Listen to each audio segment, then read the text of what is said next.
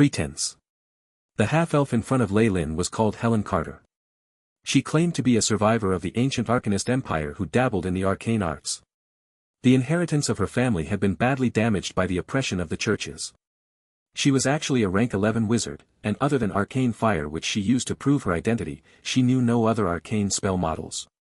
If things were put in perspective, she was weaker than Lei Lin. As for her motive in going north, she'd found something akin to the inheritance of an ancient arcanist in her old family tome. She was hoping she could find something there to revive her bloodline. Even with this world's strict prohibition of them, arcanists still exist. Lei Lin touched his chin. As a matter of fact, this was a very good thing. It meant that even if he managed to become an arcanist in the future, he wouldn't have to work too hard to conceal his identity. Yes. Even with the disapproval of the churches, any wizard that has reached the rank of legend will have to set foot into the essential step of weaveless casting. The Netheril Empire didn't leave their inheritance in a single place. Even though most were destroyed in war, some people have managed to luck across remnants of it. Helen tucked a few strands of hair neatly behind her jade-like ear. Her beauty was really on another level. That being said, legends still have to do their research on arcane spells in secret, and once non-legendary wizards are found to be affiliated with any form of arcane spells, they're absolutely done for. Helen laughed bitterly as she spoke about it, as if she was reminded of something she didn't want to be. It seems like she and her family had endured their fair share of suffering at the hands of the gods and their churches. In any case, thank you for saving me from the war creatures. I can tell you everything my family knows about the Arcanist inheritance in return. Helen told Lei Lin sincerely. That was a wise choice. Even if she rebelled, Lei Lin would have his own methods of achieving what he wanted, such as spells like memory retrieval. Helen wasn't a match for him. Additionally, she recognized that Lei Lin was someone related to the arcane arts anyway. That alone had led to her lowering her guard against him. Thank you. When I find the documents and information, I'll make a copy for you. Lei Lin didn't reject her offer. He certainly thought that he deserved it all. Before I discover any remnants of the Arcanists, I'll need you to move within range of my detection. Is that okay? Yes, that will be all right. A consequence like this was already a whole lot better than being imprisoned by the Were creatures, where she might eventually become a sacrifice. Helen readily agreed to Lei Lin's request without any negotiation. She was aware that her life was in his hands now. My lord. Tiff showed no signs of surprise when he saw Lei Lin bringing Helen out of the room. Right, this is Miss Helen. You can consider her our client. Lei Lin said ambiguously. Helen wasn't pleased about how she was being introduced, but she chose to not voice it out. We've cleared the entire campsite. The high-ranked Were creature and tens of normal ones that we've knocked out have been put aside. Tiff resembled a hard-working housekeeper, reporting everything to his owner. There's enough food for 200 people here, and enough weapons to equip an elite combat squad. I also found some half-done high-grade magic potions and other magic items in the leader's room. They're all very strong, probably intended to kill the dragon. Got it, take away all the weapons and armor and leave half of the food. Lei Lin kept the high-grade ingredients that Tiff handed him. These materials were valuable even outside their use for killing dragons. Bring me all the captives, I have some use for them. Things got simpler after he saw the people who participated in the battle and helped transform their bloodlines. He then asked Tiff to bring Helen along and lead the rest to bring the supplies away before changing his appearance back to how he looked before. Why took you so long? Raphania's grumble could be heard the moment Lei Lin returned to the campsite. If you were a little more late, I will already be on my way to find you. Something cropped up, gather everyone now and prepare for attack. Lei Lin was flushed with excitement. Why? Raphania mumbled to herself, but the rest of the men had very quickly assembled themselves. I recce'd the area just now, and I found that the Were creature's campsite was completely transformed. Lei Lin sounded ecstatic. They were attacked and a few of their leaders died. If we go there now, we will be able to wipe them out completely and uproot them. We can finish this damned mission. All the eyes of the soldiers lit up upon hearing Lei Lin's words. Alec opened his eyes, and that wizard's face surfaced in his mind once more. Damn it. My head, ugh. Alec stood up with much difficulty and saw his almost destroyed campsite and collapsed captives. Looking at the few survivors between the corpses, even if he wasn't that intelligent, he knew that the mission had failed. He kicked the fainted captives violently in an attempt to wake them up and ordered them to do the same to the others as he sat down. His head still hurt, and messed up his already chaotic thoughts. Human, wizards, attack, captives. Where's the captive? Alec ran to where Helen was imprisoned before, only to arrive at an empty cell. Those bloody humans, Alec growled in anger, causing everyone around him to cower in fear. I'm the biggest here, I'm the head of you all. He struck a few of the stronger war creatures to show his authority. The rest could only whimper in submission. He was a high-grade war creature after all. He exceeded the rest in both strength and speed. We, go back, Black Blood. Alec made a decision, he could only abandon the campsite in its current state. But before anyone could object, a voice sounded in his head. Don't go back. Those darn humans, I haven't made my revenge on them. The others will mock me if I go back. The voice circled his head and overtook his previous decision. Alec got dizzy for a bit and decided to abandon his decision and gathered all his subordinates. Those despicable humans, me, Alec, your new head will avenge. After announcing his decision, he received stares of fear instead of excited growling. Leyland's previous attack had frightened them. Before Alec could think of anything else, chaos erupted at the entrance of their campsite. A group of human adventurers barged in. No, it was the city guards, but they seemed to be few in number. Alec scratched his head.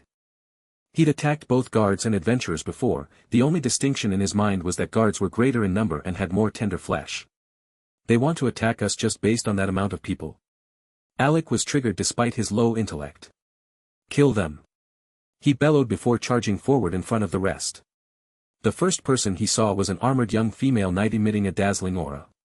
A strong one from the humans. Alec was taken aback, but that didn't last for too long before he charged at her. Kill them.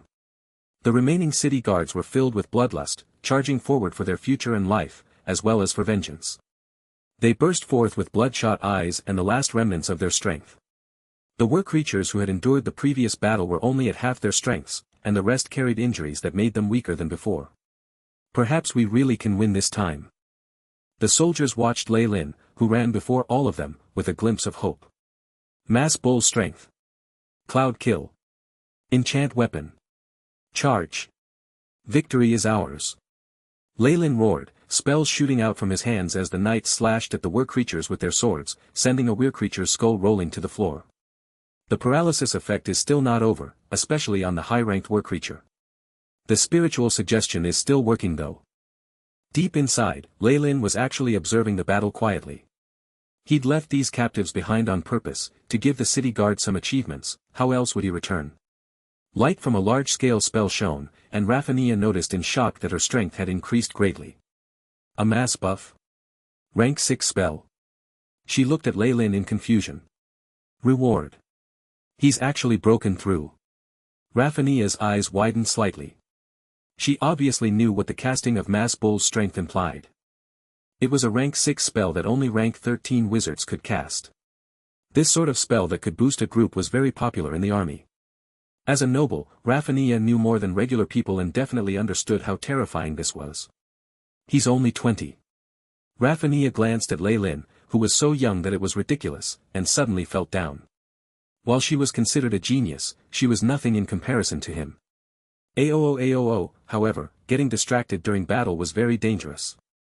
The female knight had made this exact mistake. Alec thundered from opposite her, his muscles bulging bit by bit. His claws swept forth, seemingly severing even the air itself. Wild burst.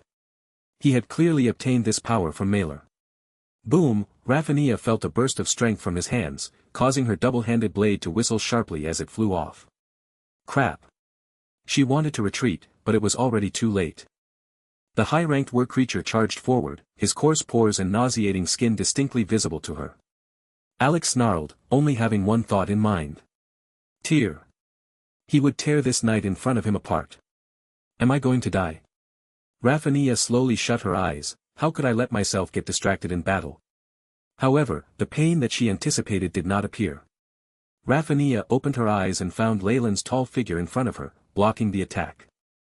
A saber fell, and the high-ranked weir creature's head rolled to the ground, blood spurting out of his neck like it was a fountain. Woo-woo! The other weir creatures saw that their new leader had fallen at the hands of a human, and the emotions of terror that had been accumulating ultimately exploded. They whimpered and turned to escape pathetically, yet were easily pursued and killed by the human warriors. Most deaths in battle came when one fled in chaos, as such opponents were the easiest to take care of. Is he a hero like in the legends? Rafinha got up, gazing at Lei Lin with his saber. Something glinted in her eyes, causing a slight flush to rise upon her cheeks. A meeting was being held in Silvery Moon, regarding Lei Lin and his men. I'm against this. Casley slammed the table, causing a small earthquake. There's something wrong with Squadron 5's mission completion. His face was flushed. A huge camp with numerous high-ranked war creatures, as well as an altar of the god of the hunt. How could they have defeated them all? He'd seen Lei Lin before. I firmly stand against them being given credit and promotion. Casley was almost on the verge of shouting at this point. Such ungentlemanly behavior caused all of the other members to frown slightly. He's a sorcerer after all, he's far too emotional. Not like a wizard at all. What a fortunate guy. More than one high-ranked wizard was silently thinking of this. We've already gotten our men to take a look and verify the bodies of high-ranked war creatures and the others. What else do you want? The elven wizard whom Lei Lin had seen once before asked coldly. Besides, did you only just find out how dangerous this mission was? Who was it that had guaranteed at the beginning that it was only a tiny camp? Unusually, the elf wizard was obviously out to get someone. Looks like Casley's side is at a disadvantage. After seeing this, the other big shots all nodded, now having a better understanding of the struggles and strife between the elf wizard and Casley. But this was the truth. When both sides' strength were about the same, it was impossible to deny or fake anything. You've seen the report. The camp had already been raided by some unknown organization before, which was why Squadron 5 got it easy. Casley still did not let up, therefore, we can't consider this as Squadron 5 completing the mission. We need to investigate this carefully. Gods! How could you not distinguish what's right and wrong here? The elf wizard was so furious that he was trembling. Our Silvery Moon has never banned anything like that. Even if Lei Lin got external help, that's because he's capable. Enough. A deep voice sounded from the person sitting at the head of the table. He had an immense presence that seemed to have gone past some sort of boundary, entering the domain of legends. Commander. Casley and the elven wizard were immediately discouraged as they saluted and apologized. The reason we have gathered is not to discuss the achievements of a subordinate squadron. There are more pressing matters at hand. The old wizard spoke slowly, looking like a regular human. He had muddy eyes and wore a simple gray robe. There was nothing special about him whatsoever. However, it was this old man that had control over all the high-ranked military officials in the hall. Silvery Moon is an open city-state confederation. Obeying rules is the basis of our existence. Even if Squadron 5 overstepped any boundaries, they still completed the mission and should therefore get what they deserve. The old wizard made the final decision. Casley's lips twitched, but he did not say anything in the end. After all, if Lei Lin had truly succeeded and completed the mission, he could at most only fault him for the process. Legitimacy belonged to the victor, and that had always held true. Seeing the elven wizard opposite him look all smug, his heart blazed even more. He had brought up this issue and taken care of everything in the shadows himself. He'd thought that he could ruthlessly give Lei Lin a setback, but the result had surprised him. The defeat this time would mean the people in the faction would view him less favorably, and the effect on him was practically destructive. Lei Lin, is it? Casley thought over this name ruthlessly. In a situation where the captain had to return with grievous injuries, he still finished the mission resolutely. On top of that, he was even lucky enough to get the war creatures at their weakest. If he's trying to be a hero, hee. Lei Lin had gotten just a bit of attention before, but henceforth Casley would ferociously attack this little wizard. As a person in a leading position, he was now seeing a pawn have the guts to move in a way he had not planned it to, and one that was even baring his fangs at himself. Even if that was the current situation, Casley would never imagine that the fellow he treated as a pawn would be hiding something terrifying. Our next topic is the allocation of funds for the perpetual fortification on Sunrise Mountain Range. Casley perked up again.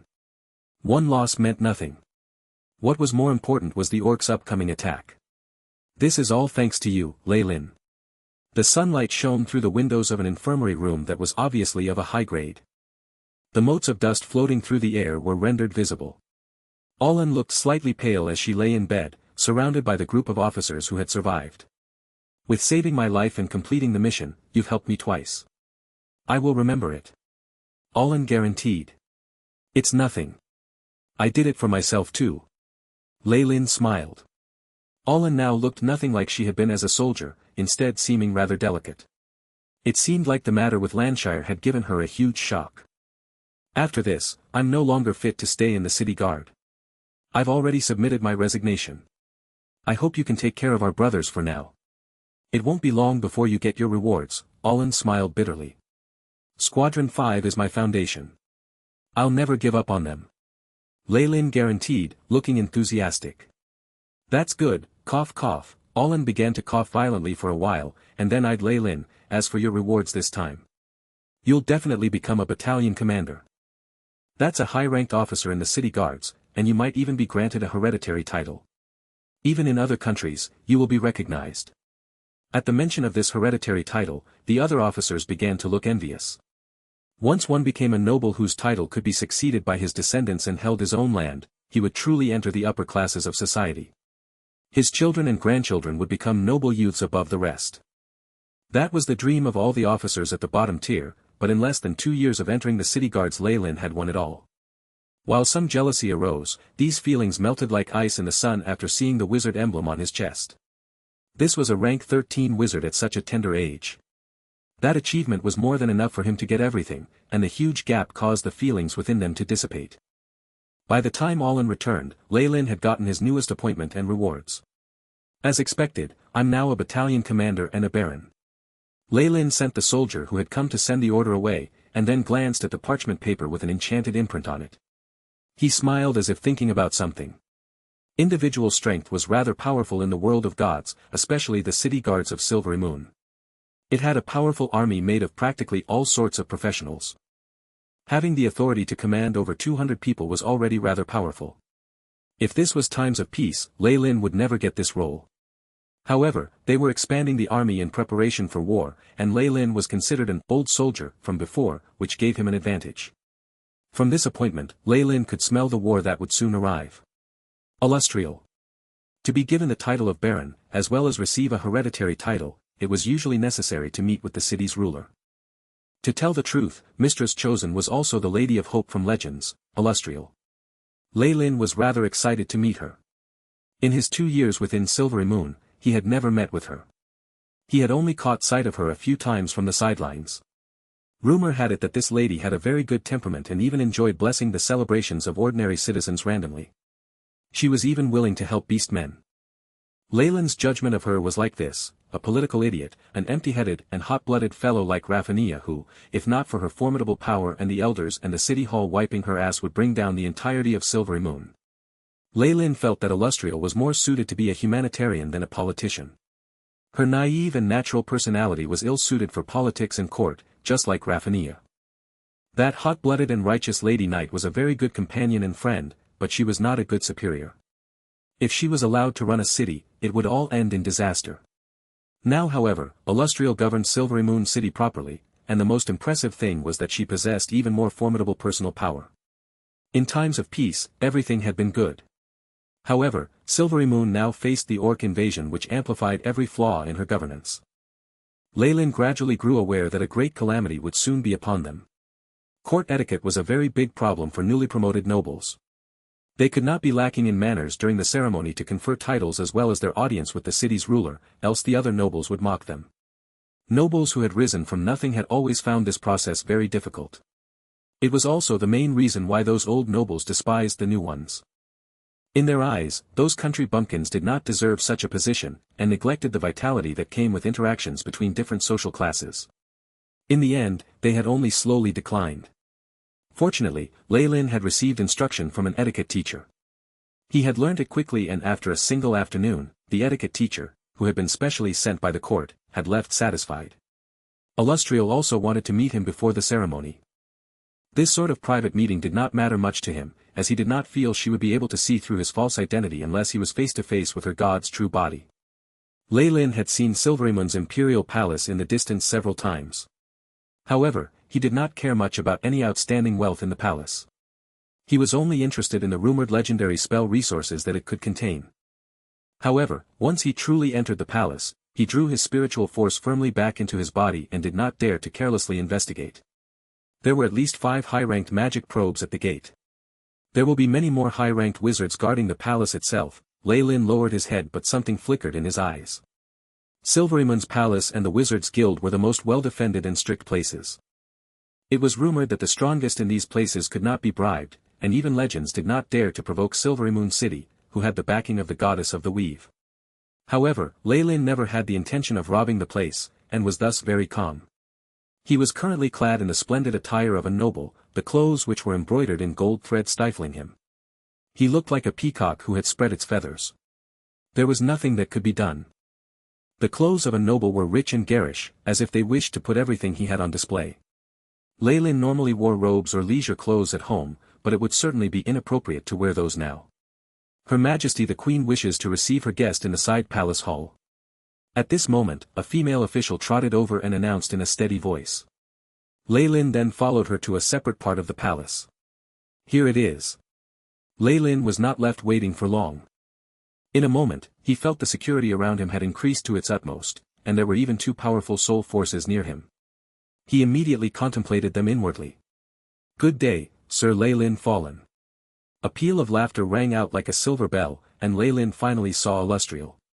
Her eyes were like moonlight, and she seemed like the very embodiment of beauty. She only wore a simple gown, but she was naturally breathtaking. I do apologize for my lateness. I went to Uncle Cooper's roast meat banquet, and I brought a blueberry pie that he personally baked for you. It can't be a more appropriate congratulatory gift for you. Illustrial fixed her gaze on Lei with a smile on her face, passing a basket of roast meat to Lei. Your Majesty.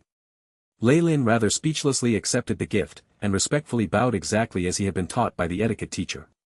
Your Majesty, how could you see your vassal in such a manner? There are still a few more items on today's schedule to address as well. A white-bearded old man chased after Illustrial into the palace, with thick sheets of parchment and quills in hand. After seeing Lei, he even smiled helplessly. Scholar Buren, full name Buren Eustace. Illustrial's clerk and the leader of the elders, as well as her most trusted subordinate. He's actually the Prime Minister of Silverymoon. A string of information flashed across Leyland's mind. Naturally, what drew his notice were the powerful magical undulations coming from both Illustrial and Buren. It meant that they had both broken through mortal limits and had entered to realms of legends. Illustrial's body possessed a trace of divinity from the goddess of the weave, and it in particular attracted a deep interest from him. I really want to devour her. Such a pity. If I did that, the weave goddess will be the first to hunt me down, Lei sighed in his heart. Huh, Baron Lei. You don't need to be so formal and stiff, you don't seem like a 20-year-old youth at all. Illustrial undeniably had an aura that was as refreshing as a spring breeze. Conversing with her made Lei loosen up considerably. Her charisma was great. Your title ceremony will be held in 3 days' time. Tell me Lei, tell me like a friend, do you have any requests? Illustrial gently said as she looked at the wizard before her. If it's like this, Lei took a deep breath as his eyes filled with determination. I hope I can freely read through the court's collection of wizard resources. You may. Illustrial agreed very readily, surpassing Leyland's expectations and filling him with astonishment. Hey. Wasn't she meant to ask him to climb to her inner circle before finally being allowed to peek at those documents? Was it really alright to give it to him so happily? Cough cough. Your Majesty. At this moment, the savior of the show appeared. Scholar Buren coughed with all his strength, attracting Illustrial's attention over. Although Baron Lei is a genius, legendary spells will only pose difficulties for his current state. For his own good, we can give him those resources that are below the rank of legends. Oh, I apologize. I've forgotten that point. Illustrial looked at Lei. Because of the rigid nature of legends, the legend-ranked resources would not be beneficial to your growth now. I can first give you those resources below that rank, and once you advance to become a high-ranked wizard. Cough cough, Scholar Buren looked at this failure of a queen and began to cough like he was choking to death. This is more than enough already. Thank you, Your Majesty, Lei smiled as he bowed, and his elegant demeanor astonished even Buren. Disappointment had indeed flitted across his heart, but he did not show it at all. For those wizards below rank 15, research materials at or above the legendary realm really was too complicated, and Illustrial had meant well when she restricted them. However, Lei was different. He was not some low-ranked wizard, and he could even understand information on godhood if it was given to him. However, he could not admit this. Buren's actions could also be understood. If this sort of thing was handed out now, then how would he be rewarded for outstanding service in the future? Just because he could understand the reasoning behind the forceful interruption did not mean Leyland's heart was not ill at ease. After chatting with Illustrial for a while and receiving the visitor's pass for the palace library, Leyland left the palace. It had to be said that Leyland had developed a new understanding of Illustrial after meeting with her. It could be said that he had a favorable impression of her, but maybe not of Buren. "What did you think of him, Buren?" Illustrial asked with interest as she cupped her face with her hands. Even if she was naive, she had changed with the polish of many years of experience, although the changes were not particularly big. He did not have any traces of evil intent or the aura of a devil on him. Buren's eyes turned crimson, looking extremely terrifying, and his thirst for knowledge is sincere, not faked. "If it's like this, then how come you didn't allow me to give him the authority to view those resources?" Illustrial said, feeling hard done by. Resources ranked legendary or above must be exchanged for contributions. This rule is the cornerstone that protects our Silvery Moon City. Buren looked at Illustrial, who was acting like a little girl, with a helpless and bitter smile. Also, giving an insignificant wizard like him those high-ranked and above resources is more than enough. After he reaches rank 15 and swears the oath of eternal loyalty to the Styx, then we can pass on the legendary ranked resources. All right, Illustrial waved her hand, you can make the decisions. "Oh, tonight I have to attend Mr. Nudu's dinner party. Please forgive me, but I must remind your majesty that as the ruler of our Silvery Moon City and the Alliance, it is highly inappropriate for you to suddenly turn up at the party of our ordinary citizens." Beginning. Buren's warning was serious, but Illustrial seemed to have had enough of him. She waved her arms, and the teleportation gate flickered into existence as she disappeared. Watching this irresponsible queen, Buren could only roll his eyes speechlessly. Under the terrifying magic formation in the castle, only the chosen of their goddess could make use of teleportation gates at will. Even though Buren had already reached the realm of legends, there was nothing he could do. Leyland used this period well, staying in the library to copy all of the information on under legendary magic. After a series of long and complicated arrangements, he was conferred his title. He obtained some uncultivated land next to the Moonwood. He changed its name to the Violet Territory, and he became the Violet Baron. There was no way around it. All lands that were fertile, rich and safe had long since been taken up by the nobles. Getting them to spit it back out was far from an easy task. The area surrounding the Moonwood was filled with danger and the front lines for the battles with the orcs. That was why it was being given out. However, it was only a wasteland now. The only good thing about it was that because the intention was to compensate Leyland, the area was 2 times larger than the land given to normal barons. "I have no plans to live here permanently anyway, so it doesn't really matter," Leyland thought as he fiddled with the noble coat of arms he had designed himself. The main body was a violet with intricate plant decorations around it. If Baron Jonas were to know of this, he would definitely be delighted. A title and land was something the upper-class people in the world of gods desired the most. Leyland could not only gain the title as Baron Fallen, but also be the master of the Violet Territory. Once he had a son, he would let the boy take over and help the Fallen family branch out. That would count as expanding the power of the family. With joint marriages and swallowing up of families, there would be changes and exchanges in titles. Once the scattered territories linked together, a huge noble family would be formed, maybe even a kingdom. Such a rise usually took a few centuries. Of course, the possibility of such a thing was very low. At most, the later generations themselves would begin to bicker amongst themselves. This had nothing to do with Leyland. The only thing that left him more satisfied was that he was now a true noble, and no longer had to work in the name of the next in line. The power and treatment a true noble and an heir had were completely different. He was quickly appointed as a captain of the city guard, and he was assigned a complete troop. The army expanded from the 5th Legion, and had 200 professionals and about the same number of troops and commoners. Altogether, there were about 500 of them. This power is sufficient for me to do a lot of things. Of course, compared to the orc army that's coming, it's not much. Leyland observed the dark clouds in the horizon, his brows gradually furrowing together. With the orc tribes maneuvering, the gloom of war was already enveloping the northern lands. Shops had closed permanently even in Silvery Moon, and pedestrians were moving hastily. The Sunrise Mountains and the orc tribes were practically synonyms of savagery and war. Not only were these orcs born with powerful bodies, but they also had the protection of their own god. Their god was powerful. In the world of gods, orcs and humans were huge races that each did not lose out to the other. Their gods had powerful divine force, comparable to peak rank 8 magi. This was practically the limit of what the universe could accommodate. Without the protection of a powerful god, the treatment one was given in the world of gods was entirely different. Under the huge incoming threat, even the fall of the entire northern lands was likely. Lei Lin had intel that the members of the mobilized tribes were very powerful, and it wouldn't be trivial like the simple fights and robberies before. With so many tribes banding together, there was a sense of a fledgling empire taking shape. If left unchecked, an orc empire would rise up. If they wiped out the Silvery Moon Alliance and took over the northern lands, then this empire would form atop the corpses of their enemies. Perhaps this too was a hope of their god. As for the human faction, Lei Lin had also heard about something that did not mean well for them. The Silvery Moon Alliance was too powerful, referring to Illustrial in particular. She was a legend who was also the chosen of the goddess of the weave. The influence of Silvery Moon had risen in recent times, and there were more and more cries proclaiming her to be the Empress. The Silvery Moon Alliance was an alliance amongst the Northern Lands organizations. This included all the human cities in the Northern Lands, as well as a few other large territories. At the beginning, the intention was to fend off the orcs more effectively, and they had built up offensive and defensive strategies. Illustrial had used her personal charm and the great strength of Silvery Moon to keep her position as the head of the Silvery Moon Alliance. With her lifespan and reputation, she could very well integrate the scattered federations in the next few centuries and form one terrifying empire. This was obviously something the orcs did not want to see. Of course, there were many amongst the nobles in the northern lands that approved of this and even helped to achieve it.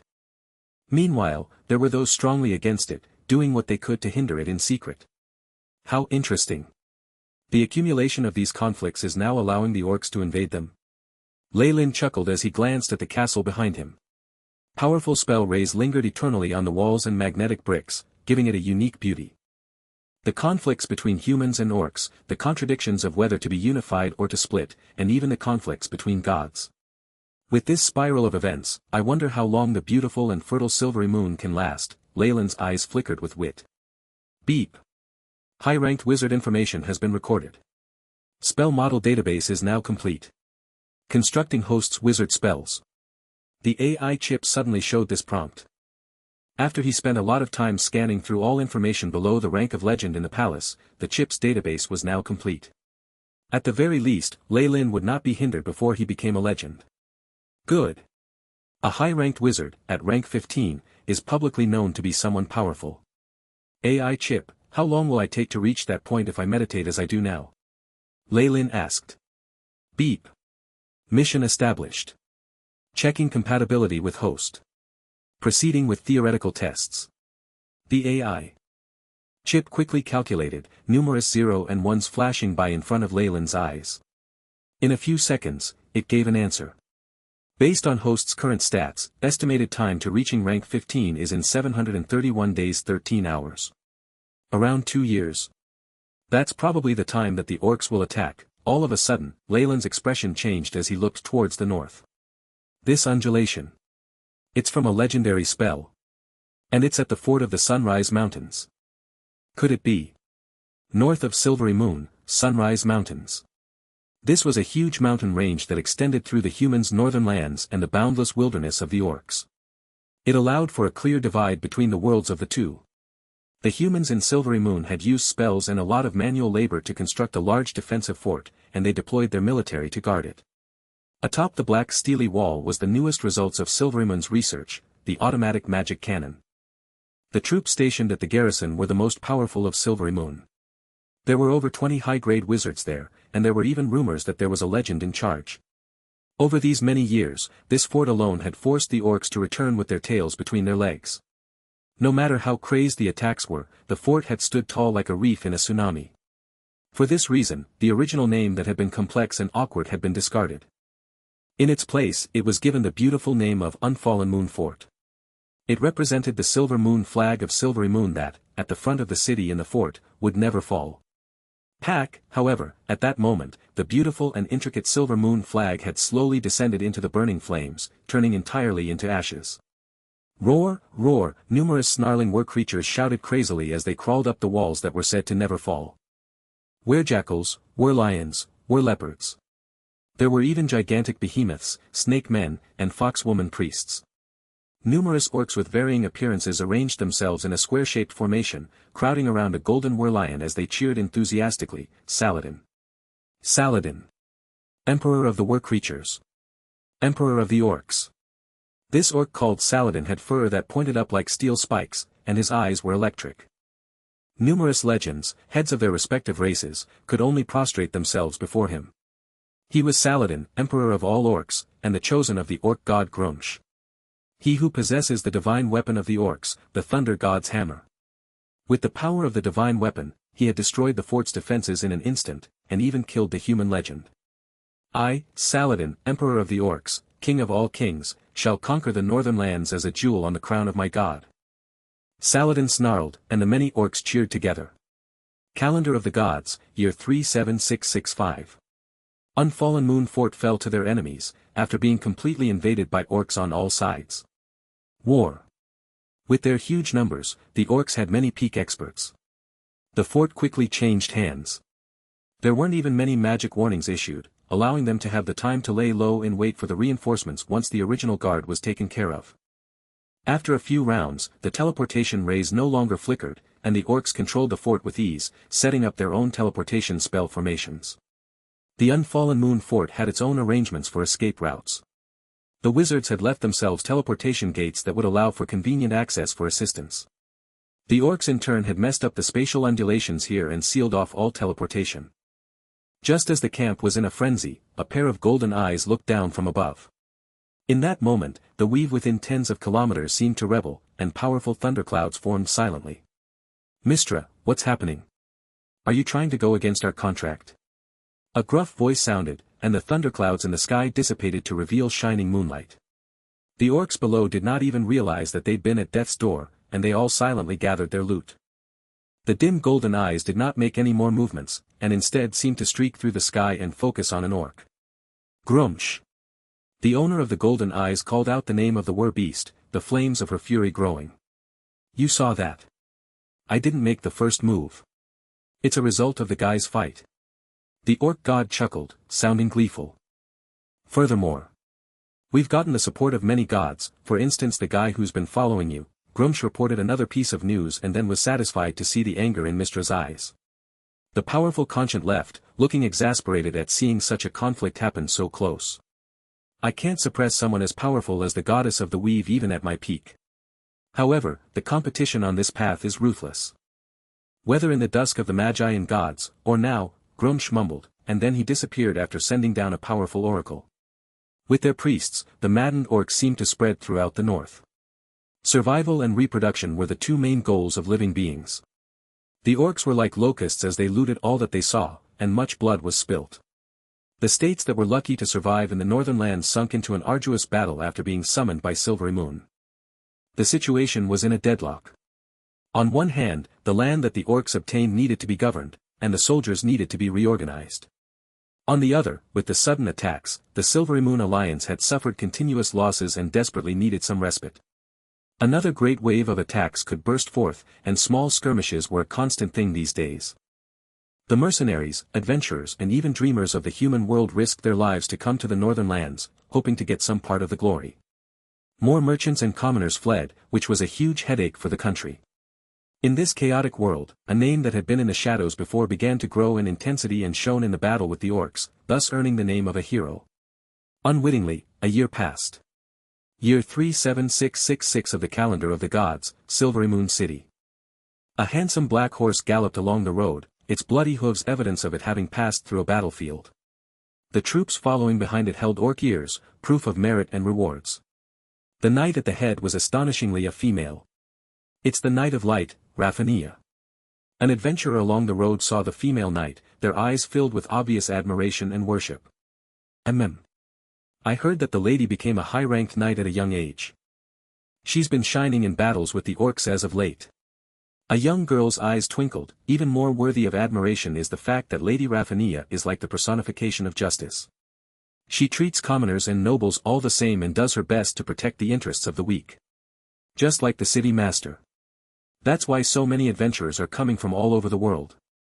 Someone who was obviously the leader beside the girls supplemented, though he was critical on the inside, few agree with the city master's ideals and want to participate in battle. Most people prioritize benefits. Although he knew this, he wouldn't say such a thing aloud.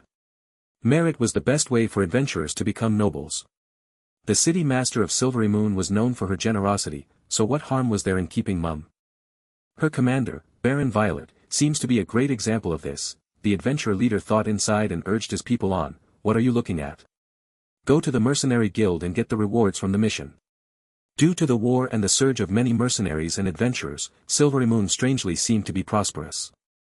The citizens who had lived calm and comfortable lives had disappeared, and in their place were mercenaries and adventurers who reeked of blood. Besides hotels and the shops at the sides of the streets, there were many shops that sold all sorts of steel weapons and low-grade potions and the like. In general, they were items that would raise one's battle might. The mercenary guild's business was going so well that they were filled with adventurers every day. Mercenary missions can only give money. Who knows, after a period of time when the war eases up, I'll want to take a walk amongst the city guards. The leader was still considering his plans for the future. These were the true thoughts of unimportant characters in a chaotic world. They did not care who was in charge and only bothered about their own benefits. The female knight naturally did not care about this group of adventurers by the road. This was a common thing in Silvery Moon. The procession entered one of the camps, and Raphania took off her armor to change into a casual outfit.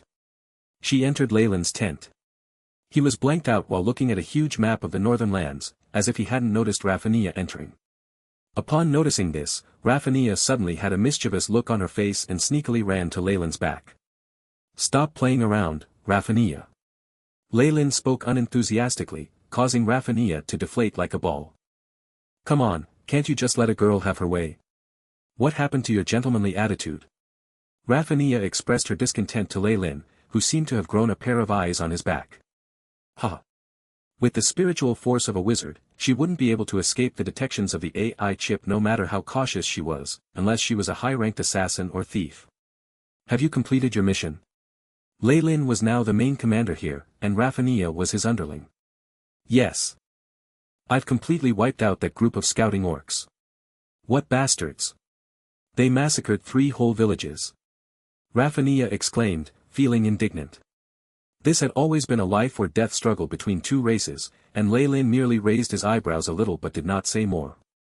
In addition, he had another thought in mind. They're killing so much in the areas of their enemies. Leyland sighed. His intel said that old, ill, weak, and disabled orcs were already entering the areas that had been taken over, and clearing the land for cultivation. They had scattered seeds and were clearly trying to restore life to the land. What surprised Leyland more was that these orc villages already had signs of human slaves. There's someone capable among the orc invasion. This was not a short-term policy, and that caused fear among the higher-ups of Silvery Moon. Leyland, however, was unperturbed. As their desires and goals were different, their worries varied. Watching those nobles down on their luck, Leyland even felt refreshed. "AI chip, show me my current stats." Leyland commanded. The AI chip loyally carried out Leyland's orders, and showed a group of stats. Leyland fallen. Age, 21. Race, human, rank 14 wizard. Strength, 12. Agility, 11. Vitality, 10. Spirit, 14. Status, healthy. Feats, sturdy, erudite, elementary perfect body. Spell slots, rank 6, 3, rank 5, 5, rank 4, 7, rank 3. Rank 2, rank 1, rank 0. Progress of analysis of weave, level 0, 100%, level 1, 100%, level 2, 100%, level 3, 100%, level 4, 68.88%, level 5, 37.91%, level 6, 12.36%. Leyland had risen by a rank in the past year, which the other wizards found unimaginable. If not for the war, he might even have advanced faster. Given his continuous outstanding military service, he'd even obtained legend-ranked information. It had to be said that the world of God structure of the high-grade magic strength system was still a great inspiration to Leyland. "I've already checked the Nether Mountains a few times, and can confirm that the Red Dragon's Cave and the ruins of the Arcanists are there." Leyland's eyes glowed brightly. Contract. Leyland had never forgotten his original objective. His long-term goal in the world of gods was to ascend to godhood and allow his main body to enter this world. On the other hand, his short-term goals included advancing to the rank of legend as quickly as possible, and obtaining enough power to protect himself.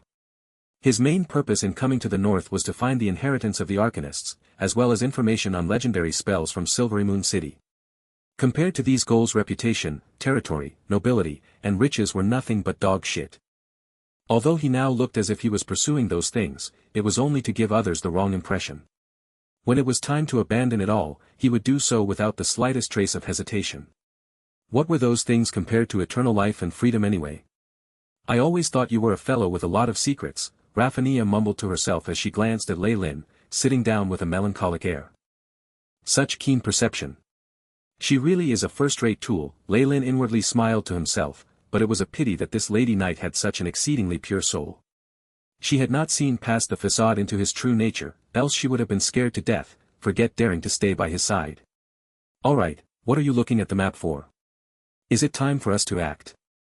Raphania nibbled at an apple, propping up her toned and slender legs directly on the table. After serving in the army for a year, this lady knight had thrown her aristocratic grace and reserved nature away to the outer seas. It looks like we're in trouble, Lei Lin replied, adding emphasis on trouble. Is it that Casley? I want to chop him up. The lady knight exclaimed. The day will soon come, Lei Lin stuck a small flag onto the map, marking down several lines of letters. Tell me, how is he going to trap us this time? Raphania rolled her eyes. It can't really be called a trap. He needs troops to go and defend the territories of several noble families near the Moonwood. Those orcs are acting up again. There have even been rumors of the Black Blood tribe colluding with the Orc Empire. Then why is he demanding that we go? He's asking us to die. Raphania shouted. Just the Black Blood tribe was enough to challenge Silvery Moon City, and if orcs were added into the mix then it would be a complete death trap. We don't have a choice, those nobles whose territories are being threatened are getting anxious.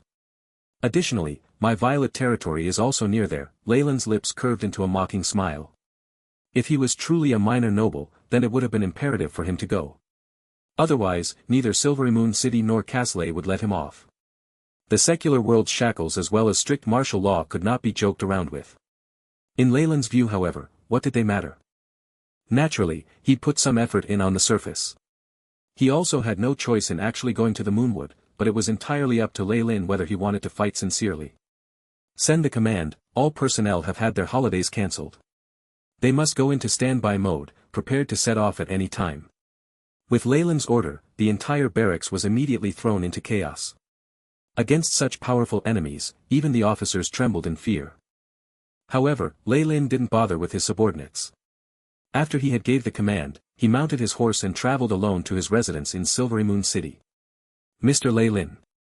Only Bessani remained in the vast residence's laboratory. She appeared to be very cold and cheerless.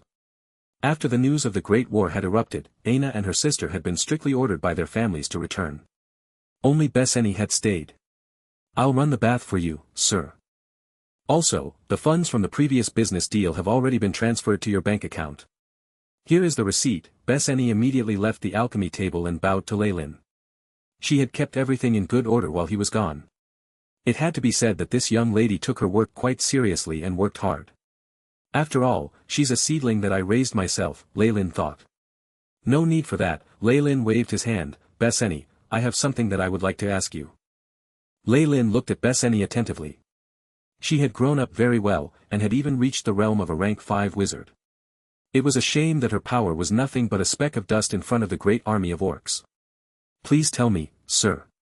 Bessani clasped her hands and seemed rather ill at ease. After spending such a long time with Lei Lin, she naturally understood that he was enigmatic and impossible to predict. Questions that even the high-ranked wizards of the colleges could not answer were easily solved by him. She had only been able to break through to a rank 5 wizard under his guidance. Compared to her, Aina and her sister were still lingering in the realm of rank 3 wizards. For all this, Bessani knew that she had to pay the price. It was only that when the moment came for her to do so, she seemed rather uneasy. With the orcs pushing the battle closer to this place, Silvery Moon City will become very dangerous. Don't you wish to go home to your family? Lei Lin looked at his apprentice and asked with great interest. My family? Bessani smiled rather bitterly. I don't want to go home. I want to continue walking the path of a wizard and advance. If I go home with my current strength, I'll have to serve my family until I die. As a low-ranked wizard and alchemy apprentice, Bethany's family would absolutely not allow the goose who laid golden eggs to marry out of the family. Bethany's only future was to be a sacrifice for her family, and silently devote her life to them until she died of old age. Or perhaps her family would want to carry on the bloodline of a wizard, and adopt several men she disliked into the family. Just envisioning this sort of life made Bethany feel like she was going insane. Then, do you wish to continue receiving my instruction? Leylin asked, looking deeply into Bethany's eyes.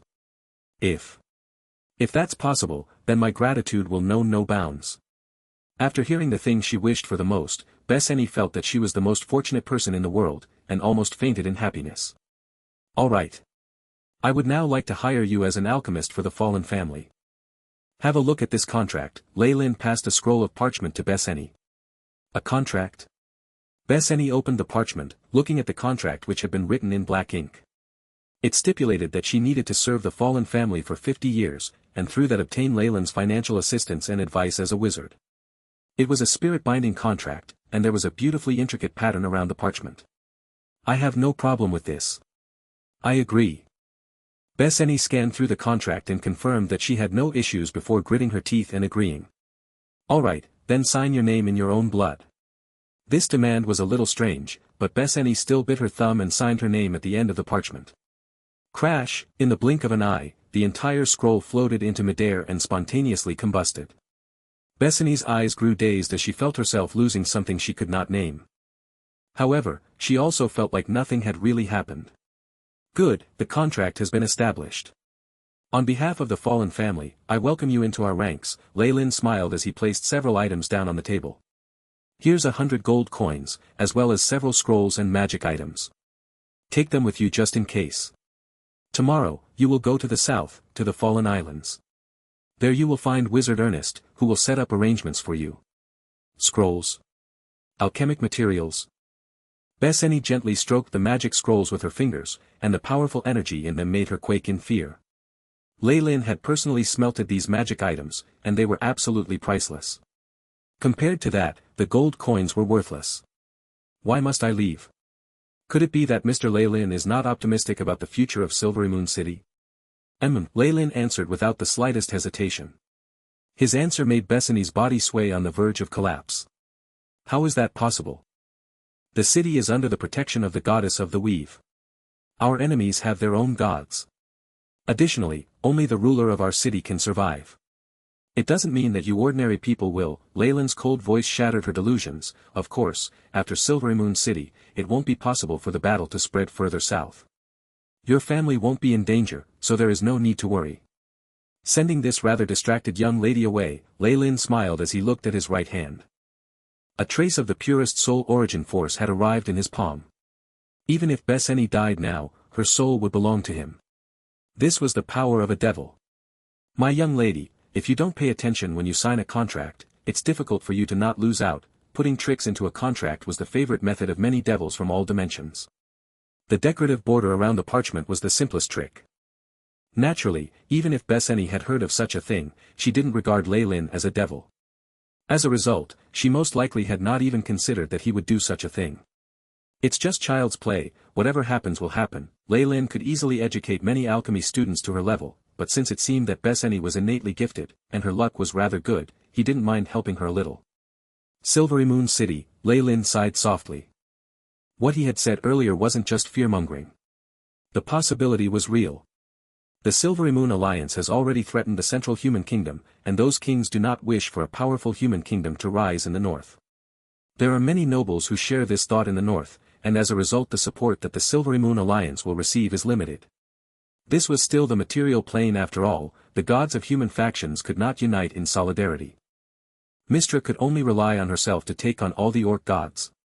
Even with the assistance of several gods she was on good terms with, the city did not have hopeful prospects. Rescue. On the contrary, Leylin felt at ease when gods held conflicting views and were petty. If the gods all presented a united front, there was no way he could have been able to survive and grow in the main world. His alternatives were either the deep abyss or hell itself.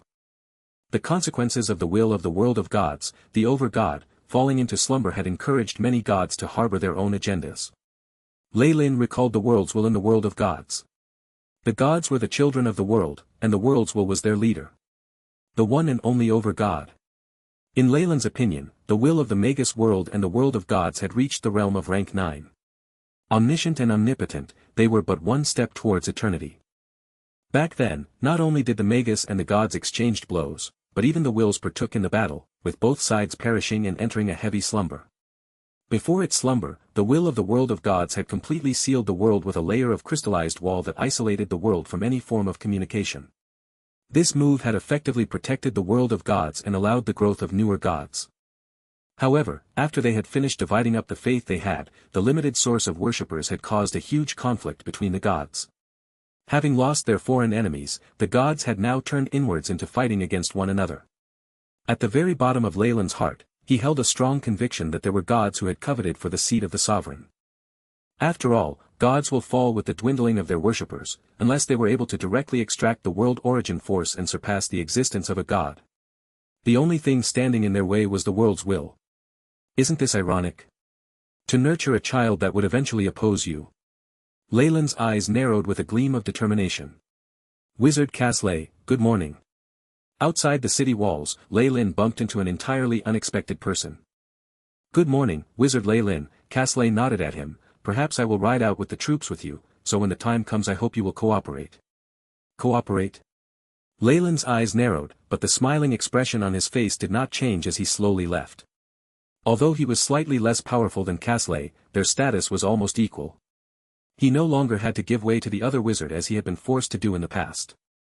Since the troops were mobilizing, coordination was purely organized between the mid-ranks and not an order given by the higher-ups. It was important not to underestimate this point, as it could be used to devastating effect in the midst of true battle. At the very least, it would put an end to Casley's informal and unnecessary orders, and eliminate the possibility of him sending the troops off to die. Damn! After Lei Lin's back disappeared from view, Casley's gently smiling expression completely collapsed. It was substituted with the most chilling intent. Lei Lin fallen. This name had grown offensively conspicuous ever since the Orc invasion. Most notably, Casley's several retaliatory attempts against the wizard had all been played down by him, and even served to enhance the other man's reputation. In the end, many people had gradually come to lump him and Lei Lin together, likening the two of them to the brightest new stars in the sky. From Casley's point of view, the fact that they had gone as far as to place someone from the younger generation on the same level as him was a bold-faced insult. Additionally, after he had suffered defeat, the faction backing him had gradually withdrawn their support. This was something that he absolutely could not stand. There was only one way to resolve this mess, and that was to make the source of trouble, Lei Lin, disappear entirely from this world.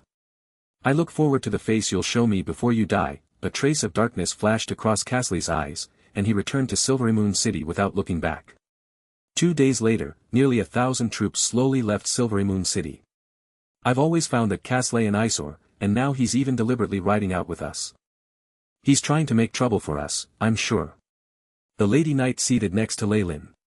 I'm afraid that he won't simply cause trouble for us. Lei Lin was well aware of the murderous intent that his companion was so clearly radiating. Only. I'm not sure what will happen in the end. A strange smile curved at the edges of Lei Lin's lips. We're now entering the danger zone, stay alert. As they drew closer to the Moonwood, even Casley became even more vigilant as it was possible that the were-beasts could attack. After the Orc invasion, the forces near Silvery Moon Alliance began to get restless, especially the Black Blood tribe who had immediately occupied the entire Moonwood. In the past, the patrol rangers had previously been able to routinely enter and collect intelligence there, but entering the forest now was a death sentence. The alliance between the were-beasts and the Orcs now seemed entirely possible. After all, humans all thought that they had similar looks and characteristics. Working together was natural when the conditions were right. Once the Black Blood tribe joined the Orc faction however, Silvery Moon City would suffer an inconceivable setback. The queen of the city, Her Majesty Illustrial, must be in distress, Lei Lin indifferently thought to himself. A loud chirping sound abruptly sounded. It came from a grey and white eagle, an animal companion of a druid scout in their troops. I've seen Baron Andrew's castle. It's now under siege. The druid immediately reported to Lei Lin. A siege? Lei Lin furrowed his brows. He could faintly see smoke and ash rising at the edge of the horizon, by orcs or by ogres. It's the orcs. I'm very certain, as I've seen the Black Blood tribe's flag there. The druid nodded vigorously. What are we waiting for? Let's go. Raphania drew her longsword. Ever since she had seen the village massacres of the orcs and the ogres, she had become the resolute believer in human superiority. Wait, we should at the very least inform Caslay. Leylin helplessly grabbed Nick's reins and let an orderly inform their allies. There was a rather begrudging expression on his face as he said, I've known you for so many years already, but you haven't even matured a little. Before long, the orderly had already brought back Caslay's reply. Commanding Officer Caslay says that he is in charge of the Defense Corps, and he will leave these matters for you to resolve. The orderly announced loudly, and bowed as he left. Before they had set off, he had not known what tricks Caslay had employed, and in the end he had unexpectedly obtained the mission of defending a few nobles. The mission Leylin had received was to attack and push the orcs' front lines back into the Moonwood. Far behind the front line, Caslay was in charge of defense. He had even incidentally blocked his grain supply channels. The impression he had gotten was that Caslay's true mission was to defend the area when Leylin had completely failed. His mission was similar to defending the city walls, but Leylin had been the pioneer who had taken the initiative to attack. This fellow is already thinking of the unthinkable outcome behind my back. Leylin shook his head. If an ordinary person was in his position, perhaps they would die playing Caslay's game. It was clear how deeply Caslay hated him from how readily he had issued the command. Those who are meant to back me haven't supported me at all. Is it a question of loyalty? Leylin sighed a little. He had risen to power too abruptly and had not truly won their trust. Otherwise, they wouldn't have behaved so passively. Once a high-rank wizard of Silvery Moon City reaches rank 15, they sign a very powerful contract to pledge their loyalty.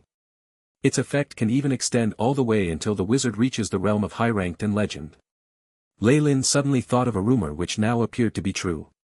Once I reach rank 15 and become a high-ranked wizard, something similar may befall me. In comparison however, Caslay who had signed the high-ranked wizard contract seemed to be trusted more easily. The troops under Leylin saw a look of unswerving determination on their leader's face. Onwards. Leylin finally issued the command. A besieged castle rapidly appeared before them, and the village next to it had already been burnt to the ground. There were corpses strewn everywhere on the ground, and many of them were badly damaged. Charge! Leave none of them alive. At the sight of this scene, the soldiers immediately saw red. Leylin duly issued the command to attack. Kill! Raphania led the way on horseback as the captain of a small squadron of knights. She and her subordinates fiercely advanced like black jackhammers into the orc army. The people in the castle let out a cheer at the sight of the reinforcements' arrival. There are very few orcs here, and they have spent their energy attacking the castle. If we coordinate with those inside the castle, they'll have no luck in defeating us. Leylin's gaze swept across the entire battlefield as he demonstrated his natural leadership skills. The army made up of 200 professionals became the most precise and accurate tools in his hand, calmly and efficiently reaping the lives of the orcs before them. When Caslay finally arrived from the rear, he only saw the scene of the auxiliary troops sweeping the battlefield clean. His eyes narrowed at Leylin's abilities, and afterwards a dense killing intent leaked from him. I am Baron Andrew, and I thank you all for coming to our aid. At this moment, the securely shut castle door was flung open. A middle-aged noble walked out with his retainers, with a trace of fear still lingering on his face. I am Caslay from Silvery Moon City.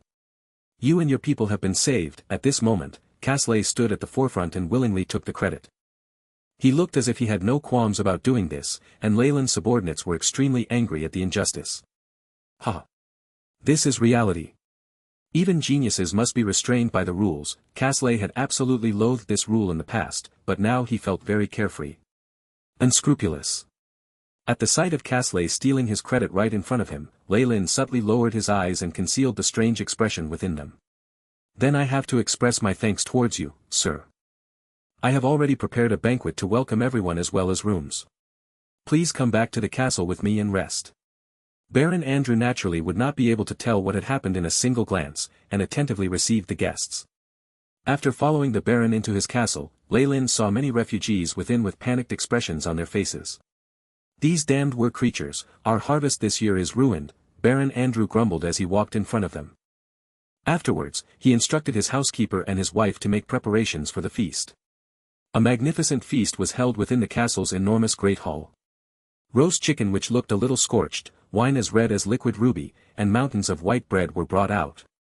It could be said that to host Lei Lin and the men, this Baron Andrew had taken out what remained of his store of quality items. Naturally, no matter how the world changed, the lifestyle of those in the upper classes would always be much better than those below them. Lei Lin swayed his wine glass and watched the dark red wine swirling within it, a strange smile on his face. Please be assured, Baron Andrew. Silvery Moon City will not sit idly by and watch these war creatures attack. The tax exemption is an entirely different matter, and you will need to contact the city hall. In the position of the guest of honor, Casley was cheerfully chatting with the Baron. His manner of speaking made Baron Andrew nod slightly, looking completely convinced. Even those young ladies near him who were clearly his daughters had peculiar looks in his eyes. Wizard Lei Lin. Just at this moment, Casley called out Lei Lin's name. Lord Casley, how can I help you? Lei Lin did not move from his seat and nodded slightly to indicate he had heard. His action filled Casley's eyes with dissatisfaction. This fellow, he should have died long ago. Casley raged within his heart. On the surface however, he still wore the smile he had on earlier. According to military command, I will organize the nobles' defenses in the rear. I'll leave the fighting on the front lines to you. Baron Andrew looked at Casley then at Lei Lin, his eyes filled with astonishment. He wasn't a slow-witted person, and now he seemed to see something different. This wizard Lei Lin, he seems to have rather good standing. However, he seems to have some conflict with high-ranked wizard Casley. Baron Andrew would normally exploit this relationship for his own gain, however he was now worried. In these times, infighting will just exacerbate the wear and tear on one's own troops. What are those fellows in Silvery Moon City thinking? Baron Andrew grumbled, and at the same time thought of his previous actions. Only until he had confirmed that he had not neglected Lei Lin and his faction did he secretly let out of a sigh of relief. At the same time he also decided to disregard the situation between Lei Lin and Casley. Of course, that is my original mission after all. Lei Lin very readily agreed to Casley's demand, which went completely against his expectations and left him feeling rather astonished. Then, I'll ask you to go towards Vaughn village and station the men there, Casley replied, as if this was all as a matter of course. Please forgive me for this, but you have no right to interfere. The front line is under my command. Lei Lin smiled as he rejected him, which made Casley flush bright red. Very well, after rudely huffing a few times, Casley began to forcefully pressure him. However, to maintain our line of communication, I need to send a contact member out with you. Your troops also need support in terms of rations from my group. This was a restriction and also an unspoken threat. I can agree to this. Lei Lin expressed his approval after thinking for a bit. Casley watched Lei Lin's troops slowly depart from the top of the castle, his expression immediately becoming malevolent. 2 days later, amongst Lei Lin's troops. Lord Lei Lin, I feel that we should not continue towards Cade village. A gorgeously dressed fellow broke formation and came to Lei Lin, a highly arrogant look on his face. Raffania watched him walk over with a look of loathing, and urged her horse ahead to leave them behind. This fellow was named Malfoy, and he was the communication liaison that Casley had forced on him. He reportedly was the heir of a marquis and was well placed in Silvery Moon City. Unfortunately, he had Casley backing him, so he was rather unscrupulous. He did not even address Lei Lin with the minimum amount of respect. Oh. What do you propose? Lei Lin calmly looked at this impertinent fellow. I believe we should follow Lord Casley's previous proposal. Going to Vaughn village is the correct decision, Malfoy replied fearlessly. He had the backing of a formidable faction and was a knight of Silvery Moon. How would a bumpkin like Lei Lin dare to do anything to him? I refuse. Lei Lin looked at this fellow with a trace of ridicule.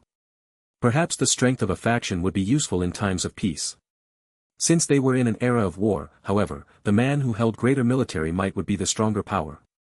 This fellow who couldn't even understand that would just die. What? Sir Malfoy's anger was out of this world. You actually dare. His fingers trembled as he looked at Lei Lin, as if he was seeing his greatest enemy. Malfoy never thought that he would meet such a rude person, and thoughts of Casley flew out of his head. Perhaps he did not realize that his life lay in Lei Lin's hands. In this situation, how could Lei Lin dare to rebel against him? Thump thump, right at this moment, an enormous dust cloud swept over them. The dust had been kicked up by a great number of troops and their horses. Stay alert. The alarm rang. Malfoy almost fell to the ground in fright, his face paling rapidly. His behavior made those knights around him smile disdainfully. The deafening sound of hooves clopping against the ground was followed by a huge squadron of troops appearing in their field of view. The purple flag of the Violet family was dazzling as it hung on the carriages. It's the Violet flag. The insignia of the commander's family. The soldiers all cheered.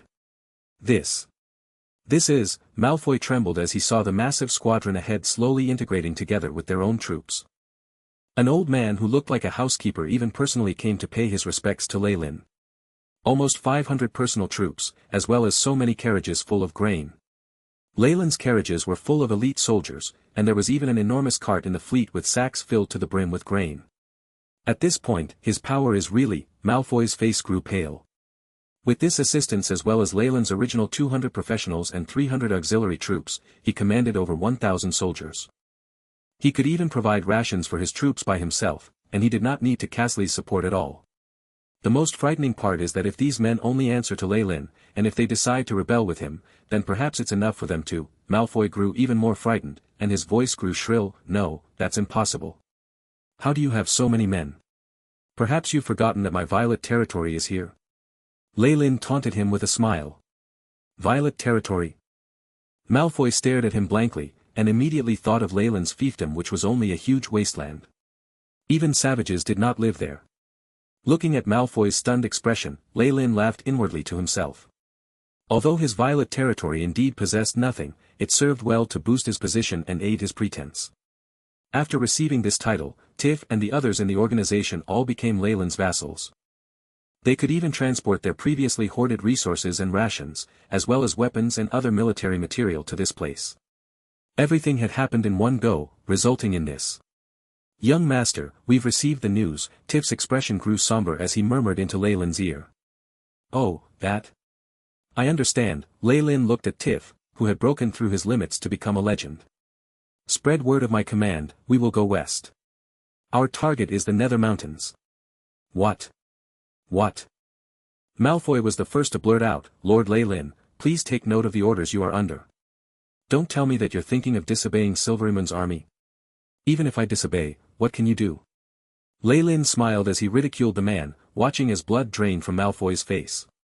Did you really think that martial law and Silverymoon's noble title would tie me down?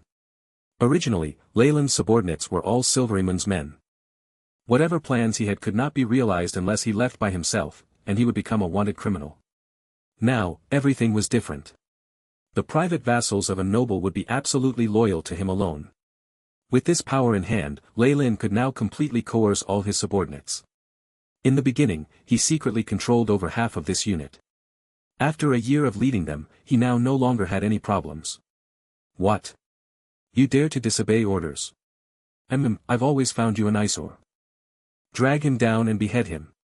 Leylin waved his hand as if he was swatting a fly. Two bulky and muscular vassals immediately hoisted Malfoy up from under his arms, ringing him like a chick. Since you're about to meet the god of death, I'll tell you some news. Leylin drew closer to Malfoy, a malicious smile on his face. The orc hordes have already launched a surprise attack on Silverymoon City, and have completely surrounded it.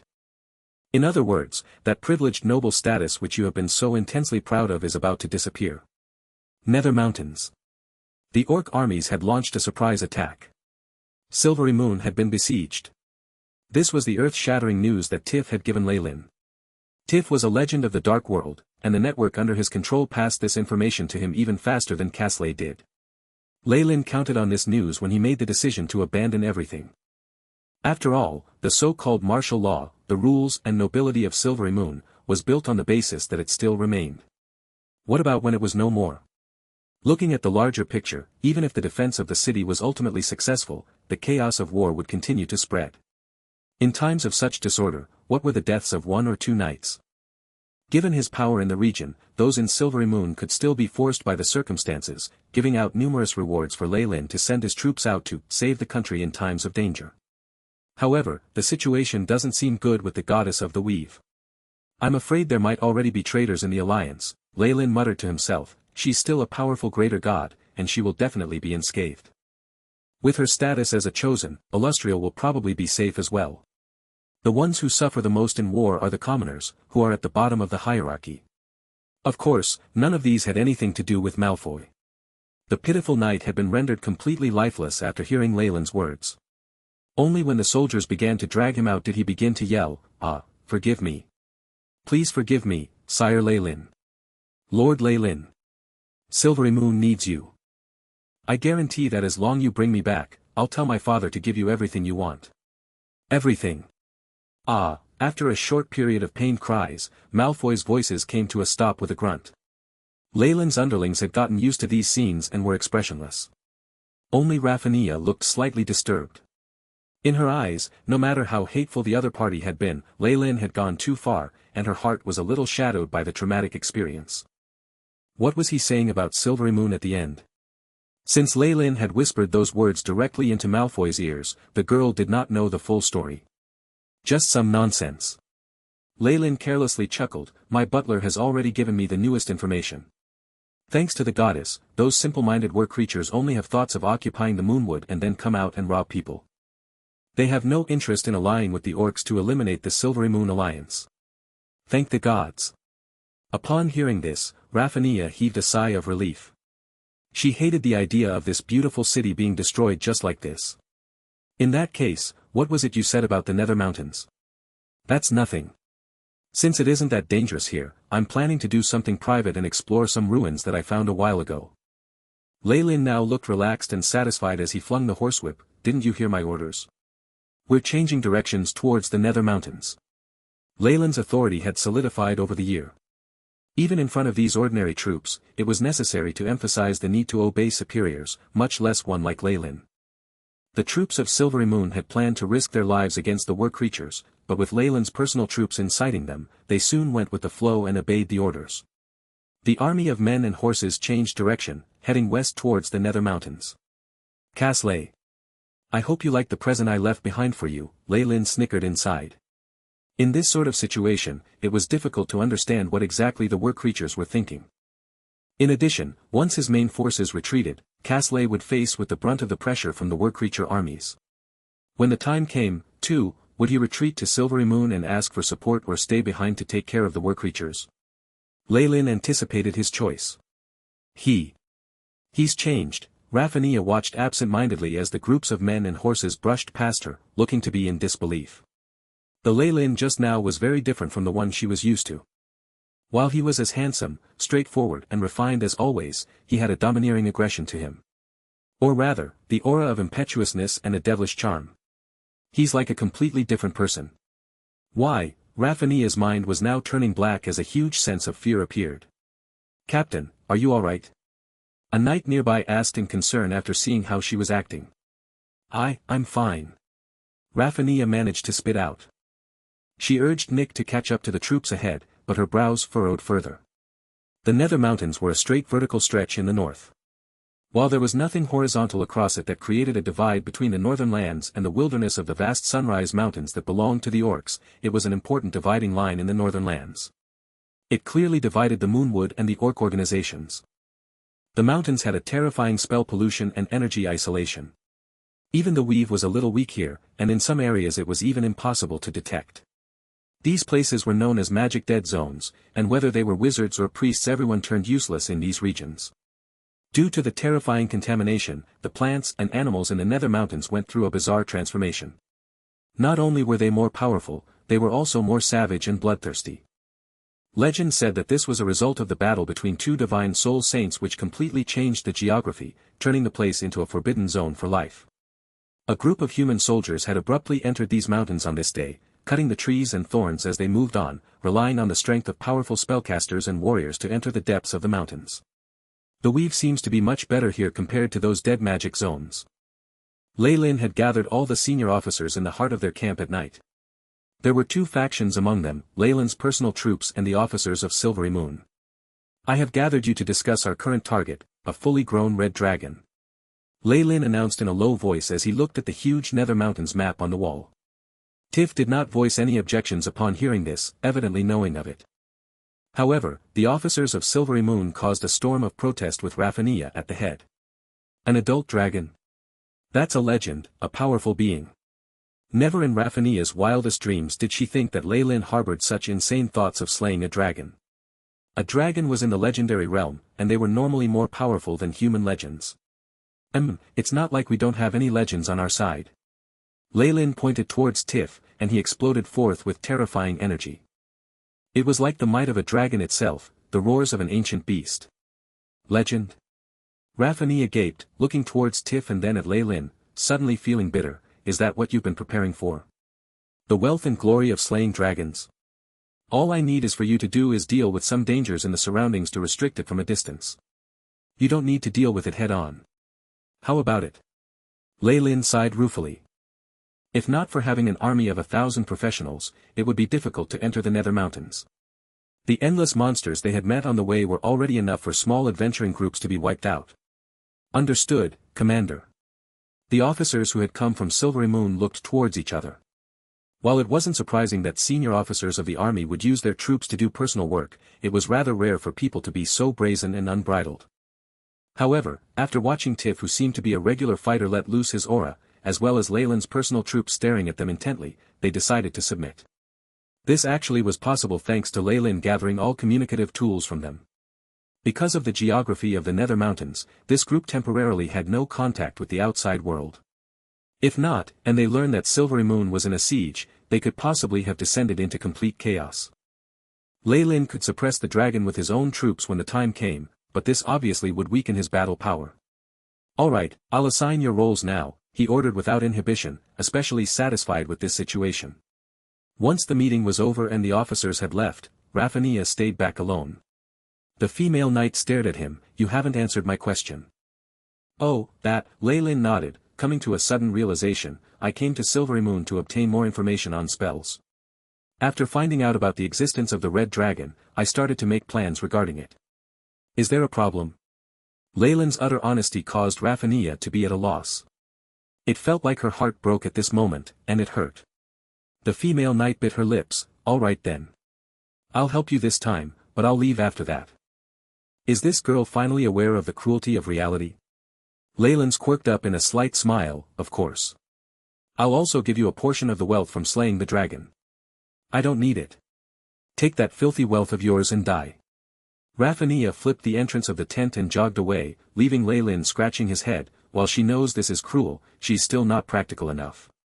Whatever it was, Lei Lin's plan was still carried out well. With a legend in charge as well as the temptation of glory and wealth from slaying a dragon, these officers and their underlings were very enthusiastic.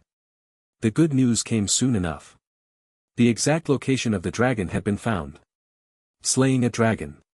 Roar! A huge silhouette streaked across the sky, and a huge monster that was tens of meters long immediately pulled its terrifying meaty wings before disappearing into a dark cave. That truly is the Red Dragon. Lei Lin nodded. Dragons in the world of gods were like huge lizards with wings, though they looked far more sinister. Their eyes that looked like spheres of lava left an especially deep impression on him.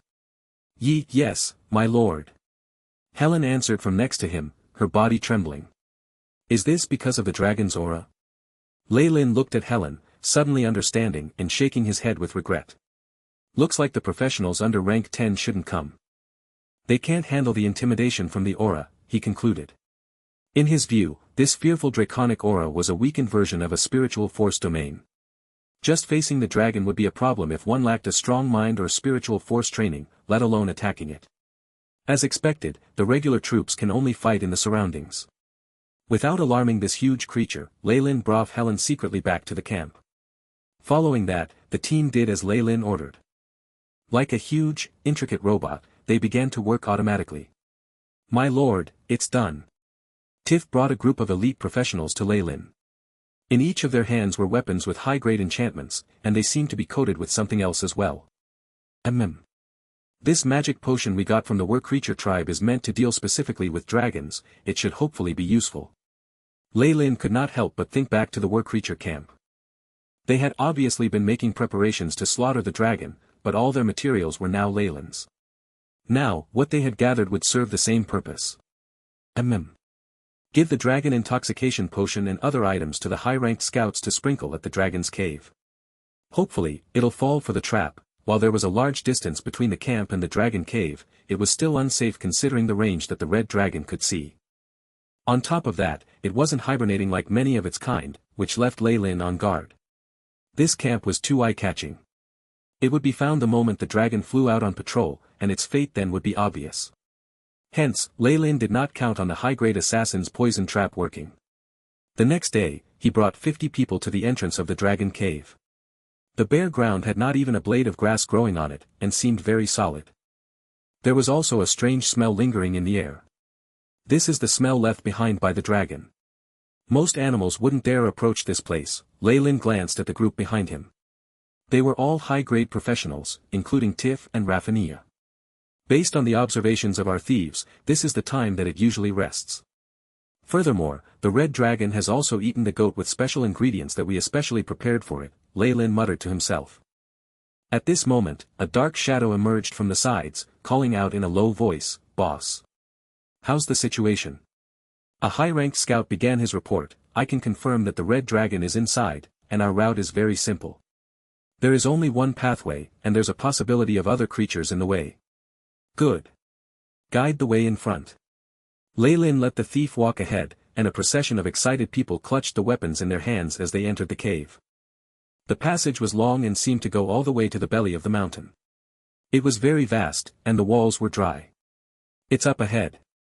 The thief ran to Leyland's side as he spoke. Leyland nodded and ordered the group to stop. They were now extremely quiet, making no sound at all. "Bring me there." Leyland and the thief went forward. After they passed through a curved path, they came upon an even larger karst cavern. Boiling hot light flickered at its entrance, with some quartz and shiny items present within. Two other strange creatures were standing guard at the cave's entrance, as if on sentry duty. Earth dragons. A subspecies of the dragons. But it's not exactly similar. Lei looked at the two, which were obviously subspecies with auras that greatly resembled those of purebloods. His eyes glinted with wit. Rumor has it that once an adult dragon gains intelligence, it normally enslaves some members of other races into working for it. Ancient dragons can intimidate entire races. I never thought the red dragon would do this as well. Past the two earth dragons, Lei sensed an even more powerful life undulation in the cave. It was heaving with rhythmic breaths, evidently in a deep sleep. In this situation, any sounds could wake it up. "Tiff." Lei immediately called the legend in his team. "Young master." Tiff arrived by his side and bowed slightly. "Can you kill them without alarming the red dragon?" Lei asked. "It will be slightly troublesome. This type of subspecies have very tenacious life force. I can make one disappear without a sound, but I can't take care of two in an instant." Tiff frowned slightly. "That's all right. I'll help you in that area." Lei answered lightly. "Then that's fine." Tiff's eyes flashed with strands of black, and he quickly disappeared. By the cave, a red earth dragon was loyally protecting its place, occasionally looking towards its comrade. All of a sudden, it saw something that appalled it. A dark figure seemed to appear from the air, raising its arms as if opening up a black hole to devour its comrade. Shadow jump. Singularity. Just as this earth dragon was about to howl out in warning, it was surrounded in light that rendered it immobile. This was Hold Monster. The dark figure darted out, and the giant black hole swallowed its body as well. The whole process was a hair-raising experience, yet only happened within a few seconds. Not even a peep was made. Noiseless casting. Helen's pupils shrunk from behind Lei. She'd witnessed the whole process. "Let's go." Lei made a sign, and entered the cave with Tiff. Inside, they found the target of their expedition snoring. The red dragon had dark red scales with smooth murky patterns on them that shone like metal. Its two meaty wings were ashen brown and hidden on its back. Its neck twisted sinuously like a snake's as it buried its vicious head into its chest. Its nose occasionally puffed out two streams of white smoke. A dense spiritual might was being emanated from its body, enough to cause the cowardly to break down. It really is a dragon, and it's an adult that's reached the realm of legends. Rafinha's palms trembled slightly, and she could not help but hold tightly onto her longsword. Only she, Tiff, and Lei were in the cave right now. The rest were standing guard outside. Even asleep, the dragon had powerful senses. Based on its detection abilities, only Tiff has the ability to attack it once. After that, it'll definitely awaken. Lei gave Tiff a look with his eyes, and he immediately understood. Tiff drew closer to the giant, holding onto a golden dagger. Rafinha and Lei also prepared their own attacks. Begin. Tiff's golden dagger pierced into the triangular scale under its neck. That was its reverse scale, and the largest weakness. Roar! In that moment, blood splattered everywhere. The red dragon roared abruptly, it was now awake. Pack! Tiff was sent flying by a red tail, his figure wrapped up by many shadows while in midair. You despicable mortals!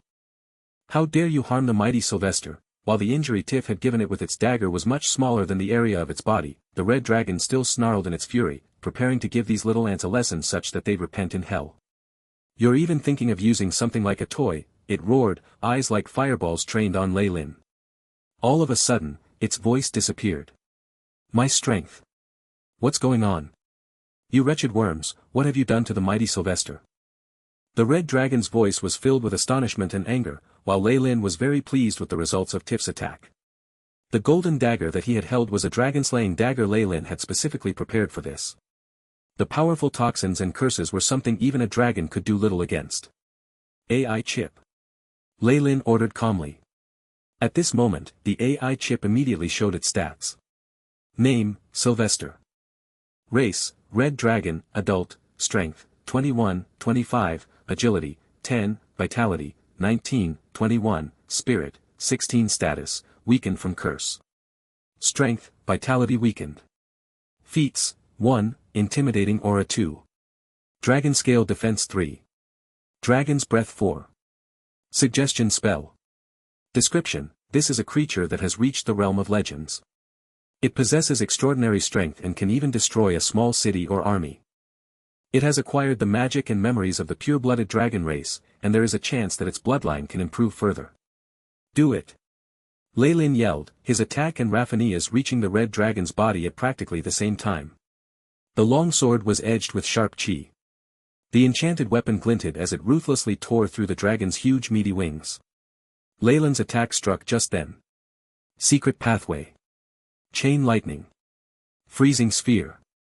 A burst of powerful light appeared from Lei Lin's hands and struck the two wings on the back of the red dragon in an instant, causing a chilling cold in the air. Lei Lin proficiently controlled the power of the spells, launching attacks on the wings with powerful spells. Dimension Hop. At this moment, Tiff's figure flickered behind the dragon's back, and two curved knives ruthlessly slashed into the base of the red dragon's wings. With added support from powerful spells, even the defensive dragon scales began to show signs of damage, scalding dragon blood spurting out. Damn it, damn it! You bunch of wretched worms! The red dragon exclaimed, blasting crimson flames from its throat that were hot enough to smelt metal. Let's go! Lei Lin summoned numerous walls of ice in succession, but with the dragon's breath, they could only hold on for a few seconds. That allowed him to escape from the cave with Raphania. Their strategic goal had been reached. Staying behind any longer for a fight to the death would be foolish. Dragons possessed wings, and once they soared into the sky, the others could only blink and watch with a dumbstruck expression except for Lei Lin and Tiff. That was why Lei Lin had chosen the battlefield to be in the cave and focused entirely on the wings. This would cripple the red dragon and render it unable to fly. Once it no longer had the advantage of flight, he would use his men to tire it out and then kill it. Quick, attack! Seeing that Lei Lin and the other two had run out of the cave, Helen immediately launched huge fireballs from her hands, targeting the red dragon behind them. Attack! Are you all deaf? With Lei Lin's yell, those high-ranked professionals jolted to awareness, brandishing the large weapons in their hands and charging forth. You darned worms! I will tear you to shreds! The red dragon Sylvester continued to shout. These human mercenaries seemed to have come prepared. Not only had their weapons been smelted with special methods, there were also toxins smeared on them. Even its thick hide and muscles could do nothing against them. Roar! A huge figure flashed past, and the red dragon flung its tail. A few professionals who could not dodge in time were sent flying, spilling blood in mid-air and fated for death. Asterisk rumble. Asterisk the red dragon opened its mouth once more, and a powerful cone of flame spewed forth violently. Tens of professionals who could not evade were incinerated into ashes in that moment. You will pay for your foolishness, mortals. The red dragon roared, its mouth full of sharp teeth holding a professional within. Horrifying sounds of chewing could be heard, and great chunks of the corpse's flesh and bones tumbled to the ground. The poor fellow still had half of his body hanging outside the dragon's jaws and was shrieking blood-curdling screeches. It was only at this point that the professionals came to their senses. The being in front of them was a legendary dragon, and while slaying it would give them abundant wealth, it was not something they could even begin to set their sights on.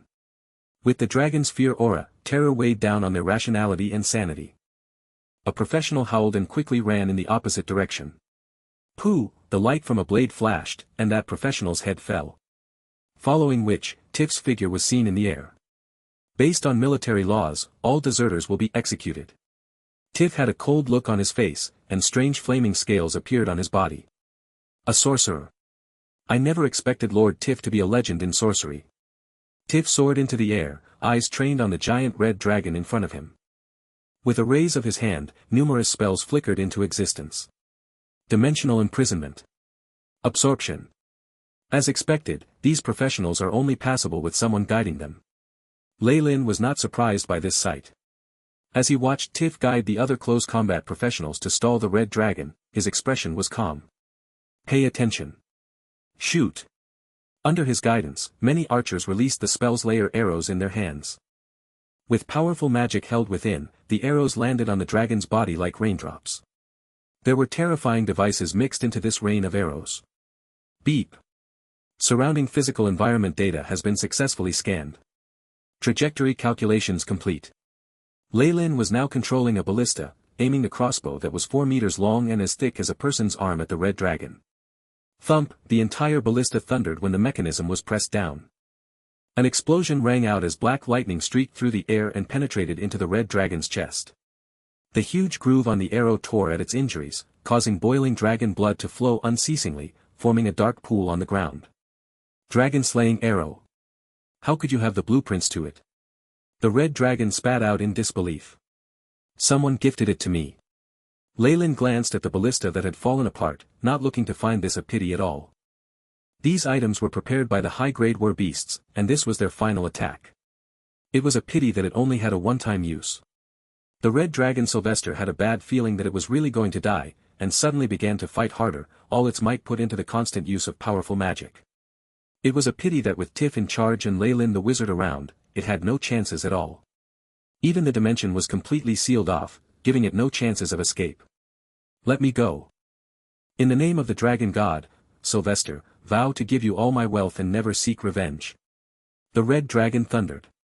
Hee, a dragon's promise. Lei Lin snickered, grabbing a large vorpal sword and charging forward. Tiff! Lei Lin yelled. The legend had also launched his last attack now. Terrifying corrosive energy struck the dragon, causing a large portion of its chest to wither up. Ha! Lei Lin's sword pierced into the wound from the dragon-slaying arrow, ferociously splitting it open. Chain lightning. Freezing sphere. Disintegrate. The terrifying wounds tore apart once more, and the flesh and blood even glinted as they charred up. Huge amounts of scalding blood splashed onto Lei Lin's body, practically drenching him. The dragon race will not let you off. The light in the red dragon Sylvester's eyes gradually weakened till it disappeared. Its enormous corpse that was like a hill crumpled to the ground, causing a small earthquake. You won't let me off. Lei Lin snickered, and then sensed an aura similar to a vengeance spirit spilling out of its body and pouncing onto him. Is this something like a revenge mark? Hee, Lei Lin's eyes glinted, and in that instant he wiped this mark out thoroughly, leaving nothing behind. The hot dragon blood bath still continued, and the AI chip's voice sounded out. Beep. Host has been baptized by dragon blood. Strength +1. Vitality +2. Skin has increased resistance. Matches with part of perfect body and has been combined. The power within dragon blood. Lei Lin experienced the burning with his senses, it holds so much strength. Even the devil blood dagger wouldn't be able to devour everything. This sort of dragon blood was basically poison for all with a vitality below 5. They could not handle the corrosive energy within and would only be fated for death. However, for high-grade professionals, this was a pretty good boost, though only if they could withstand it. Gather the dragon blood. Do it fast. Dragon blood was a very precious magic ingredient, and wasting all of this had even Lei Lin feeling a tinge of regret. Afterwards, the red dragon that was like a hill was dismembered by Lei Lin's underlings. Its blood was gathered first, followed by a complete layer of its hide. This would be a great material to make armor out of. There were also the dragon bones, dragon crystals and the like, which were pretty good. When Lei Lin's underlings saw the treasures in the red dragon's cave, the excitement in their eyes could not be concealed as they began to cheer. Dragons like to collect shiny objects, and while most would be quartz and glass, there were also many precious metals and even magic items which must have belonged to some poor fool. I want the materials from the red dragon's body. As for the gold and silver, divide it amongst yourselves. Lei Lin kept the materials from the red dragon in his bag of holding, not even giving the various metals piled like a mountain there a second look. After hearing this order, all the troops' cheers increased in intensity. In the night, the soldiers set up a feast to celebrate their success in slaying the dragon. Being able to witness the birth of a dragon slayer was something they would be able to brag about for their entire lives. The participants would receive even more glory. The celebration went deep into the night. Besides the guards on duty, everyone was completely drunk. A few dark figures arrived at the dragon's lair at that time. Are you sure it's here? Lei Lin gently touched a black wall, the traces left behind from a great battle still vivid in his mind. Yes. I can confirm that the gate to the ruins is here. Helen crouched down and found a twisted rune at the corner of the wall. The inheritance of the Arcanists was under this red dragon's lair. Is this a coincidence or an intentional arrangement? Lei Lin's eyes had a searching look in them. Some Arcanist flames then blossomed from his hands, disappearing into the twisted rune in the corner. Rumble, a secret passageway appeared. The fact that it had been undiscovered by the red dragon for such a long time exhibited its terrifying concealing abilities. This should be some sort of space-time technique. Lei Lin nodded and entered the passageway with Helen, while Tiff stood guard outside. What is the difference between arcane spells and those of magi? Lei Lin's eyes glinted, holding within them a trace of hope. Ruins. Where is this place? Helen asked as she touched the solid metallic walls in the surroundings. They had a silver-white luster, making them look like a product of science fiction. It seems like it is a pocket dimension made by an Arcanist, though it's quite small. Lei Lin closed his eyes, and his astounding senses spread out. They allowed him to feel the undulations connecting the dimension. This place is already on the verge of disappearing. It was always sealed, but now that we've activated the dimension we've started the countdown to its demise. Lei Lin had an interest in this spatial overlay technique that sprung from the depths of his heart.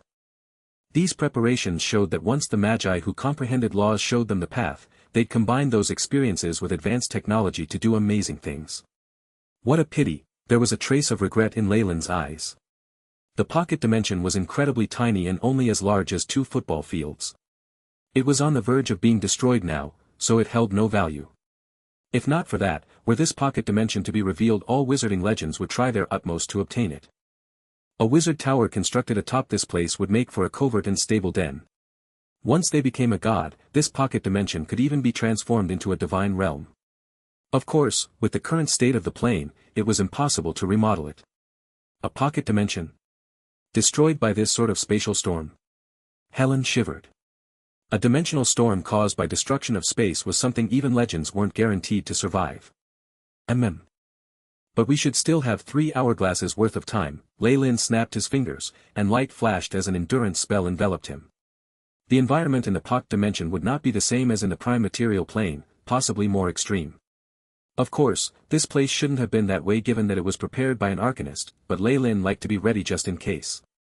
After seeing what Lei Lin had done, Helen suddenly came to a realization and did the same, adding another layer of protection.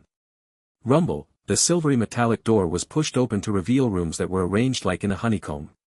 The floor was spotless, and even one's image could be reflected in it. That's all the information I have. How about you? Lei Lin looked at Helen behind him.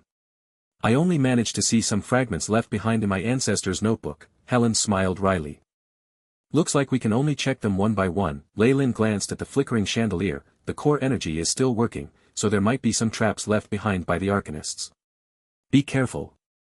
While it was possible for Arcanist inheritances to be here, Lei Lin wasn't sure if Arcanists shared the eccentricities of wizards. Don't worry, my lord. Helen nodded, her slender figure disappearing into the passageway. Looks like she's going to rely on luck to get her through. Lei Lin nodded before shaking his head, and then he placed his hands behind his back and entered a random room. The two of them went their separate ways. Inside one of the secret labs in the Arcanist's pocket dimension, a light blue screen brightened to show images of Lei Lin and Helen. Lines of red text streaked across it. Beep. Invaders discovered. Activating rank 1 defensive measures. Arcane spell elemental reserves 1.09%. Unable to activate. Legendary Golem, Dimensional Banishing Spell Formation scarce. Implementing Plan B. Scanning of Alchemic Golem complete, is 34.17% intact. Beginning charging. Charging complete. Starting preparatory defensive mechanism number 0331. After the lines of text appeared, a door that had been closed for a very long time opened up from one of the rooms, and an alchemic golem that was almost 3 meters tall walked out. Number 2133 awaits commands. Received mission, beginning task. Blood-red light brightened in its eyes, and a screen appeared with a projection of Helen. Sounds like the cracking of knuckles rang out, and the golem charged in her direction. Asterisk rumble. Rumble, asterisk Lei-Lin was reading a book, and the slight vibrations caught his attention. He put down the incomplete draft in his hand, and thought hard, looks like the defensive mechanism of the laboratories aren't completely damaged.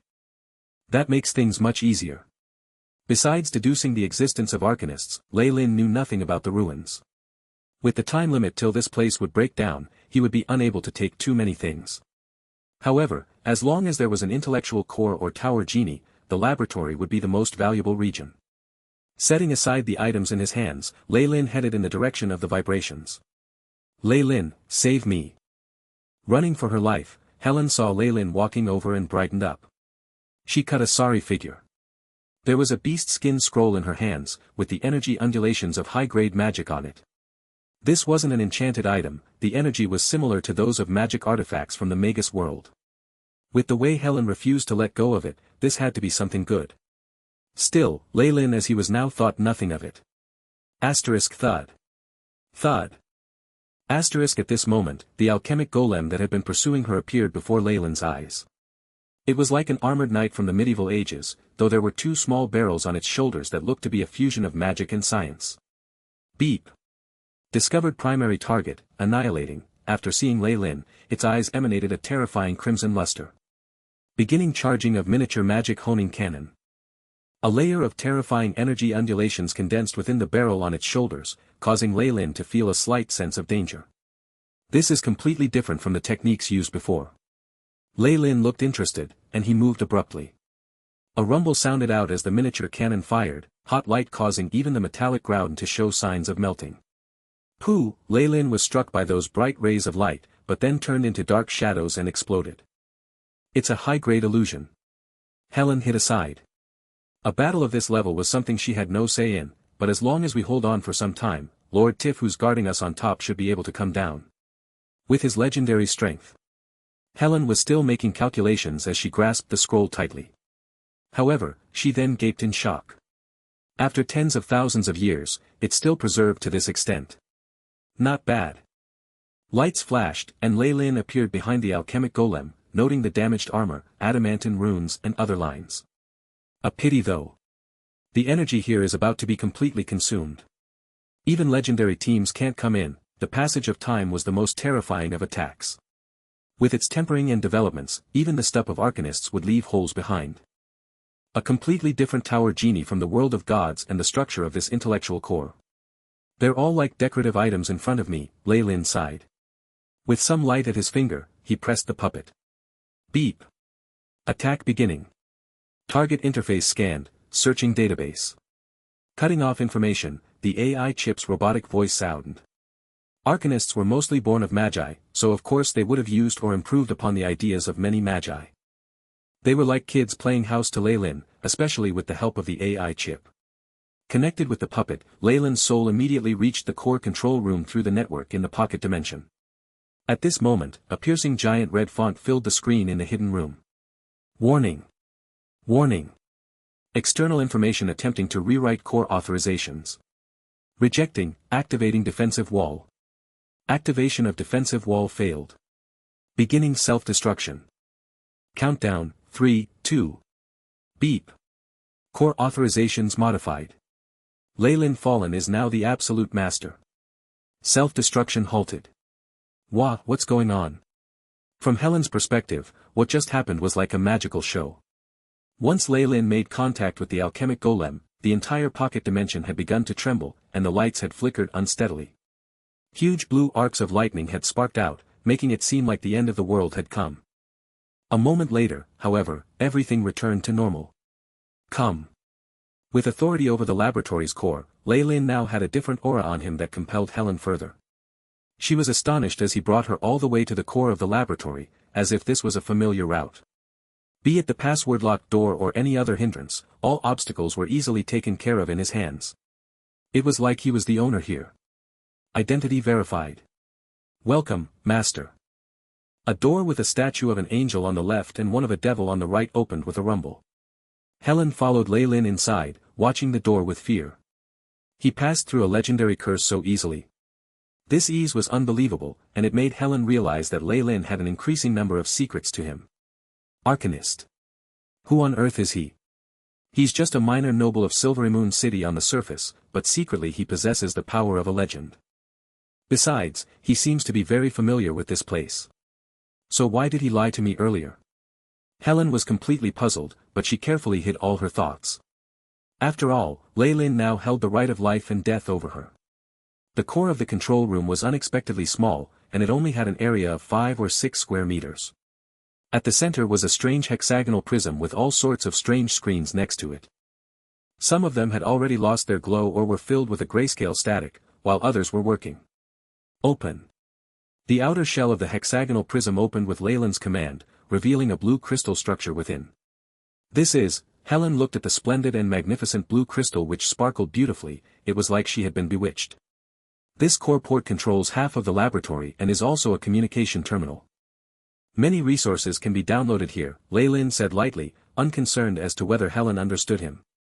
He pressed his palm to the surface of the blue crystal. Beep. Spiritual force interface established. In a split second, Lei Lin seemed to have become a demigod, and nothing in the pocket dimension could be hidden from him anymore. Weapons, live specimen libraries, database. Various images and words appeared before him, and it was only at that moment that Lei Lin realized how fortunate he was to grasp it all. Its energy reserves haven't even reached 2%, and its powerful weapons cannot be activated at all. The magic and spell formations are also damaged, and half of the golems have been destroyed. It looks like I can only send out 1 or 2 defective items, Lei Lin sighed. He believed that this pocket dimension would have been able to hinder even high-ranked legends at its peak. Now however. Of course, it would have been very difficult to seize control of the entire core back then. Whether it was a legendary wizard, thief, or even an elf, they would not be able to attack the lab's intelligence core through the communication terminal. After all, they were on completely different planes. However, Lei Lin was different. He was very familiar with this type of structure in the ilk of those made by Magi, and the AI chip supporting him had even more knowledge reserves. It was purely because of this reason that he managed to seize the entire core unharmed. Beep. Laboratory's power source reserve has reached its critical point, and is unable to absorb more energy from the abyss. Time before collapse, 1 hour 13 minutes. The AI chip displayed yet another message in front of Lei Lin. As expected, the demiplane has deteriorated with age and is about to collapse. Is it too late to stop it? If it's like this, then the most valuable thing here is, Lei Lin's eyes were filled with regret at first, but then his expression brightened considerably. AI chip, record all the information from the terminal. Beep. Mission established, initiating download program. The AI chip executed Lei Lin's task immediately. The magnificent light shining from the hexagonal prism was projected onto the walls all around him, as well as onto all the screens. Lei Lin was bathed in its light, and a multitude of data and characters flashed across his eyes. The most important bits about the arcane arts and spell models, various alchemic experiments, research, improved meditation techniques, and anatomical records were presented to him. There were also diaries and other useless news from the terminal, and that too was fully copied by the AI chip. The extensive library of data was transferred in a split second. Compared to this, the tiny little bit of information Helen had almost given her life for to obtain was worth nothing. Beep. Information about the Arcanist profession has been collated, and overlaps with the host's wizardry. Combine. Yes, Lei Lin replied without the slightest hesitation. Afterwards, his aura began to change. An arcane flame began to burn, and powerful force poured into his sea of consciousness and began to remodel and process his profession. Lei Lin soon saw his status change from that of a wizard into that of an arcanist. Snap, Lei Lin almost blacked out at the acute pain that came from his very soul. He felt his connection with the weave instantly break off. Fortunately, this severed state lasted only a moment before it reconnected once again. However, the connection was now somewhat different. In this split second, there seemed to be a pair of golden eyes focused on him. However, it was immediately deceived by Leyland's grasp of the first 4 layers of the weave. The AI chip's reminders continued to ring out. Beep. Host has become an arcanist. Profession changed. Beep. The host has gained arcane specialties, energy detection, amplification. There was a detailed description beneath each of the specialties. Arcane energy detection. Arcanists are able to supersede the weave's restrictions and directly perceive the arcane energy in the environment, drawing it in to form arcane spells. Arcane amplification. Arcane energy is amplified by 10 to 20% when an arcanist casts a spell. Beep. Host's spiritual force has broken through, spirit +1. Host has advanced to become a rank 15 arcanist. Leyland's mind suddenly jolted, and afterwards his spiritual force directly made contact with the 7th rank of the weave. Looking at the weave from an arcanist's perspective gave him a completely different feeling. The feeling of jumping out and watching the weave from afar increased the speed at which the AI chip analyzed the weave. Leyland's stats had also changed. Leyland Fallen, age, 21, race, human, rank 15 arcanist. Strength, 13, agility, 11, vitality, 12, spirit, 15, arcane energy, 150, status, healthy, feats, sturdy, erudite, elementary perfect body, specialties, arcane energy detection, arcane amplification. As expected, the greatest benefit of becoming an arcanist is to break away from the weave's method of performing magic. Additionally, arcane energy has replaced my spell slots, Leyland nodded. Moreover, his separation from the weave affected only that aspect. This meant that Leyland could now also prepare rank 7 spell slots, and wait to use them the next day. Naturally, due to the restrictions of rank, he only had 1 rank 7 spell slot. Using arcane energy to cast arcane spells would perhaps consume more energy than using the weave to instantly cast low-ranked spells. However, it will use up fewer spell slots, Leyland stroked his chin in thought. After fully analyzing rank 0 to rank 3 of the weave, he could instantly cast low-ranked spells. Overwhelming his opponent with a torrential number of spells had always been his killing move, but it was of course established within the authority of the weave. It was equivalent to stealing Mystra's power for himself. If he only used arcane spells, then he wouldn't have this benefit anymore. However, the greatest benefit of being an arcanist was that he could retain wizard spell models instead of forgetting them, and at the same time he could use the weave. As a result, I'm now outside the system but I can still enjoy the system's benefits. Just using its power without any of the obligations, it's so straightforward, Leyland sighed, it's a pity that if more people like me are born, then the weave would fall apart. You've broken through. Although Leyland had only taken an instant to advance, Helen distinctly felt that something was different. I have, Leyland smiled. What he had gained today couldn't just be described as a breakthrough though. I'm now an arcanist, and I have a great number of arcane arts with me. My improvement from now will be rapid. As a rank 15 professional wizard, I'm of the highest class, Leyland was turning the idea over in his mind. He was a genius who had advanced to become a high-ranked wizard at the tender age of 21. Apart from the gods chosen or demigods, he was near the peak of the prime material plane. This place is very dangerous, it's best that we leave as quickly as possible, Leyland furrowed his brows and took Helen away from the core database. The trip had gone fairly smoothly, and he had obtained resources from the arcanists as well as many arcane arts. It all saved him a lot of effort, but he hadn't accomplished his most important goal yet, he didn't get the inheritance of those magi who had comprehended laws. The AI chip hadn't found anything related to such magi amongst all the resources it had scanned, and it filled Leyland's heart with disappointment. The direction and experiences of the ancients would have been of great help to him. It's a matter of course. Not every arcanist can receive the instruction of a being like the distorted shadow, and even if he left an inheritance it wouldn't be here, Leyland comforted himself, the profits this time are sufficient. Just what the AI chip has stored in its database would be enough to fetch an extremely high price. Let's hurry up, there isn't much time before the pocket dimension collapses. Leyland suddenly stopped in his tracks and turned his head in astonishment. He discovered that Helen had disappeared into thin air without his notice. Impossible. I've always paid attention to my back, and I even have an arcane mark on her. How can the AI chip sweeps not discover her? AI chip. Sweep the entire laboratory and find Helen. Leyland immediately ordered. He had seized the core authority in this place, and even if most of the equipment was depleted or damaged, a basic search was still possible. Very quickly, the results were sent back to him. However, Leyland's expression turned even more unsightly at the information. Nothing. There isn't a single trace left of her, and she didn't even leave a corpse. It looks like she just disappeared suddenly. He had not felt such a powerful sense of déjà vu for a very long time. Distortion. Is this the effect of a high-ranked Magus radiation? Leylin murmured, to achieve this even after thousands of years, only someone at rank 7 or above could do such a thing. Leylin stood by himself in the empty and desolate passage, slowly shutting his eyes. He slowly found traces of energy from a completely different world. The power of distortion. As expected, it's distorted shadow. Over there. Leyland's eyes were filled with excitement as he suddenly advanced in another direction. He had sensed a clue to the inheritance of an ancient Magus who had comprehended laws. Such an incredibly precious treasure was enough for him to brave the risks that surely lay ahead.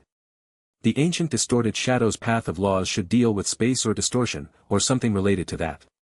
No wonder he could make so many dimensions overlap. As he ran, Leylin instantly thought of the fold in space he had encountered just before. Legend states that distorted shadow was at least a rank 8 Magus, and he was a peak rank 8 who had perfected his own path.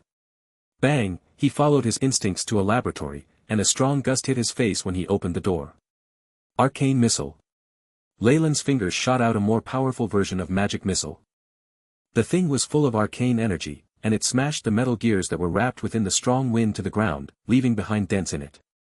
This place, he looked around him. The room was modeled like a giant workshop, with many metal lathes and machine arms tidying and moving things back and forth. Some of the machines had a layer of green rust on them. Is this some golem processing workshop? Leylin followed his instincts and found a trace of distortion left behind. Mr. Leylin, save me. Just at this moment, Leylin suddenly turned his head and he heard Helen's voice came from his side. Helen. He suddenly shouted, and several layers of protective light glowed on his body. Save me, the only reply he received was her weeping. Leylin gritted his teeth and walked towards the direction of her wails. He passed through a tall fireplace, and saw the back of a silhouette that seemed like Helen sitting in the darkness and crying. I can't get up.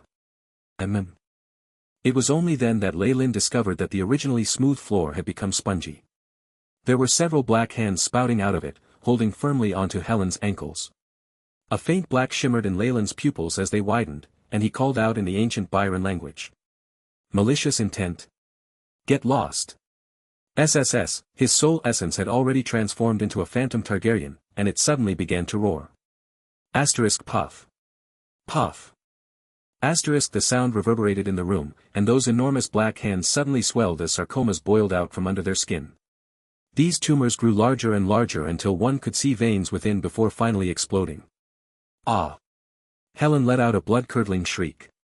The giant black hands had disappeared, but a layer of skin on her ankle had been torn off as well, leaving behind a horribly infected wound.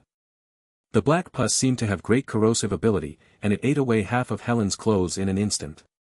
SSS, great quantities of the black rain landed on the metal surfaces nearby, corroding everything it touched. Cure moderate wounds. Leylin immediately cast a healing spell and raced to Helen's side. Are you alright? I'm alright. Helen sluggishly turned her head, and Leyland's eyes narrowed. What appeared before Leylin was a strangely distorted face.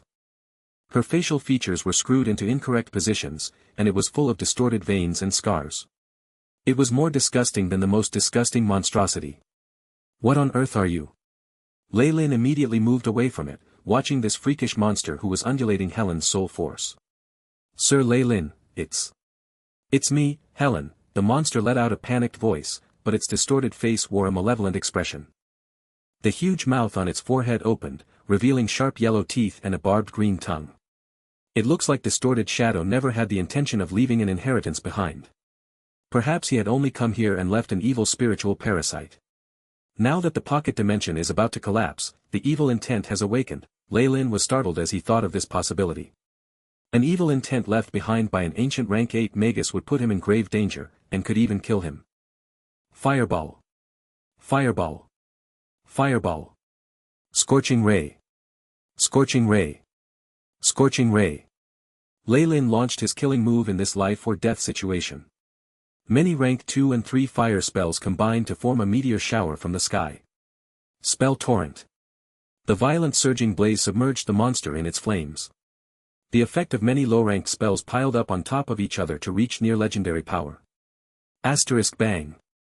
Asterisk The blazing fire melted the surrounding lathes and mechanical arms considerably, forming white-hot molten iron that slowly pooled to form a stream on the ground. After the torrent of spells, Lei Lin saw a bare passage appear before him. The monster had already disappeared without a trace, and seemed to have been burnt to ashes. The molten iron was red through and through now, making the black material look even more unsightly. It hadn't been corroded, instead bobbing up and down unsteadily. That's the beast skin scroll Helen had before. Lei Lin was suddenly alarmed, and a stony gray hand emerged from the scroll. The black hide was stained with blood, but it did not dissolve in the molten iron. This made a strange expression appear on Lei Lin's face. Lei Lin. Save me. As the voice sounded, the hand suddenly broke through Lei Lin's spell defenses. A power of distortion struck Lei Lin's shoulder. Asterisk Crash. Asterisk Whether it was his robe or armor, or even his body's own defenses, everything was torn apart like paper by this hand. Damn it. Lei Lin's expression grew fierce. Fuck off. The Targaryen phantom felt the danger as well, and its vertical eyes narrowed. A formidable devouring power spread into the surroundings. Blink. Lei Lin's silhouette flickered and he arrived outside the workshop. He didn't even bother looking back at the monster within as he broke out into a run. Several haste spells flashed on his body as he dashed out of the exit. Although Lei Lin would take risks to obtain a rank 8 Magus inheritance, he definitely wouldn't court death for it. The moment he discovered that the danger here far exceeded the benefits he could gain, he made the prompt decision to leave. Chirps and honks sounded as a twisted laughter rang out from behind him. He felt a terrifying force pursuing him as the entire passage began to distort, like a rag being twisted to pieces. Freeze. The torrent of spells appeared once more, and many freeze and create water spells formed a mountain of ice behind him. The enormous ice mountain immediately blocked off the entire passage, and stopped the terrifying creature's pursuit. Still, crack after crack formed on it without end. Lei Lin seized the chance to suddenly rush to the exit, throwing himself outside. Furry green claws distorted as they swiped at Lei Lin's back. Thankfully, he'd managed to make it out in that instant and they only managed to cut the corner of his clothes. A loud rumble suddenly sounded. Lei Lin immediately jumped out of the secret entrance, and soon after it was submerged in a silver storm. The pocket dimension had already begun to collapse, and many disasters had arisen within. Young master. Tiff walked over to him with a worried expression. I'm alright, I only ran into a storm in the plane. I was rather lucky. Lei Lin smiled, a healing glow already spreading across his shoulder. Lord Lei Lin. He heard a woman's voice and trembled at the sound of it. He turned his head rather stiffly and was greeted by the sight of Helen. Helen stood there, hale and hearty, with a concerned expression on her face. What? Weren't you still in there? Lei Lin's eyes narrowed. What? Helen's astonished expression deepened. You had me leave first after we exited the core control room, my lord. You said you wanted to continue exploring alone. I indeed saw Miss Helen arrive first. Tiff testified for her. Then the Helen I saw earlier, who was it? It even distorted my senses. Then this thing. Do you recognize it? A black blood-stained scroll made of beast skin appeared in Lei Lin's palm. He had used various methods to verify that Helen was really made of flesh and blood. The soul undulations were the same, and she was not disguised by some evil intent. My scroll, Helen exclaimed, touching the bag of holding at her hip. Her face slowly paled. Gone. It's gone. I had it in my bag of holding. Ha. As expected of the distorted shadow. Lei Lin sighed deeply, having already grasped the concepts of distortion, space, and time. He even managed to distort my senses. Young master, is there an enemy? Tiff now realized that something was wrong. He stood on alert next to Lei Lin, his eyes fixed on Helen. If she made the slightest wrong move, he would kill her where she stood. It's nothing. Just a mishap. Lei Lin waved his hand. He had experienced far stranger things than this in the Magus world, and developed some immunity to this sort of thing. Dying in the line of duty. This was a peak rank 8 Magus with the power to twist time and change the future. The thought of himself reaching that realm left Lei Lin with a sense of longing. Whatever it is. This operation ended well. Let's talk after leaving this place. Leyland swept his eyes across the information in the AI chip. The plethora of data about arcanists in there was real. Leyland's complexion only improved after they left the dragon's cave, once he breathed in the chilly air that smelt of nature. While the pocket dimension crumbled completely, there's a possibility of something being left behind. I shouldn't get too involved with this sort of thing before this body rivals my main one in power. There was fear in Leyland's heart. If the distorted shadow truly had malicious intent towards me, that one streak of intent would be enough for me to die there. So why did he let me off at the end, and even give me this scroll? Leyland glanced at the black scroll in his hands and then at Helen, who clearly kept peeking in his direction with a terrified expression. Do you know more about this thing? No, I don't. I found out from an ancestor that the distorted shadow had some manuscript in one of the rooms in the ruins that recorded some information about arcanists. Under Leyland's gaze, she trembled as she spoke the truth. I'm afraid this isn't what you were looking for, and it's very dangerous. Just leave it with me for now. Leyland did not seem to have any plans of returning the scroll. The distorted shadow had too many ways to mess with a little rank 11 wizard. He could have distorted her memories and implanted a fake, which were all easy tasks. All right, my lord. Helen felt a little discontent with his decision, but still agreed. After all, what had happened had truly scared her. Leyland looked towards this half-elf wizard and suddenly exclaimed, I'll compensate you based on an agreement. Let's say the way for arcanists to rank up and a portion of an arcane spell model. Tell me what you want. Helen had developed a very good understanding of Leyland over this period of time. He would never do anything that would not benefit him. Of course, once an agreement was reached, he would treat all equally. Vow me your loyalty for 100 years. Swear it upon your soul and with the sticks as the witness. Leyland spoke nonchalantly, watching the conflict in Helen's eyes. She was undoubtedly clever, though. All right. After struggling over the decision for some time, she agreed and immediately swore to it. Her soul is real, so she should be the real Helen. Leyland nodded inwardly. The vow of a wizard's soul when resonating with the river Styx was something binding, and it could not be faked. As he was now, a rank 11 wizard was dispensable to Leyland. The key point was the verification and authentication he obtained from the vow. This Helen truly seemed to be original, though her emotions were all over the place. Then, what did Distorted Shadow want to tell me? Did he manage to survive the dusk of the gods, or did he fall completely? No, with his strength he'd leave some soul fragments behind if he died. They would await resurrection for a long time. At this thought, Leyland's expression grew somber once again. After killing the red dragon and exploring the ruins, there was no point in lingering on the Nether Mountains. Leyland hence ordered that they return. The group, which had dropped to around 700 in number, brought with them the immense glory and wealth of killing a dragon. Raphania, however, looked sullen. It seemed that afterlike she would part ways after they left the Nether Mountains. Slaying the dragon and exploring the ruins took less than 10 days. The outside world must be in chaos now, no. Leyland's thoughts were filled with delight at this disaster. He didn't care about the female knight's mood. Such was reality. What's going on? Why have they imposed this level of martial law? After leaving the mountains, Raphania could obviously tell that something was off. Many of the surrounding villages had been completely abandoned, and there were sometimes some who were very guarded, extremely alert against strangers. Could the creatures have invaded again? Or have the orcs launched a huge attack? Raphania quickly came up with two possibilities. Beginning to get anxious, Leyland's explorations will definitely have him accused of being a deserter. The female knight suddenly begun to get worried, but then she shook her head. A sly person like him must have long since prepared an escape route. Even without that, why do I have to worry about him? At this moment, a scout ran over. Report. A friendly force has launched a signal up ahead. Launch the signal. We'll go over. Leyland nodded calmly, knowing who was coming. In the dark forest, there were no other people besides him. As expected, after the scout sent the message, dust could be seen flying in the distance, and a human figure was like a black falcon swooping in from the sky. Leyland fallen. Casley's neck bulged from his immense fury as he arrived in front of Leyland.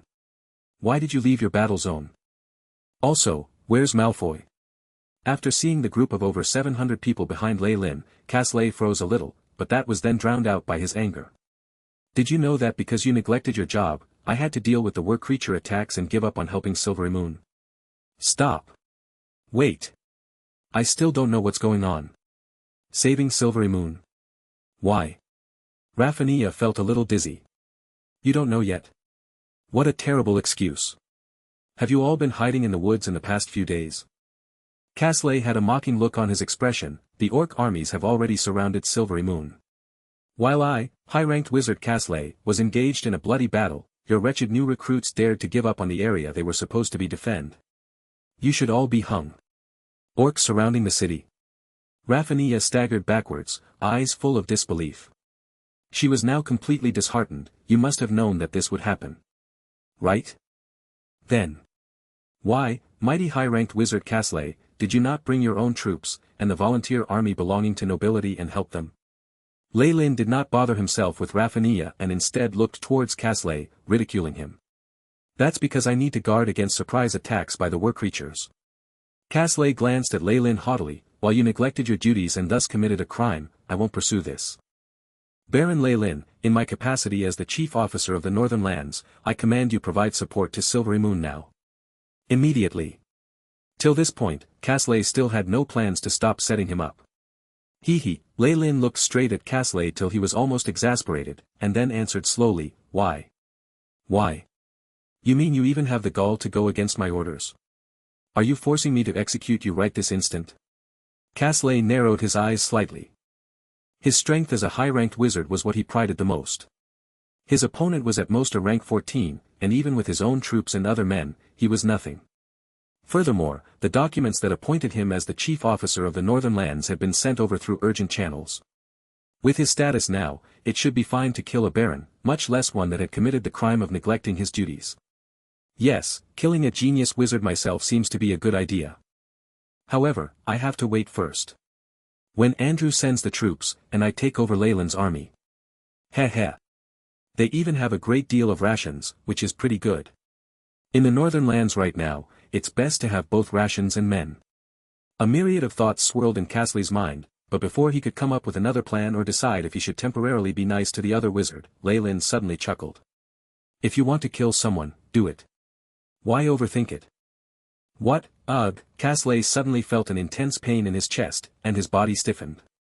He looked down and found that a black dagger had pierced through his chest. That's impossible. I have a high-ranked wizard armor and instantaneously casted mishap. Enemies definitely won't be able to break through my defenses in an instant, unless... Legend. Caslay crumbled down, and what he saw last was Tiff's expressionless face. Trying to control me once the organization collapses and using its might for that.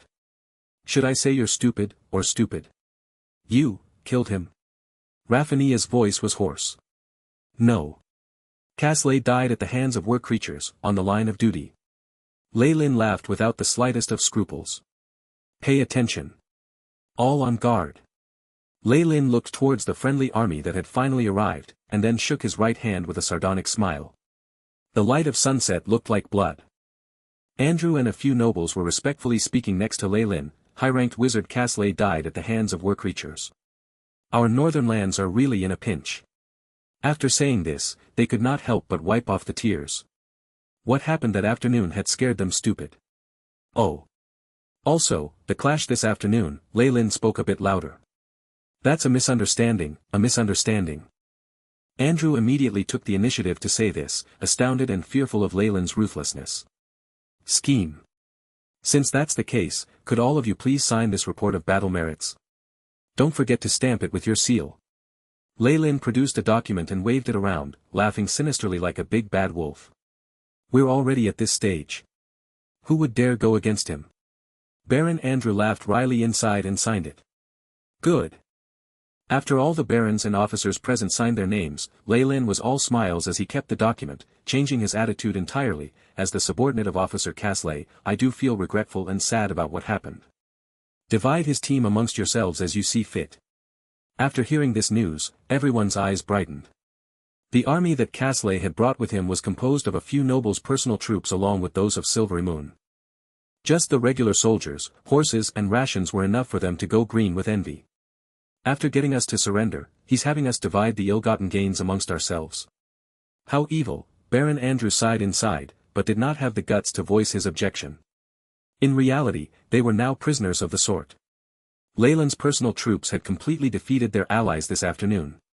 After all, his underlings were battle-forged high-grade professionals. It would have been strange if they had won. Lei Lin didn't force them too much at that time, instead, inviting them to talk peace. After returning to the northern lands, we still will have to see how he decides to proceed, Andrew tried to console himself. Have you finally gotten what you wanted? Rafinha glanced at Lei Lin, her gaze icy. You're talking about this? Lei Lin lifted the joint declaration of the nobles and waved the document around. No, this is just all in name. Essentially, with the chaos of war and there being even a question of whether the Silvery Moon Alliance will still exist, who would care about the death of a wizard? Lei Lin wanted this in writing because it was better than nothing. Its presence would make a huge difference in any cases. Silvery Moon Alliance not existing. Are you that pessimistic? Rafinha was rather astonished by Lei Lin's conclusion. That's how it is, Lei Lin sighed. The might of the Silvery Moon Alliance already threatened the status of the human countries in the south. Mistra is facing all the orc gods practically alone. Rafinha paled at his simple analysis. There had been many who realized this in the past, but none had the courage to reveal it so clearly. Lei Lin was now breaking all pretense, revealing the naked truth to Rafinha. You saw it in Silvery Moon, didn't you? The Queen only has control over the land of Silvery Moon. The Silvery Moon Alliance states might support her when things are going well, but now, Rafinha's heart dropped at Lei Lin's words. She'd long since known that this was how nobles acted. Since things have gotten this bad, let's go back to uphold the justice and peace I desire. Rafinha took a deep breath, eyes showing her emotional state. You'll help me, won't you? The female knight had already guessed at the outcome, but still watched Lei Lin full of anticipation, hoping for a miracle. I'm sorry, this girl was practically shining, the true model of a hero. It was a pity that Lei Lin would never do anything like seeking his own death. Silvery Moon has now been surrounded by the orc armies, and they even have several high-ranked legends in charge. This level of strength, Lei Lin presented his reasoning point by point, causing the light in Rafinha's eyes to dim. The Lei Lin in her memories and how he was right now were two completely different people. But you are the hero of Silvery Moon. At this point, Rafinha gave it one last try. Oh. Please don't call me that, Knight of Light. Lei Lin's obvious rejection caused Rafinha to finally give up. Even knowing that this will take my life, I will not give up on my sense of justice. This is my path as a knight. Rafinha's voice resounded in the tent. Watching her back as she left, Lei Lin stroked his chin and muttered to himself. What conviction she has. It'll be difficult to make her fall. She planned on using her strength alone to turn the tide of the losing battle, to become a shining hero. When he was young before, in his previous life, Lei Lin had read many novels of that type. He'd thought them to be chock full of emotion and hot blood, but in the end only bitterly smiled at it. Reality and imagination were two completely different things. Turning the tables under such terrible circumstances was something only possible in stories, and it was just an author trying to please the readers. In reality, such a thing had less than 100 millionth of a chance of happening. Such shining heroes who were full of fiery passion were indeed worthy of respect, but Lei Lin would never join their ranks. Besides, such an impulsive person like Rafinha will probably die halfway to her goal. In the end, will her achievements allow her to be reputed as a hero? The next day, Lei Lin received word that Rafinha departed without informing him. Using her own charm, she had even persuaded some people and taken about 20 with her. Lei Lin merely rolled his shoulders back in answer, since they're fools, let them go. After gathering Andrew and other nobles, Lei Lin discussed their next move. Silvery Moon is now under siege. As part of the Silvery Moon Alliance, I grieve and lament the situation. I've already dispatched my knights to bring people to provide support. If there's anyone here who wants to go, please announce yourselves. Lei Lin exclaimed with a smile. What came next was a difficult silence. The nobles who were seated all knew that the orcs were extremely determined. Their elite army of 100,000 had surrounded Silvery Moon thoroughly, and going forth with the small numbers of people and horses they had was just suicide. On top of that, Lei Lin's army had low morale, and it had recently dropped even further. Hence, all these nobles wanted to do was bury their heads in their chests like ostriches. The personal troops of the nobles will only be able to do as they please in their own territories. Lei Lin shook his head at this and then clapped. Good. Next, let's discuss the direction of my army. The nobles looked at each other when Lei Lin acted like the master here, but nobody dared oppose it. The term, my army, obviously included them as well. Officially, Silvery Moon had pulled back all of their forces. Leyland's army basically had the highest power. Illustrial had personally invested him with the title of a baron whose power extended over generations. He was a noble who had been granted territory near the Moonwood. Who else had more power than him? Most importantly, when it came to strength, Leyland alone would be able to eliminate the rest. The reason he had gathered them was only to nominally receive their agreement, and the nobles had all sensibly chosen to consent to this silently. This was what Leyland had prepared. The moment any of the nobles dared go against him, he'd just slaughter them. In the turmoil of war, what would the deaths of a few people amount to? A large military map was hung up on the wall. At the center of it was the wizard city, Silvery Moon. The Jewel of the North already had multiple red arrows around it, showing how it was surrounded. The map also showed the surrounding terrain. Most of the lands in the north had fallen to enemy hands, colored black. In the west were the Moonwood and Nether Mountains. As the orcs had expended most of their strength in surrounding Silvery Moon, or perhaps because of the Weir creature's Black Blood tribe, the humans were still somewhat in charge there. However, the terrifying Weir creatures were already a huge threat, and these nobles were fleeing with all their might. There were now 3 routes for Leyland and the rest. One was to provide support to Silvery Moon selflessly, clashing head-on with the orc army. The second was to stay here and pray that Silvery Moon could hold on. After the war had ended, they could then settle their accounts. The last was to move to the south and abandon the territory and people here. Leyland was more inclined towards the third. Silvery Moon is the wizard city after all. The queen is a chosen, and even if the orcs can breach Silvery Moon, they would have to pay a huge price, and that would make it difficult for them to go south. Such an explicit declaration put the nobles on the spot.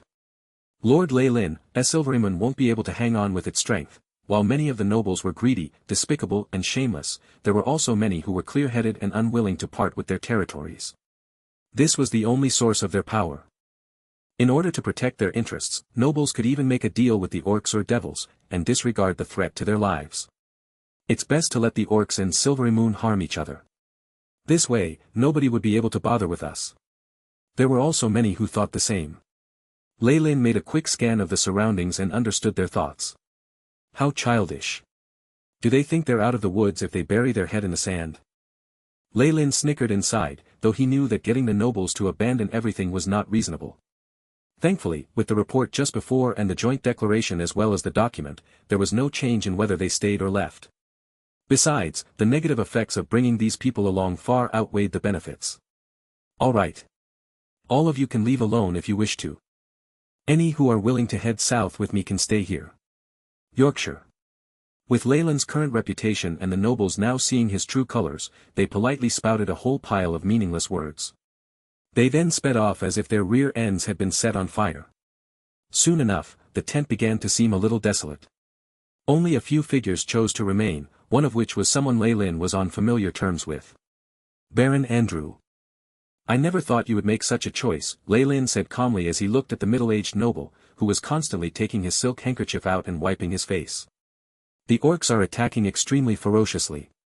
Even the Weir creatures were not so easily dealt with. The ration stores in my territory aren't enough to get us past this winter famine. Baron Andrew laughed wryly. I only have a humble request. When we pass by my territory, may I bring a part of my family along? Leyland nodded, as long as the numbers are within 100, and if you bring your own supplies. Thank you very much. Andrew lowered his head. While it was tough losing his position as the leader, Andrew could clearly see the situation in the north. Those fools and swines wanted to compromise with the orcs, or had the hope that the other side would let them off lightly. That was as impossible and laughable as the sun rising from the west. Great then. I'll give you a day to prepare. Once time is up, we will depart immediately. Leyland decided. A large army slowly marched across the scorched wilderness. A few knights dashed ahead on horseback, their bodies stained with blood and filled with a valiant aura. The knights started to a giant carriage, speaking respectfully, "My lord, we've taken care of the troubles in front." It was a wave of goblins and dwarf bandits. There are no casualties. All right. Order the troops to quicken their footsteps. Leyland said slowly from within the tent, his eyes closed. He stopped his deep contemplation, and the group's speed increased with his orders. This is really quite massive. Leyland opened the windows of the carriage and watched the lively crowd, especially the disorderly refugees following next to his people, and sighed. The orcs' main forces were focused in the direction of Silvery Moon, while the Werbeasts were occupied with the territories that Lei Lin and the rest had abandoned. They were more than glad to see all these people leaving. Including the people of Andrew and the other nobles, Lei Lin had over 1,000 in his entourage. That was enough to intimidate others. Large military armies would not think much of them, and they were able to deal with the harassment of smaller groups. Hence, the trip to the south was very safe even though these refugees were rather unexpected. The fierce attacks of the orcs and other large organizations completely broke Silvery Moon and the regions to the north. It resulted in a tremendous wave of refugees. Many humans were fleeing south, and quite a few were bringing their families along. Things were very chaotic. There was wave after wave of bandits, thieves on horseback, and goblins committing all sorts of crimes in the autumn wilderness, be it fighting, raiding, or plundering. It could be said that reaching the south safely without any military protection was just a pipe dream. Along the way, it wasn't as if commoners or nobles did not come over and beg for his protection. However, Lei Lin himself had very few rations left. It didn't make sense to give them to people he did not know. Besides taking in a few nobles as external support, he did not accept anyone. However, there were refugees who tagged behind Lei Lin's group and made use of their might. There was no way around that, and as long as they posed no threat, Lei Lin could not be bothered to deal with them. The glory of the north is now consigned to history. Lei Lin walked out of the horse carriage and got onto a handsome black horse, surveying the entire group. Everywhere he went, whether it was the family of the nobles or the original troops, everyone lowered their heads in respect. They knew that Lei Lin was their leader, their shield as well as the one in control of their lives. If he grew hostile and chased them away, they would be like those pitiful refugees. On top of that, this high-ranked military official was also a high-ranked wizard. In this chaotic world, those with strength gave one a sense of security. Tiff was more aware of this. After leaving the Nether Mountains, Lei Lin intentionally had him hide himself. Even though there were rumors, most people expressed their disbelief in it. How powerful was a legend? Why would he suddenly serve under Lei Lin? On top of that, most of the legends in the north had risen to fame a long time ago. Tiff was an unfamiliar face, and on top of that he was using an alias. Lord Lei Lin. Andrew brought a handsome white horse to Lei Lin's side, seemingly wanting to curry favor with him. After seeing his mount, Lei Lin had the urge to laugh. Commanders who rode white horses were normally very unlucky in his previous life. White was the easiest to spot after all. It was the same now. If there were assassins or archers here, their first target would definitely be Andrew. His mount and the ornaments indicating his status as a noble were far too obvious. There's about 3 more days left. We're about to reach Yorkshire already. What are your plans? Lei Lin asked. Yorkshire was the human territory to the south of Silvery Moon. It was also the place where Lei Lin predicted the orc waves would stop. The expansive regions in the north were already more than enough for them to take, and there were other organizations unwilling to see the orcs and their gods expanding further. I have a few relatives there, so I'll seek shelter.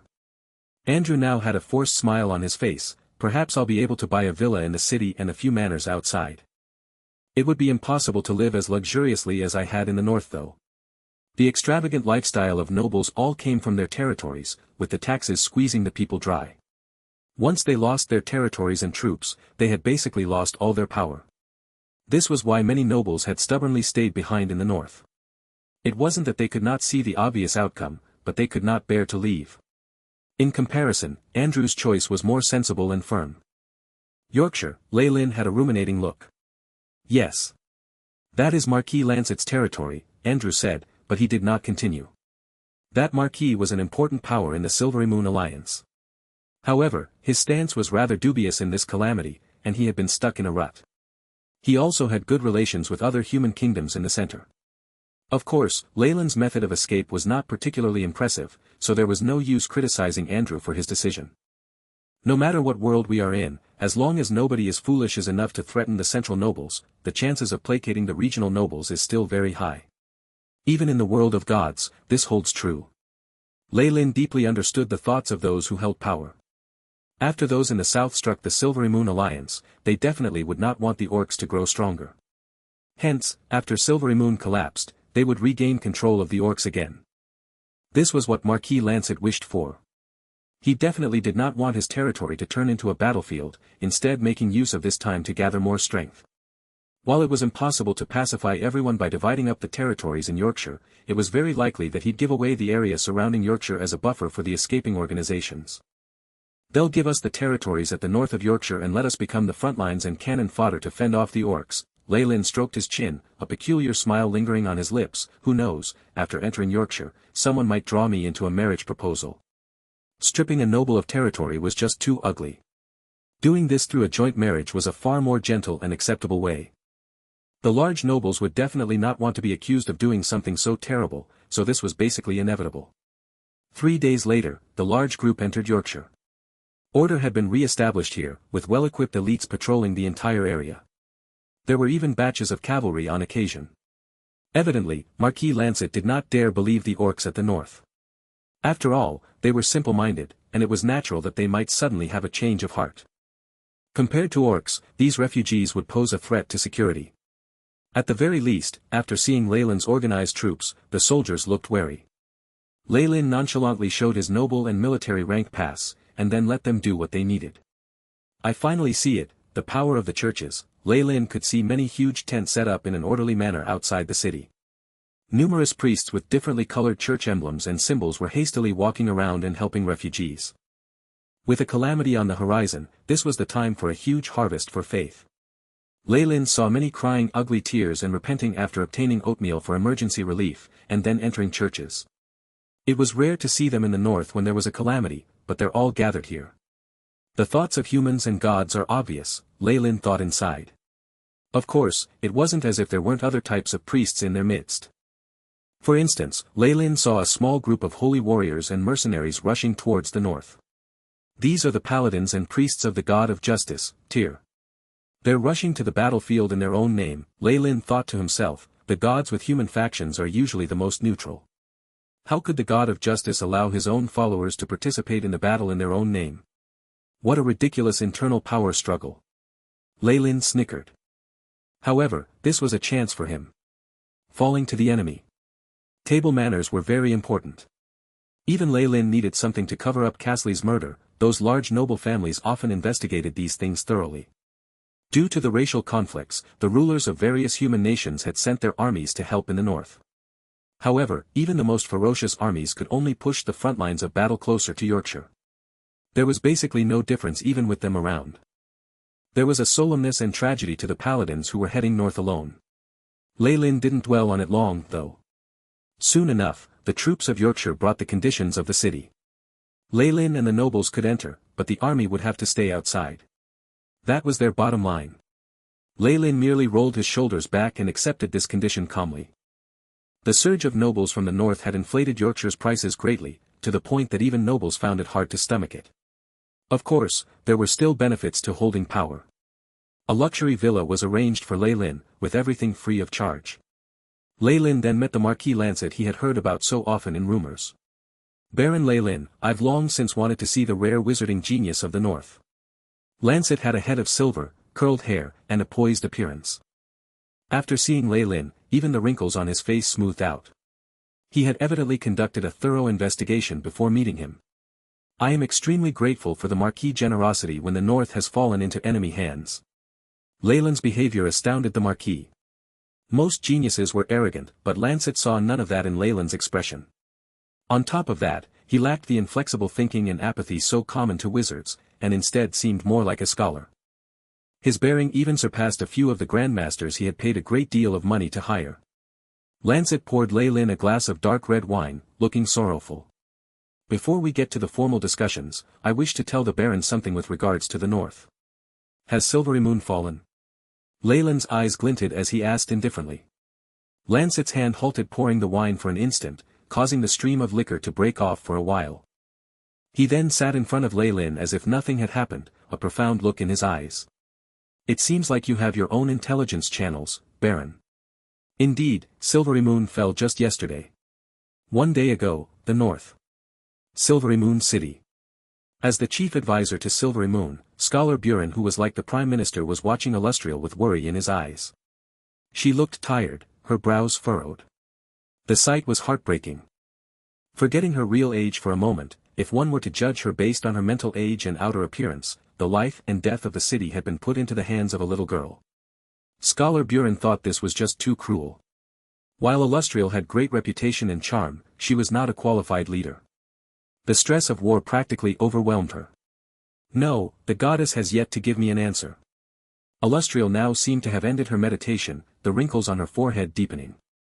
The goddess of the weave, being a greater god, was the cornerstone that maintained Silverymoon's existence. Now, however, she was rejecting Illustrial's prayers and requests for help, which made things clear. It's not just any god. Has even the mighty Mystra abandoned us? Seeing this, even a powerful legendary wizard like Buren felt his heart sink. Roar, the cries of distant beasts traveled into the palace, causing Illustrial's expression to change. It's starting again, Scholar Buren sighed. A teleportation gate opened up, and Illustrial stood on the city walls next to Buren. Long live Her Majesty! Long live Her Majesty! Seeing her appearance, the morale of the city guard soared. They were now full of hope. Illustrial had displayed her might as the goddess chosen these past few days. Only the Orc Emperor Saladin could contend with her. But the Queen is the leader, her responsibilities do not lie here. Battling the opposing high-ranked professionals should be the job of the military wizards. Scholar Buren sighed inside. While Illustrial had immense charm and strength, this queen was still too inexperienced. Buren watched the orcs' formation under the city. There were huge siege vehicles and terrifying behemoths with them, and the worry in his heart increased. Even with the aid of all sorts of smelted items, as well as high-ranked and legendary wizards in charge, they were now at a disadvantage. We have too few men. Few in the Silverymoon Alliance contributed much, and the troops that were sent out with orders didn't bring any others back. Less than half of the original city guards that could take on the most rigorous missions returned. Scholar Buren thought it over, and then proposed to Illustrial, Your Majesty, things have gotten this bad already. Please consider my suggestion. No need for that. I can't abandon my people, especially at a time like this. Illustrial resolutely interrupted Scholar Buren's words. Look. She pointed downwards, there are still so many of my people, so many of those who believe in me here. How could I abandon them and leave? Illustrial's face flushed red, an even greater might exploding forth from her body. Raphania quietly looked in the Queen's direction from a corner of the crowd. Powerful energy undulations were radiated outwards, and the golden light shining on her made her feel comfortably warm. Is this grace? No. This. It's a large-scale buff. Raphania's face flushed, and she felt as if she could slay a dragon right at that moment. Illustrial's little face was now pale. Even with support from the large-scale magic formations under the city walls, such a large boost was still difficult to cast. She had even used up some divine force for this. However, she wouldn't appear frail. The young, girlish voice resounded, we will achieve victory. Victory! Victory! Victory! Countless troops roared. Raphania was moved, her eyes glimmering with sparkling tears. As she watched the paladins around her whose faces were just as flushed as hers was, eyes showing their firm resolve, she felt as if she had truly chosen the perfect path for herself. This is the work of justice. Fighting for well-being and happiness. Raphania clenched her fists tightly, Laylin. Someday, he'll definitely come to realize his mistakes and regret this. Roar, at this moment, the Orc Emperor Saladin had arrived at the front lines. A large-scaled buff. There was no emotion in Saladin's eyes right now. The maids and other orc leaders beside him all lowered their heads respectfully, not daring to move at all.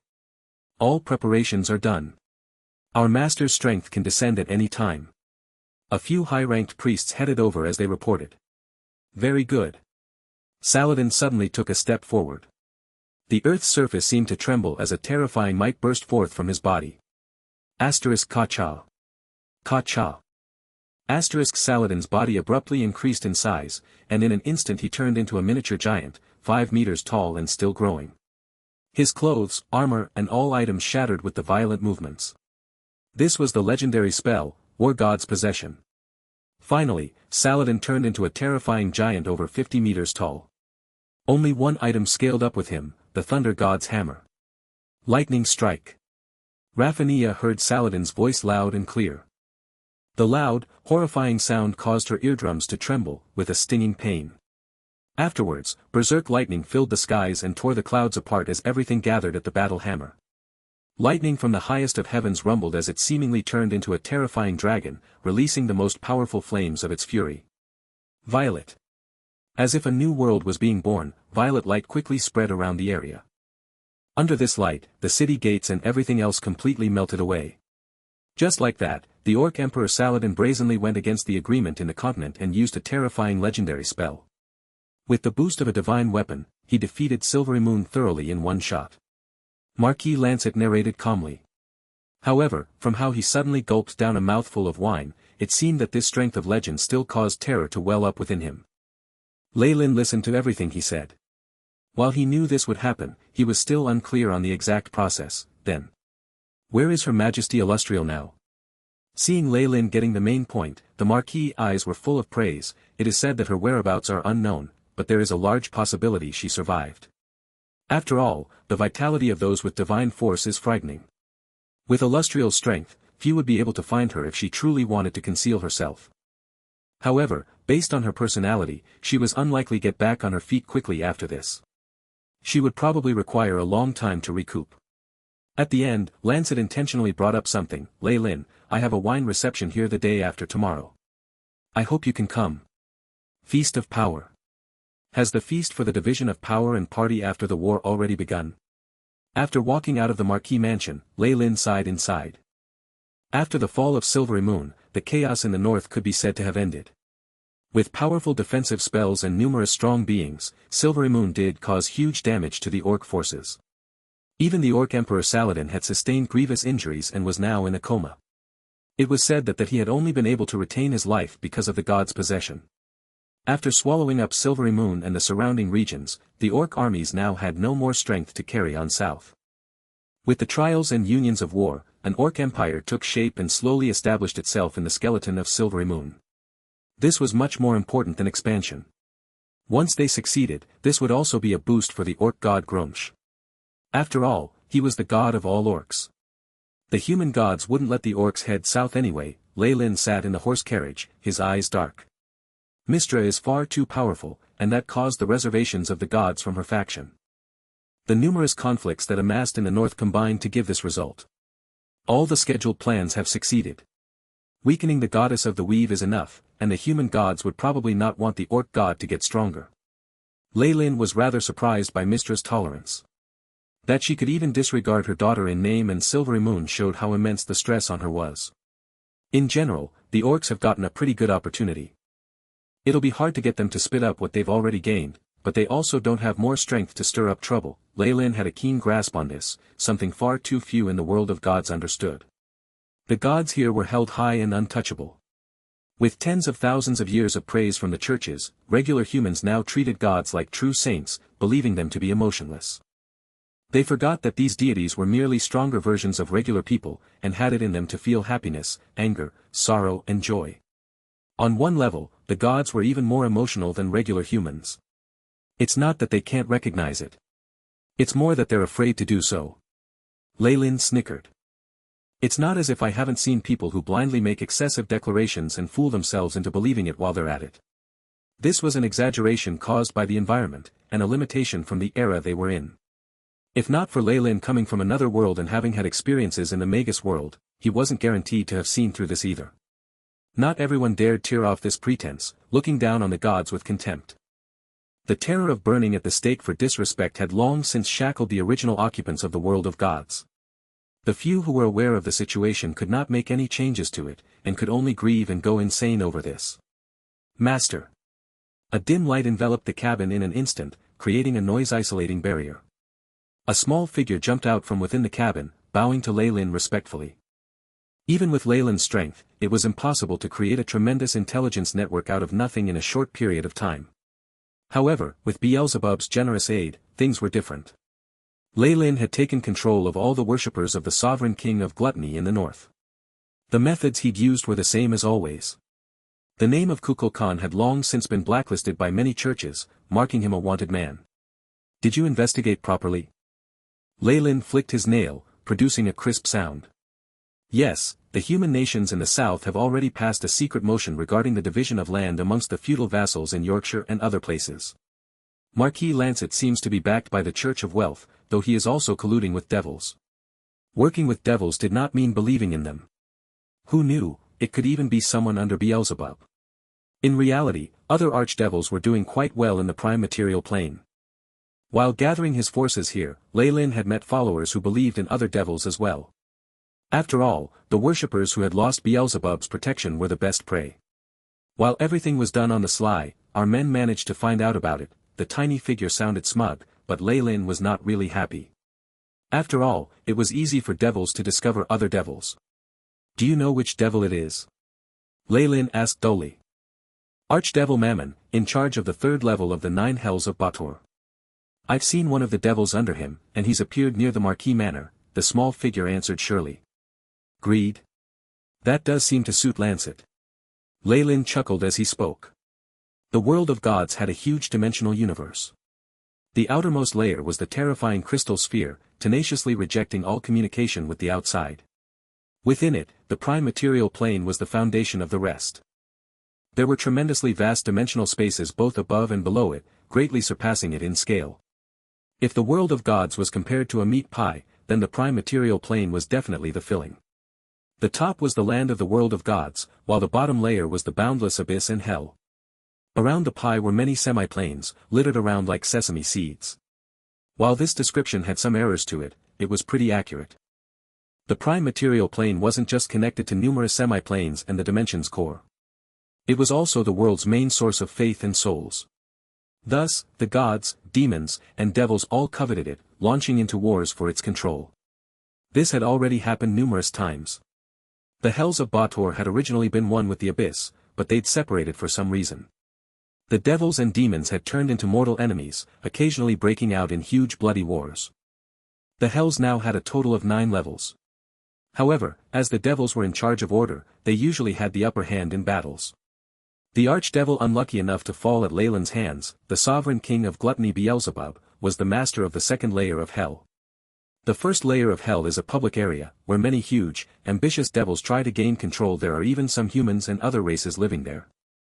The second level is Beelzebub's territory, though it now lacks a master.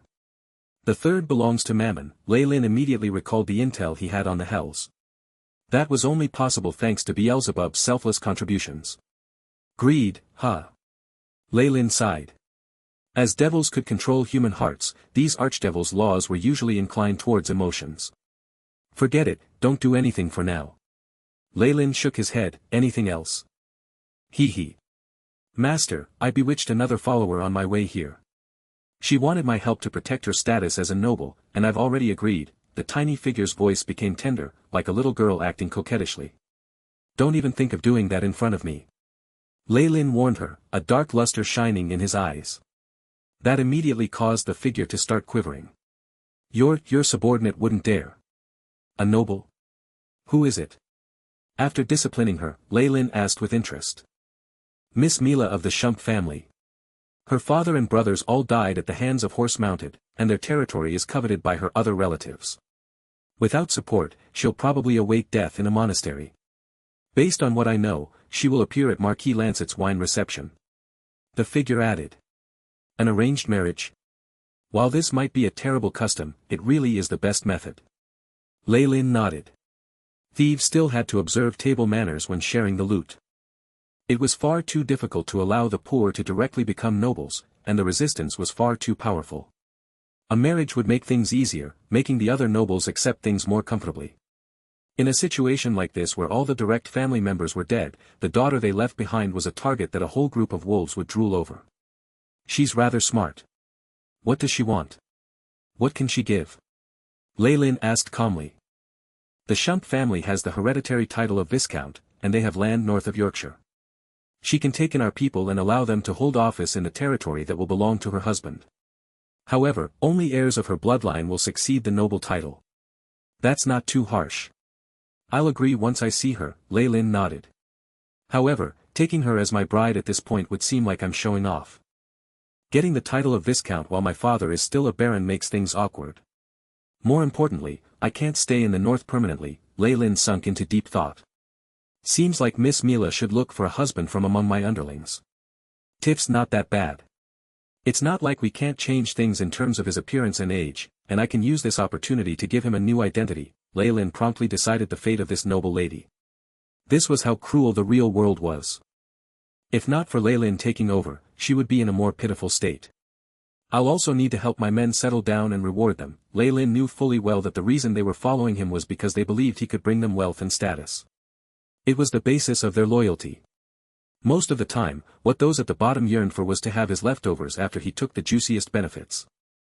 It was only because of their existence that Lei Lin could participate in this feast of bandits, getting his share of the profits with difficulty. Return trip.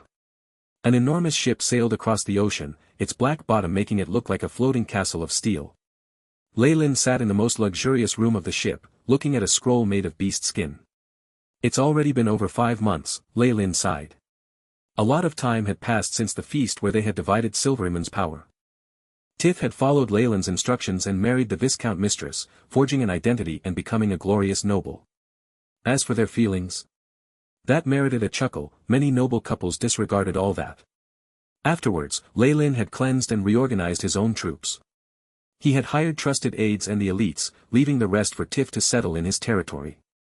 He would give them wealth and land. In the end, he had circled back to finish what he had started. The northern territories had gradually grown more stable, and the Orc Empire had been established without incident. Saladin had become the first emperor, which caused a sensation in the world of gods. After seeing that there were no benefits left for him to pick up, Lei Lin happened to receive a letter from his family and chose to return home. If I hadn't been backed by a legend, then I would have been completely unable to participate in the inner circle's feast, Lei Lin sighed, his eyes filled with a thirst for power. The changes in the northern territory had led to the orcs emerging as the fully deserving winner. The other human gods had also won what they wanted, and Lei Lin had also arrived in time to ruthlessly cash in on the opportunity. The only losers were Mistra and Silverymoon itself. However, competition between gods were very slow. The goddess of the weave was very powerful, and this recent defeat couldn't harm her fundamentally. She would be able to lick her wounds in silence and could make her comeback in the future. However, all of this no longer affected him. Lei Lin looked outside the translucent closed glass windows at the boundless azure sea. There were even a few white seagulls circling in the distance. I've gained enough from this trip to the northern lands. Lei Lin silently counted up his profits. In terms of power, he'd received a great deal of material on the Arcanists and even raised his power to rank 15. He was now a rank 15 Arcanist come wizard. At his age, it was universally shocking for him to have attained so much in such little time. Even before the dusk of the gods, in the times of Netheril, no genius could be compared to him as he was now. Moreover, he'd exchanged military merits for Silverymoon's collection of resources for legendary wizards. It was enough for him to grasp the path of wizards as well. If his wizard tower on Fallen Island had been completed, Lei Lin was certain that he would be able to increase his wizard ranking further. It wouldn't be impossible to become a legend, although it would need both innate talent and luck. In actual fact, Lei Lin had also thought of going to Silverymoon City while he was in the northern territories. When the city walls had fallen he had considered wantonly making a killing, but he had given up on this idea in the end. Although it was quite possible for him to make a profit, the dangers were similarly extremely high. Having obtained so much already, Lei Lin didn't intend to take more risks. As for organizations, the Northern Territories Beelzebub worship network has already been subdued. With Tiff a Viscount, the territory can be considered a gathering point for the organizations, and more can be done there in the future. Lei Lin stroked his chin, and as for goods, I have legendary red dragon materials, as well as this. A bag of holding flashed, and a black scroll of beast skin appeared in Lei Lin's hands. It still had traces of dried blood on it. Lei Lin paid attention to the scroll, growing somber. Why did Distorted Shadow leave this scroll behind? Lei Lin felt a lingering fear as he thought of the dangerous experience he'd had. Distorted Shadow was an ancient rank 8 Magus who had found his own path, and if his true body had appeared it would have been bad. As for that pocket dimension, even if it had fallen already the thing left behind would certainly be profoundly interesting. The remains of Netheril must still hold some secrets, Lei Lin muttered to himself. As he had been tempted into opening it, that pocket dimension had already collapsed. However, Lei Lin believed the ruins weren't that simple in layout. And Helen, after careful consideration, Lei Lin had decided not to bring the half-elf arcanist and mid-ranked wizard along. He had left her in Tiff's territory in the north. The power of the law of distortion, the intent Distorted Shadow had left behind had been extremely terrifying. More so was the power of distortion that it wielded, which could affect even time and space. It completely exceeded Leyland's expectations, which fueled his interest further. If not for that, he would long since have disposed of something like this beast skin scroll. No matter what these ancient magi had prepared for him, wouldn't it all be useless if he did not take the bait? The ancient distorted shadow. Even in the Magus world, there exist very few records of him. It is only known that he is not a native of the Magus world, but a formidable power from another world. No one has ever seen his true body. Leyland thought of the research that his main body had seen. As for his path, clearly the law of distortion is his main one. It has the power to melt time and space, and even has illusory abilities. Is it inevitable that the path of a rank 9 magi must touch upon laws dealing with space-time? Leyland's eyes flashed as he rose to his feet, moving in front of the desk beside him. The mahogany desk was mottled with black dots and marks, as well as numerous nicks. The debris on top of it had already been cleared and the desk was clean, leaving behind only a distorted pentagram array. He put the beast skin scroll into the center of the array and his eyes seemed to glow blue. AI chip. Pay attention to scanning and record all the information down, Leyland commanded. Beep. Mission established, initiating scan of experimental data. The AI chip loyally executed Leyland's commands. The world of gods rejected the laws of the Magi. Because of this, distorted shadow couldn't use his full power. The risk of contamination should be low. Seawater, salt, petals, dragon blood stones, feces of a nightmare bat, Leyland threw everything into the corners of the pentagram, occasionally spitting out incantations. The power of the bat and the dragon's blood, adding in the blessings of the petals, it had to be said that even though it was an improved version, his spell models were filled with the style of a magus. If other wizards saw this, perhaps they would be scared to death by this strange ritual. Leyland finally snatched up a pinch of green sand and sprinkled it down lightly. Bang! The grains of sand spontaneously burst into green flames in mid-air and rained into the pentagram array. Little by little, the flames wrapped the beast-hide scroll into itself. In the name of the devouring serpent, reveal the truth within the illusion. Asterisk ZZZ. ZZZ. Asterisk. The scroll seemed to melt into the green flames, and the bloodstains on it grew even brighter and more real. Drops of beautiful blood began to drip down, bringing with them the power of distortion. Warning. Warning. The power of another world's laws has been detected, reaching the limit of the world of God's suppression. At this moment, the AI chip also issued a new red warning. Wait. Leyland's face was flushed. He suddenly made up his mind and plunged his finger into the array. A warm feeling spread into him the moment his finger touched the red bloodstain. Afterwards, Leyland saw his hand grow endlessly old and rot. The skin grew wrinkled, yellowed and even rotted black. The aging process spread unceasingly, extending from his fingertips to his shoulder, his chest, then his entire body. ZZZ, the skin was followed by his flesh and bone, the red and white wasting away under the force of time. Time seemed to speed up in the region, and the world seemed to transform. In the blink of an eye, several thousand years had passed. I am the distorted shadow. Your devouring serpent shall feed my heart. In the end, all that was left of Leyland was a pair of eyeballs. It was at this moment that he finally saw a formless mass spreading everywhere. This was distorted shadow who lacked a true body. Beep. Energy has been exhausted from law probe, process automatically terminated.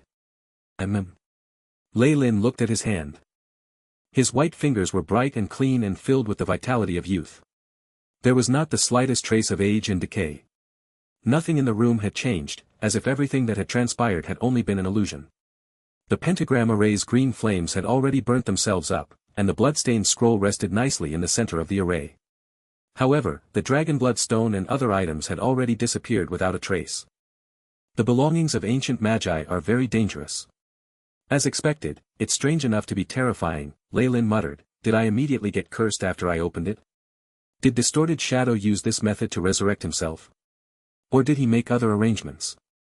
After pondering the matter for a long time and meticulously examining the AI chip's records, Leyland sealed the scroll and put it away. At the very least, it had the traces of a rank 8 Magus craftsmanship and his power of laws, so it was a great inspiration to him now. No matter what, I'll still continue to walk down my own path. Growing stronger is always the right thing to do. Leyland's goal had always been extremely steady, and did not change under any circumstances. There's still some time left before I reach the outer seas of the Dambrath Kingdom, which is just enough for me to completely read through the Arcanist materials. I can record all the Arcanist spell models as well. Lei Lin tidied up the desk and sunk deeply into his thoughts once again. Path. A noble youth with curly golden hair and blue eyes lay on a soft silk bed in a dim room, a contemplative look on his face. Arcanists. Magi who comprehended laws descended into the world of gods during the final war, and created them to adapt their power into this world's laws. They attempted experiments to make themselves like natives, and this was the result. They were the founding fathers of wizardry. Lei Lin viewed the materials he had obtained from the ruins of Netheril. With the AI chip's powerful capabilities, he had copied all of the ruins' information and begun to arrange them into categories. Arcanists weren't simply battle spellcasters. There was a whole lot else to them as well. Alchemy, botany, enchanted architecture, force fields, arcane runes. It was almost an all-inclusive package. If Arcanists were used as the standard to select the best wizards, then the number of wizards would drop by over 90%. After all, Arcanists were magi who had localized themselves to the world of gods. They couldn't be compared to the wizards who used the weave. Among all this data, what Lei Lin cared most about was the magi who comprehended laws. These ancient magi were gloriously powerful, and Lei Lin admired them deeply. He longed to learn from them. Although it was difficult to perform research on Arcanists, Lei Lin didn't think much of it. The only thing that he needed to focus his mental and physical efforts on was the paths of those ancient magi and their inheritances. Their thoughts and reasoning spilled forth from the Arcanist inheritance. This was the truly valuable aspect and the greatest guiding light for him.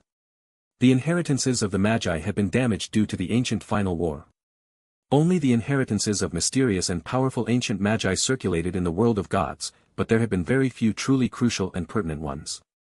Although Lei Lin's original body had risen to near rank 7, only after meeting ancient existences like the Mother Core did he truly begin to come into contact with magi who comprehended laws. Even those existences did not truly comprehend the paths walked by other rank 8 magi. Far too many magi had fallen in the final war, and few had been able to leave behind inheritances. Lei Lin had completed integrating everything he'd gleaned from the Arcanist's inheritance. With this he could finally form an image of an ancient Magus, and acquire a general idea of the path walked by those who comprehended laws. A Magus needs to surpass an enormous threshold every 3 ranks. Rank 1 to 3 magi cultivate their spiritual force, and rank 4 to 6 magi expand their soul force. For rank 7 and above, one needs to grasp the power of laws.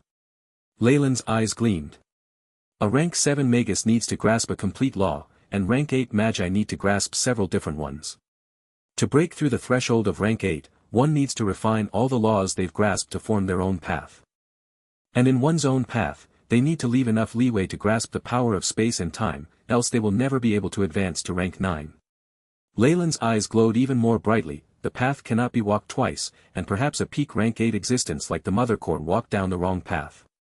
Her powers cannot extend to control spacetime, and she can't advance. As for my path, how should I plan this? Lei Lin muttered to himself. His path of advancement had to remain steady, and the choice of what laws he would refine was even more important. This was just like the ancient distorted shadow. Although Lei Lin could not confirm what laws he grasped, he understood that the power refined from them was one of distortion. The power of distortion held the law of spacetime within it. As a result, distorted shadow had been extremely close to the realm of rank 9. Even having fallen thousands of years ago, he could still cause some trouble today. It is very important to have a stable foundation of laws. The feeling that I get from Mother Core is one of stability and gravity, so her foundation must have something to do with the power of the earth and fire. Perhaps it's too difficult to extend that to control spacetime. After his worldview was expanded, Lei Lin held a deeper understanding of the strength of the other magi who comprehended laws. The Snake Dowager is different. Although she has not advanced to the peak of rank 8, the power of shadows she has chosen is rather good.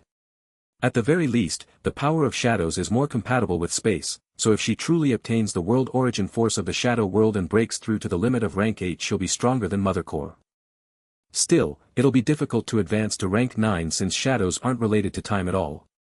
One needs to choose a path compatible with spacetime before advancing to rank 9. Lei Lin stroked his chin. Then, is it possible to directly refine the laws of space and time in rank 8? No, impossible. Someone who has yet to form their own path cannot touch the power of spacetime at all. Normal refining methods cannot touch the laws of spacetime.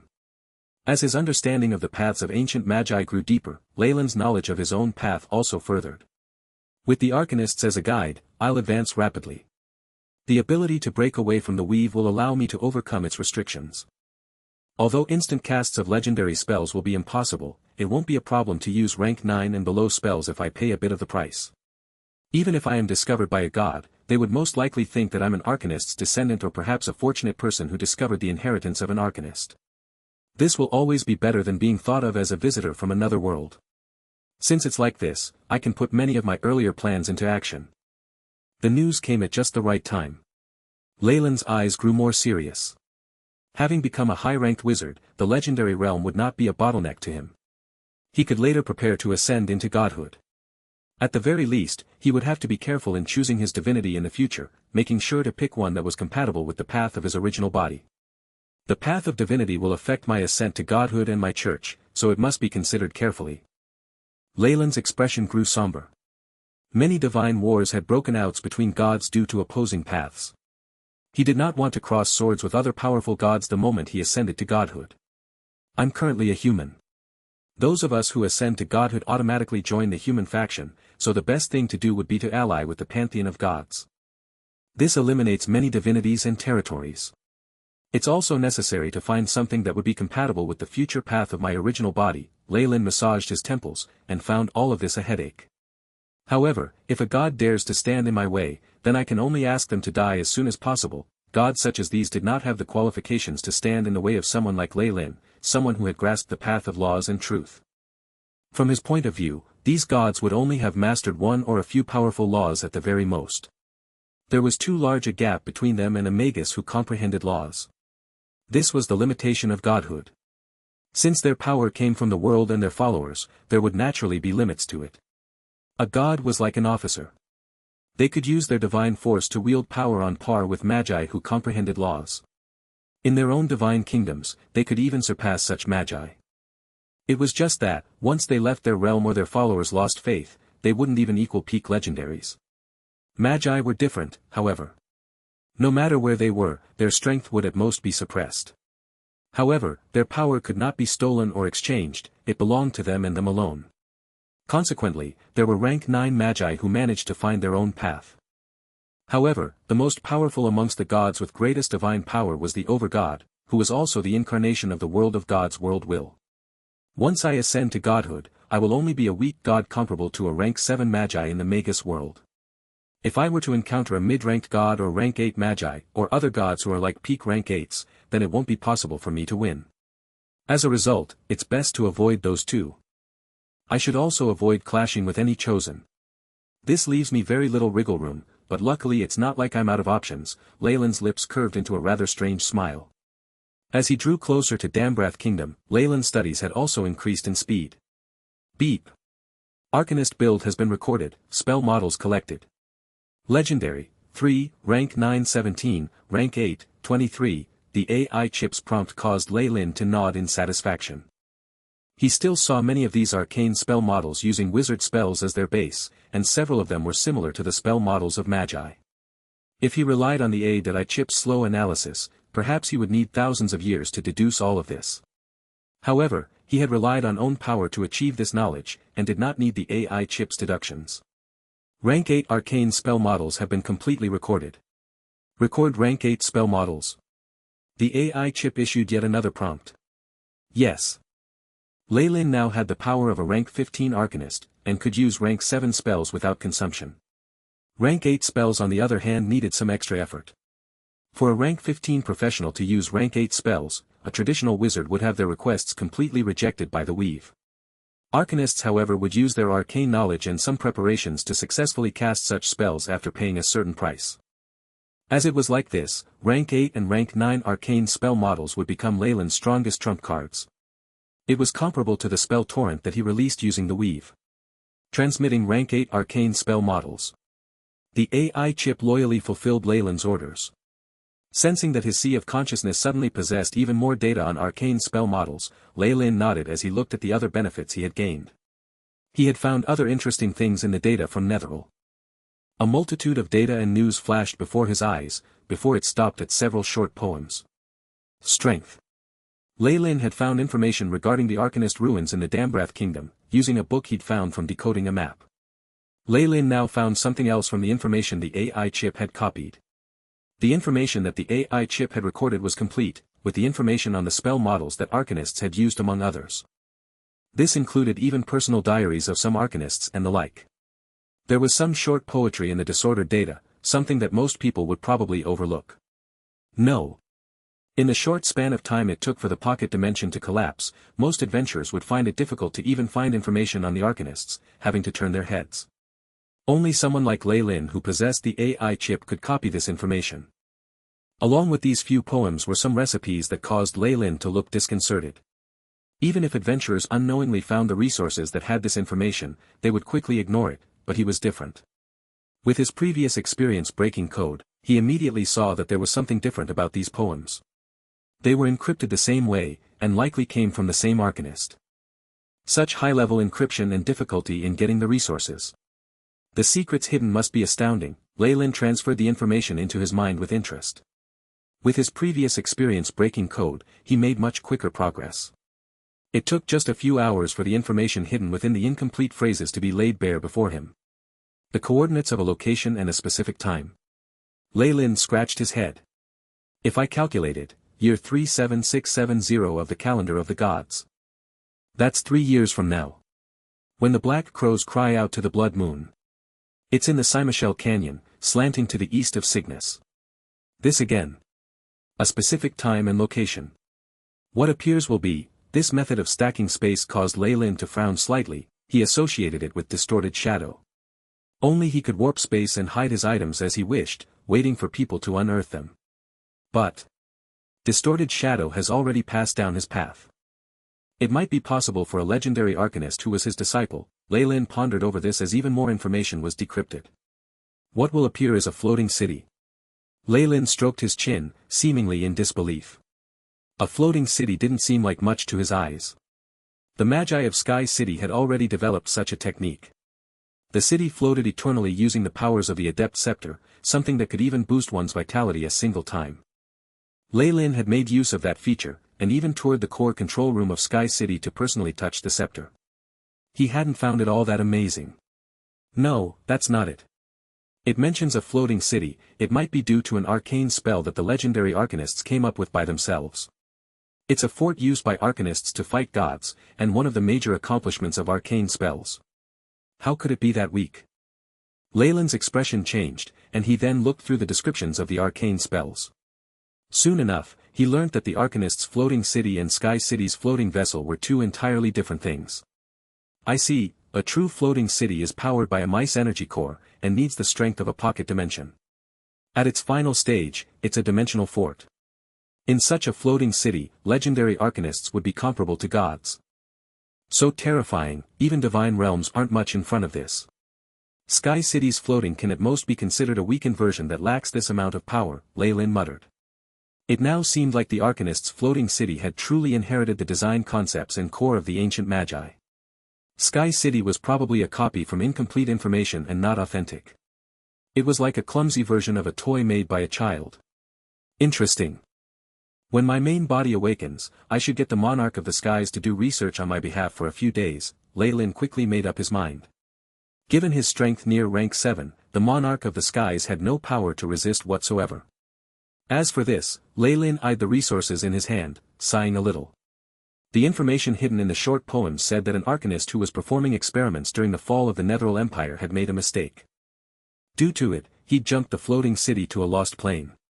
The legendary arcanist, his students, and all other life forms had died in the floating city, but that plane might still exist. Due to this incident, the floating city evaded the gods' investigations and luckily got away. That was probably the only one in the world of gods. The arcanist who had left this trail behind had spent his life pursuing the peak of arcane arts, and had found this treasure in a ruin. He had successfully deduced the time and location that the floating city could return. However, he had been born far too early. There were over 10,000 years till the floating city leapt back. Evidently, unless he successfully become a god or turned into an undead lich, he would not be able to wait that long. Hence, he chose to leave the information and related clues behind for others to discover. From the inheritance left behind, the arcanist that discovered the clues must have died long ago, Lei Lin sighed. After the destruction of the Netheril Empire, the churches went all out in persecuting the Arcanists. To be able to find this, the Arcanist must have reached the legendary realm himself. That led to more fear from the gods, and chances of him still surviving were far too low. However, that made things easier for Lei Lin. A floating city that can rival the gods' realms? Lei Lin stroked his chin, eyes full of wonder. Ancient floating cities were very powerful. There had even been records of legendary Arcanists piloting them to attack divine realms. Even if it wasn't for defensive purposes and just research, Lei Lin was very interested in the design, mice energy core, and magic cannons. A floating city without a master that can independently operate for tens of thousands of years and even automatically leap back to the world of gods. The intellectual core and mice energy core must be incomparably perfect. Treasures from the peak of arcane culture. Interesting. Interesting. I'll have to give it a go if I get the time. Lei Lin made up his mind. Tens of days passed by. The weather was exceptional that day, and Lei Lin had left the hold of the ship and arrived at the deck. The sea breeze had a clean, salty smell, and the warm sunlight felt very comfortable. I've already made records of the arcane spell models. Information on the floating city has all been deduced. With these 2 parts done, Lei Lin was in a good mood. The calculations say I should reach Port Venus today. He'd left home for many years, and was finally returning. In that moment, Baron Jonas, his wife, Ernest, Jacob, and many other faces appeared in Lei Lin's mind, causing him to feel emotional. I was only around rank 10 when I left, but now I'm a high-ranked wizard. Master Ernest will be shocked. Lei Lin took a look at his stats. Lei Lin fallen. Race, human, rank 15 Arcanist. Strength, 13. Agility, 11. Vitality, 12. Spirit, 15. Arcane energy, 150. Status, healthy. Feats, sturdy, erudite, elementary perfect body. Specialties, arcane energy detection, arcane amplification. Becoming an Arcanist had changed his stats greatly, and the window had grown more concise. He could still use spell slots like before, and he also had the spell slots for a rank 15 wizard, but after becoming an Arcanist Lei Lin now had another card up his sleeve beside the analysis of the weave. After somewhat breaking away from the weave, the AI chip's analysis of the weave has increased in speed. Seems like the weave has a very tight hold on wizards. Lei Lin took a look at the AI chip's analysis report of the weave, lowering his head in thought. At this moment, the AI chip's prompt rang out, and Lei Lin's stats changed once more. Beep. Analysis of level 4 weave, 100%. Obtained all rank 4 spell models. Spell slot limitations removed. Host is now immune to forgetting rank 4 spells, no materials will be required to cast them. Analysis of weave, level 0 weave 100%. Level 1 weave 100%. Level 2 weave 100%. Level 3 weave 100%. Level 4 weave 100%. Level 5 weave 55.21%. Level 6 weave 33.89%. Level 7 weave 17.22%. Spell slots, rank 7, 1, rank 6, 4, rank 5, 6, rank 4, rank 3, rank 2, rank 1, rank 0. Rank 7 spells were considered high-ranked spells. The Ring of Wizardry had now lost all its effect, increasing only a single spell slot for spells below rank 6 originally. I'm advancing too quickly. My equipment isn't keeping up with my needs. Lei Lin muttered to himself. Thankfully, I still have many ingredients from the legendary Red Dragon that I can use to make a new batch of items. Welcome. Port Venus was right up ahead. With the pirates' tide and the fall of the Baltic archipelago, the port was now booming. Countless shipping routes were opened up, and the closer one got to the port the more ships they could see. The port had already expanded several times, and there was no issue with accommodating over 100 ships now. This had been something Lei Lin had considered when choosing the location. His choice of a wide deep-water port showed his foresight. The dock was crowded with people, though there was also a gathering of some who were out of the ordinary. A few people in the front were wearing gorgeous noble attire, and Lei Lin's excellent eyesight allowed him to vaguely see some familiar faces. Right in front were Jonas and his wife. Madame Jonas was waving a white handkerchief in his direction, occasionally wiping away her tears. The moment he got off the boat, Madame Jonas pounced into Lei Lin's arms before he could even greet her. "Oh, child. My child. How could you be so heartless as to leave us behind for so many years? Upon seeing this, Leylin could only nod towards Baron Jonas and begin to console his mother. All right. That's enough, darling. Leylin's return is something to be happy about. Baron Jonas looked much older now. The hair on his temples was already graying, but he seemed to be in good shape. The stern decisiveness he had from his time in the military had dulled. What was left was grace, calmness and the steadiness of power. Father, I've returned. Leylin smiled and bowed. It's great that you're back. Baron Jonas nodded, and then led a pair of children who were around 5 or 6 years old over. These are your brother and sister, Jake and Sherlin. Come, meet your brother. Brother. Brother. The two pairs of eyes held innocence and fear within them. They were still at an age of ignorance, but still listened to their father and sweetly called out for him. Leylin nodded. Leylin sensed his father's bloodline in these children, but they didn't have his mother's blood. However, this was common among nobility. Children born of concubines had no status whatsoever, made obvious just from the fact that their mother had not come along. As children of concubines, the most they could do was enter a god's church or become the housekeeper of another noble family, unless of course Leylin was willing to divide and hand over part of his territory to them. As they posed no threat to Leylin's status, Madame Jonas was not hostile to them. Hello Jake. Hi, Sherlin. Leylin now acted like a gentle big brother. While had not known this would happen, he still managed to produce gifts quickly. A beautiful rag doll and intricate moccasins he produced caused the children to cheer. Leylin had long since prepared a ship full of presents to distribute, and naturally wouldn't mind giving out 2 more. Seeing you being so friendly puts me at ease, Baron Jonas nodded in satisfaction. What Leylin was doing was making his stand clear. At the very least, he would not need to worry about how his children would be brought up after he passed away.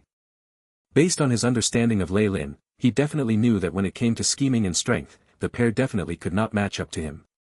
Now, I can only hope Jake and Sherlin know to be content with what they have, Baron Jonas sighed inside. Jacob.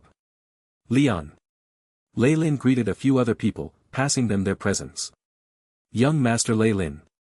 Jacob and Leon bowed respectfully, looking emotional. They looked to have aged a fair bit, and it was about time they retired. It's been hard on you.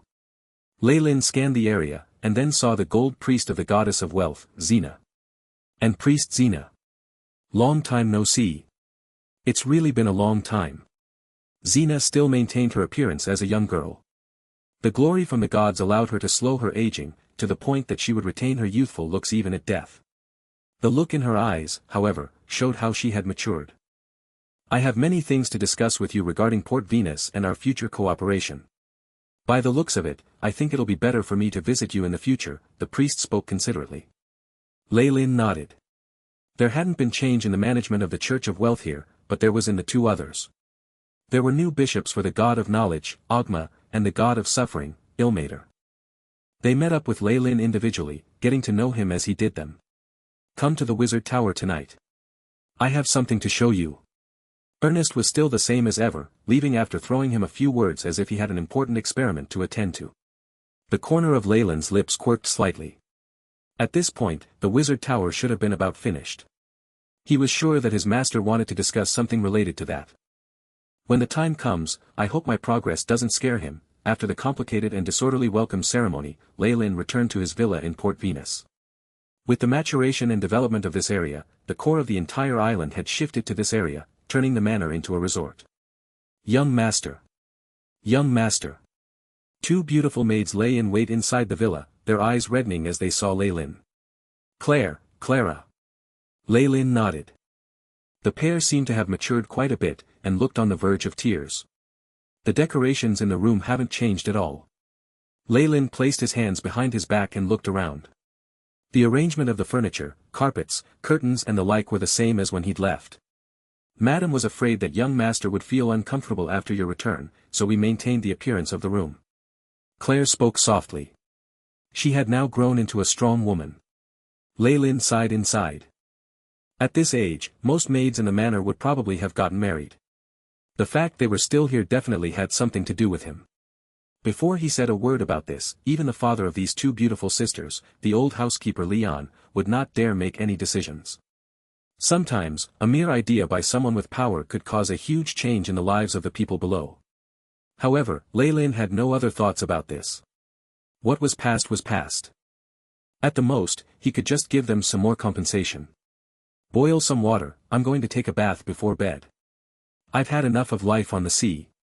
Lei ordered, and the sisters quickly did as he said. Well, Lei didn't have much time left after a brief rest. Far too many things had piled up when he was gone. First was the wine banquet at night to welcome his return, and it also included interaction with a few other powers. He had to go attend. After that, Lei went to Baron Jonas' study room. The Baron's study room was much larger than before. There was a faint aroma from the dark red semen Hovinii, and it was illuminated with magic lights. The conditions were much better than before. Baron Jonas sat at the desk and watched his son. You did well, my child. You are my pride. It's a pity about the north. We've no choice but to let go of the Violet territory, but the title of the Violet Baron can be passed to your other heirs. Lei had mentioned his title in the north to the Baron before. His Violet territory was in the hands of either orcs or were creatures, having become a part of the Orc Empire. It was impractical to expect to reclaim it. However, what Baron Jonas prioritized was the title of Baron that could be passed on through generations. This was much better than the titles of the nobles in the court, and could also be passed down through generations. Lei had lost his territory through the chaos of war, but his title had not been robbed from him. A loss of territory was an unspeakable humiliation for many nobles, but they still retained their titles. Already passing the threshold of status, they could climb up the ranks much more easily elsewhere. Even with the loss of the land in the north, it wasn't difficult to gain it in Dambrath. There were still many deserted islands in the outer seas, and with some work Leyland's hereditary barony could well be transferred to Dambrath.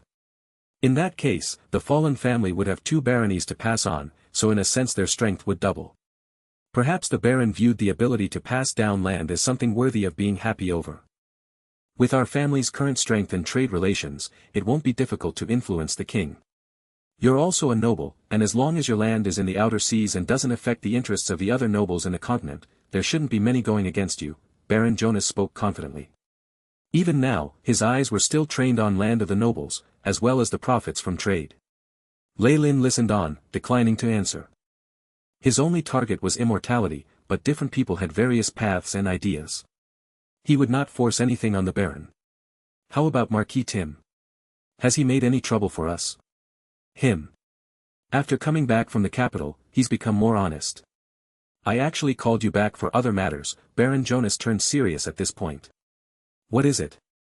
The letter had only said that some issues had come up, so Lei had no idea what this was about.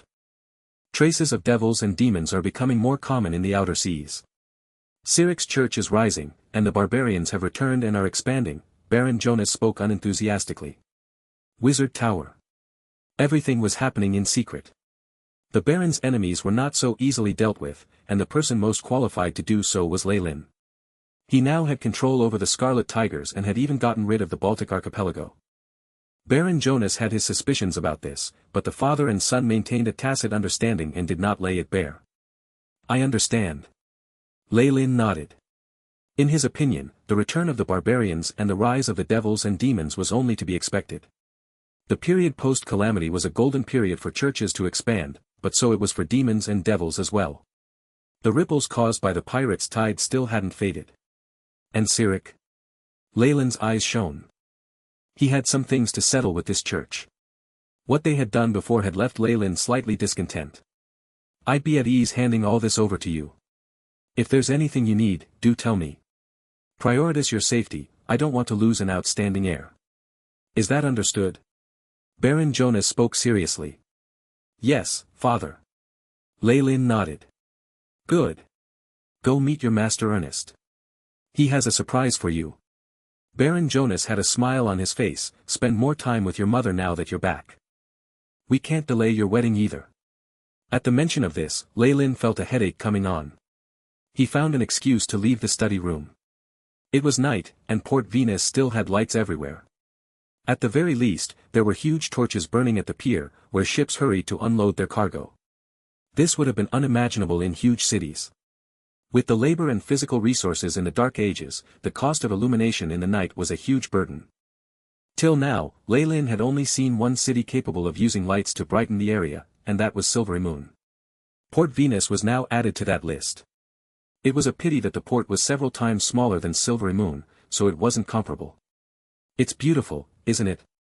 Ernest watched the pier that seemed to glow with stars, his voice showing his awe. This is the result of the effort of Father and everyone else. Leylin spoke in a very humble manner. He could tell the delight and fondness in his master's tone. Ernest probably treated this like his second home. The more prosperous Port Venus is, the more people will come. The crime rate here is now almost at a stage that even the guards can't deal with it. The Mercenary Association and the Warriors and Thieves Guilds will definitely increase the pressure on public security, as will the requests of other churches. Ernest stated calmly, while Leylin listened close. He was controlling the situation from afar, and what he knew was surely less than what the wizard who had been staying here all this while did. That's why we plan to build this, right? Leylin looked at the main part of the huge wizard tower, a smile on his face. Once the wizard tower is built, those mice in the sewers should stop. Ernest nodded in agreement. The two of them were on a mountain next to the Port Venus, one that had a clear view of the port. The general structure of a wizard tower had already been built at the top of the hill. With the power of wizard towers, even the most low-leveled wizard would still be able to control Port Venus without trouble. It would also serve to intimidate others. After all, a wizard tower was comparable to a high-ranked wizard. This was a loyal slave that was fully controlled and knew no exhaustion. Thanks to the batch of resources you brought back and our investment later on, we've finally built the main body. Ernest caressed the sturdy body of the tower, a smile on his face. Want to see her? Of course. Leylin smiled and nodded. The construction of a wizard tower would require an investment of at least 2 million kronas. Some high-ranked wizards might not be able to amass so much wealth even if they worked hard for centuries. There were plenty who were willing to sell themselves for it.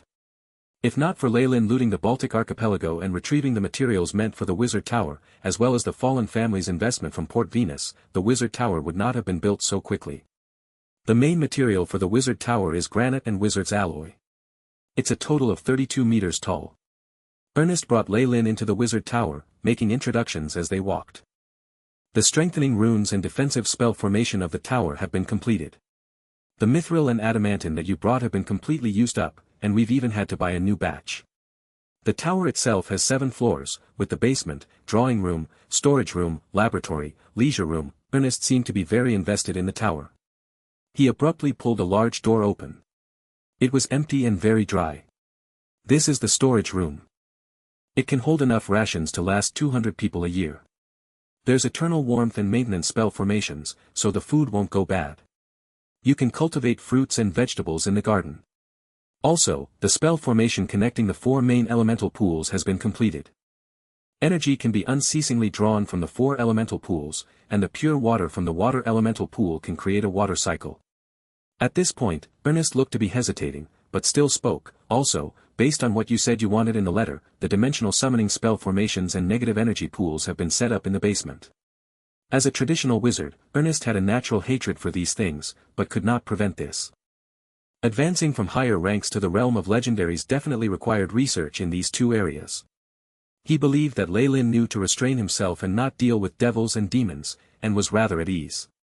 Of course, with your current strength and talent, you'll be able to use these facilities within 10 years, Ernest spoke with confidence. In his eyes, the strength Leylin displayed gave him a very good chance of becoming a high-ranked wizard within 10 years. That speed alone would have been shocking. After all, the advancement of wizards was not similar to other close combat professions or priests. There was a lot of accumulation required, which was also why many young wizards were weak. You didn't call me here to discuss this, right, Master? Leylin smiled. He had not placed his wizard ranking emblem at his chest. He hadn't verified that he was rank 15 even in Silvery Moon, so he was being treated like a rank 12 to 13 wizard. For Leylin's age, that was already outstanding. Yes, how do I explain this? Ernest had a flush on his face. The structure of the tower has been completed. What's next is vitalizing the energy core and the constructing the tower genie. Ernest muttered, you know that vitalizing a tower requires at least a rank 7 spell, a high-ranked wizard is necessary. While we can discuss this after you've advanced, the safety of Port Venus is of immense importance. We have to activate it immediately. I think we should consider inviting a high-ranked wizard to cast an activate intelligence spell. Of course, they'd have to join the fallen family, sign an oath with the sticks and hand over the tower afterwards. However, that would only be used for observation for a while. This level of strength alone will arouse the interest of many high-ranked wizards, and can greatly increase the number of trump cards we have. After all, a wizard above rank 15 is a true high-rank spellcaster. Ernest was very inarticulate at the beginning, but he spoke smoothly later. The control of a wizard tower was a sensitive subject, and anyone would hope for their own people to have it. Sadly, both he and Lei Lin were quite a distance away from meeting that requirement. While I'm still a low-ranked wizard, I never thought there'd come a day that a wizard's tower would be right in front of me, yet I'd be unable to control it. Ernest laughed wryly as he spoke. Bring me to the core room, Lei Lin nodded calmly. Upon hearing this, Ernest brought Lei Lin to the top floor and entered a narrow room. Everything has been prepared. All that's left is a high-ranked wizard who can cast a rank 7 spell. Ernest sighed, but it was followed by a look of surprise as Lei Lin walked to the core of the spell formation. Wah, what are you doing? Did you think you can start the tower? Ernest was stunned as he watched Lei Lin place his hand on the core control crystal. While what you say makes sense, it's too dangerous to let others control the wizard tower. Even with the restrictions from the oath, it can't be guaranteed that the outsider won't have their own methods. This could be fatal to the safety of the family's land, Lei Lin spoke. While an oath to the sticks was binding, in his experience there were many ways to find loopholes. Of course, that would have been their course of action if left with a choice. However, he already met the requirements, so why would he give the control of the tower away? All right, little Lei Lin. I know you're not resigned to this, but...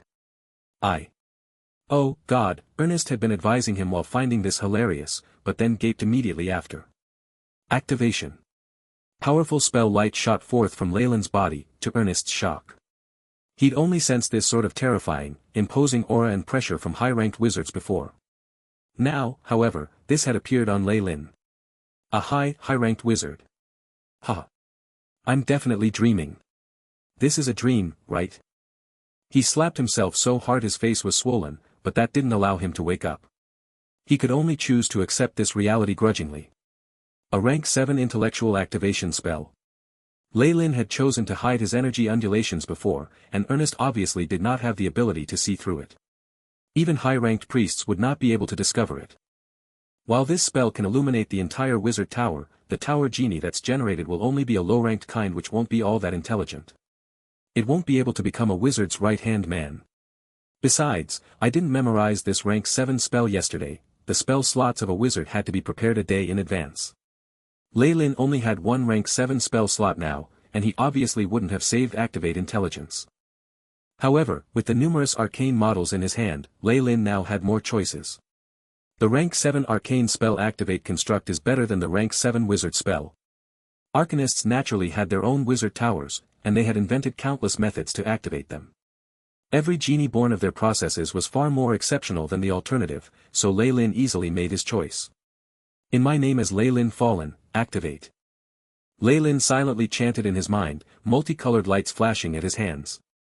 Through the crystal, it spread out. These energy undulations. This is definitely a rank 7 spell. But it doesn't seem to be activate intellect. Ernest had yet to become a high-ranked wizard, and obviously could not tell the difference between an arcane spell and a wizard spell. Arcane spells looked just like wizard spells on the surface, they just weren't bound by the weave. Forget Ernest, even if high-ranked wizards were here they wouldn't have been able to see the difference.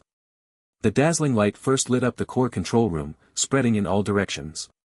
The 4 elemental pools began to rumble as they began to draw continuous streams of energy from the 4 great elemental planes.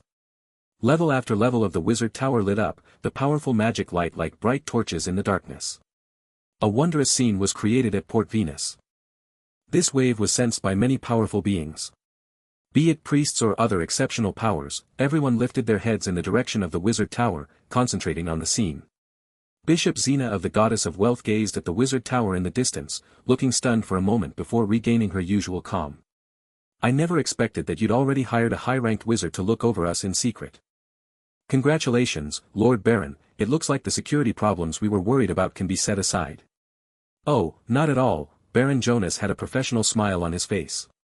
While he was saying something so modest, he was just as confused. Where did Ernest find a high-ranked wizard to help out? I wasn't even greeted before. The Baron couldn't believe that a child like Lei Lin could advance to rank 15 either. Many swears were uttered among the crowd at the port. Many shadows snuck out of the sewers, darkness, and even private houses, disappearing quickly from the harbor. Damn it! How did the fallen family activate the wizard tower so quickly? The intel isn't accurate. Leave quickly. The detection abilities of a wizard tower are not to be trifled with. With the powerful suppression from the wizard tower, all the schemes of these people had failed disgracefully. Inside the wizard tower, a hazy image of a girl's face formed in the crystal. Her eyes gleamed as she smiled at Lei Lin, Master. In more vulgar terms, the tower genie was the seed of the wizard who'd activated it. The natural brand extended deep, and changing the master of the tower was a troublesome matter. All right. Report the operational state of the wizard tower. Lei Lin commanded. Defensive spell formations completely activated. The 4 elemental pools are operating normally and have amassed 12.15% energy, the female tower genie reported to him in a formal tone. Start the detection spell formation and set the scope to be Port Venus. The Baron's residence and City Hall are to be inspected thoroughly. Immediately report any energy undulations above rank 10. Understood. The tower genie quickly carried out Lei Lin's wishes. Lei Lin then brought Ernest away from the core control room, layers of powerful luster enveloping the area. Ernest seemed reluctant to leave. He knew that once the tower genie was activated, nobody could enter this place besides Lei Lin. What's going on? When did you become a high-ranked wizard? Ernest shouted after they returned to the drawing room, unable to hold himself back anymore. It's a long story, Lei Lin smiled slightly. The considerate tower genie then ordered for a few stone puppets to send over some cups of clear water. This potable water was sourced from the water elemental plane. Since it was a new construct, the daily commodities would only be moved here the next day. However, neither Lei Lin nor Ernest minded this. The stone puppets are at most comparable to rank 5 professionals, which is a little low. They can only be used for odd jobs. Lei Lin took a sip of the pure water that had a sweet taste. After drinking all the cool water in front of him from the jar, Ernest finally regained his calm.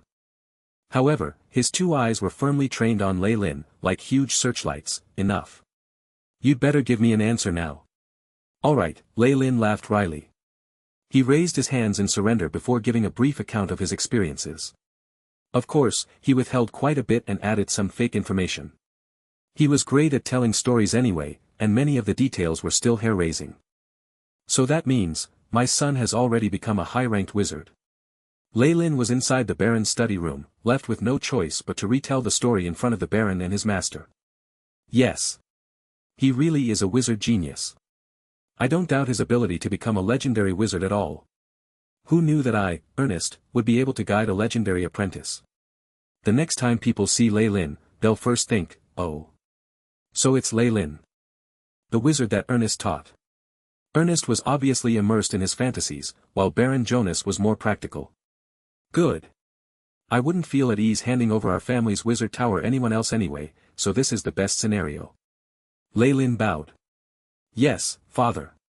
However, please announce that you invited another high-ranked wizard to keep this secret. I would like to take this opportunity to help the family solve some issues at one go. Do as you please. I support you all the way. Baron Jonas found that he had nothing to say to Lei Lin. From childhood, his son had never given him anything to worry about. Sometimes, he even wondered if this child of his was a genius or a freak. The port seems a lot more peaceful ever since the wizard tower began monitoring it, Lei Lin sighed. That's normal with a wizard tower, Ernest rolled his shoulders back. I'm planning to leave for a period of time after this. I've handed most of the permissions of the wizard tower to Master. There shouldn't be any problem with controlling it for now. We should also begin to take in wizard apprentices from our territory, Lei Lin stated his thoughts. With the wizard tower and a high-ranked wizard around, there would be no difficulty in nurturing apprentices by themselves. Even Ernest would be able to do this well. Don't worry. I discovered a few good seeds here, and only lacked resources and an environment to teach them. Ernest's eyes showed how emotional he was. If a high-ranked wizard could improve by using the wizard tower, the benefits to a middle-ranked wizard like him would definitely be immense. It could be said that the existence of the wizard tower made him believe he had the opportunity to become a high-ranked wizard in his lifetime. I've also left behind some foundational and high-ranked wizard information in the Wizard Tower's library. Master can take a look, be it Ernest's advancement or gaining a few wizard apprentices from their territory, everything would increase their strength. Lei Lin would be more than happy for all this to happen. Information on wizards, Ernest's eyes brightened. Meanwhile, Lei Lin was snickering inside. Though no wizard organization would allow wizards who had studied with them to leak high-ranked information, wasn't Silvery Moon City already destroyed? Well then. Still, he kept back the information for legendary wizards. It would be far too shocking, and Lei Lin did not want to get too much attention. Alright. Do you want to solve the issues with the barbarians? The devils and demons? The churches? Do you need any help? Baron Jonas muttered. Lei Lin thought about it for a while. He then leaned his head to the side as he spoke, the pirates first, then. Legendary item. The barbarians had once been Lei Lin's ally. However, with the defeat of Marquis Louis, the relationship between them had gradually turned into a competition. Lei Lin had no guilt whatsoever of beating them. If they had a chance, he was sure that they would do everything in their power to destroy his own organization. This was the law on the outer seas. Cruelty and logic prevailed, not allowing for a whit of emotion. The barbarians are a large issue. When the Imperial Navy still existed, they lay low for a period of time. Now, though, they're suddenly appearing and even attacking our commercial groups. Any huge merchant would hate these pirates to the bone. Only nobles could plunder, how dare those barbarians steal their things? Although there was a bias here, this was the general thought process. Don't worry, they won't be active for long. Lei Lin promised. Good morning, Lord Wizard. In the blink of an eye, numerous days had passed. Within the Wizard Tower, a freckled girl saw Lei Lin approach and put down the book in her hands, shyly greeting him. Good morning. Your name is Delia, right? Work hard. Lei Lin answered without thought, and the girl instantly turned red. Yes. I'll do that. Lei Lin was not surprised by her attitude. Her rough skin and hands full of calluses made it obvious that this apprentice was a commoner. If not for Ernest finding her talent at wizardry by coincidence and Lei Lin just finishing his Wizard Tower, it was impossible for her to get here. However, with all these coincidences piling up, the girl's fate had changed. She was destined to work the fields, marry someone, endure the rough treatment of her husband, and rack her brains over her children. However, now there was another possibility. She could become a wizard, serving a noble master and changing her fate. This hope alone was enough for commoners to fight hard for. As he thought about this, Lei Lin placed the spellbook he had copied into the shelves, and then left the library. The Wizard Tower had become more lively. After gaining permissions to a few laboratories and a pass to go around most areas, Ernest had moved in and brought 5 or 6 apprentices. The tower had been constructed like a fort, so it could guard 200 people inside it for numerous years without much effort. It was completely possible for a few apprentices to live there, and even very comfortable. Not bothering Ernest, who had become slightly deranged, Lei Lin came to the core smelting room at the upper levels. Tower Genie, how's the progress with the items? Lei Lin asked indifferently. A projection of the Tower Genie's appearance formed, and it spoke to Lei Lin respectfully. Master. The Red Dragon's sword has already been completed. What's left is the last bits of processing and pyretic nourishment. Good. Lei Lin nodded, lips curving at an angle. He'd evidently thought of Ernest's look when he gave him these legendary materials. This was a dragon, a peak being in the world of gods. Killing a legendary mature dragon required one to brave perilous dangers, and if not for the 1,000 elites and Tiff who was a legendary himself, it would have been basically impossible for Lei Lin to eliminate the Red Dragon. His life would probably have been lost as well. Of course, once the dragon was successfully slain the profit was immense. Just the legendary materials from the Red Dragon was enough for any alchemic wizard to go green in envy. The Ring of Wizardry and a few other items before now give me very little benefits. I'll need to crush the barbarians as well, and things might be troublesome if I don't have a few items I can use. Lei Lin came before a large petri dish, producing a red long sword from the silver solution. The slender blade of the sword emanated piercing light, and it had a beautiful arch. The hilt even had carvings of the Red Dragon. By design this was a sword for women, the draconic pride that was its motif causing a content smile to arise on Lei Lin's lips. The AI chip projected the related information to Lei Lin. Item name, Red Dragon Sword. Length, 91.5 centimeters, weight, 2512 g. Materials, red dragon bones, dragon scales, refined metal. Item effects, 1. Armor break. 2. Sharpness. 3. Fireball, 3 uses a day. Description, this is a sword made with materials from a legendary red dragon. Based on the categorization of this world, it has entered the ranks of legendary items. This item has a terrifying sharpness and ability to pierce through armor. In the face of this sword, most defenses are frail. The blade also seems to have a mysterious magic that thirsts to drink the scalding blood of its enemies. A legendary item? Not bad. Lei Lin nodded and wiped the sword clean. He then sheathed it in the dragon scale scabbard. This was not for him, but a gift for someone else. With Lei Lin's attainments as a grandmaster in alchemy in the Magus world, and mixed in with his skills of the world of gods and the runes of the arcanists, there was no difficulty in creating legendary items. But it consumes so much magic. I can only complete it with the help of the wizard tower. Lei Lin then headed to an area outside 2 glass rooms. Through the thick, reinforced crystal glass, he could see a dark red leather armor and a magic staff with a strange shape at the middle, enjoying the powerful force being channeled into them.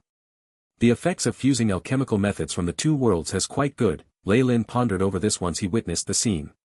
If he were to do this based entirely on the methods in the world of gods, creating a legendary item would require a lot of time. It would be astounding for him to make even one. Now, however, the progress and innovation in production techniques was definitely a huge source of motivation for him. Lei Lin suddenly recalled something from his previous world and shook his head. Memories of that time were far too distant from him. Perhaps the techniques there aren't entirely useless.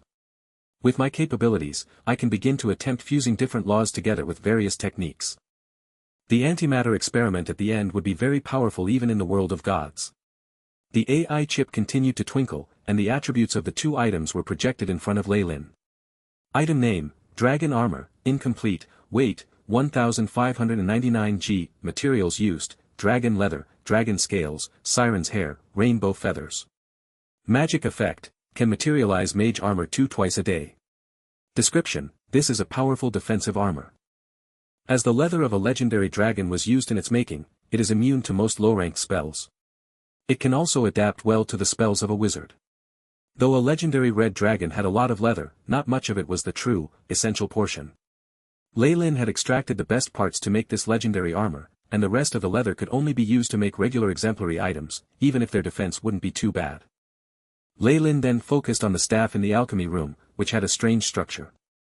It had slender red scales on its body, and at the head was something similar to a dragon's claw that held onto a large red crystal. Within it was the faint image of a red dragon, roars still resounding. Item name, Snarling Red Dragon Staff, incomplete, rank, Legendary 1. Length, 91.5 centimeters, weight, 3500 g. Materials, dragon crystal, dragon soul, dragon bones, dragon blood, dragon scales. Item abilities, 1. Storage.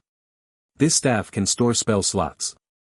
Currently empty, rank 7, 1, rank 6, 3, rank 5, 5, 2. Spell, can materialize dragon's breath thrice a day. 3. Ability, dragon aura domain. 4. Burning. By extracting the power of the dragon soul, one can create a single-use legendary spirit attack. This will harm the dragon soul. Description, this is a magic staff made entirely with materials from a legendary red dragon.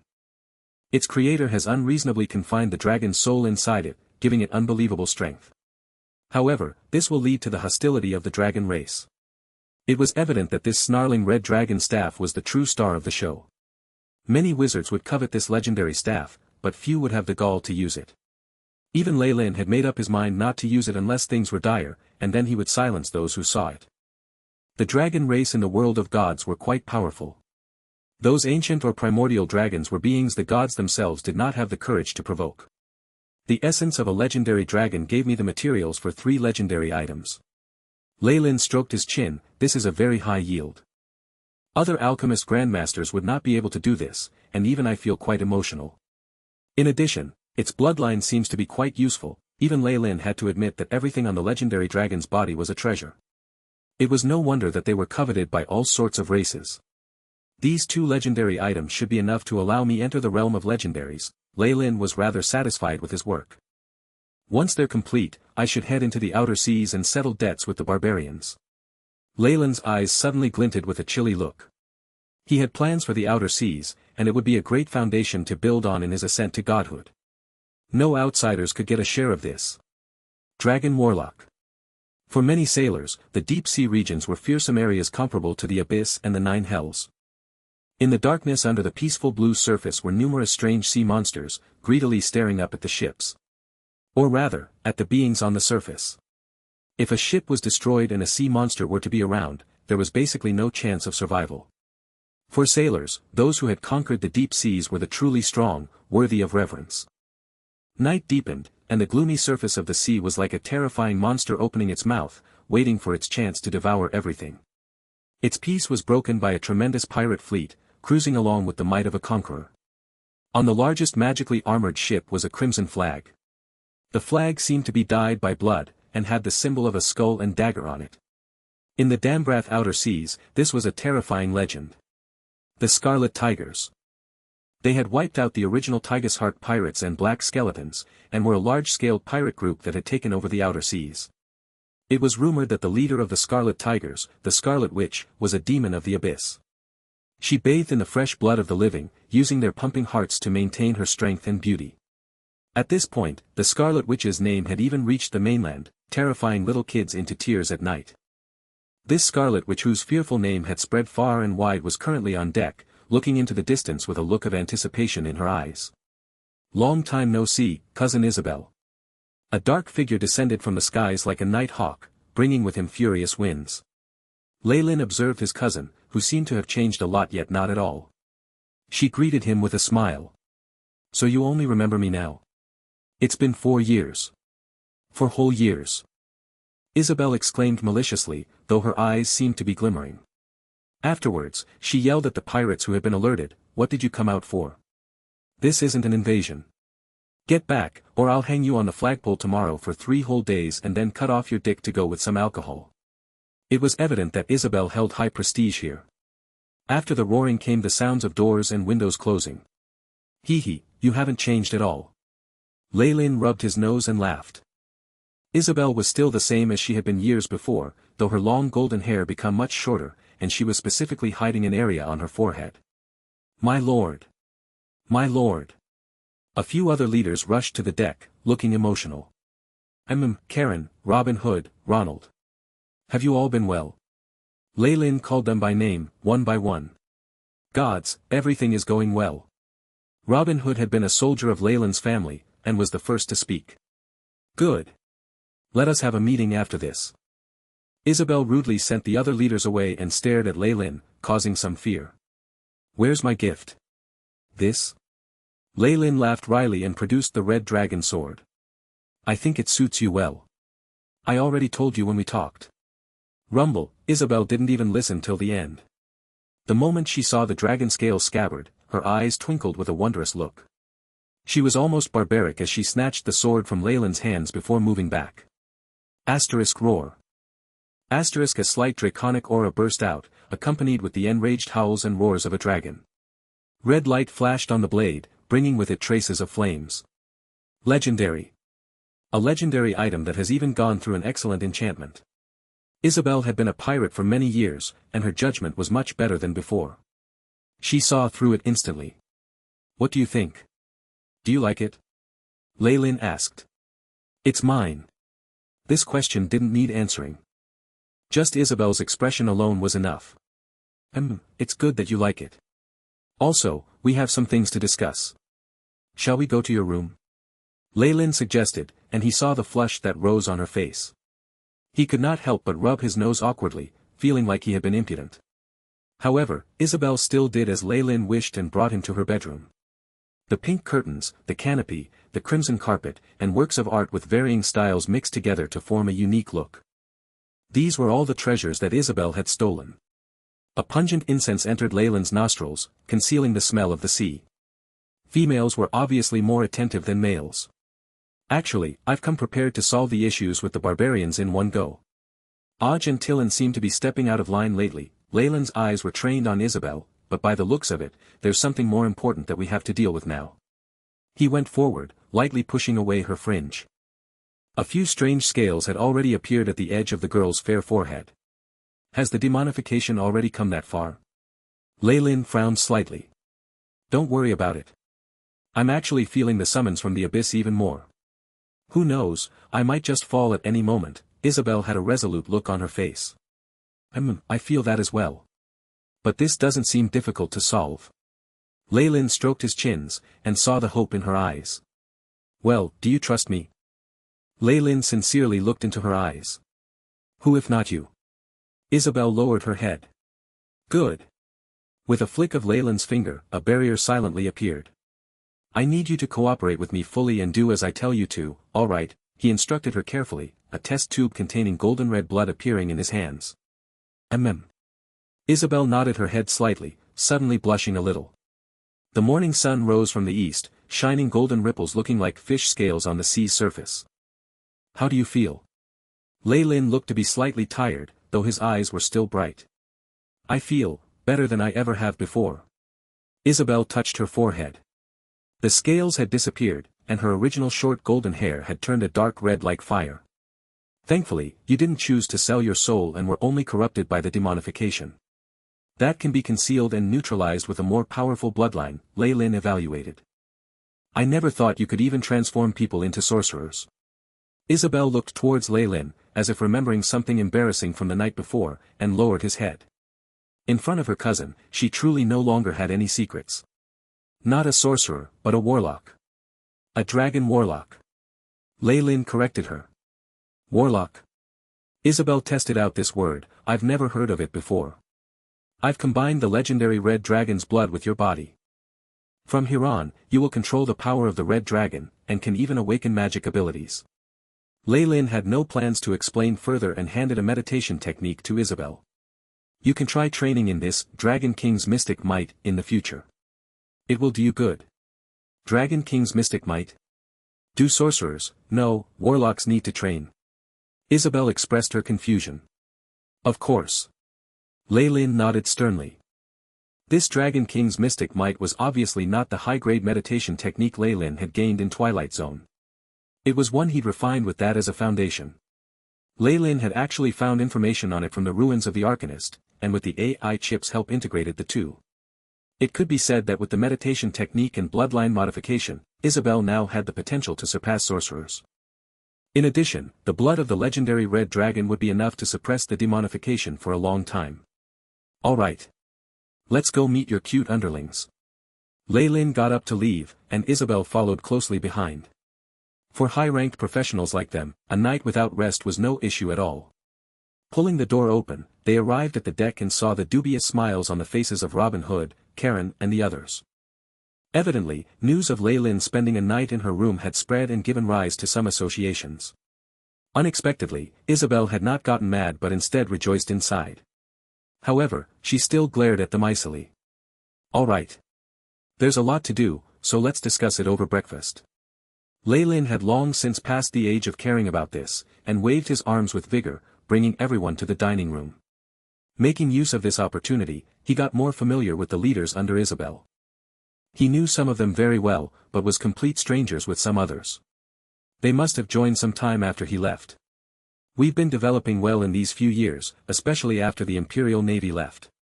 There are no opposing organizations left in the outer seas, Isabel spoke with pride. We now have 20 large warships with over 1,500 men. You did very well.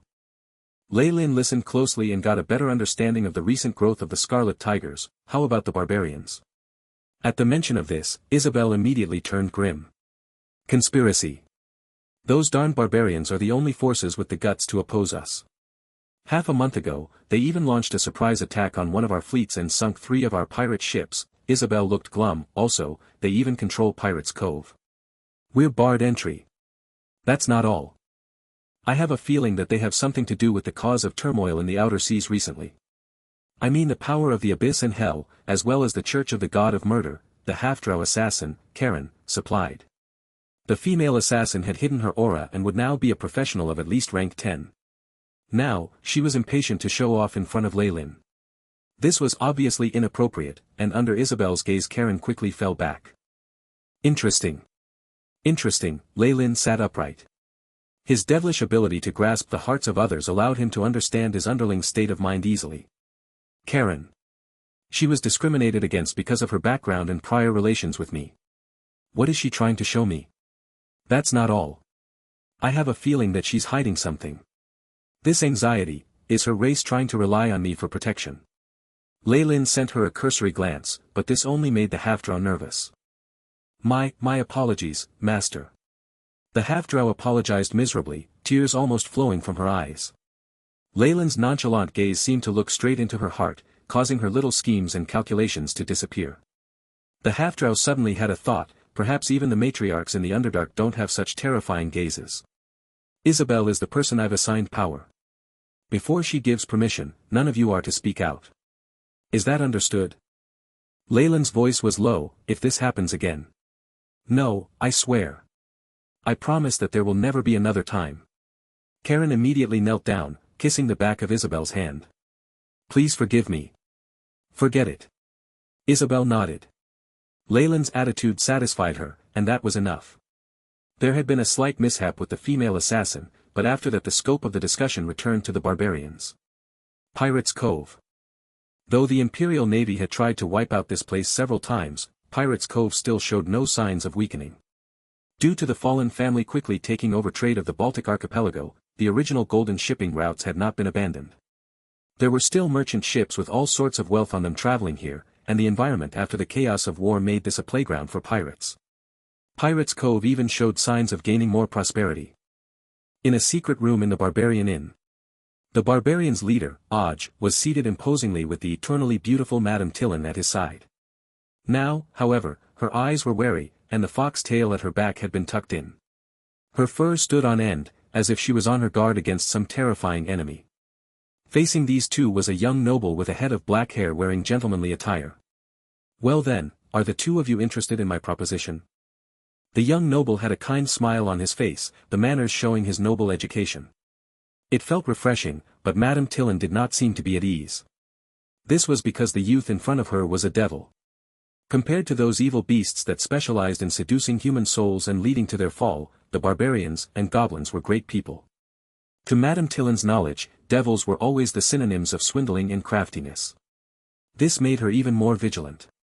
The young noble in front of her did not seem to notice her fluctuating thoughts, and still continued on coolly. Based on what I know, the genius wizard and successor of the Fallen Islands, Leylin Fallen, has returned. He also seems to have roped in some external support and activated their wizard tower, making Fallen Island a natural stronghold. A port with a wizard tower guarding it was entirely different from one without. Even Oj began to look grim. Leylin had become a high-ranked wizard in the Netheril ruins, and had met with the chaos of war with the orcs. There was no way to determine his ranking. Naturally, this news did not spread. Leylin. Madame Tillin suddenly thought back to that little imp that had repeatedly caused her trouble, and could not help but tighten her grip. He was like the devil in front of her, they were all very elegant and slippery characters. When it came to their own profits, they would never budge. No. Leylin Fallen, the heir of the Baron, seems to be more terrifying than this devil. This thought suddenly rose in Tillin's mind. This was a woman's intuition. There was no reason at all, and she frowned. Not only does he have large armed fleets, he also has help from the pirates. On top of that, with the Fallen family's current status, they obviously would wish to attack the pirates in the outer seas to ensure that trade routes and trading remain unimpeded. Hence, you shall be their first target. You need my strength. The young devil spoke slowly, traces of darkness flashing in his eyes. Meanwhile, he was also astonished at the pressure the return of this noble caused to these two. It was above his expectations. Your name. At this moment, Oj suddenly rose from his seated position and watched this devil from above. Neville. You can call me Neville. I would be happy to serve you. The devil named Neville had a sincere smile on his face. Behind his handsome features that could cause young noble ladies to go crazy, Madame Tillin saw a poisonous snake. She could not help but shiver. Blood-red flames rose, and the young devil bowed elegantly, disappearing with the teleportation flames. After determining that he had left, Madame Tillin set up an isolation spell formation. I think we shouldn't work together with devils. You know how they are. Madame Tillin had a worried look, expressed with her eyebrows. We have no choice. Leylin's faction is too powerful. We can't go against them. Odge spoke seriously, resulting in a wry look on Madame Tillin's face. When it came to the strength of pirates, the barbarians had no fear regardless of how the Scarlet Tigers emerged as a force to be reckoned with. However, the fallen family was not just about the pirates. With their trade control and immense wealth, they'd rapidly set up terrifying armed fleets surpassing even Lewis's old ones. They were nobles, and in the name of protecting the shipping routes Lei Lin could openly expand his forces without restriction. Soon, it would surpass what Pirates' Cove could control. In the face of the purge on the surface and in the shadows, the barbarians' might in the outer seas had already begun to plunge. While it wasn't a devastating decline, it wasn't anything good. At the very least, mobilizing another pirates' tide was impossible. The benefits of the barbarians in the outer seas are never to be seized by outsiders. Never. Odge thundered, his gigantic enchanted saber seeming to sense its owner's feelings and beginning to buzz along. Odge was not just the captain of the barbarians. He was also the protector of the barbarian race. The entire barbarian race relied on his protection to survive, which was why he would not fall back now. Dearest. I will help you. Even if it will send me down to hell, I'll go there with you. Madame Tillin had a tender look in her eyes as she hugged Odge's arm. Just as the scene was beginning to get comfortable and soft, Madame Tillin's body suddenly trembled, rays of high-ranked communication spells shining. There's another guest. It's a priest from the God of Murder's church.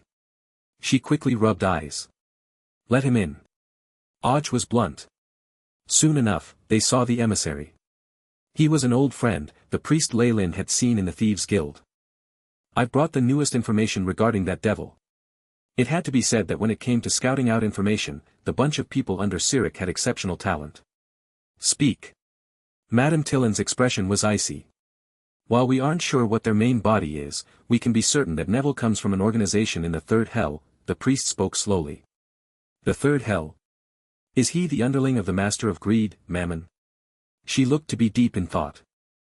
Mammon, or whatever it was, wasn't the devil's real name. It was only something similar to a nickname, and calling it would not alert him in any way. Yes. The continent has been noisy lately. The devils in the Dambrath kingdom seem to have gone through some reshuffling of power, and it's said that this has to do with the disappearance of Beelzebub. The Church of the God of Murder seemed to have worked with the barbarians more than once, to the point that they even shared such classified information. Also, we are working hard on making inquiries regarding the location of the Scarlet Tiger and where they get their supplies. I'm sure that there will be results in the near future. Under the gaze of my God, everything they do is clear as day. The priest's eyes were bloodshot, and he looked a little sinister. This quickly dissipated. Sigh. Even the God of Murder can't be trusted. After the priest left, Madame Tillin lamented, looking worried. Could it be that powerful greater gods have fallen to the lower planes like in the rumors? This is truly a period of great unrest. Emissary. Cyric was an ancient and very famous god. His divinities were in murder and conspiracy, and he was a powerful greater god. He was an ancient god that had even outlived the dusk of the gods. It was said that he knew numerous ancient stories, and had an undefined relationship with the gods, though it was one more of hate. However, there was a strange rumor in the past few hundred years. It was that this god had gone insane, and was even becoming a demon. This deviancy could be like a matter of life and death for the gods. Such a situation was growing more and more obvious in recent times. He was sending down all sorts of contradictory prophecies, and the priests could not get used to it. Sigh, the God of Murder has gone insane. The orcs in the north are building an empire, and there are traces of devils and demons in Dambrath and on the outer seas. Perhaps only the Dark Ages are comparable to this, Madame Tillin sighed. I see a future with devils and demons around. On the Scarlet Tiger, Lei Lin observed a crystal ball on soft goose leather padding. He was in a dark cabin, and there was a complicated look in his eyes. Using the power of magic to foresee the future was something only astrologers and oracles could do. They had their own methods, some used tarot cards, while others used the trajectories of celestial bodies. Arcanists had a similar skill, and with his experience in the Magus world Lei Lin could do so as well. The opponent's main forces should be in Pirates' Cove. We will obtain absolute victory in this operation, and will find traces of a devil there. Lei Lin put the crystal ball down and used a white silk cloth to wipe at his hands, speaking with conviction. I think there's something wrong with you. Isabel was reclined on the door, looking like a loyal bodyguard, her eyes now filled with curiosity. I don't remember you training in prophecies. Also, the oracles don't do as you do. Hee hee. This is a method I saw in Silvery Moon. Don't think too much into it, Lei Lin laughed slightly. While the fact that he had become a high-ranked wizard was a secret, he had already told Isabel about it, giving her confidence. Marquis Louis had been able to do as he wished in the outer seas with just the power of a high-ranked wizard as well. He had also absorbed the Black Skeletons and Tigus Heart pirates, pushing the barbarians to the brink. If not for Leyland's appearance, he would probably have become the sole tyrant of the outer seas. But things are different now. The disaster of the pirates' tide has attracted the attention of too many powerful beings, Leyland sighed. The outer seas had not been developed that much in the past, and the terrain and organizations were very simple. A barbarian tribe was already terrific then.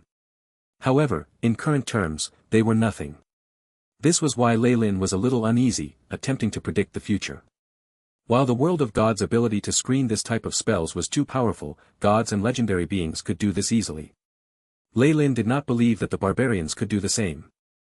That's good then, Isabel was all smiles as she spoke, before her expression abruptly changed. Rumble, catch-hack, a slight noise sounded, along with voices of the pirates' distress. Seems like they found something on the deck. Let's go, Leyland smiled as he followed Isabel to the deck. At this moment, the pirates were circled around two figures. One of the two was Karen, while the other was an assassin dressed in black form-fitting clothing. Sharp blades clashed endlessly, and the winds they produced left the pirates with no courage to go forward. Karen, stop playing around. Leyland tapped his finger, and a terrifying cone of flames blasted forward, accurately hitting one of the figures. The raging flames immediately devoured it. That was just a puppet, Leyland looked towards the mast, is that right? Hoo. As expected of the one who established the Scarlet Tigers and defeated Marquis Louis, Sire Leyland. Laughter that sounded like an owl could suddenly be heard, and a distortion emerged from the side of the mast to form a human figure. We meet again, Lord Leyland. Let me introduce myself. This humble servant is Arfo, a priest of the mighty god of murder. We met once at Pirates' Cove. Arfo was currently dressed impeccably like a priest. It was unknown when he had arrived on Leyland's ship. How dare you? Karen had noticed that the figure in the flames had disappeared, revealing the original appearance of a high-ranked illusion, and turned grim. Wait. Just as Karen was about to charge forth, Isabel beamed as she pulled her back. You must be very gutsy, huh? How dare you play tricks on my people? Isabel stared at Arfo, her eyes narrowing dangerously. The great name of the Scarlet Witch has spread in the open seas. I never thought it would be such a beautiful lady. Arfo looked to be somewhat intoxicated. Good. Isabel took 2 steps forward, a smile on her face. All of a sudden, she made her move. The red dragon's sword was instantly unsheathed, and faint draconic roars sounded out. A tremendous spiritual force field extended and caused all the pirates to back off, while the priest looked alarmed. Dragon aura. The fiery red sword produced a clear cry, flames spilling over in the air. *HSS. The priest took several steps backwards, looking terrified at the charred marks on his wrist. Karen is one of mine. It's not up to you to bully her. Isabel looked to have no intentions to kill him and slowly sheathed her sword with a snort. This immediately gave rise to gratitude in Karen's eyes, as well as some shame. I never thought the Scarlet Witch wasn't a demon sorcerer. You're someone who inherited the bloodline of a red dragon, and even have a legendary item. Arfo looked somewhat awkward while pondering over this. Such a huge difference caused him to flare up at the thieves that had collected this information. While there's a similarity between demonification and becoming a red dragon, it shouldn't be to this extent. They should be killed. Just a slight deviation or mistake in intel could cause irreversible consequences. Such a huge change immediately put Arfo on his guard. Who do you represent? Leyland asked while snickering inside. Using Isabel's status as a dragon warlock to hide her demonification had also been one of his plans. After all, red dragon sorcerers also had the ability to manipulate flames and grow scales. This would be enough to confuse people. Demons were beings the churches would always crack down on ruthlessly. It was better not to have dealings with them. Sorcerers, on the other hand, were fine. Most importantly, Leyland had not explained anything himself. Everything had been assumed. I come representing the will of my god. Arfo looked serious as he spoke. Do you have a prophecy from the mighty god of murder? Leyland looked at him, a teasing glint in his eyes. However, that only scared Arfo. And, no, but our bishop has received intent from my god. When it came to his faith, Arfo naturally did not dare lie as he recalled the order he had received. Have the outer seas descend into chaos? Just for a massacre, you provoke the two largest pirate groups. What kind of joke is this? Damn it. Ever since the bishop received God's grace, he's become more irritable and crazy. However, as a subordinate, he had no right to make any suggestions and could only carry out the orders of his superior. Since it's the intention of the church, let's have a listen, shall we? Lei Lin brought Arfo to a meeting room. The pirates automatically stood at two sides, eyes trained on Arfo. It was as if the moment Lei Lin gave the order, they would chop him into mincemeat, and that gave him immense pressure. Well then, emissary, what are your suggestions? The dark world of the outer seas needs to be unified. We believe that the Scarlet Tigers are more suitable for this than the barbarians. Arfo did his best to suppress the fluctuations in his heart, saying words he did not mean. Wizards could easily detect any changes in mind or mood, and he would be seen through. To show our sincerity, we are willing to provide intel regarding the barbarians and help you achieve victory. Arfo placed a sheepskin scroll on the table as he spoke. Oh.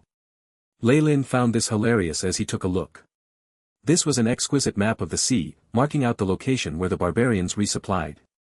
One large island had obvious blood-red marks. These are the areas where the barbarians resupply. The last mark is where the barbarian tribe resides. Arfo glanced at Lei Lin and spoke with confidence. The island where the barbarian tribe stays. Isabel gasped, are you trying to create a lasting enmity with the barbarians? Since you're already enemies, why not take it to the extreme? Arfo spread his arms like a scoundrel. Haha, haha, after a long period of silence, all he was met with was Lei Lin's crazed laughter. You said it well. You said it well. Since we're already enemies, how about we take it to the extreme? Just as a smile bloomed on Afro's face, something happened. Island. Kill him, Lei Lin indifferently waved his arm, as if he were chasing a house fly away. Why? Arfo's expression immediately changed, his body flashing with the undulations of a teleportation scroll. However, the bright light shattered immediately, leaving him in despair. Numerous weapons struck out. One filled with red chi, which was almost on par with a legendary dragon, immediately made mincemeat out of this emissary. Only after they subconsciously acted did the pirates respond, bodies beginning to tremble slightly. Dear gods! They had actually killed the priest of an actual deity. While the pirates were capable of anything evil under the sun, they still held reverence for the gods. Isn't this just a priest? If he's dead, he's dead. There's something more terrifying than this to deal with next. Lei Lin clapped his hands indifferently. Red flames descended and burnt the body to ashes, causing the pirates to feel as if they were in a dream. So, his information was false. Isabel's attention was on something else. No, the information is true. Lei Lin shook his head and rolled the map up. Give this to our navigator and have him go on the offensive while we head along this route.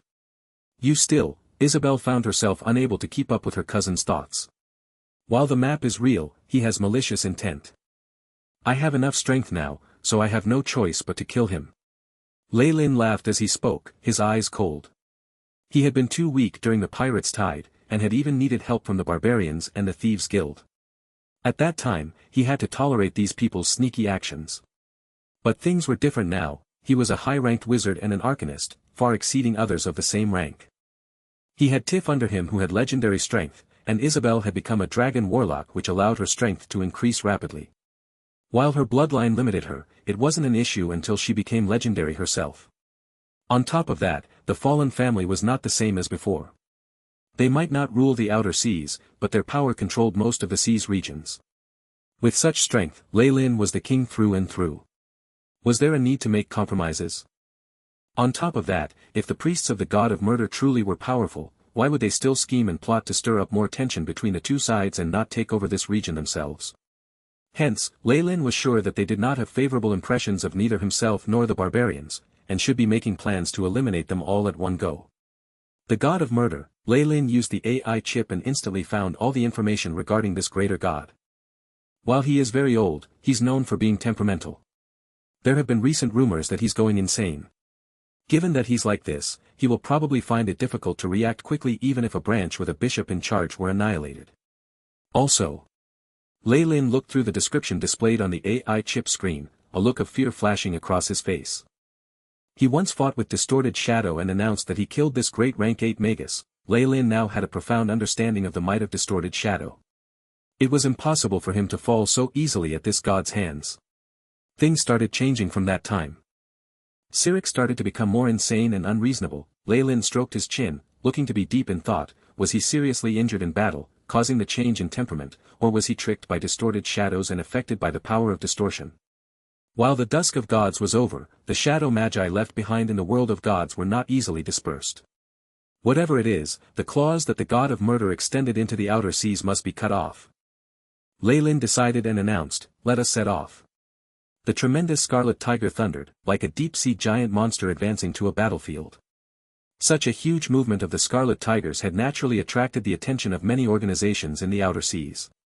The barbarians had also assembled all their warriors in Pirates' Cove, and a life-or-death battle was coming up between these groups. This would determine the ruler of the outer seas. Such an enormous change immediately made many people fear the consequences. They knew full well that no matter the winner, this would be doomsday for them. Even more crazed beings were making preparations in the shadows, hoping to get some benefits from the battle. They hoped to wipe out the two large pirate organizations so that they could become the kings of the dark world. "He killed my child, Arfo." Rumble. The flames suddenly rose several times in size, reflecting the distorted face of the bishop underground. "Why, yes, my lord." The thief's voice quivered as he made the report. Ever since the bishop had gotten their god's grace, his personality had also been affected. He had become very stubborn, and crazy. For instance, the bishop would definitely not provoke the two pirate groups into a deathmatch to wipe them out together before. "Ha, how despicable. I want to kill him. Kill Lei Lin." In the hidden room was a statue of Sirik. There seemed to be a layer of dark red smoke around it, causing some changes. At times, the bishop looked sinister standing under the statue, and at other times poised. He was basically a madman. Hee. It's also good that he's dead. Arfo should have gone to hell long ago. He did well, because that saved me a lot of trouble. My lord, I'll take my leave now." Seeing the bishop in this state was also very stressful for the thief. He reported all this with fear, trying to shuffle backwards. "Since Arfo is dead, why are you alive?" The bishop turned back, glaring at the thief. His gaze was so chilly the thief felt like he'd fallen into a house of ice. "No, that's none of my business, my lord." Knowing that things did not spell well for him, the thief turned and ran, but it was too late. The black flames rumbled around and swept through the area, enveloping the thief and causing him to squeal like a dying pig. Seeing the thief gradually disappearing in the flames, a sick smile appeared on the bishop's face. After he was done executing the thief, he knelt before the statue and lowered his head, beginning to pray, "Kiki. Soon, my master. I will sacrifice more flesh and souls to you." The statue gazed at the bishop below coldly, the dark red rays around it becoming more dazzling. "It's Fire Slave Island. This is it." It was impractical to get the pirate fleet to completely encircle the island. However, with the help of magic, it was not difficult to seal off a few shipping routes. Lei Lin gazed at a completely red island through his telescope, one that had a volcano on it. Based on the intel, Oj's barbarian tribe should be staying back and increasing their numbers here. He put the telescope down. "All fighters are to leave the boat. We will massacre this place," he ordered. One could be completely unscrupulous in war, but this was still taboo. Lei Lin would not have the courage to do such a thing in the past. The moment he did, the other party would also head over to Port Venus and attack his family. Now, however, he had the wizard tower. Lei Lin even hoped Oj would take the initiative, and seek his own death at Port Venus. The order was sent down quickly. Numerous pirates got on little boats and headed to the shore like ants. "Robin Hood, Ronald, Karen." Lei Lin spoke more slowly. "Boss." Robin Hood came to Lei Lin's side and respectfully waited for instructions. "Take the fleet and leave. Only come when I send out the signal," Lei Lin ordered. He could tell that once news of him attacking this area got out, the barbarians would definitely pounce here like madmen. When the time came, Lei Lin definitely did not want his pirate fleet to be damaged. It would be too troublesome to attack Pirates' Cove, so if he could draw the opponent out here, why not? "I can't even imagine the heat and terrible environment here. Why did the barbarians choose this place?" Isabel cut apart the vines blocking her way. There were broad green-leaved plants that dropped dew with a pungent smell. It caused her to frown. These barbarians migrated here. The safety of the tribe is of the utmost importance. Since you think they won't like this place, they can do as they wish, Lei Lin explained. He had nothing to worry about once they were on the large island. As long as he knew the general location, large life force undulations couldn't be hidden from him. Boss. We've encountered resistance on a mountain pass up ahead. It's barbarians. A pirate said, having just run over. Kill him, we don't need prisoners. Lei Lin nodded indifferently. The pirates wouldn't mind killing them even if they were the same race, much less people of another. Soon enough, Lei Lin passed through the stronghold and saw the ground full of barbarian corpses. Many wounds were still leaking blood, and these ones looked smaller and weaker than average. Seems like these are the old and weak, females and children. Aj must have pulled all the strong youths to his crew. Lei Lin nodded, no longer having any doubts about destroying the tribe. Honestly speaking, Aj was a very wise leader. Not only did he resolutely bring his race to the outer seas, he had also survived tenaciously. A tribe like this needed external help and resources to develop, and for that reason they were forced into piracy. He was very capable, able to mold them into one of the 3 large pirate groups in the outer seas and even gain control of Pirates' Cove. It was a pity that he was in Lei Lin's way. His only fate was to be purged. Altar. The raging flames continued to blaze. The piercing screams and wails never ended, accompanied by the roars and manic laughter of pirates. Barbarian corpses piled up in this place one after the other, the blood splitting to form little streams. Once Lei Lin decided to attack this place, the barbarian tribe was completely done for. As Aj had taken most of the strong and the young, all that were left behind were a bunch of frail, elderly, female or children beings. It could be said that in front of these vicious pirates, resistance was pointless. This barbarian tribe seems to hold some secrets. Lei Lin touched his chin, a devilishly charming smile on his face as he arrived at the heart of the tribe. The sacrifices were made here, but it was to some unknown god. A large piece of obsidian was carved into a firm altar, on which there was a large animal skin flag in strange crimson runes. In front of the altar were a few struggling barbarians, all of them unbelievably old. "You of another race, do not come here," they exclaimed. They were so frail they looked like reeds. A few youths next to them held on to the last spears and weapons they had, trembling as they aimed at the invader with eyes full of fear. A barbarian priest? A sorcerer? Lei Lin watched these barbarians who already had one foot in the grave and sensed the power of their bloodlines. He could not help but nod to himself. Scram! Arcane spells burst forth, forming terrifying large elemental hands that tore the few sorcerers into shreds. Their stubborn resistance was futile, and such strength instantly left them at a loss. A few arcane fireballs rumbled forth, burning the rest of the barbarians to ashes. Lei Lin stepped over the corpses to arrive at the altar, nothing in his way. Spirit? Soul? Or is it without a conscience? As he felt around the coarse notches carved into the stone, Lei Lin closed his eyes.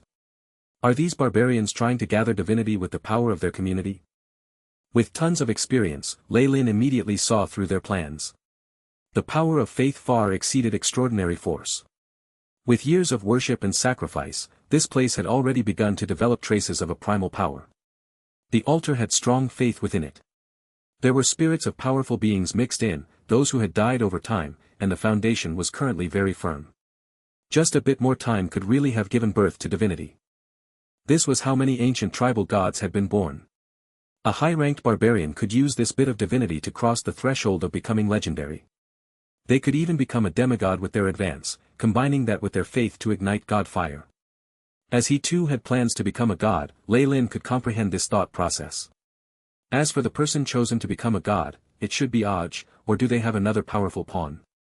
How ambitious, Lei Lin stroked his chin. There had always been many intelligent people in this world. As the outer seas did not have the attention of too many gods yet, becoming a god in the outer seas was much less difficult than in the continent. For this reason, Aj had set his sights on this area, which coincided with Lei Lin's plan. Is this a god of the barbarian race?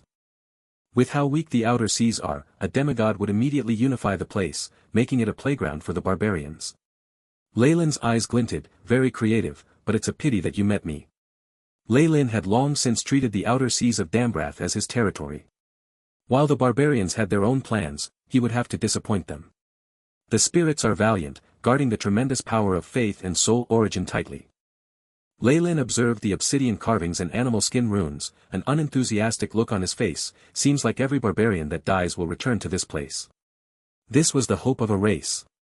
In the world of gods, a race without protection from a god would not have a future. Mixed with their hot-bloodedness and sacrifices, it was both inspiring and tragic. Leyland shut his eyes, and he felt like these spirits had encircled him. A tremendous malicious intent descended. Scram! Scram! This was no illusion, but the power of rejection from the altar itself. TSK. How powerful does the unified heart of an entire race get, with blood sacrifices urging it on? Such strength. I wish to defeat it. I shall strike down the ascension of your race, and crush your hopes completely. A deep and dark power could instantly be seen in Leyland's eyes. Devour. Leyland willed it, and the altar creaked like it couldn't bear the weight. The ground began to shake as if there was an earthquake, creating numerous dark holes. Heat. Lunacy. Energy that was filled with soul force surged out from the altar like a tsunami. Leyland's expression was incomparably sinister for an instant, all sorts of emotions flashing in his eyes. The barbarian spirits were extremely crazed and vengeful, launching forth with all sorts of snarls and counterattacks as they began their last struggle. It was a pity that this was a minor issue for Leyland. After all, he was experienced with souls. HSS, the phantom of a Targaryen emerged in Leyland's mind, and in one mouthful devoured the numerous souls and conscience. In the face of Leyland's soul origin, the attack from these valiant souls were as weak as ants. Varied soul force burst forth as they shattered, carrying berserk emotions and numerous memory fragments. A soul is a small matter.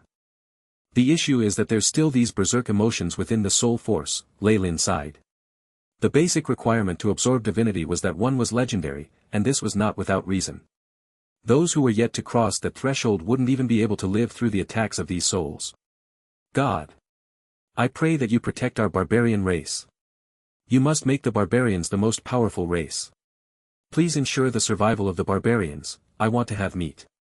I want meat every day. Such chaotic thoughts appeared in Leyland's mind that they could cause a regular person to go mad. Even someone with legendary strength could acquire a mental disorder, the chaotic soul energy causing cracks in their memories. However, Leyland had the AI chip. He also had prior experience in this area, and his own soul origin was near rank 7. He could still take this. HSS.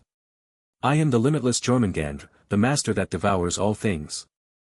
The Targaryen phantom appeared in Leyland's pupils, and the power of devouring appeared, forming spirals that devoured all the chaotic soul origins at one go. After being converted, the strength surged into Leyland's sea of consciousness. The AI chip's prompt sounded at this moment. Beep. Host has taken in a large amount of energy, determined to be soul origin essence. Absorbed.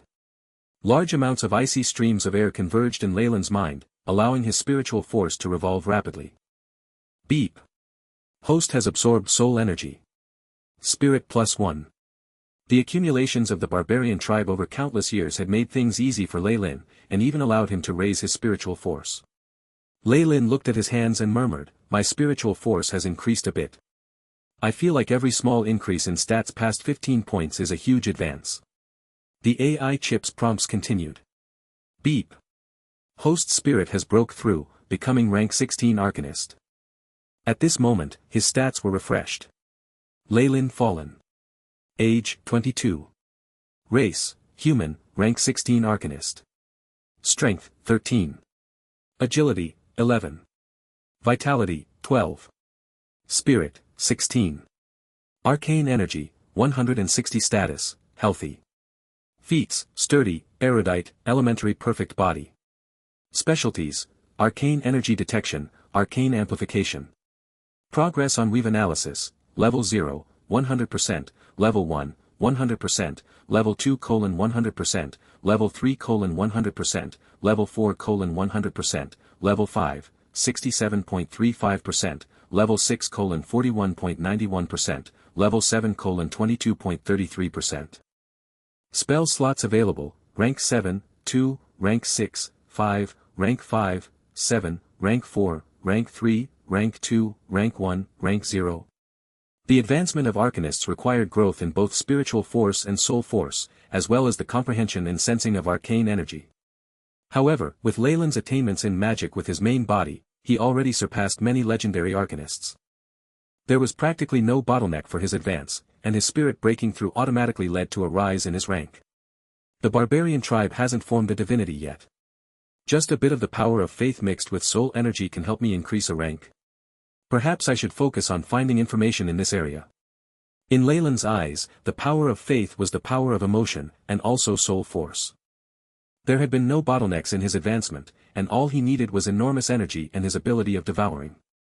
When all the conditions were met, he could quickly advance. For Leyland, this was also a shortcut to more power. As long as there were barbarian worshippers, it was possible that they had formed great soul energy like this, be it in the outer seas or various other areas in the continent. Of course, if an altar had truly gathered divinity, Leyland would not dare devour it. If not, his own temperament could change, and that was not something trivial. Becoming the patron saint of the barbarians would be even worse than killing himself.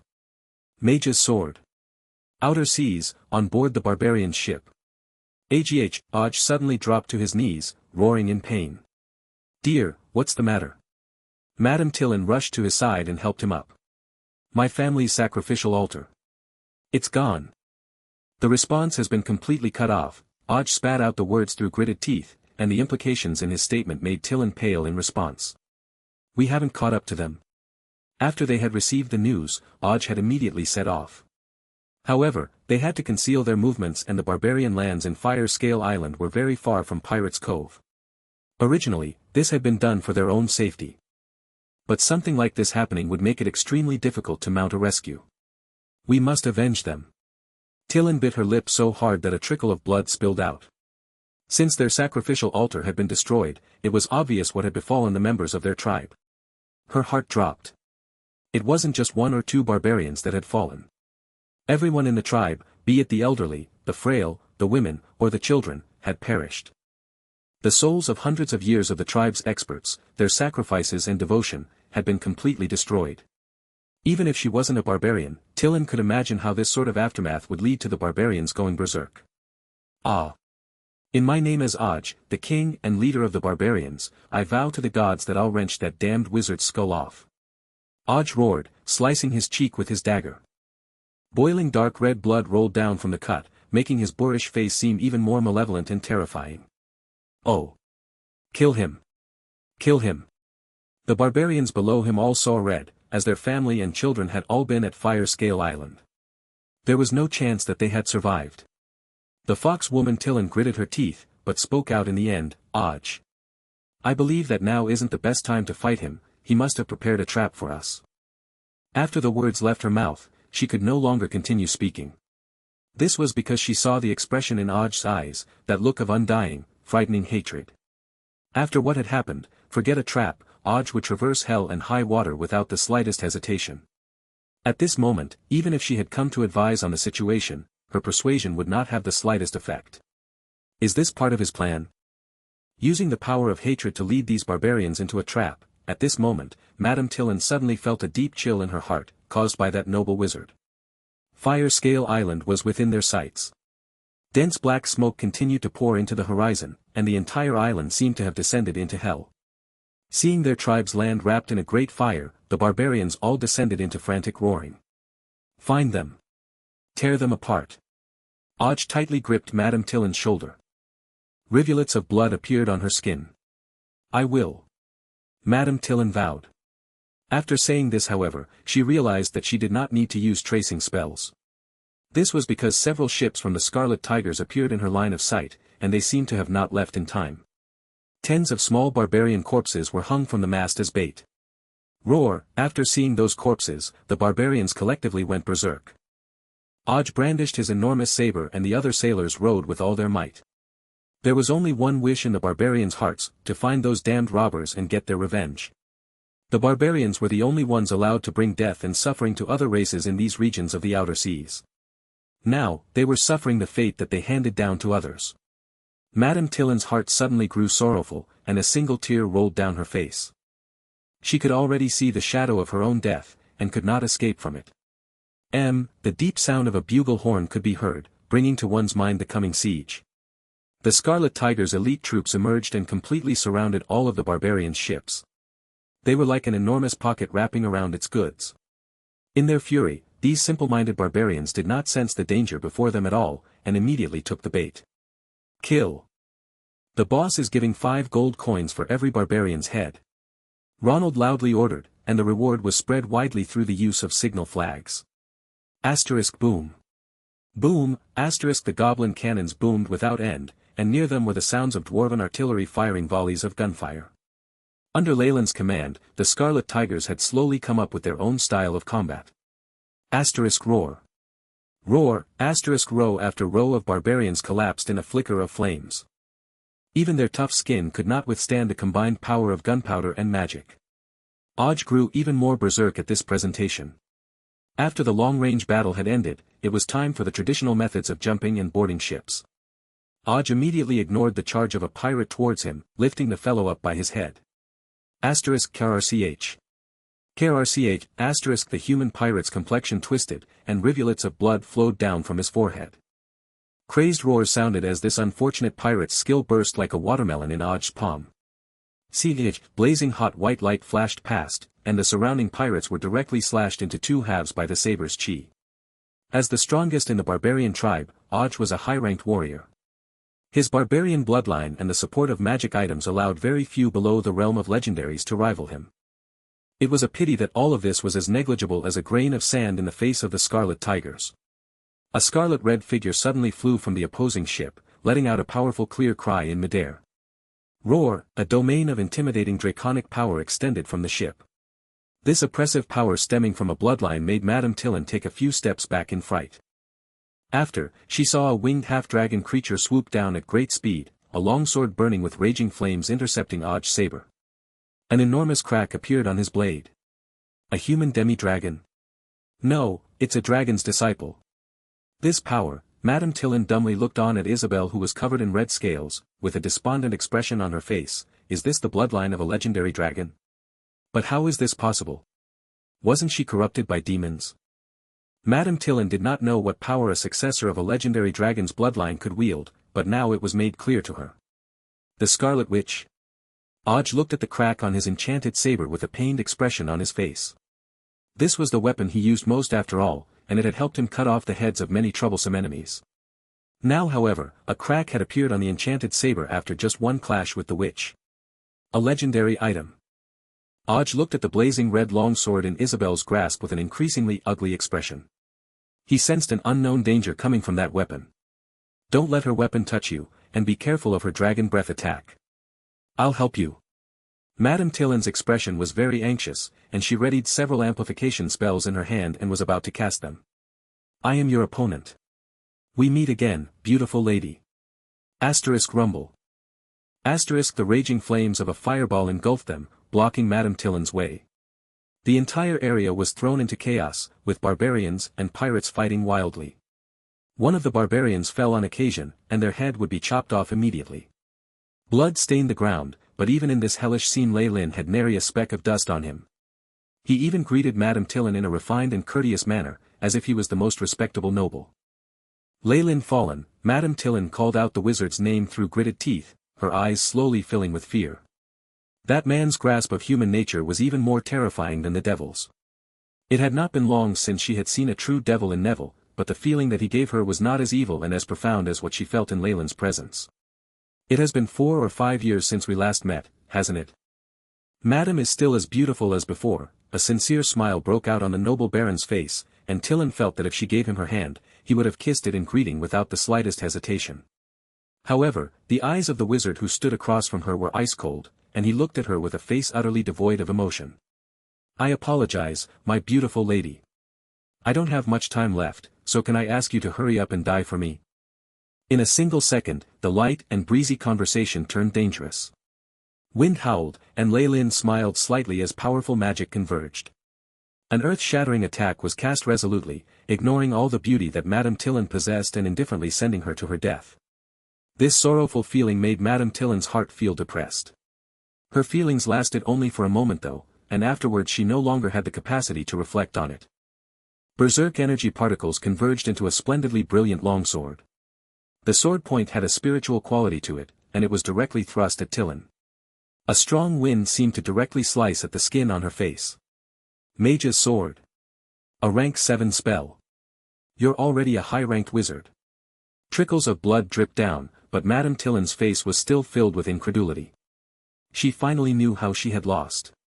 A high-ranked wizard could completely crush the barbarians here. But he's only a little older than 21 years old. With this power, he must be a genius that even the gods will envy. Madame Tillin was unable to think anymore after this.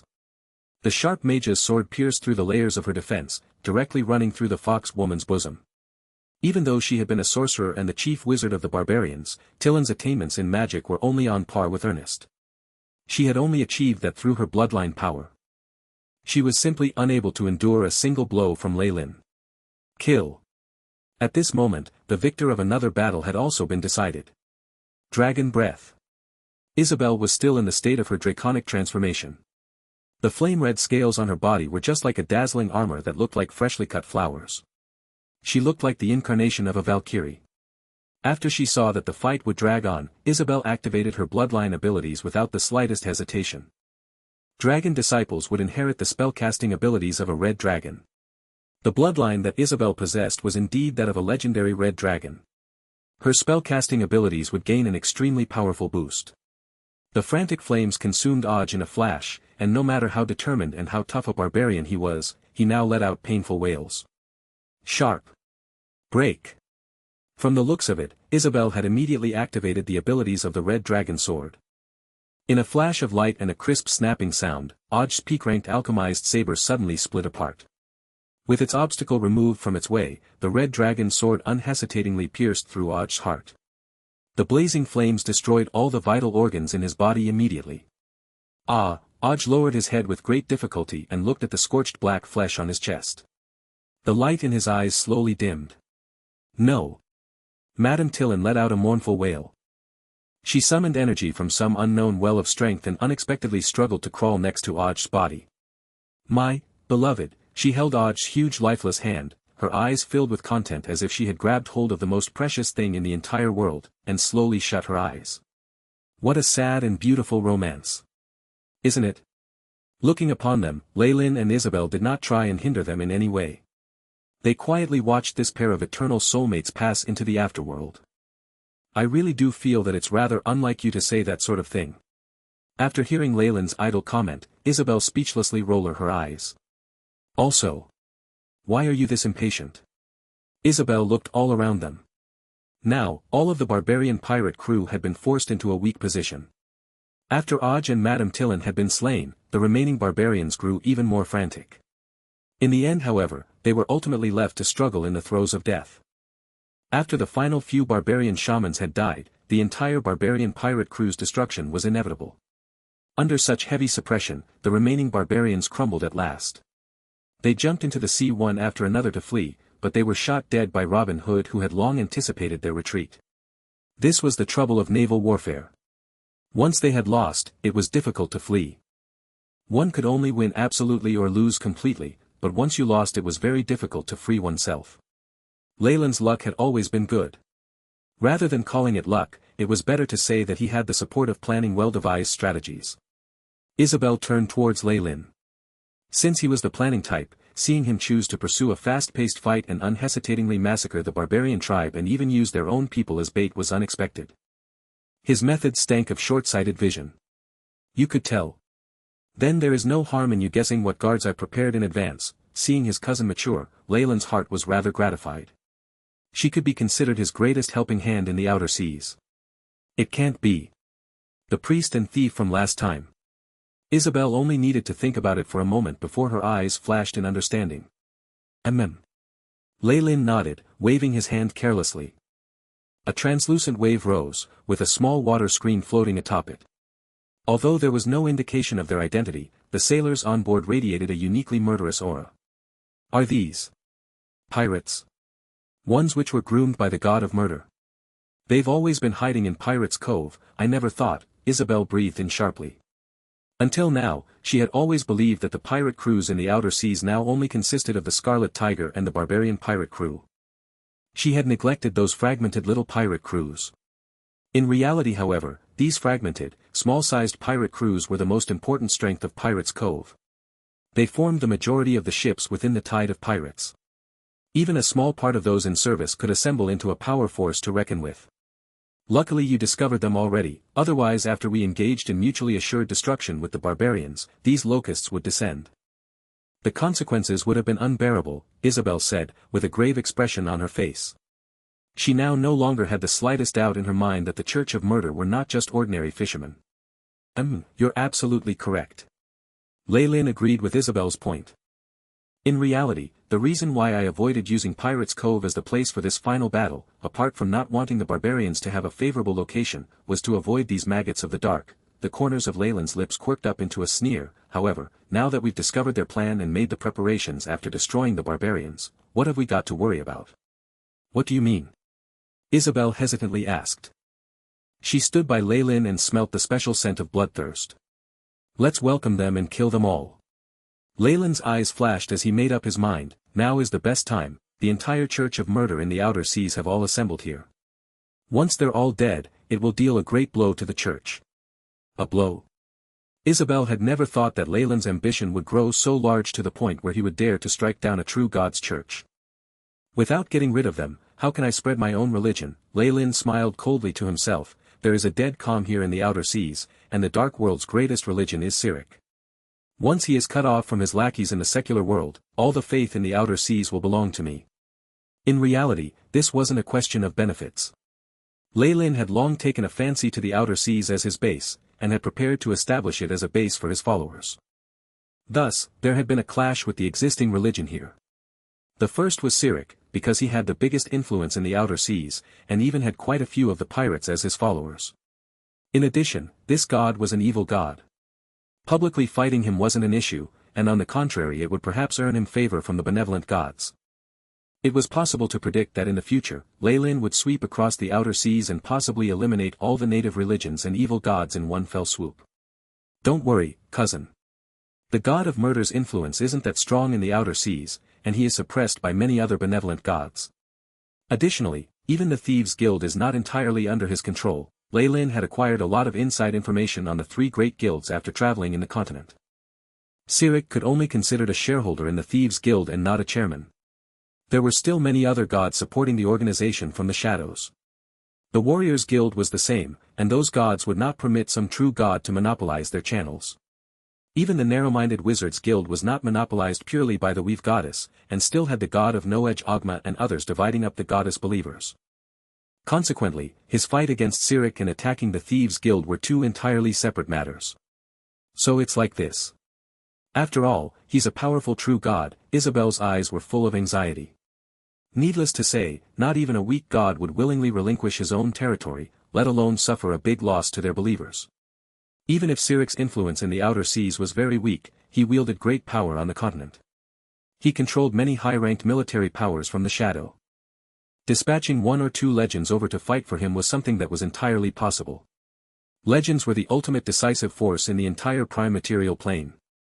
Once such a high-ranked expert arrived, Isabel was very aware that there was no one on her side who could offer the least resistance. Ordinary people could not reach the realm of legend. Everything that the fallen family possessed was nothing in the eyes of a legend. Even if a legendary comes to hurt my family, they'll have to step over my dead body first. Isabel declared firmly, tightly grasping her red dragon longsword. Leylin was naturally aware of the resolution in her eyes, but did not speak of his intended plans to her. Cyric could possibly be fly into a rage and send legendary over from the continent. However, this required time. Perhaps by then, Leylin would have already advanced to become a legend himself. In addition, if one wanted to develop, it was absolutely necessary to forcibly plunder the benefits that originally belonged to others. Naturally, this would lead to conflict.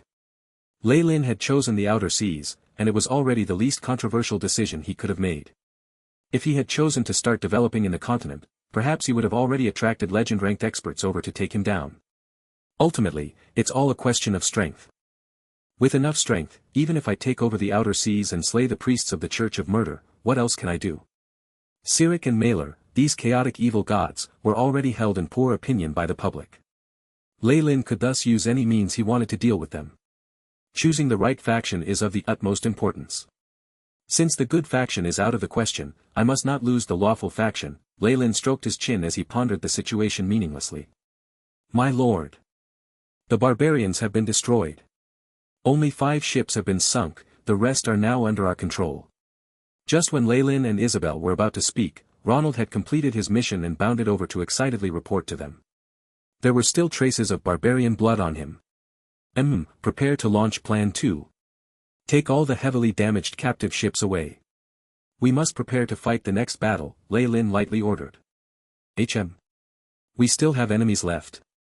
According to Ronald's thoughts, after destroying the barbarian pirate crew, the Scarlet Tiger was now the strongest crew in the entire outer seas. Assassin. As long as we are the kings of the outer seas, our challenges will never cease. Lei Lin smiled. This time, it's only a few little mice who overestimate themselves. Ronald, how do you think we should deal with them? Of course we should mercilessly cut off their heads and claws, and store them in oil bottles. Ronald answered with a murderous spirit. For those that challenged their status and profits, there was only one answer, as was law of the pirates in the outer sea, to kill them all. The shadow of the sail danced. Numerous sailors and pirates yelled as they controlled the sail and steering oar, allowing the pirate ship to sail more quickly. Amongst them all, on the largest ship, a bishop was frowning while having a bad feeling about this. Rogers, make the ship faster. We need to hurry there as soon as possible. Understood, master. A pirate captain next to the bishop answered respectfully, but this is the fastest we can go. Is that so? Then why is it that the Scarlet Tiger and the barbarian tsunami can go faster than 18 knots? The bishop frowned. That's because those are large pirate groups.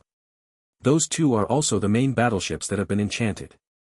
Rogers thought inside but did not dare speak his thoughts. After hesitating for a while, he answered as if put in a spot, those are individual abilities and nothing to do with the speed of the fleet. No, no. You're all trying to deceive the mighty god of murder and his priests. The bishop watched Rogers, facial muscles contorting to become incomparably sinister.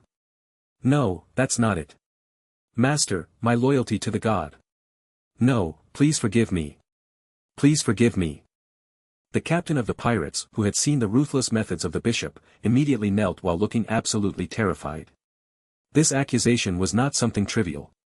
Recently, this bishop had become strangely bloodthirsty and insane, and would occasionally kill people because of small matters.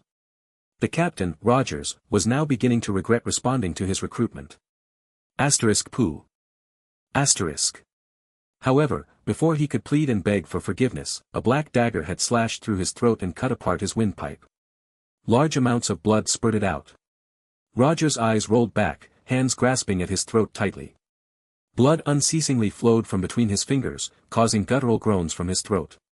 The struggles of a dying man ended quickly. The captain, who had been lively and frisky all this while, had turned into a corpse in an instant. The surrounding pirates froze, beginning to wish they could hide their heads in their chest. Dispose of him. Also, increase the speed. Any questions? The bishop glanced at the assistant pirate next to him. No, none at all. I guarantee you, my lord, that there's no issue at all. The assistant had been scared stupid, but after seeing the chilly glint in the bishop's eyes, he immediately felt sober and shouted. Then go, or else this is how you will end up. The bishop waved his arms, no longer caring about those pirates who were doing everything in their capabilities. Gazing into the distance, he had a profound look in his eyes.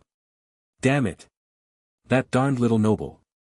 I shouldn't have let him off during Pirate's Tide. The bishop's plan had been perfect, where he would provoke both sides and help the weaker one. Once the Scarlet Tigers and barbarian pirates weakened, his team would gobble up these two organizations and become the king of the outer sea. He even had plans to unify the dark world and make the outer seas independent, and even construct a godly realm on the ground here. However, all of this had been wrecked by the darned noble. Veins began to show in the bishop's eyes. He'd never thought that the noble would be so gutsy as to kill the emissary he had dispatched. Such a fearless and disrespectful being must be executed immediately, and then nail his soul on the wall of the faithless as he howls in anguish. As a religious person, the bishop immediately loathed Lei Lin with all his heart. A person who held no respect for the gods could never become a lamb of his master. If Lei Lin could not be subdued in terms of his mind, then he would have to destroy his body. From ancient times, this was how power worked. However, he had no idea that when the gods started out, they were also just as fearless. This was the joint belief of all those heroes whose names remained in historical records. If they could not succeed, then they could only roll off a cliff and turn into the corroding soil underneath. While he did not know of this concept, the bishop determined to have blood. He wished to eliminate this being as soon as possible. There's still time. The barbarians must have just fought them not long ago. Even if my plans are slightly affected, the barbarian strength should be enough to cause immense damage to the other side. When the time comes. While the bishop was immersed in his fantasies, he suddenly gaped at the dense number of sails in the distance, at the horizon. The Scarlet Tiger ship took the lead. The bloody skull and dagger symbol had all of the pirates becoming restless. Gods! The Scarlet Tigers was the finest pirate organization in the outer seas. He had basically heard them expand and gain reputation, and now that they were going to fight them, it was impossible for him not to feel stressed. Rumble, rumble, rumble. The Scarlet Tigers unhesitatingly opened fire. Like table knives, the many ships cut the huge fleet apart into numerous fragments like butter. Compared to how the pirates at the lowest rung depended on their elite troops and morale, the Scarlet Tigers wanted to leave their opponent far behind. This was an unequaled confidence in themselves from cutting off the heads of countless enemies. Do you see it now? Lei Lin handed the commanding to Ronald and Robin Hood. After all, he was more proficient in casting spells. From the many years he had not been around, he was also unfamiliar with the group. Knowing one's flaws and doing his best to make up for it was the attitude of those looking to improve themselves. While I'm not suited to some roles, I can choose people who would do better and control them. If not, someone wanted to do everything well would only tire themselves to death. Seems like Robin Hood and Ronald are doing very well. Lei Lin said to Isabel next to him while laughing. They are the people you've nurtured. Are you trying to brag about your extraordinary foresight? Isabel was actually very astonished. Lei Lin seemed to have a pair of special eyes, and he would never go wrong when it came to judging people. However, in order not to make Lei Lin too cocky, she worded her answer huffily. No. I just as Lei Lin was preparing to answer, his expression suddenly changed and he abruptly pushed Isabel aside. A translucent figure arrived before him, as if traversing through space. Shadow jump. The powerful ability of a high-ranked assassin, and a high-ranked technique that could only be comprehended by assassins nearing legendary. It allowed one to shift locations through the shadow dimension and attack enemies instantly. This ability was basically everyone's nightmare. When a wizard like Lei Lin was in close quarters with a thief and was the one who was being attacked in surprise, the result was obvious. This high-ranked assassin did not have any excess movements, and lacked even the elation of completing a mission successfully. There was only an apathetic and dead look in his eyes. The black dagger that held a powerful curse inside had already pierced through the defenses and into the area where Lei Lin's heart was. No. Isabel immediately went crazy, transforming into half-dragon form and pouncing over. The feeling of meeting flesh and the scalding blood spurting out finally gave rise to a glimmer in the eyes of the assassin. With a burst of strength in his right hand, he planned to draw the dagger out and leave. After all, fighting with a high-ranked swordsman was not something for an assassin to do. He had assassinated the leader of the opposing side, and that was enough. Surprisingly, he was unsuccessful in plucking the dagger out. The assassin froze, and was stunned to see flesh sprouts appearing in Lei Lin's chest. They were like the vines of plants that bundled up the dagger tightly. Just that moment of being stunned left him no chance to flee for his life. Boom! Lei Lin's chest exploded, and numerous bloody tendrils burst towards him and bound the assassin tightly. Like suckers, they were already trying to pierce through the skin and absorb fresh blood. Necromancy? No, no, a shocked, coarse voice sounded from under the assassin's veil. That's just a flesh puppet, a spell I made just for you. A teleportation door opened to reveal the real Lei Lin. You should be the high-ranked assassin who tried to assassinate numerous bishops of varying churches during Pirates' Tide, right? This is a rather great gift. So, you've already become a high-ranked wizard. The assassin's eyes did not fluctuate at all, allowing the bloody vines to take over his body. It seemed that he had lost all will to escape. Stop pretending. All of your methods are visible before my eyes. Lei Lin spoke coldly. Numerous spells shot out. With dimensional anchor locking on, even the shadow plane had been sealed. Damn it, you! Now that his last trump card had been seen through, the assassin was now no longer as relaxed before. He was then killed with Lei Lin's finger of death. Bastard, do you know how worried I was for you? At least discuss this with me beforehand. Pendant. I'm sorry, dear cousin. At this point, it's better to get things done before we discuss things. Lei Lin waved his arm, and another teleportation door opened. Isabel stepped out of the teleportation door and immediately heard the uproar from the surroundings, as well as enraged shouts. Without any excess movements, she activated her bloodline abilities and the hidden techniques of the Red Dragon Sword. Dragon Aura Domain. Fireball. The legendary dragon's spiritual domain and blazing fire rumbled, causing all the pirates to cry out miserably as they were sent flying. There were traces of charring all over their bodies. The other pirates in the distance were also shrieking as they lay immobile on the ground. There was no way out for the weak in the face of the spiritual domain of Dragon Aura, and they would only be massacred by their enemies. In actuality, the dragon aura of a regular dragon was still just average. One from an ancient or primordial dragon could take out even most high-ranked professionals, and even affect legendaries to a great degree. Teleportation doors. High-ranked wizards. And a dragon sorcerer. The god of murder's bishop cried out in alarm, light shining around his body. After seeing Lei Lin step out of the teleportation door as well, his pupils shrank. It's you. You've already advanced to become a high-rank wizard. Cut the bullshit. Lei Lin gave the bishop a disdainful glance, the arcane spell he'd already prepared launching forth. Mage's disjunction. Asterisk boom. Boom. Crackle, asterisk numerous spell rays shattered, returning to form the original magic item.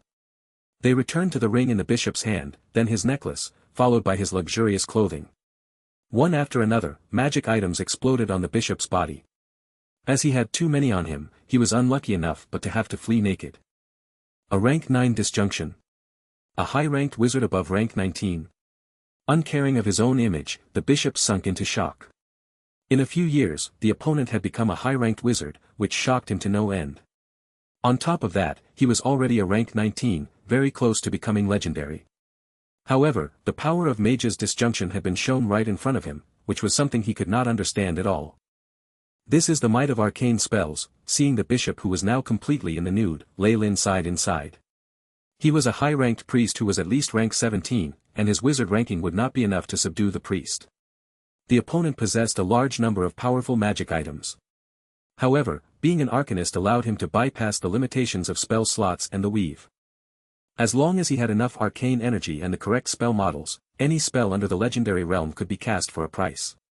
This rank 9 Mage's disjunction, for example, was a spell used specifically to deal with magic professionals.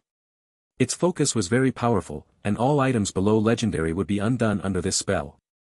It could be said that arcane spells were the bane of all wizards. Most of the battle might of wizards depended on their magic items, and being stripped of them would be a deadly blow. On top of that, the heartache of having the magic items formed with blood and tears, made of materials and resources that had been gathered painstakingly, was enough for wizards to cough up blood. A prime example of this would be the bishop now. With his wealth and the numerous spells and items to aid his escape, Lei Lin's surprise attack alone was not enough to kill the opponent. Now, however, all of the preparations he had made had been unraveled under Lei Lin's spell, completely losing their effects. Most high-ranked priests' divine spells were for buffs and healing. There were few that were meant for killing.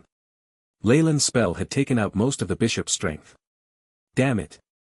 How did you advance so quickly? The bishop's face was almost green, eyes now bloodshot. No matter how much he had overestimated Lei Lin's strength, he would never have imagined that Lei Lin was extremely close to becoming legendary. It was this huge oversight that led to his failure. This is just the effect of a Mage's disjunction spell. If it's the legendary version, that would be the nightmare of all legendary wizards. Not only legendary items, even divine weapons could be damaged. Lei Lin's eyes showed his thirst and intoxication. He then landed his gaze on the bishop. What do you want? The bishop still held no fear for Lei Lin. There was only immense regret that he had not prepared more. What I want? That's what I should be asking you, my dear bishop. Lei Lin answered with a slight smile. At this moment, Isabel had abruptly sent out a few dragon's breaths and burned a few high-ranked assassins to ashes. Upon seeing this, the corner of the bishop's eyes began to twitch. These high-ranked assassins had been great helpers that he had nurtured with care. While their power was lacking in comparison to the one that had attacked Lei Lin, they were all elites. Now, however, their corpses lined the area, destroying all of the bishop's hard work over the years. The defenses of a dragon warlock's scales were exceedingly terrifying. On top of that, she had a legendary item in the red dragon sword. These assassins' high-ranked enchanted daggers were no match at all, and once they crossed swords their lives were easily ended. Meanwhile, the battle between the Scarlet Tigers and the Bishop's pirates began to show who was on the winning side. The high-ranked pirates that had been hastily gathered were no match for Leyland's elites that had gone through countless battles. The sounds of yells closed in, and even the warship that was the main force was caught up to and surrounded by the pirate ships. Numerous fleeing pirates surged out like the tide. Leyland seemed unruffled in the situation, a confidence inherent to his very being. Bishop. I haven't dealt with your church before, but you show malicious intent against us. Care to explain? Leyland watched him, the glint from the AI chip strengthening. This bishop gave him a very different feeling from many priests. He'd seen his fair share, like the gold priest Xena who was in charge of the Church of Wealth on Fallen Island. The bishop wasn't like that. Beep. An abnormal energy reaction has been detected within the host's body. The AI chip performed a full body scan in front of Leyland's eyes. Many dark red spots had appeared on the translucent model, making it look demonic. As expected. Is this the contamination from abnormal energy? Leyland wondered inside, it's a high-ranked priest, so this contamination should come from divine force. In Leyland's eyes, the holy light of a high-ranked bishop had now been contaminated so badly that it was beyond recognition. No matter what kind of god, divine force was better when it was pure. However, what Leyland saw was divine force that had been contaminated and warped. Has the god of murder really gone mad? He doesn't even care about his priests. Also, this power of distortion, Leyland felt a chill in his heart.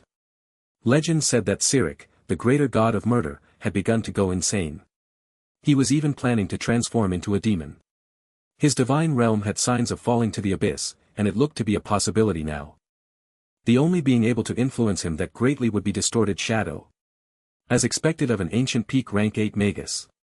Even after falling, he can still cause his opponents so much trouble, Leyland could not help but sigh inside. The bishop's eyes raised slightly. In this situation, Leyland's words sounded like he was amenable to persuasion. This. I can explain, the bishop immediately gave Leyland a reason. Backing him was a true god, and a greater god at that. It was understandable that Leyland feared him. In the prime material plane, there had never been anyone with the guts to go against a greater god. This was his belief in his god. The plan to use military force has completely failed, but it won't be bad if I can pull him to my side and make him a follower. Traces of dark red light flashed in the bishop's eyes. He could not help but unclench his fingers from around a pendant he'd been clutching tightly. Now. Leyland's eyes flickered, and an invisible spatial undulation flashed with a bright light. The bishop was stunned, and immediately felt a sharp pain at his wrist. Hack, his right hand fell to the ground, bright red blood seeping out.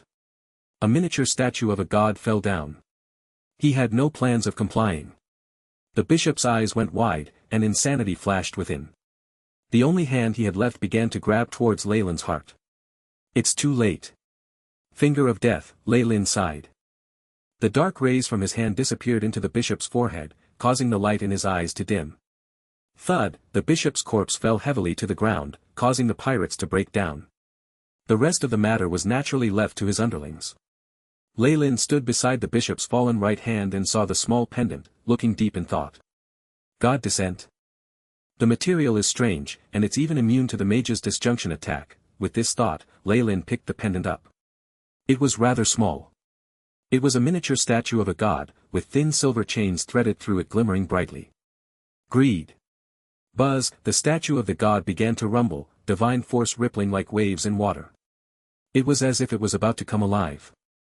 However, with the external activation not coming forth, the pendant restlessly shook a few times and then unwillingly stilled, losing its sheen. The divine summoning failed, Apart from the divine force here, there is also the presence of the divine realm's coordinates and even the conscience of a god, Leyland muttered. At this moment, he felt an extremely bitter conscience radiating great power from the pendant, as if its rage was about to overflow. I'd need to worry if this was the true body, even if it's an avatar. But what's a trifling conscience like this? Leyland harumphed, and a Targaryen phantom appeared in his eyes. HSS. The conscience of a near rank 7 descended, annihilating all signs of the conscience lingering in the pendant. Just before that conscience dissipated, the raging divine force calmed down like a wave in a tranquil sea. Not bad at all. The divine force contained in here could perhaps give me an unexpected surprise. An expression of glee spread across Leyland's face. The divine force of gods, to put it bluntly, was just a high-ranked power in a different form. It was considered venomous to others, and clerics could only receive the divine force of the gods they worshipped. However, it was all a supplement for Leyland. What a pity. If not for those powerful gods, I would have long since broken into many churches and robbed them of their divine force. Leyland began his deductions. Divine force, divinity, god fire, worshippers, divine spark, these were what the gods needed the most in increasing order. With his current strength he could barely absorb some divinity, but it would destroy the foundations of his own cultivation.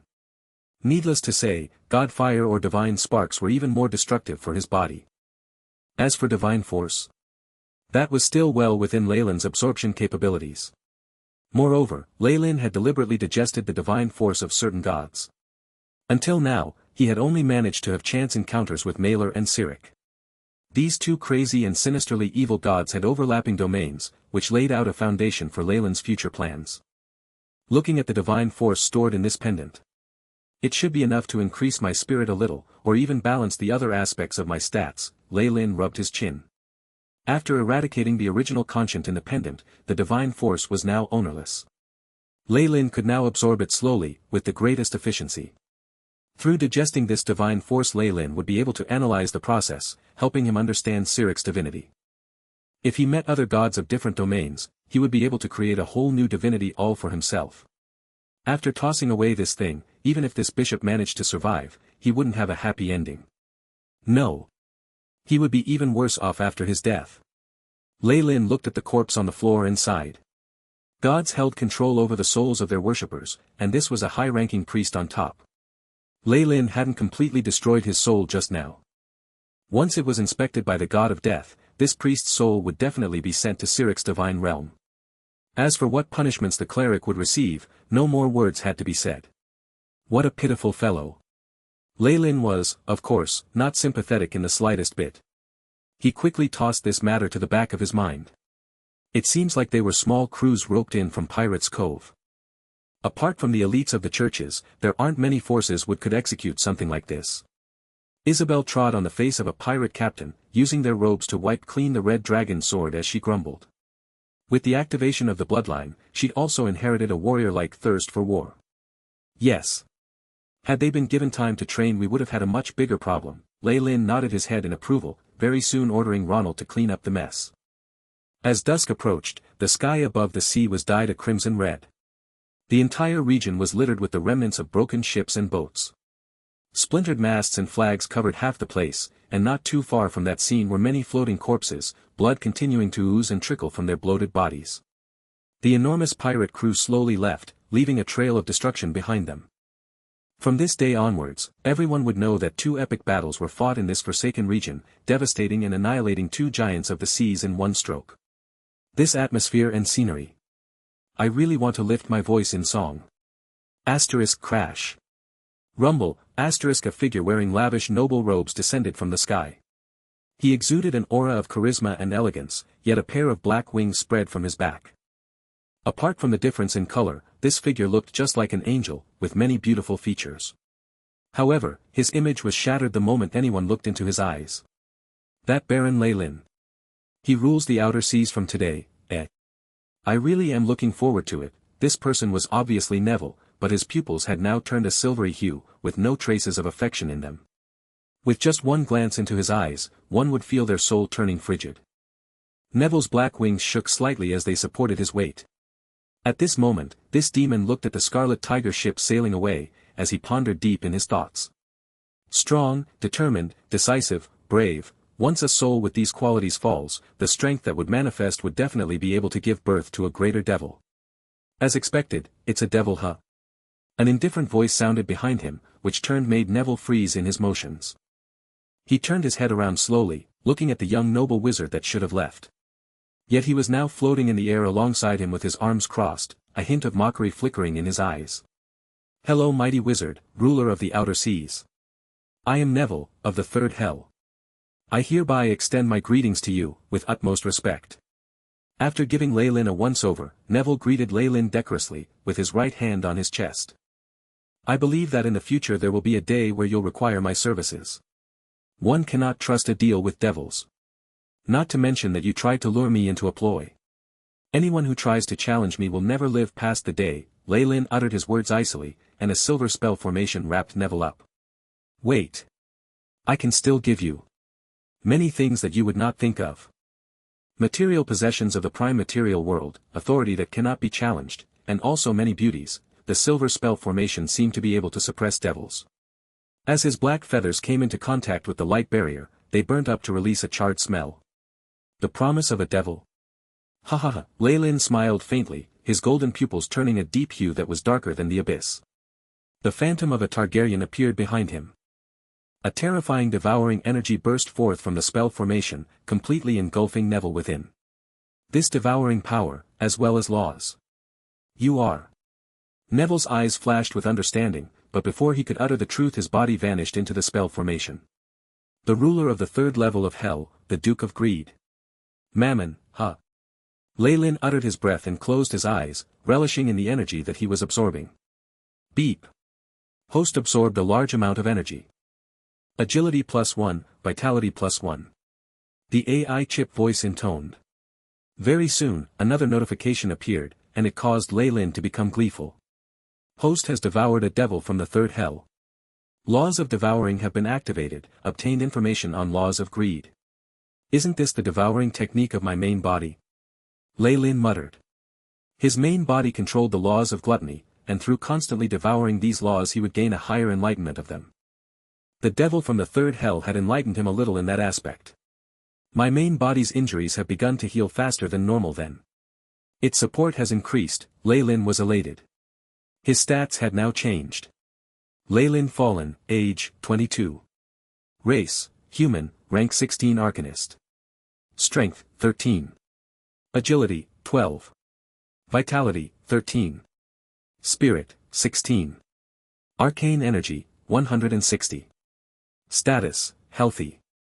Feats, sturdy, erudite, elementary perfect body. Specialties, arcane energy detection, arcane amplification. I have also absorbed some information on the laws of greed. It seems like Beelzebub was indeed one of the Dukes of Hell. Even after making changes to it, it is still highly adaptable to the laws from the abyss. Ley-Lin gazed towards the horizon. The outer seas are now my base, impenetrable to outside forces. Be it from hell or any divine realm, no threat. A high-level flight spell lit up, and very soon Ley-Lin's figure was just a black dot in the distance, slowly disappearing into the horizon.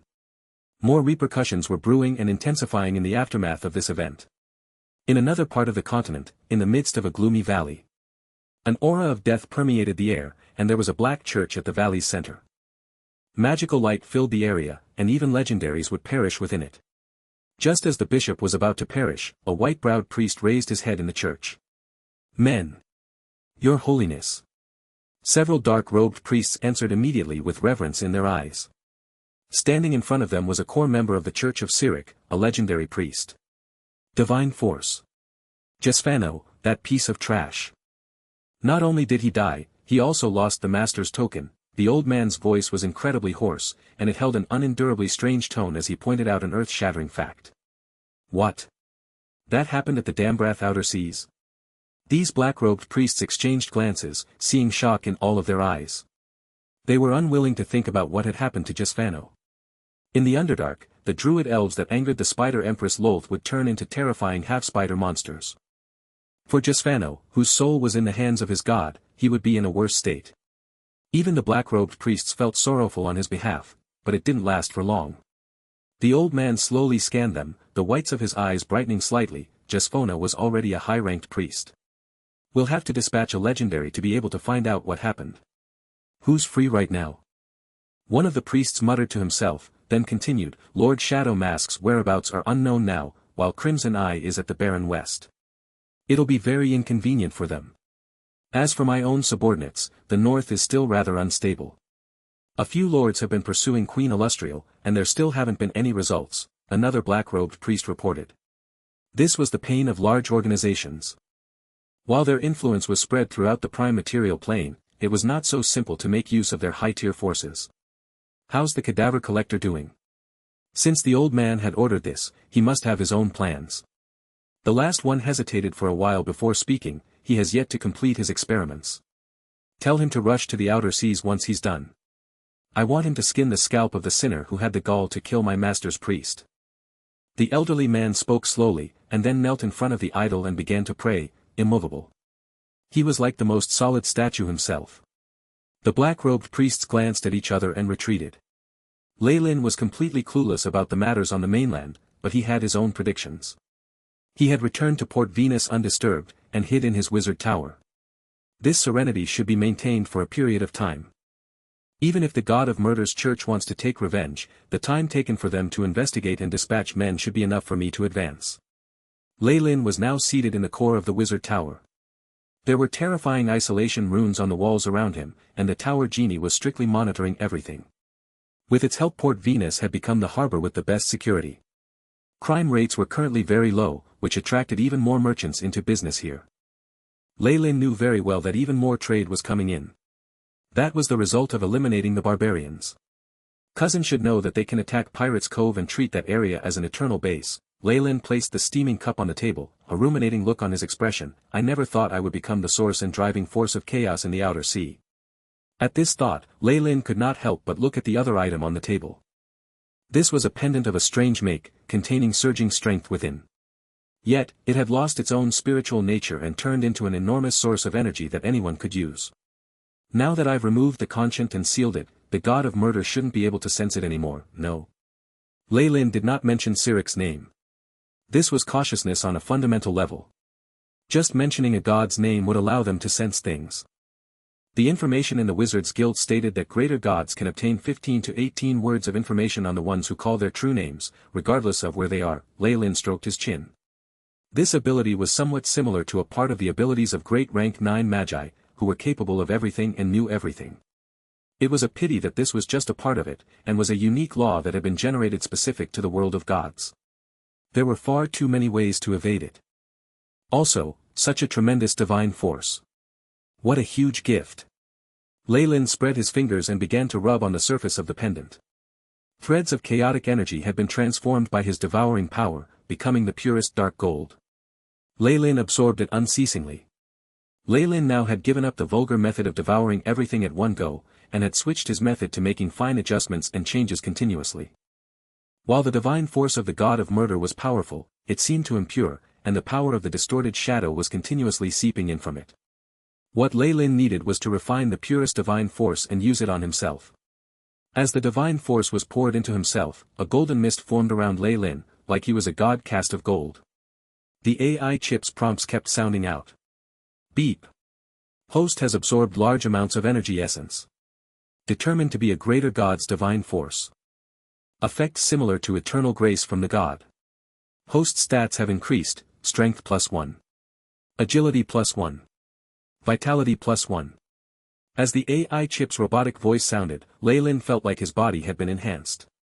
Terrifying strength burst forth from all his cells. As expected of a greater god's divine force, Ley-Lin sighed with satisfaction. AI chip, assess the value of all the divine force. He commanded. Beep. Mission established. Constructing model of host's body. Beginning simulations, the AI chip loyally carried out Ley-Lin's orders. Within seconds, it had a comprehensive conclusion. Beep.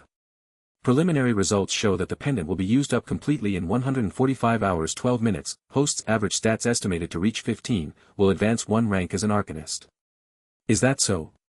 That's not bad. On top of that, Ley-Lin saw the AI chip's prompt below. Beep. Analysis of level 5 weave at 100%. Host has obtained all rank 5 spell models, is now immune to forgetting spells. No materials needed to cast rank 5 spells. There was a new change to the AI chip's interface, in the portion related to the progress on the weave. Analysis of weave, level 0, 100%, level 1, 100%, level 2, 100%, level 3, 100%, level 4, 100%, level 5, 100%, level 6, 53.33%, level 7, 34.97%.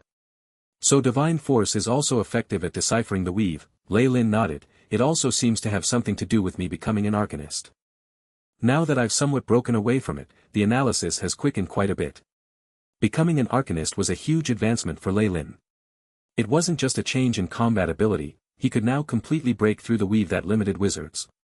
With the restrictions of the weave, high-ranked wizards after rank 15 would find advancing extremely difficult. Becoming a legendary was also incomparably harsh. It was easier for legendary warriors. Becoming a legendary wizard before turning 300 would already make one extremely young. Lei Lin had a feeling that, after experiencing the dusk of the gods and the rise of the Netheril Empire, the gods had consciously limited the abilities of the spellcasters and prevented them from improving and growing. However, this did not apply to arcanists. As long as they had the theories and a foundation, as well as enough resources, there was nothing stopping arcanists from advancing. However, the difficulty for arcanists lay in constructing theories applying to the higher ranks or even legendaries. This was much harder than for wizards. In ancient times, the difficulty in arcanists advancing far exceeded that of the wizards. But Lei Lin was different. His main body was a near rank 7 Magus of laws. His foundation was extremely solid for the non-limited arcane arts. With enough capabilities, he could constantly improve. With the recuperation of his body and restoration of his law of devouring, as well as Siric's bishop's altruistic offering, he was pushed into the fast lane of advancement. Only legendaries are high-end battle powers in the prime material plane. I must become a legendary as soon as possible, only then will I have the confidence and capital to separate the outer seas. When it came to his future development and plans, Lei Lin practically had a complete set of steps to follow. Before this, I need to crack down on the faith of the natives and the various devil and demon worshippers, as well as the followers of evil gods. Lei Lin got up slowly, the great energy in his body turning into terrifying streams of air in the private room. I'll need to alter my outer appearance. It wouldn't be fun to be misunderstood as related to the god of murder. With a thought, all of Lei Lin's divine force was converted into the purest energy.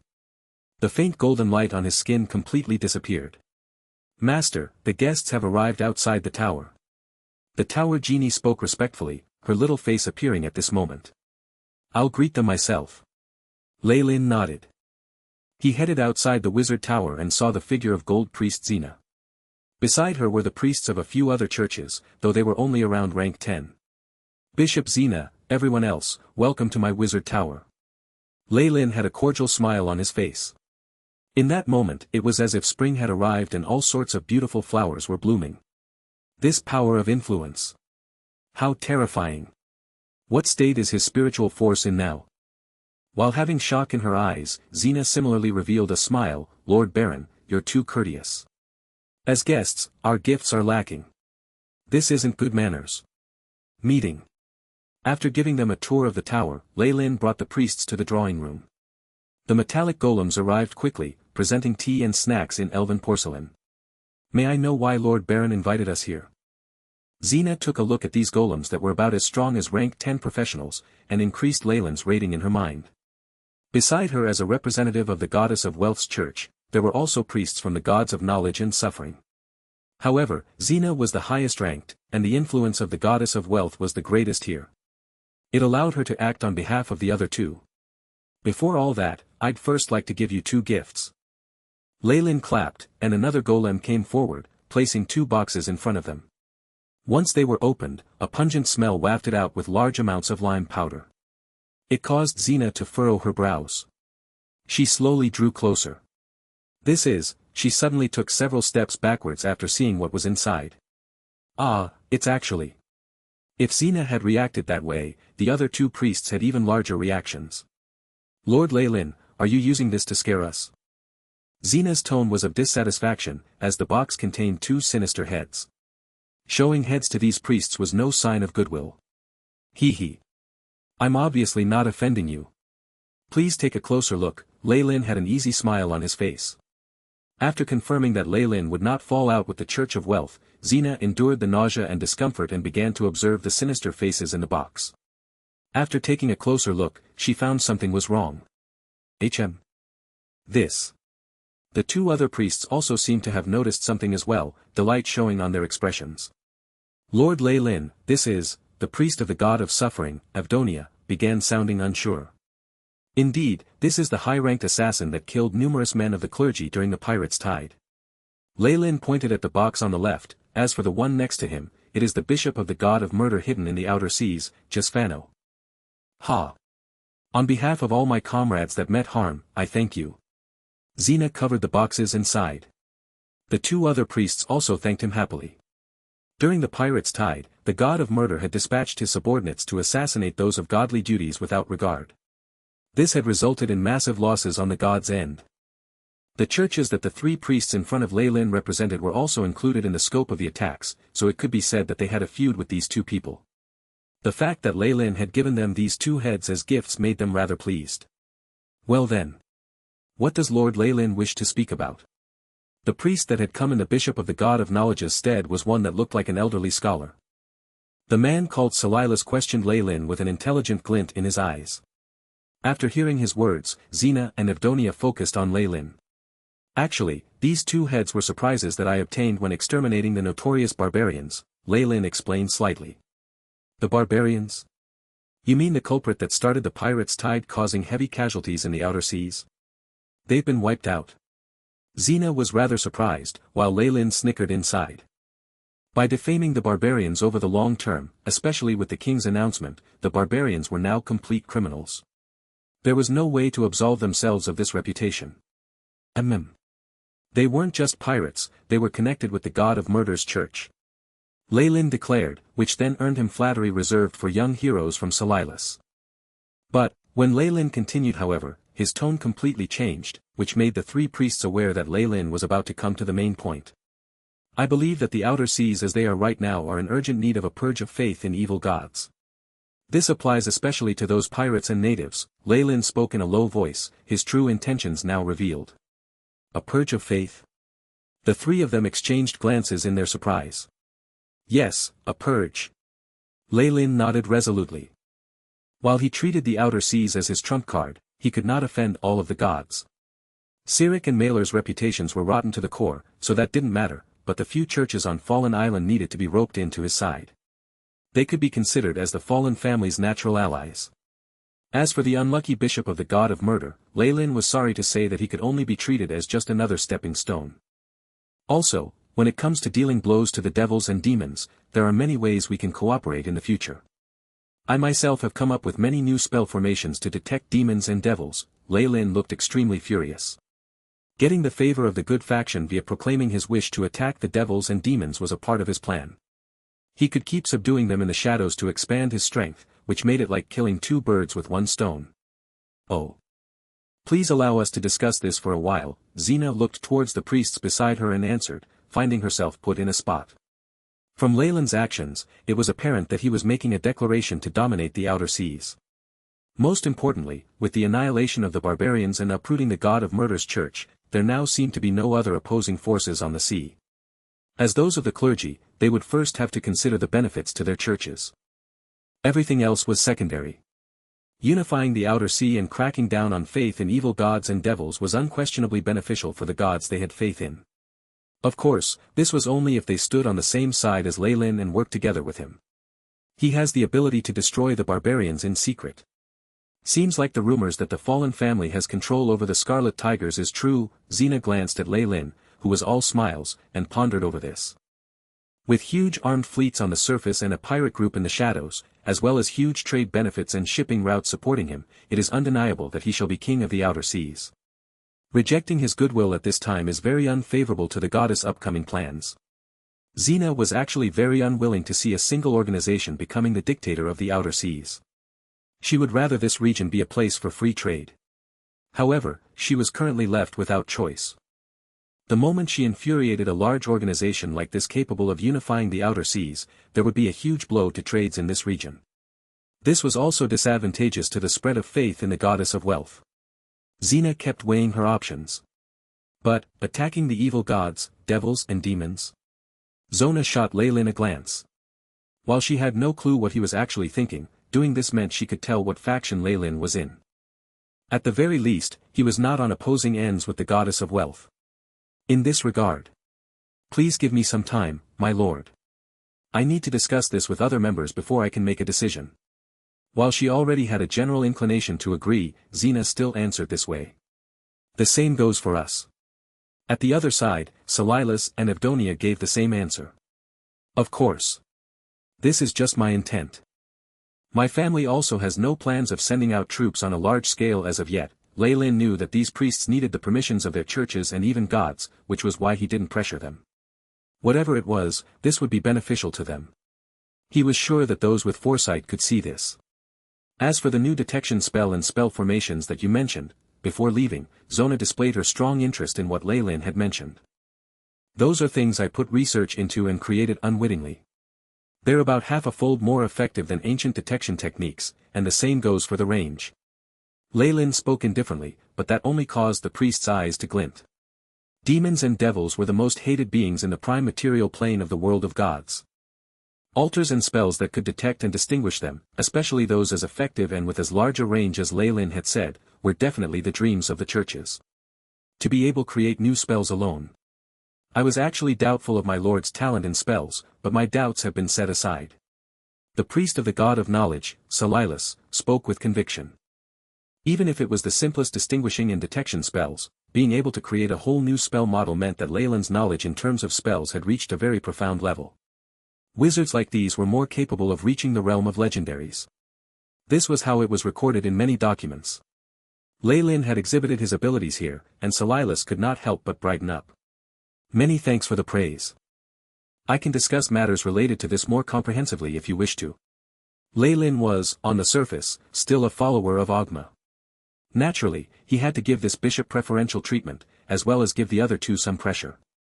Of course, of course. Silas nodded with his eyes wide, while the other two looked wary. After sending the three priests away, Leylin strolled back to his room. There aren't any more issues in persuading them, he thought. I'll have a reason to purge the outer seas and call for help. All that's left is to make preparations. By purging the faith of the natives in the outer seas and stealing their soul strength, he could constantly advance, speeding up his contact with the legendary realm. In the meanwhile, he could also expunge the devils and demons. This was Leylin's main plan that would never change. Demon Experiment. Fallen Island, the basement of the Wizard Tower. Within the negative energy pool. This was a place where wizards conducted taboo experiments, with dimensional spell formation specifically to summon demons and devils. Hence, a powerful binding formation was an essential protective measure for this place. Researching demons and devils. Obviously, once priests or paladins found out, he would become a wanted man, a sinner that all the humans would call out. It was a pity that most high-ranked wizards had to make use of negative energy to advance. There were few who followed some lesser-known paths. After becoming a legendary wizard, those madmen might even completely disregard the gods and brazenly go against their ban, becoming involved in the domain of arcane spells. In the eyes of those strictly forbidden scholars, the gods were merely a group of powerful wizards. Who exactly was up there was a function of luck and one's birth. Due to their pursuit of truth and their research, wizards often harbored thoughts of becoming treacherous, and were hated by the gods to the bone. They had then done all they could to create the weave in order to limit the spellcasters. Unfortunately, even with the annihilation of Netheril and the crippling of most wizards through the weave, legendary wizards still walked the path of doubting the gods. The immense pressure they exerted caused even more vigorous backlash, which was in a way very ironic. A dimensional summoning spell formation. While I can only summon beings from various planes within the crystal sphere, it's still not bad. Leylin now stood at the edge of a spell formation with various runes drawn all over it, possessing an inquiring look on his face. After sending the three priests away, he focused entirely on research in arcane spells. He was already a rank 16 arcanist, and it was obvious that he would perform practical experiments in this area. There seems to be a very powerful limitation in summoning spells within the world of gods. There are also different factions. Of course, anyone can summon demons, as long as they are controlled well. After that, Leylin murmured to himself and activated the runes on the spell formation. Though it's my first time using this, I guess I'll summon demons. After all, I've gotten familiar with devils, but haven't gotten the chance to observe demons myself. Demon summoning. As this was the first time, Leylin had not planned to summon a particularly powerful demon. However, after casting the spell, he suddenly found his spiritual force connecting with a large, deep, dark and chaotic plane. Is this the Abyss? This power of space and chaos, the Abyss was currently known to have hundreds of layers, and most of it was definitely undiscovered. There were even rumors that the 9th level of Hell had initially been part of the Abyss and been separated. With Leyland's current spiritual force, it was impossible for him to advance too far into the abyss, even with spells and spell formation supporting him. He could only tour the surface layers. There's a confusing and chaotic soul aura here, but it feels infinitely tiny. This should be a type of abyssal worm. That's too weak. But then this one is too powerful. I think it's approaching the rank of legendary. Everything is so different. I give up. With his fine spiritual force control, Leyland had more choices than other wizards. Finally, after generally searching the area, he found his target, a powerful soul aura and a strength that isn't too strong or too weak. It's you. Summon. The planar coordinates locked onto the target, and Leyland saw a teleportation gate opening. A strange, terrifying demon was teleported over. Kukaka. What entered Leyland's sights was a huge demon that looked more like a bald eagle on two legs.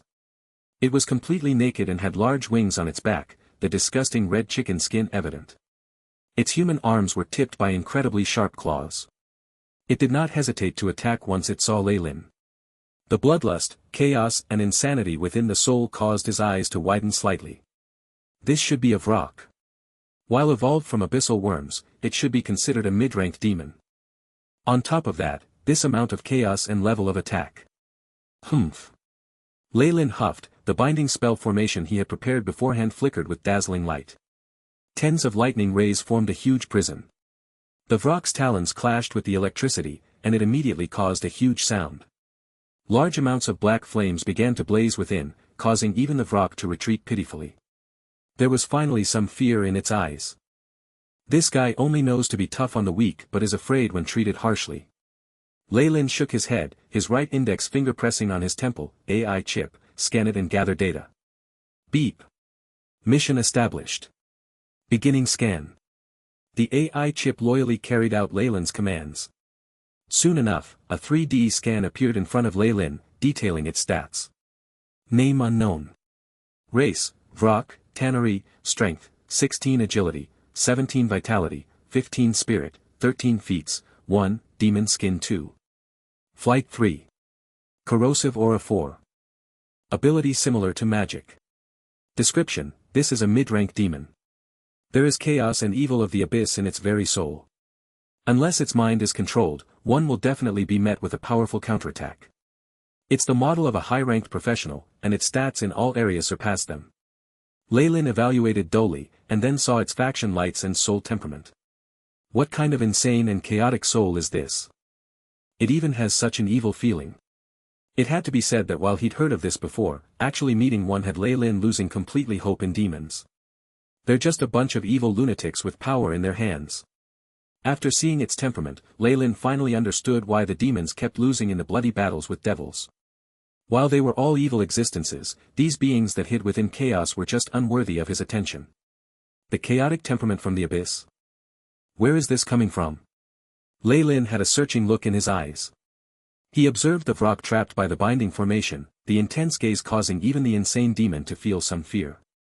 I don't have much time, but I do have patience for my first specimen.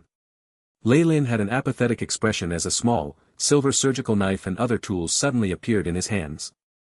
While the flesh itself is filled with a filthy power of chaos, the temperament of demons seems to be rooted in the soul itself. The laboratory was now completely empty, and there were only blood-stained bits of bone left here.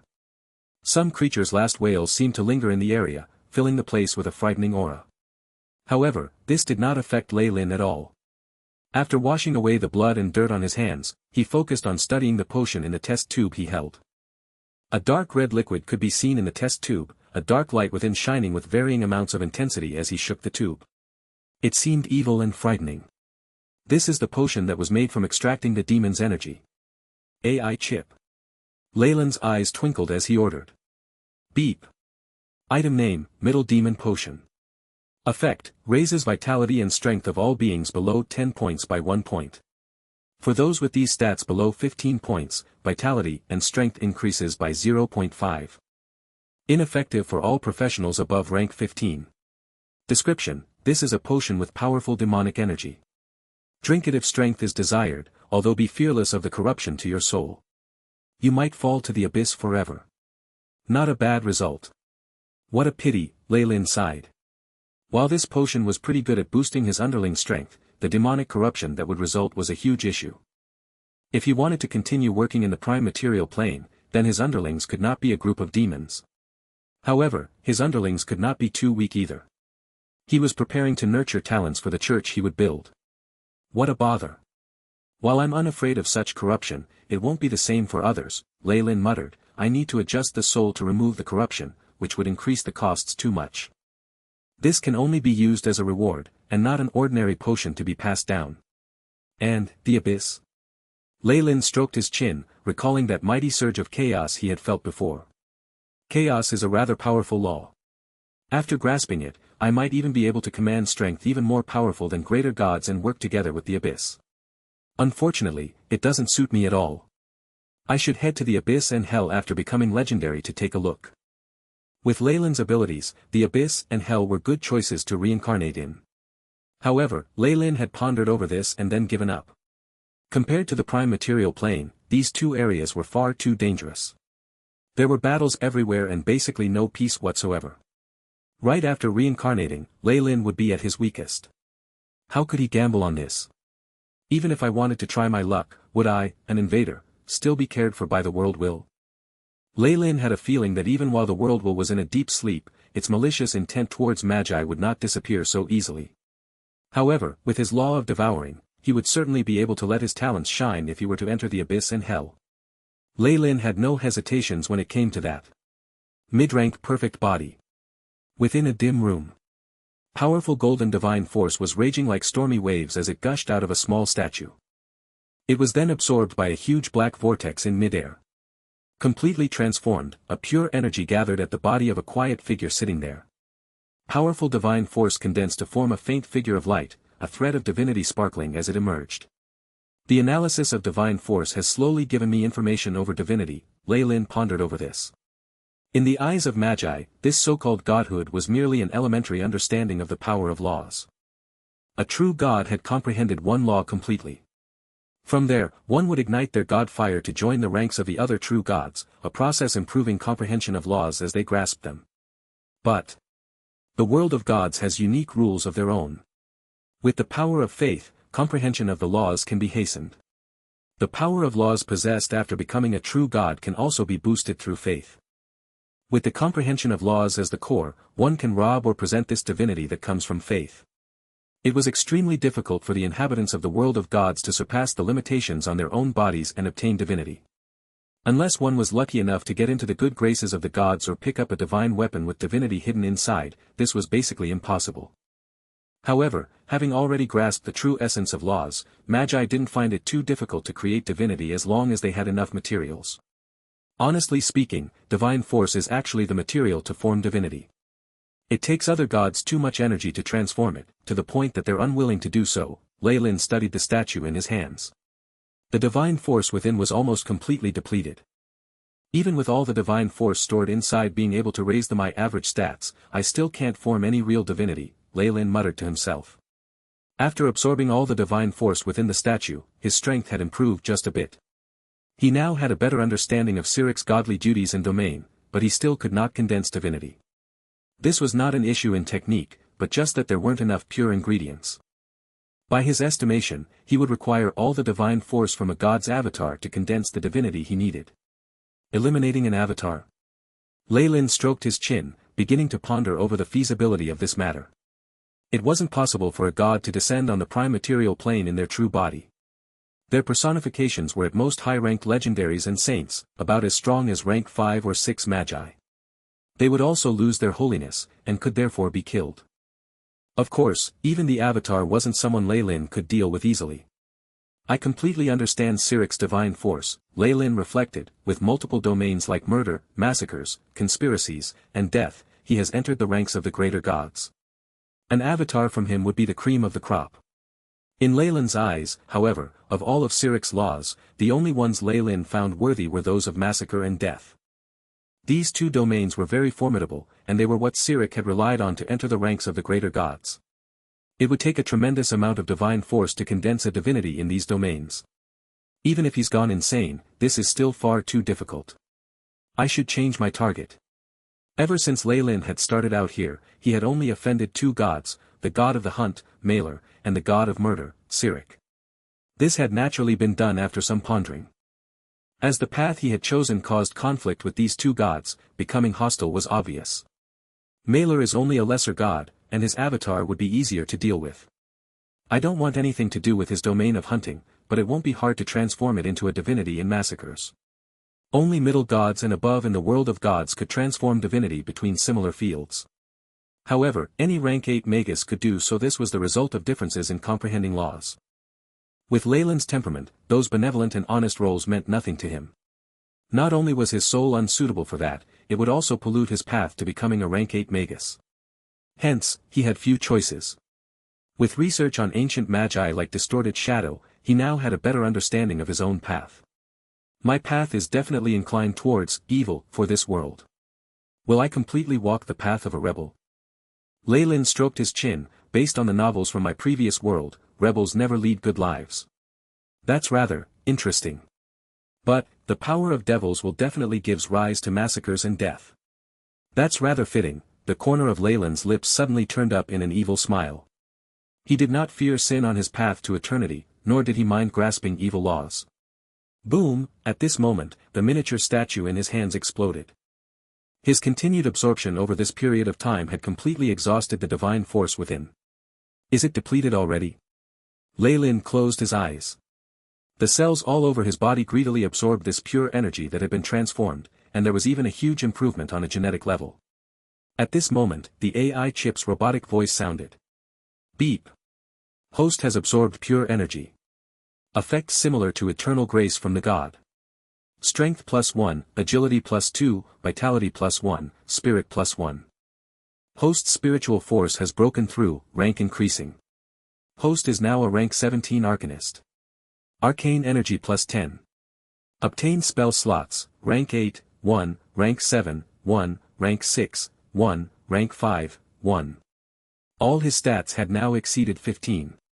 Power erupted in Lei Lin's body, and it felt as if every cell was dancing in elation as if they had broken through their shackles. Beep. Host stats have all reached 15. Feat elementary perfect body has become middle perfect body. The AI chip's prompt continued to show. Afterwards, the explanation of the perfect body feat was refreshed. Middle perfect body. Host's genes have been optimized. Characteristics of exemplary beings has been strengthened, and host has obtained mid-rank resistance to toxins, fire, cold, and corrosion. Endurance in varying environments has been increased by large degree. Lei Lin's stats changed. Lei Lin fallen. Age, 22.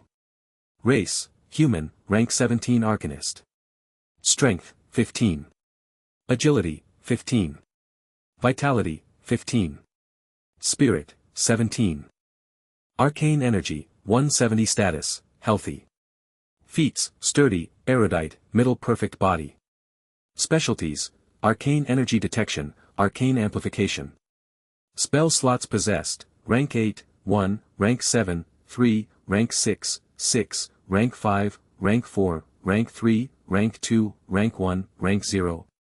Analysis of weave, level 0, 100%, level 1, 100%, level 2, 100%, level 3, 100%, level 4, 100%, level 5, 100%, level 6, 53.33%, level 7, 34.97%. Level 8, 0.11%. So all of the divine force and demon potions recently have allowed me to rise to this point. Lei Lin nodded, looking satisfied. The rise in his arcanist ranking allowed him to reduce the consumption needed for arcane spells. Besides for rank 9 arcane spells, he would not need to pay any price at all. The rise in his wizard ranking also allowed him obtain a rank 8 spell slot, which was pretty good. And then, middle perfect body. Lei Lin wondered about this. The advancement in his perfect body meant he was transforming into a higher grade life form. Once he became a legendary, he would probably have a greater perfect body or even legendary perfect body as his feat. Even those old legends must have endured long periods of training to improve their stats, allowing them to possess a legendary perfect body. However, at the rate that I'm improving, my feat with the perfect body alone after becoming a legendary would allow me to catch up to the legends who have been amassing strength for so long. Also, a powerful vessel would allow me to make preparations to take on more power. Lei Lin had a feeling that once his perfect body reached the legendary domain, there would be huge advantages to absorbing divinity and even igniting his god fire to become a god. Whether it's the remaining evil organizations in the outer seas or dealing with the god of murder, all this would require me harnessing great power. The fallen family might have become a king of the outer seas, but lacked the power to completely control the situation. Only by quickly becoming a legendary could he fearlessly take on the attack from the god of murder's church, and therefore make the outer seas a solid foundation for him to become a god. My speed of advancement is already very fast. If I want to continue, the only method would be making use of the faith of the natives in the outer seas. Agreement. Lei Lin's progress slowed once he became a rank 17 arcanist. He performed experiments on negative energy and other planes every day within his wizard tower, and occasionally taught some apprentices. He led a leisurely life. As he possessed crucial techniques and strength, he was not in the least bit anxious. And just as he expected, others could no longer hold themselves back. Lord Baron. Were you really the one to create these 3 spells? Detect Demon, Detect Domain, and Sense Devil? Xena did not seem to be in the best mental state. There were dark bags under her beautiful eyes, and it was apparent that she hadn't had a good rest in a long time. For her, this was something unthinkable. Yes. Lei Lin answered with a smile, and he then saw Xena's eyes that were full of shock and astonishment that she could not hide. The many gods will definitely notice your contributions to the world of gods. After obtaining an affirmation, Xena immediately guaranteed. This was because Lei Lin's invention was far too astounding. Even if the paladins had spells like Detect Evil, its categories and scope were far too narrow. After personal testing, Xena found that the spell models that Lei Lin provided far exceeded the detection methods from before, whether in terms of accuracy or scope. The effect it would have on the operation of dealing with demons and devils was obvious. Xena's eyes were now full of fervor as she watched Lei Lin. If she could offer up these techniques to her goddess church, she might even have the confidence to compete the next Holy Coin church election. I've always had zero tolerance for evil organizations. Lei Lin's experiment showed how righteous he was, but he was snorting away inside. He himself was half an archdevil, so making a few techniques to detect devils was far too easy. Having met a high-ranked person from their faction, being betrayed and sold out was just the devils and demons being down on their luck. With this, Lei Lin could also show his resolution in his faction. Of course, as the person who created these detection techniques, Lei Lin had long since come up with their respective defenses and counterspells. Of course, he had given all those to his own devil underlings. It's wonderful to use another's strength to eliminate your enemies, Lei Lin assessed to himself. If these spells grow widespread, then all the devils and demons hiding in the mainland will face heavy losses. It'll be a chance for my worshippers of gluttony. Thankfully, Xena had no idea of what Lei Lin was thinking, or else she'd definitely attack him. But I can only sell the spell scrolls and alchemic items related to this to you. The basic spell model has to be kept a secret. At the moment, I will only be selling them to you 3 and your churches. Lei Lin's next words caused Xena's expression to change. After all, my fallen family is merely a small power that's unable to go against the devil and demon forces of the whole continent. You wouldn't wish for our fallen family to be massacred by violent devils and demons, would you? Lei Lin watched Xena, looking helpless. While this gold bishop's expression changed, she still had no choice but to acknowledge this. Even Xena had no confidence to say that the Church of Wealth would definitely protect the fallen family, because this was impossible. Those devils and demons definitely did not care for the goddess of wealth. All right. You will also need to swear that you will never leak news that I am the seller. Lei Lin spoke seriously. While dealing blows to devils and demons was good, he did not want to invite trouble. This was why it was necessary to take all these steps as well. Most importantly, there was a limit to the spell scrolls and alchemic items that he was selling, so that the effect could be regulated. With the ability of magi and arcanists to seal things, Lei Lin was confident that he could press this advantage for over a century. Even a legendary wizard would not be able to decrypt his spell models. In addition, with his pitiful speed, there was a limit to the spell scrolls he could make. Part of the time was also needed to be spent on research. Hence, the actual damage to the demons was rather slight. Based on his speculations, being able to wipe them out of the Dambrath kingdom within a decade was something very amazing. This would prevent certain powerful demons and devils from being driven to action in their desperation. With such a long period of time, they would have the time to come up with plans and deal with it. By selling this stuff, he could also rope in the three churches. He'd already considered the possibility of them joining hands to pressure him. Firstly, the three of them were in the lawful good faction, and would never use sinister methods. With their three gods controlling each other, he would also have the chance to benefit from them all. Only a legendary, with decisive power in the prime material plane, would be a sufficient foundation to protect the interests and safety of his organization. I understand. After this, I'll contact the other two churches.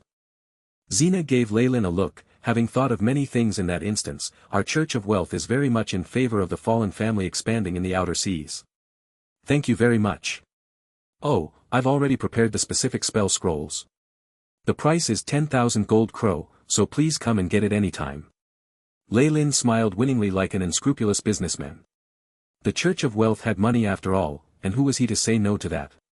They were more than capable of paying for this. After the exchange of benefits and agreement, the fallen family's inclination of unifying the outer seas was unstoppable. They'd already subdued other, smaller nobles, so they met no opposition on that front. The rest were like Marquis Tim of the Gold Thorn Blossoms, too afraid to oppose this. After seeing the three churches standing by the fallen family, he was already scared shitless.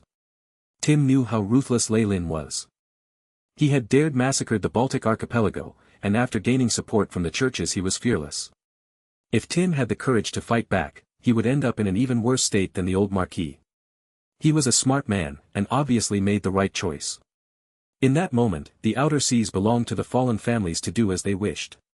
Only the ships that had the family's flags could move around in the outer seas uninhibited. Recently, there were even rumors that Tim and his band of nobles were planning to petition to the Dambrath king to consider the fallen family's expansion and outstanding contributions, in hopes to raise Leylin's feudal rank and give him more land. With all the troubles on the surface dealt with, Leylin focused his attentions on what was going on in the shadows. There are actually only two forces in the dark world of the Dambrath outer seas. One is the evil force with the pirates in power, but with the annihilation of the barbarians, they now pose no threat. The other is the native islands with their faith in evil gods. Using a conjured water mirror, Leylin was now deep in a frank conversation with his cousin Isabel. She had already completely taken over Pirates Cove and turned it into the Scarlet Tiger's base. It could be said that the fall of Pirates Cove meant that the outer seas pirate world had been unified. There would no longer be any forces on the sea that could match the Scarlet Tigers. Also, the native tribes' belief in the evil gods is something very troublesome. They are rather ignorant, greedy, and savage, and believe in natural spirits. They rely on beings with great might to shelter them, and become a huge threat to passing ships. As the noble child of a merchant of the seas, Leylin had long since gotten a deep understanding of these native tribes. Even if the Dambrath kingdom had entered an age of discovery in the seas and gone through generations of migration, there were still few, civilized people, in the outer seas than natives. It was said that further into the deep seas, there was a large continent where an empire built by the natives existed. Hence, in order to completely unify the outer seas, he could not let go of these natives' tribes, especially since they had natural spirits that had formed after hundreds or even 1,000 years' worth of offerings. These primitive totems had, with years of faith from the natives, obtained immense strength. Possessing divinity or even igniting divine flames was nothing special from them. I hope you can head the elimination of the native tribes in the outer seas, in the regions that we know of. Leylin spoke to Isabel through the communicator. He now somewhat had a group of underlings with reasonable strength, and there were some things he did not have to do himself. In that sense, he'd turned from a pawn into the player. In order to truly leap out of the chessboard, he'd at least need legendary strength. To take part in the games of the gods, he would need to be a member. Make records of all the natural spirits and totems with legendary strength and above, and also the native tribes that believe in the goddess of the ocean. Let them off temporarily. Leylin had consistently been taking advantage of the weaker ones and afraid to go head-on with the powerful. Nothing changed here. I understand. As a senior pirate, Isabel knew full well the terror that the ocean goddess could inflict. There were many amongst her own men that followed her. Once she was provoked in the ocean, then one would only be engulfed by boundless storms. Isabel could even imagine that once she ordered those pirates to attack the ocean goddess church or altar, those pieces of trash would collapse in their fear. Mishap. First ensure the safety of the shipping routes. If there are those you can't deal with, make a record of them and leave them to me. Leylin went through things to take note of and then ended the communication. With the expansion of the outer seas, there should still be many left even after eliminating those too powerful or with powerful backings. Leyland's eyes glinted with wit, immediately recalling the barbarian altar from before. I don't need that many. As long as I find around 10 of the native sacrificial areas like that of the barbarian tribe, the accumulated energy should be enough for me to advance and even get close to the realm of legendaries. Leylin willed it, and the outer seas immediately grew lively. With the Scarlet Tigers taking the lead, numerous pirates yelled out as they swept through the native islands close to important shipping routes. Besides those with powerful backers or the protection of powerful beings, basically all the native tribes were purged. Most of the adult males in these tribes were killed, while the rest were turned into slaves. With abundant supplies, the price of native slaves in the outer seas fell steeply by 50%, causing many slave traders to go bankrupt. Of course, in this whole disturbance, the fallen family made use of prompt news and abundant resources to gulp down much of the share in the sales of the slaves. With such a storm, the little businesses could only be crowded out. The true big shots would use these methods to massacre the market and remove all competitors in their way. They could then monopolize the market. Leylin could be said to be very familiar with this. With the war, all sorts of loot and slaves were shipped to the fallen island. There were even totems and ritual items for evil gods here, which actually helped Leylin to learn a great deal. Within these items were some form of power of faith. Leylin found this useful. Through these years of hard work, the power he held gradually took shape. He need not bother himself with many things, because his underlings would take the initiative and do everything well. This was the advantage of being the master of a large organization. No wonder even gods would create churches and work hard to operate them.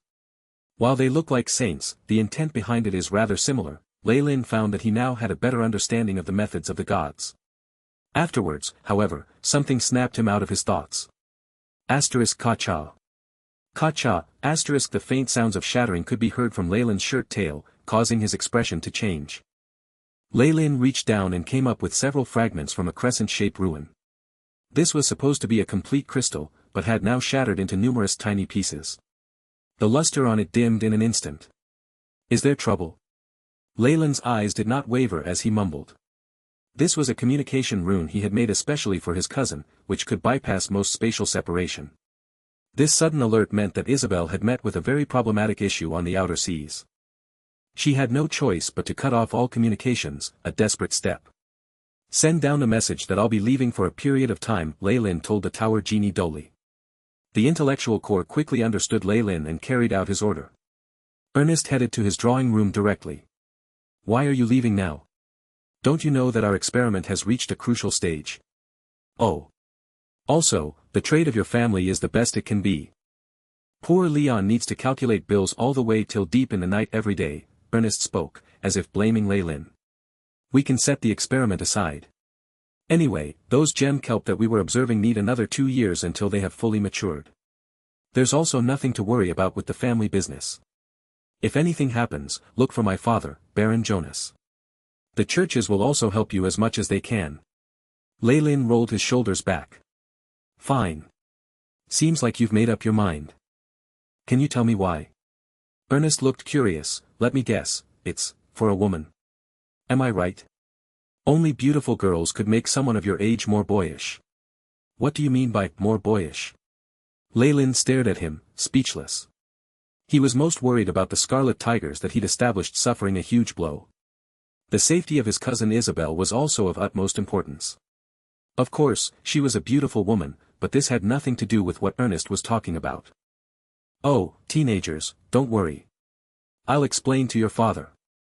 Ernest winked suggestively at Leylin, a suspicious look on his face. Fine, fine. Leylin shook his head and walked out. He had a feeling that Master Ernest must have noticed something, and everything he was doing was on purpose. At the same time, a blazing fireball was launched from the red dragon sword.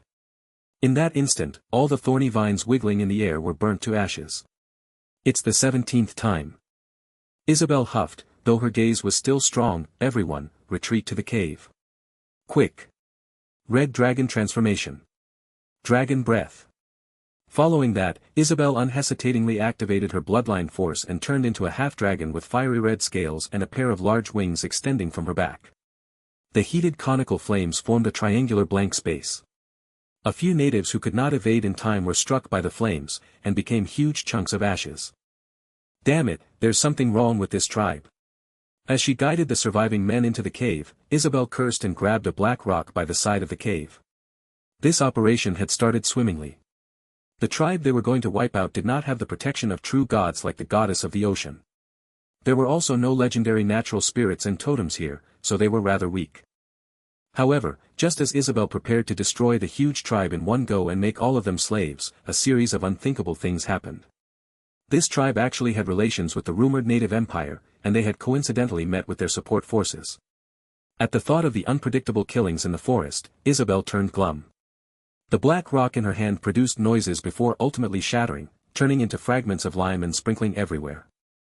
Such a violent scene immediately caused the pirates to shrink back, afraid that her palm would arrive at their heads next.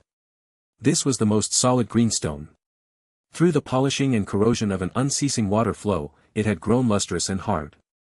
It felt indestructible, but it was like white bread in her hands. A bunch of cowards. Isabel disdainfully turned back. With her remodeling as a bloodline warlock and the fusion with the legendary dragon's blood, her power was increasing by the day. By using the Dragon King's mystic might meditation technique, Isabel could sense her strength was increasing. It was as if a dragon resided in her body. If not for her underlings dragging her down, she would find it easy to break out of here alone. The signal has already been sent out. Humph. Once Leyland's here, I'm going to burn these disgusting monkeys to death. The sword in Isabel's hand glimmered with light. Crimson Chi immediately destroyed numerous tropical trees, revealing the elite native warriors and their summoned creatures. They were now in a gigantic tropical rainforest, and there were native tribal warriors everywhere. What attracted Isabel's attention the most were actually the elite warriors from the Empire. Based on their dialect, the reinforcements are the forest hunters and Amazon warriors. Isabel recalled the information she had obtained before.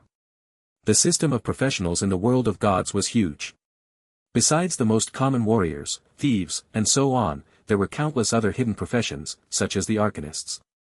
There could even be systems of power from the Dark Era in remote regions. The native empire had their own system of professions, which Isabel thought to be a normal occurrence. I just don't know if there are gods in the empire of natives. Isabel suddenly considered this. While they were base and lazy, and the power of faith they offered less pure than even that of regular people, the amount was still pretty good. If they could find a new continent with the native empire with no gods, then even a god would go green in envy. Russell, the natives that had been scared off by Isabel's attack shrank back, while Isabel looked on every corner of the battlefield. A slender figure soon appeared behind a broad-leaved tree. How is it, Karen? Have you found their commander? Isabel asked without hesitation. No. This was the pirate scouting captain, the half-drow Karen. She was shaking her head regretfully. The leader is very vigilant and seems to have great anti-detection abilities. I can't find their core. Damn it. We can only wait for reinforcements, Isabel sighed. She began to feel deeply uncomfortable at the thought of being unable to complete Leyland's mission, though she couldn't quite tell why. Trap. Numerous elite natives formed a heavily guarded defensive line within the tropical rainforest. Behind them were several crudely constructed tents. Based on the traditions of the natives, these tents were adorned with colorful feathered decorations on the surface, as well as some runes smeared on with fresh blood. Has Special Envoy Ajijikro caught them yet? Asked a native who was evidently their leader. He wore a large golden crown on his head, but looked rather slender, almost bony. It was a stark difference. This man was currently watching another white-browed native. This native called Ajijikro had evidently experienced much over many years. His eyes showed his wisdom, and he was half a head taller than the leader, which showed that he had been raised in a more nourishing environment. They are very powerful followers of another religion. The elite forest hunters and Amazon warriors that I brought couldn't even take a blow from that monster in human form. To force them to come here, I've already lost 27 elite warriors. Ajijikro was evidently not this leader's subordinate, and his tone made him sound like they were on equal terms. Also, I've only come here to accept offerings to the Empire and had no intentions of taking part in this. After seeing that this envoy was beginning to get mad, the native chief grew restless, but with these outsiders and those of another religion around, my island is now getting increasingly unsafe. My people are losing their lands. If you weren't here, I might have chosen to abandon this place and find a land that those blue-eyed ones can't see. Seeing that his complaints and chattering did nothing to convince Ajijikro and only made him more enraged, the head wrung his hands and looked to be in pain. Fine. Fine. To thank you for your help, my friend, I can offer you some things privately. They're all. After hearing a whole bunch of promises, Ajijikro's frown smoothed out. The islands around this place weren't much to those from the natives' continent. However, this one place was different. This chief in front of him was the only way they could procure the specialties of this place, and they were very precious in the empire. If not, Ajijikro wouldn't be so kind-hearted as to help him fight off the invaders. Perhaps I should find a chance to beat the method they get their tributes from out of them. Ajijikro looked towards the head, eyes glinting with a chilly gaze like a poisonous snake hidden in the shadows. While this was a mere glance, the head was already beginning to get uncomfortable. Well then, about those invaders. What do you say? Them? Ajijikro froze, and then looked furious. Those who have the gall to kill so many of my men will never be let off easily. I'm going to skin off their scalps and use their bones as musical instruments, eternally hung in front of the doorframe to my house. But they seem to be powerful beings who've grasped evil strength. If we go in with dull strength, we'll also have casualties. On top of that, the terrain is hindering us. Hence, I believe we can push the timing to attack them back. What do you think about tomorrow night? Ajijikro's eyes were filled with a sneaky luster. Tomorrow night? You mean, after hearing this, the head's eyes brightened. Exactly. With that around, those of another religion can only embrace the eternity of death, no matter how many of them there are. At this thought, the head applauded, now in a better mood. The tent was pulled open soundlessly, and then a group of girls with different colored fruit plates balanced on their heads flitted in like butterflies. They had eyes like black pearls, and their lips were extremely charming. Every part of their bodies held vitality that only youth possessed. The maids respectfully put the fruit plates down. There were all sorts of precious tropical fruits within, while the plates themselves also emitted a charming golden light.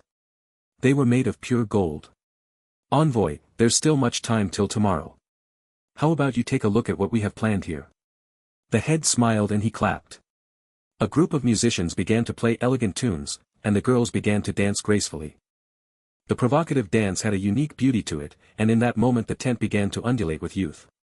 Ajijikro stared hard at one of the dancer girls, who was the most beautiful, and he began to peel a grape while looking intoxicated. The head, who was watching, snickered inside. On the surface, he looked ready to flatter the envoy more.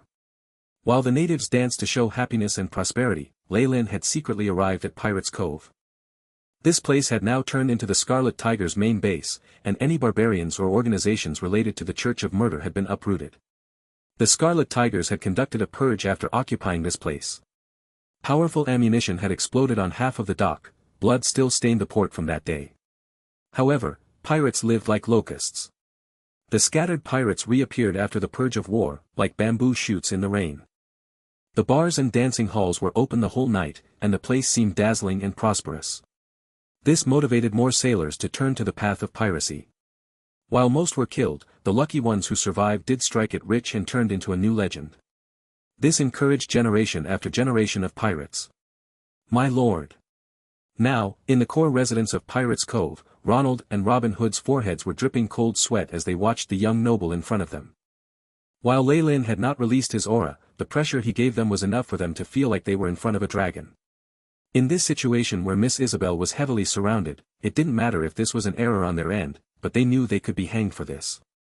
Knowing how terrifying Leylin could be, the thought of fleeing did not even rise in their minds. They could only keep praying that Leylin could show them some benevolence. I took a look when I came. The construction of the harbor went well. Robin Hood, you've put in much effort. Unexpectedly, Leylin did not begin to reprimand them first thing. His approval immediately had Robin Hood feeling slightly better. Many thanks, young master. I only did what I had to do the best of my abilities. And you, Ronald? Leylin then glanced at the middle-aged pirate next to him. Through years of experience, this subordinate that he had recruited now had the aura of someone at the top. His strength had also grown by a large amount, as was expected of a seedling that Leylin had chosen himself. My lord. Robin Hood went down on a half-kneel. I am in charge of the sea routes. No matter what happened, I am partially responsible for this. Please forgive me. Much time hadn't passed since the establishment of the Scarlet Tigers, but a few groups and factions had already formed. While most were under Leylin and Isabel, there were still others. Compared to a general like Robin Hood who had come straight from the garrison, Ronald who had entered Midway lacked confidence. Of course, this might also have to do with Leylin having too much power. Since this has happened, I'm not going to put the blame on anyone. I just hope we can solve it as soon as possible. Leylin waved his arms. He'd already had some expectation that this might happen. However, as long as there were people around, the losses could be quickly replenished, which was not an issue. I've looked through the records in the meeting, and you aren't in the wrong. You have no need to worry about it, this was the main point. Otherwise, Ronald might not even be able to walk out of this room. My lord, a warmth surged in Ronald's heart, and his chest felt stuffy, yet he could not say anything. Enough. Who are you putting this show for? Leylin stopped Ronald and then spread out a huge sea map on the table. This was the most complete map of the areas the Scarlet Tigers had gathered. There were also some areas added in that had been explored by the barbarians or other pirate groups. At a glance, the entire Dambrath Outer Seas could be seen vividly in his mind. This was a priceless treasure. Come, Ronald. Mark the route that Isabel has taken this time. Leylin took a vernier caliper and moved it around, and then passed a red marker to Ronald. Yes, my lord. Ronald took a deep breath and calmed himself down. Meanwhile, after recalling some memories, he drew a crooked red line on the map. As most of the Outer Sea native tribes have been wiped out, Lord Isabel's hunting targets are now closer to the deep sea. In the previous sail, we communicated. Things had been normal up till this point. The Red Coral Sea. That's rather close to the outer regions. Leylin glanced at the area Ronald had marked out on the map. The red marking was the most southern part of the map, and extremely close to the boundaries of the outer seas. With a few days of sailing, she could sail away from the scope on the map. My cousin. I already reminded her not to go too far. Leylin sighed as he shook his head. There are far too many native tribes in the south, and things are complicated. There are even rumors of the native empire there. She was trying to wipe them out with just one pirate fleet. Sigh. Ritual. Ready a ship and men. I'm going to leave immediately. Since he had confirmed the location, Leylin would obviously go on a rescue mission immediately. Robin Hood and Ronald listened respectfully. Not long after, they had everything prepared. A day later. Isabel had just met her life's largest crisis in the rainforest. What the heck is this? A powerful draconic aura spread out, and a few black monsters were burnt to ashes. These black monsters had a strong, dark red fog around them. They were shaped weirdly, as if formed of soil. Russell. Even if it was burned off by the flames, the dark red gas gathered once more to spawn more monsters. Damn it. They can't die. Karen used her dagger and pierced into a monster with 3 human heads, one each belonging to an elderly, a middle-aged man and a youth. However, the injuries quickly recovered and even swallowed her dagger. Sensing the immense danger, Karen could only abandon her weapon and leave. Only powerful attack spells or the explosion of chi from a high-ranked professional can truly hurt them. Isabel was now in her half-dragon form. Those fog creatures quickly evaded a powerful dragon breath, and that finally gave the two a path to retreat. I never thought that there would be such strange things in the forest. Isabel gazed at the moon on the horizon. The moonlight, which should be bright, was now stained with a layer of purplish red and looked incomparably evil. Things had originally been going smoothly. After withdrawing from the rainforest, the attacks and searches of the natives had weakened, and she was even considering escape routes. But the night held a huge surprise for them. It's like the whole forest turned into a ghost region. Isabel looked alert. The danger here far exceeded her expectations. Play with me. The forest seemed to change under the purplish-red moonlight, dark red fog filling the area. A large banyan tree twisted abruptly, and numerous vines turned into flexible arms that grabbed at Isabel. A baby's face appeared on the trunk. Even my dragon aura is useless. What the hell is this? The crimson-red dragon sword exploded with burning chi. The conical flames from dragon's breath were launched unceasingly, causing the giant hands that formed webs to be ignited and fall off. This finally allowed Isabel to clear off an area to move into. It doesn't hurt at all. The large banyan tree had pulled itself out of the soil, the many roots turned into countless tendrils. Dark red fog lingered, and the vines that had been cut off and burnt regrow. I won't be able to hold on at this rate. Glancing at the other side, where her subordinates were heavily injured, Isabel could not help but force a smile. Many natives were gathered outside the rainforest, looking solemn. At their center was a tremendous altar. Twisted and evil runes, dark red in color, were present around the altar. Blood plasma was smeared on it, and the droplets of blood that rolled downwards along the cracks of the stone made it look exceedingly terrifying. Many of the natives now wore fancy feathers and hide. They kept chanting and praying to the altar. On the altar was the face of a young female native who seemed pure and holy. However, her eyes had lost all signs of life, and there was a large wound on her wrist. Evidently, an extremely evil sacrifice was being done here, and the target was no known god, devil or demon. The chief looked like a worthless person in imposing clothing to Special Envoy Ajikikro. He glanced at the man and suddenly asked, "I never thought the enemy would enter this forest. That's a great help for us. I wonder if this will affect us from getting our offerings." "Please do not worry. Our ancestors have carried out the sacrifice numerous times. There won't be errors." The native head could do as he pleased in his tribe, but he did not dare show any sign of negligence to the envoy of the empire. Droplets of sweat even appeared on his forehead. "I've even invited our tribe's great priest for the sake of success. With a group of powerful followers of another religion being the sacrifices, the effects will be much better than before. The number of offerings might even be several times more than usual." The native head had a flattering smile in his eyes. "When the time comes, I can gift you a few extra." "Thank you very much then." At the thought of the miraculous effects of the product, Ajijikro immediately revealed a smile. Meanwhile, however, scorn flashed in his mind, "These darn swines who only roll around in the mud all day. If not for the offerings only appearing here and needing to be extracted with specific talents found in their tribe, the empire would long since have occupied this place. It's beginning." The head called out. He naturally had no idea about how the envoy of the empire was scorning them.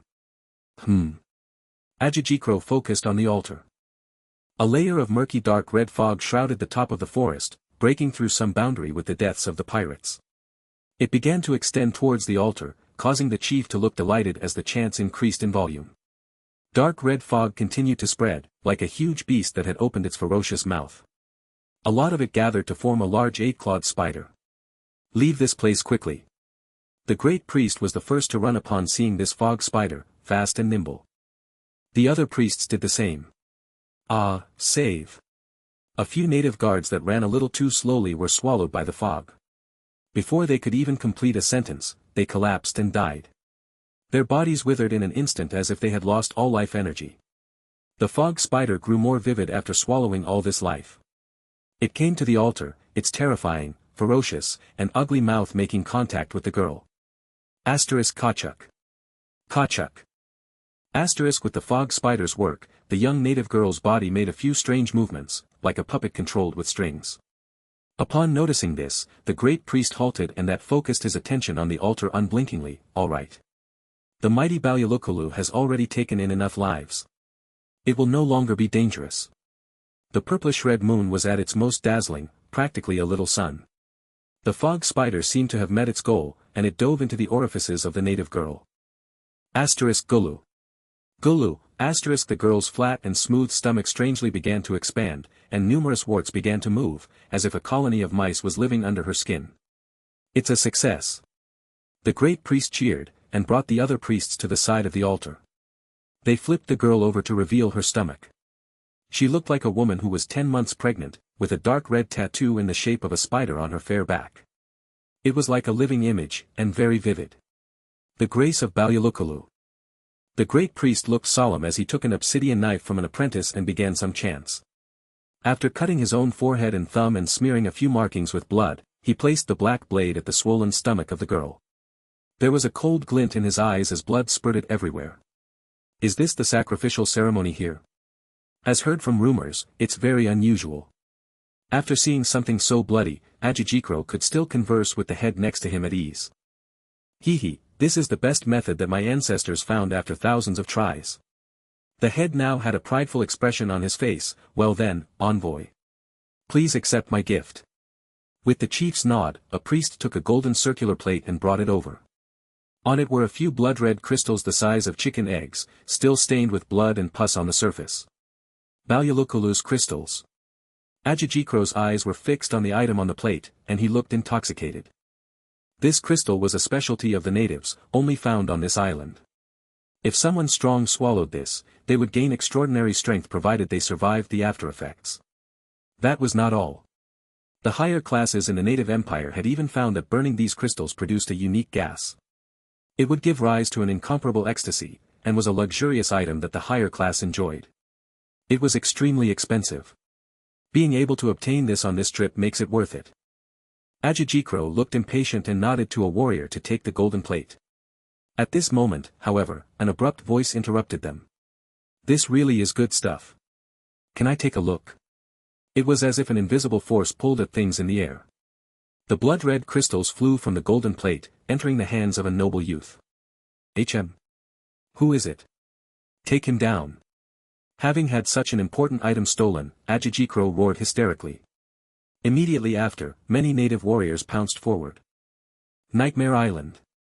As a special envoy from the native kingdom, Ajijikro had also brought a batch elite fighters with him. This included the forest hunters and Amazon warriors.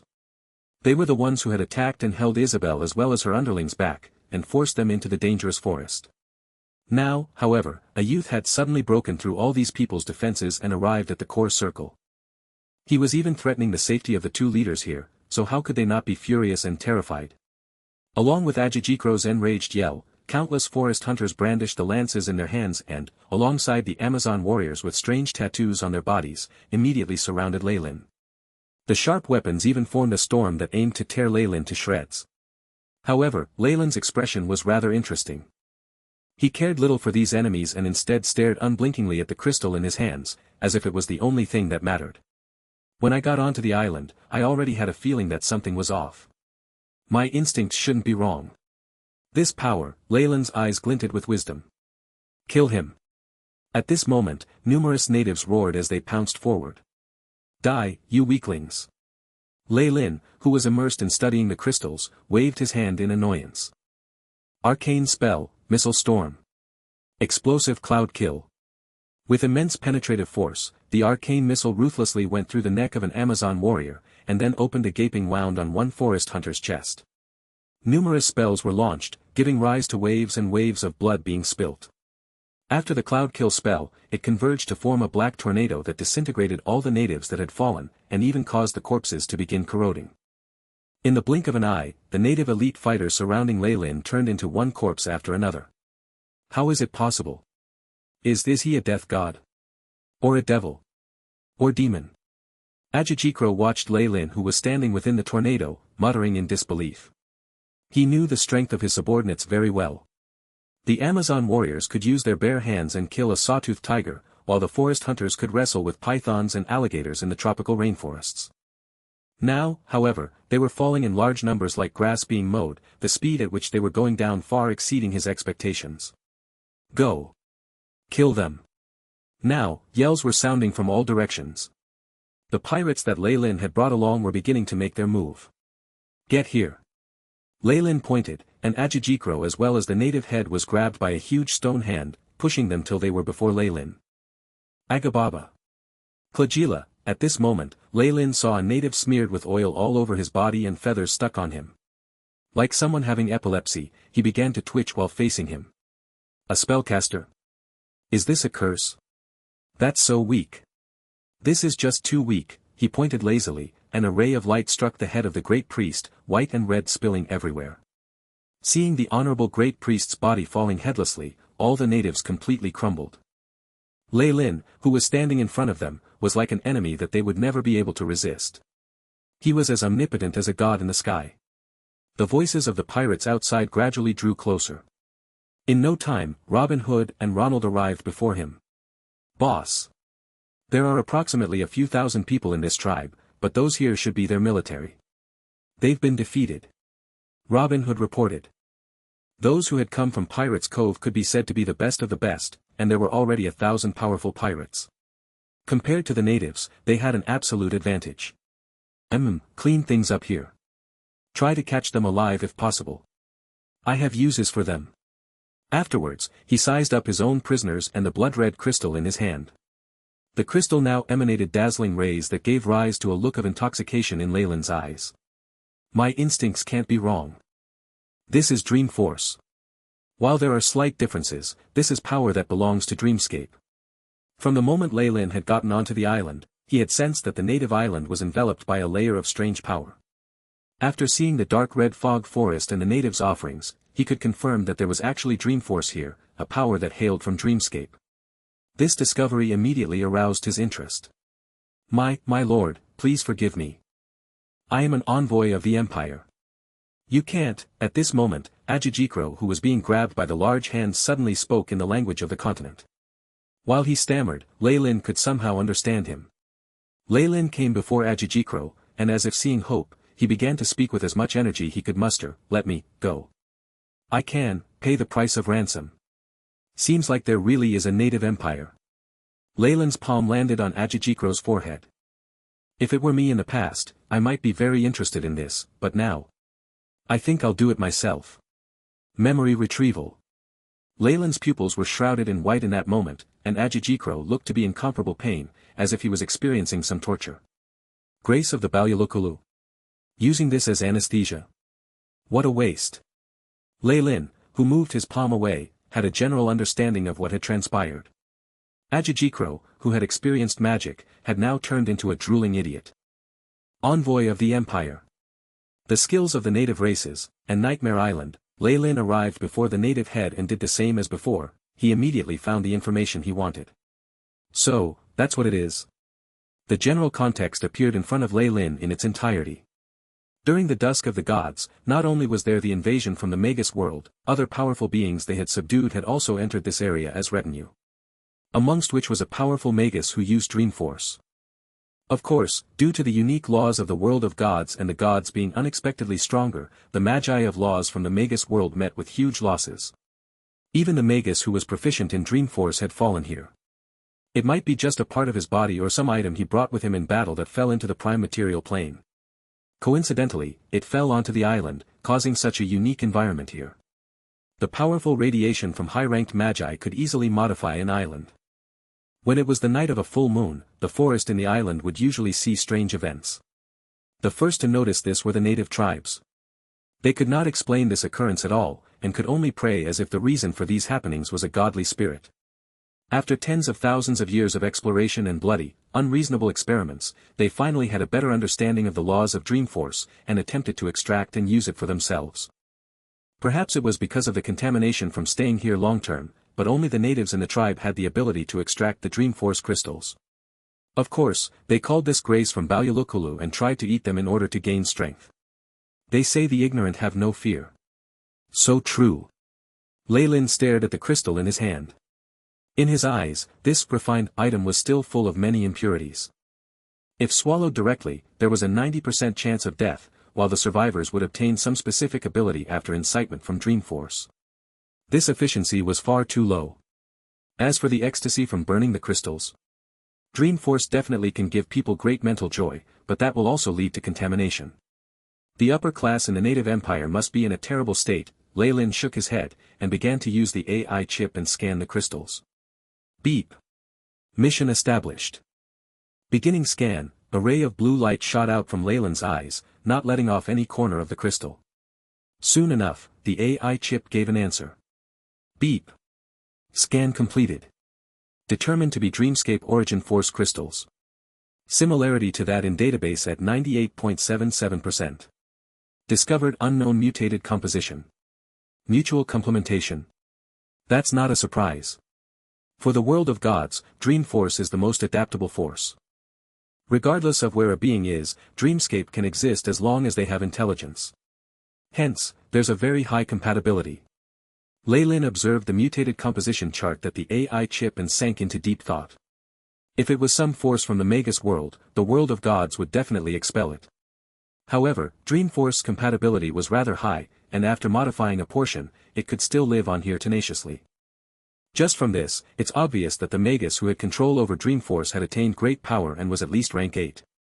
He had probably even found his own path, and was a peak rank 8 existence that had already fused laws. This discovery had Leyland sighing in awe. The ancient times was truly the Magus world's golden period. Any Magus was incomparably powerful. There had been the peak rank 8 distorted shadow, and now he discovered another powerful Magus who grasped Dream Force. Dream Force is powerful. If I can tell the rhythm at which it weakens, then it's much more powerful than the average law. In addition, Dream Force can accommodate time and space, and it's very good choice. After all, in Dreamscape, all time and space could be warped. Using Dreamscape to sustain the power of time and space wouldn't be dangerous. For Lei Lin, this was like a pillow being presented to him while he was taking a nap.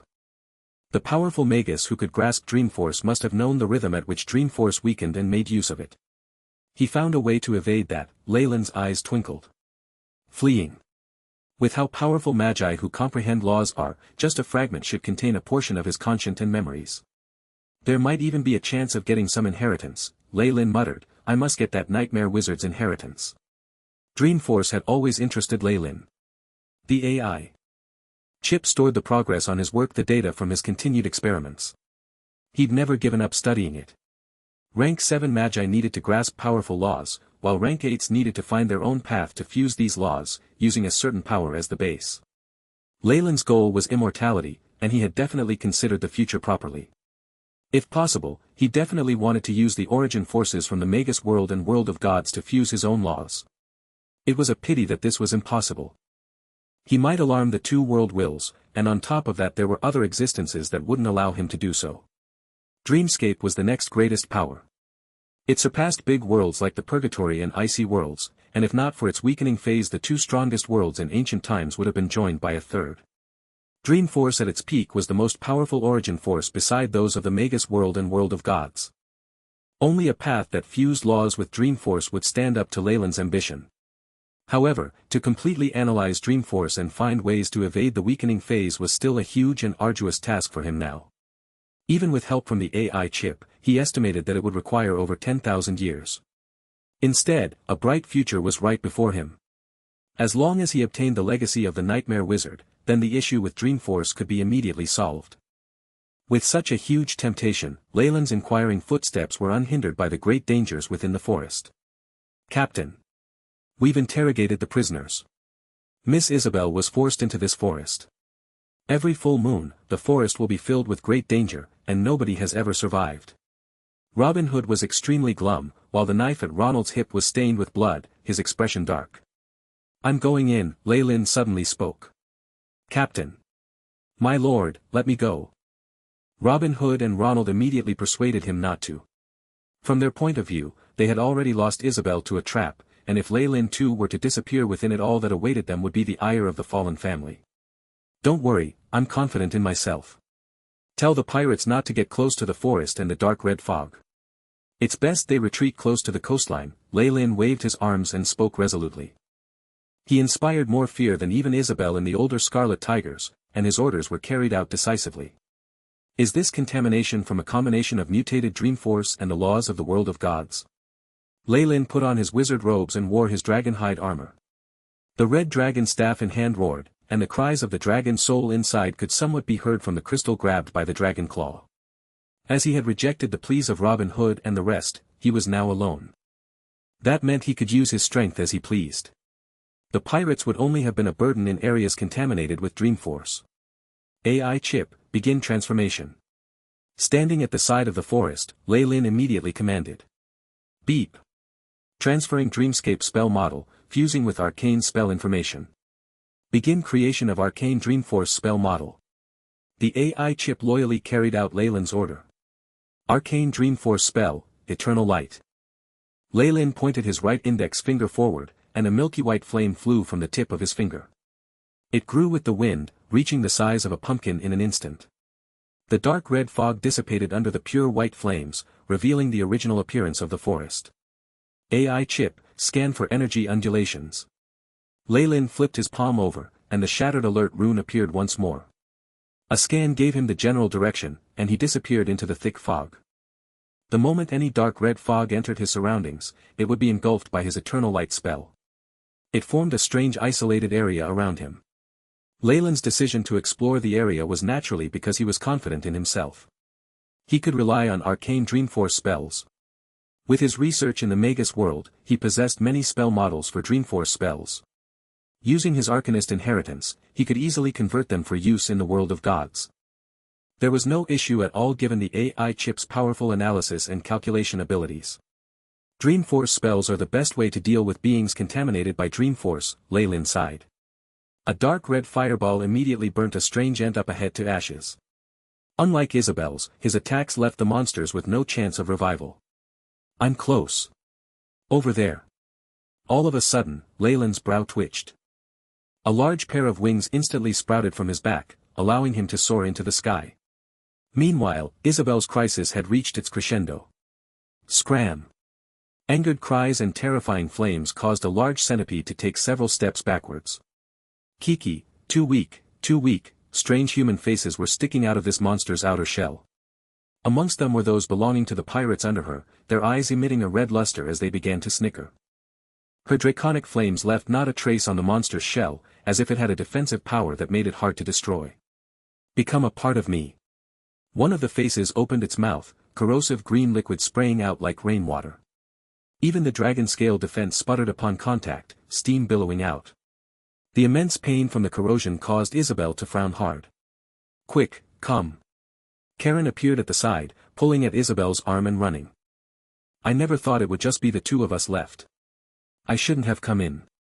Isabel now looked regretful. This is not the time to worry about that. Sister Isabel, I've taken a look around. The dark red fog wall seems to show signs of dissipating. As long as we hang on for a while longer, we can exit this place. Karen encouraged her. Leave, haha. Isabel now looked extremely pathetic, but much of the damage was to her mind. She had never thought she would see such strange things as she had this day. It was more than she had experienced in her lifetime. After she had brought her subordinates and retreated into the forest, all sorts of weird things had appeared when night fell. At the beginning, she had thought it was some sick joke, but she soon found that she had to pay for that in blood. Trees that could walk, flowers and grass that could sing, stones that had chi, the dead being able to revive, numerous clowns. All sorts of things she could not even name attacked them in succession. They were grotesque and variegated, almost causing her to think that she had gone insane. The subordinates under her fell one by one, gulped down by either real or imaginary beings. Now, only she and Karen were left. That centipede monster is very strong and at least has legendary strength. Does that mean we can only evade? What is it, Karen? Are you hurt? Isabel looked at Karen beside her. The half-drow now had her back to Isabel, shoulders trembling slightly. A palm touched Isabel's shoulder, and her expression immediately changed. There's no heat. You're not Karen. Hee, adorable little captain, if I'm not Karen, who else can I be? Karen turned back, light shining on half her face. However, Isabel's pupils only shrunk. Her beautiful face had now split from the middle, revealing terrifying white razor-sharp teeth, as if her face had turned into a large mouth. Damn it, what the hell are you? Isabel yelled. Terrifying flames formed rings of fire that were several meters long, managing to get Karen to back off. Hee. What could I be? Rumble, the earth split, and the human-faced centipede appeared once more. Karen snickered as she dug her hands into the centipede and fused with it. At the end, the monster that looked like Karen completely disappeared, its only remnant a pale face. Asterisk chi. Chi, asterisk the huge centipede let out earth-shattering cries, cold air bursting forth from its mouth. The surrounding trees and soil were covered in a layer of ice. It has a clone with a power of ice, and can't die. Gods. Could this be some sort of special variant of God? This was the only conclusion Isabel could come up with. The terrifying chilliness began to freeze her body, causing even the dragon blood in her body to still. No, I can't die here. Isabel looked resolute as the red scales on her body exploded. Blood explosion. The bloody red fog blocked the ice off, finally giving Isabel a route of escape. Rescue. Blood explosion wasn't sorcery. It was an unknown spell recorded in Dragon King's mystic might that allowed a dragon warlock to burn their bloodline in exchange for ultimate strength. It was something used when left without choice, a decision to make when in complete despair. While the blood fog hindering the chilly fog, Isabel now had a path of escape. However, she had now reverted to her human form and could no longer transform. On top of that, the areas that had been covered in dragon scales turned into a mass of bruises. However, her desire to survive still pushed her to advance forth in the fog forest. So I can't hold on anymore. The hemorrhaging blood and injuries caused everything to blur, and it all turned into darkness. Boss. Before collapsing, the last thing she heard was a voice of surprise. Ugh. I'm not dead yet. Isabel raised her right arm and caressed the red dragon sword, the burst of warmth from the sword sheath instantly making her feel relieved. While she felt just as weak as before, having a weapon in her hand would allow her to die with more dignity. Isabel laughed wryly as she began to assess her surroundings. It's rather small here, and I seem to be in some enclosed environment. There was also that voice I heard before I fainted. You're awake. A muffled voice sounded by Isabel's ear, and her pupils widened slightly. It was Karen's voice. Where am I now? Isabel asked slowly, her eyes doing their best to adapt to the darkness as they looked for traces of light. We're inside a hollow tree. We haven't escaped danger yet. Karen did not seem to be in the best state either, as she stumbled over her words. I'm guessing you saw a monster that looked a lot like me, right? I also met with great danger with someone I knew well. Isabel was not so easily convinced. Who's the vice captain on our ship? 3 years, although he was struck a fatal blow and eventually crippled in the last naval battle. Karen especially pressed her lips to Isabel's ear, also. I know a lot more private information, such as what you hide under your pillow. Enough. I believe you're the real thing. A flush rose on Isabel's cheeks as she interrupted Karen. This is such a critical time, and that is what you decided to point out. Isabel's low voice was filled with anger. We need to change our mentality, Karen said solemnly. Did you notice that these monsters have held back from killing us? It's like. What's an appropriate word? Teasing us. Yes. You mean, Isabel had the same thought. Exactly. I think those monsters feed on human emotions. They keep scaring us to cause despair. Karen sounded agitated. Beings like this exist in the Underdark as well.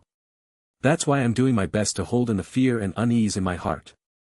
Surprisingly, I haven't bumped into any particularly powerful monster, and have managed to hold on till now. As a half-drow from the Underdark, Karen evidently had a better understanding of such evil monsters. It was a pity though. Her ideas may have been valid in the world of gods, but Dreamforce wasn't as simple.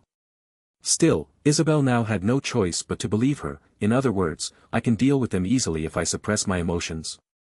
I can only say there's a slight effect, since completely obliterating all emotions are things only legendary mind flayers can do. Karen had a wry smile on her face. Also, be careful not to experience intense emotion. It will only attract more powerful monsters. I understand, Isabel nodded. These things only seem to appear at night. As long as we can hold on till sunrise tomorrow, we might be safe. Isabel now had no thoughts of bringing more men to explore the area. She only hoped to escape as far as possible. Rumble, the surface of the ground trembled slightly, and a strange monstrous laughter sounded out. Isabel began to get nervous. Be careful, something's here. She could see the human centipede crawl over slowly through the hole in the tree, large amounts of saliva dripping from its head. The surrounding trees were pushed away, revealing the sinister and terrifying human faces on the shell. Relax, as long as we calm ourselves, it can't find us. Karen's voice trembled, evidently still uneasy at this life and death gamble. Don't think too much. No. Don't think about anything, and don't have any emotions. Karen thought to herself as Isabel tightened her grasp on her sheath. It seemed like their prayers had been answered. The giant centipede didn't seem to discover them as it wandered past the large tree. It really worked. We did it. Isabel and Karen exchanged a glance, looking hopeful and excited. Voila, the large trunk was split apart all of a sudden, revealing the two. They stared in shock as the giant centipede swayed back and forth. Kiki, is this a game of catch? The faces on the shell kept changing until a child's face appeared, speaking in a young voice. What a pity. You thought calming your emotions would help you escape Zealous. How childish. The human face warped, becoming that of a middle-aged pirate. The voice grew older as well. The game's over. Become a part of me. The large centipede yelled, the numerous faces on its shell separating themselves and turning into white human silhouettes with masks. They moved slowly, looking blank as they surrounded the two. No, why did this happen? Did we guess wrong? This is a nightmare. This has to be a nightmare. No, let me wake up. I want my mother. Karen was the first to break under the immense pressure, seemingly laughing and crying at the same time. Damn it, I knew women aren't dependable at critical moments. Isabel cursed, her sword being thrust into a white figure to no effect. They were still slowly surrounding her. There's no way.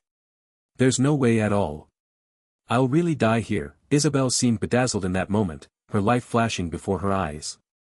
A hint of tenderness appearing in her gaze, unfortunately. Arcane Dream Force spell, Flying Palm. Just as the white figures were about to completely surround them, a black figure fell from above. Powerful spells shot out, pulling the dark red fog together to form a large palm. Thud, the large palm pressed down abruptly, and countless white figures were crushed. With a swipe, the rest were sent flying. Thankfully, I got here in time. Leylin turned back, glancing at Isabel's expression as she looked shocked and elated. Are you two all right? We're fine. I'll leave this too. Isabel felt very suffocated, and only managed to say this at the end before fainting. Has her stamina completely run out? And this one, Leylin watched Karen on the ground, who had been scared stupid. She looks like she was terrified. Not surprising, not everyone can bear the shock of experiencing Dream Force. Kiki, another one. Another one that will become a part of my body. The large centipede's head now split open, revealing an old face filled with wrinkles. The other fragmented white figures were inhaled into its body, and masked faces appeared on the crust. Such a large being contaminated by Dream Force, it's at least a legendary, Leylin looked up, elated. Just the radiation alone can create a legendary being here. Whatever is here must be even more astonishing. Kid, you dare ignore. The centipede monster began to howl, and more cysts appeared on its body. They looked ready to explode. I have no time to play with you right now. See you next time. Leylin was the absolute master of this region contaminated by Dream Force. He didn't even frown, feeling no fear. Arcane Dream Force spell, Distraight Dream. Dark red undulations spread from his hands, and their surroundings strangely went silent. Let's leave first. Making use of this rare opportunity, Leylin grabbed Isabel and Karen as he spread his wings. He flew to the edges of the forest where the dark red fog converged like a cage. Open. Leylin exclaimed, and arcane spell energy poured into the red dragon staff, blazing flames breaking through the lock. With a few flashes of his body, he disappeared into the horizon.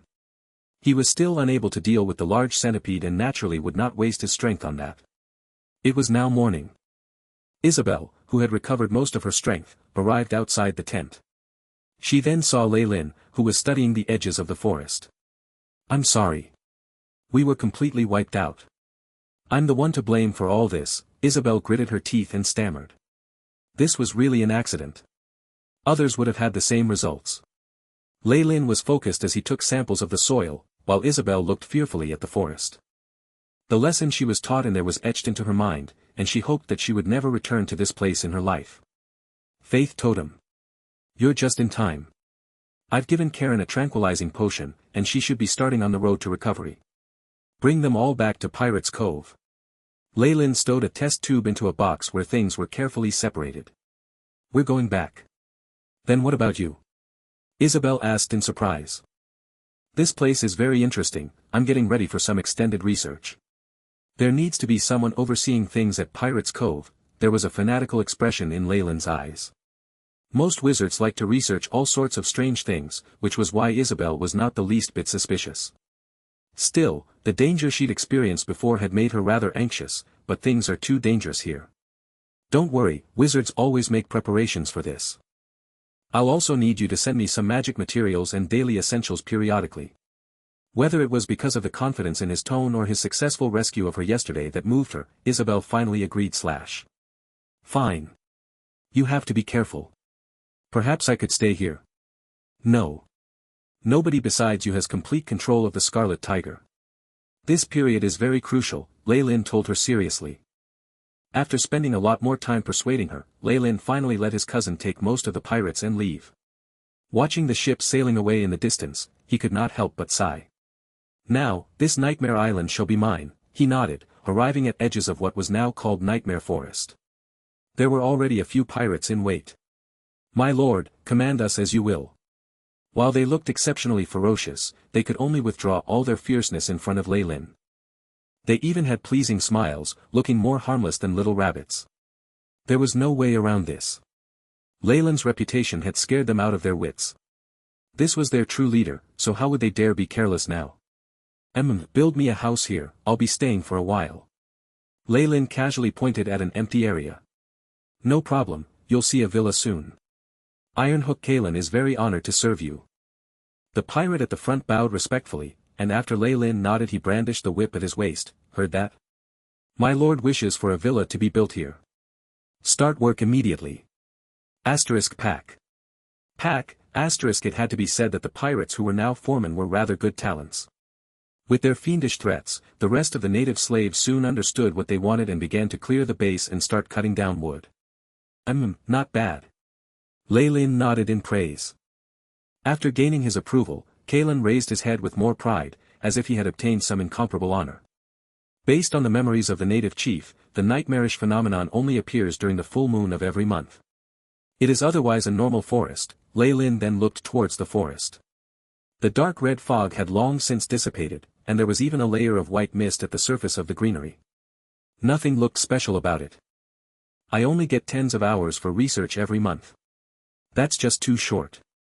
Looks like I'll have to stay here for a long time, Leyland thought, and he sighed.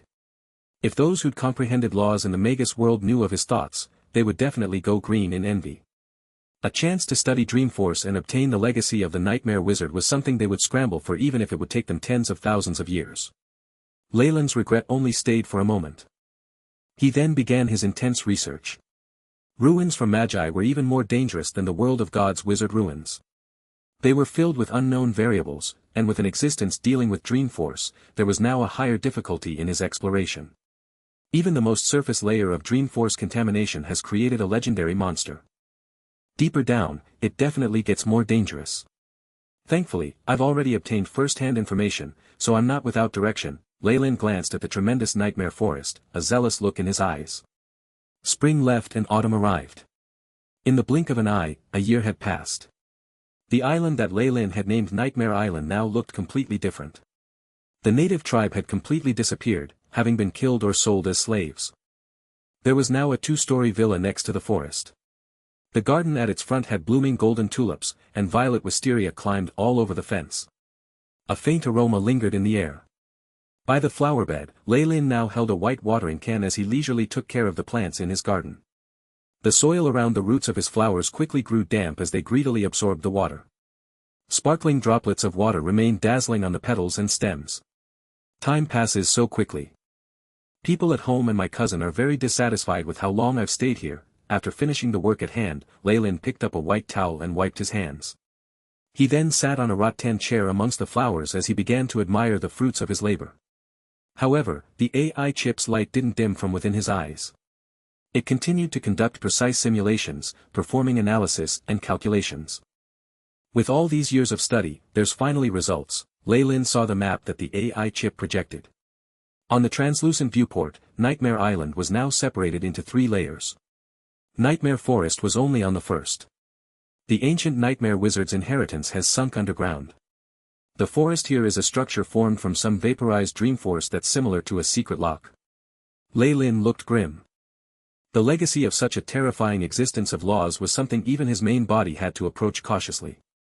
With his strength as a clone, every step had to be taken prudently, or he could just die too easily. Thankfully, with the information I had before on Dreamscape, as well as the mutations to Dreamforce in the world of gods, finding a few methods to break through the lock is still simple. However, what's important now is to increase my strength. Leyland headed into the villa and entered a secret room. He saw the many strangely shaped rock carvings, totems, and the like, and looked deep in thought. These sculptures and decorative figures all had a very boorish style, and were also extremely incredible. They were filled with primitive daydreams towards exemplary strength, but what was more similar was the power of faith on them. Golden rays shone brightly as they illuminated the room. Immature power of faith? Leyland muttered to himself. All this was loot from the Scarlet Tiger's attacks on the native tribes. They were items that those natives worshipped, filled with primitive power of faith. There are even valiant spirits and some sort of nature spirits in there as well, albeit sealed. While I avoided native tribes protected by the ocean goddess or nature spirits of legendary strength, the outer seas are boundless. There aren't many of those. Lei Lin wandered aimlessly to a piece of blood-red animal skin. On the dark brown surface of the flag was a double-headed wolf totem, drawn in bright colors. Varied and dense power of faith spread from it, and the strange wolf seemed ready to pounce out at any moment, but was held back by the strong seal. This one is halfway between a dark soul and a natural soul. It hasn't even obtained divinity, so how can it go against Isabel, a dragon warlock? Lei Lin sensed the valiant spirit on the flag. It had already grown sharp teeth and pointy ears, and a wart began to bulge at its neck. Evidently, the soul of the ancestor of the natives was already turning into a double-headed wolf. A poor guy who's held by the power of faith, Lei Lin watched the confused valiant spirit, eyes not showing any pity. This valiant spirit must have been some kind of hero in the original tribe. He had been worshipped extensively after death, and the faith of the tribe had intertwined with their worship of him. Had he completely transformed, a new god would have been born one day. Unfortunately, Lei Lin's path conflicted with his. In that case, what else was there to say? Thankfully, these faith totems did not transmute divine force, or I might not have been able to absorb them. Lei Lin raised his right hand, a faint Targaryen figure emerging in his eyes as terrifying devouring power enveloped the animal skin flag. Innate skill, devour. Asterisk whoosh. Asterisk it was like a long dragon drinking water as threads of golden light were pulled out of the flag with a formless force, disappearing into the dark hole. Immense power of faith, with souls and intense emotions mixed in, was devoured by the formless black hole, turning into the most pure origin force. In the time of a few breaths, the dark golden luster on the animal skin flag completely died down, and the wolf totem had now lost all life, turning into a dead item. Beep. Divine force absorbed, increased energy reserves by 3.8%. Total progress, 89.77%. The AI chip prompted. As expected of the offering of a small tribe. It's too little. Lei Lin shook his head, looking dissatisfied. With a wave of his hands, the other statues and totems soared in the air. The tremendous black hole devoured all these elementary sacrifices in an instant, turning them into the purest energy source. Afterwards, Lei Lin saw the numbers on the AI chip screen beginning to rise steadily. Probe. Beep. Beep. The value rose continuously, very soon reaching 100%. Asterisk bang. Bang, asterisk the totems and primitive statues lost their luster, and hairline cracks began to appear on their bodies. These were all primitive gods. Did I just kill over a dozen deities? Lei Lin chuckled inwardly at the thought of it, and very soon he tossed this matter to the back of his mind. Although these primitive totems hadn't gained divinity, it was worth mentioning that the power of faith was extremely strong. The problem was that one god's faith was another's poison, and this faith was heterogeneous. Only someone like Lei Lin, who'd mastered the law of devouring, could easily expel the thoughts and conscience within them, turning them into the purest of energy that he could use. After the reserves had reached 100%, the AI chip's voice sounded out. Beep. Divine force reserves completed. Beginning to transfer energy to the main body, simulating divine grace. Lei Lin's reserves depleted quickly, and soon he'd expended it all. Compared to the previous times when he had absorbed the energy, this time round it was much more powerful. Beep. The host has undergone a divine baptism. Spirit +1. Beep. The host's Arcanist rank has increased to 18. Arcane energy +10. Beep. Obtained 1 rank 8 arcane spell slot, 1 rank 7 arcane spell slot, and 1 rank 6 arcane spell slot. Very soon, Lei Lin's stats had undergone changes too. Lei Lin Fallen, age, 22. Race, human, rank 18 Arcanist. Strength, 15. Agility, 15. Vitality, 15. Spirit, 18. Arcane energy, 180. Status, healthy. Feats, sturdy, erudite, intermediate perfect body. Specialties, arcane energy detection, arcane amplification. Progress of weave analysis, level 0 100%, level 1 100%, level 2 100%, level 3 100%, level 4 100%, level 5 100%, level 6 76.88%, level 7 51.3%, level 8 19.6%. Spell slots, rank 8, 2, rank 7, 4, rank 6, 7, rank 5, rank 4, rank 3, rank 2, rank 1, rank 0, dot. This is the power of divine grace. A surge of power swelled through Leyland's body, intoxicating him. It was only now that he learned how powerful the gods here were. So all that matters is divine grace. If I ignore the divine force requirement, I can also turn a pig into a legendary. Leyland's improvement in strength right was akin to having received divine grace from a god, except that he obtained it through other means. It seems like Illustrial isn't just a chosen, she also has some of Mystra's divinity. She is at least rank 25, and coming face to face with a legendary would not faze her one bit. The situation in the north was still in a mess, especially the borders between the Orc Empire and the humans. That had turned into a place of unrest where darkness and chaos were prevalent. It seems like that queen has been devastated and is planning to live in seclusion. Leyland rubbed his chin. He still held a hidden card in the north. Tiff was living there in territory he owned. It was possible for him to intervene in the battles and tip the balance of the scale. However, this is also a blessing in disguise.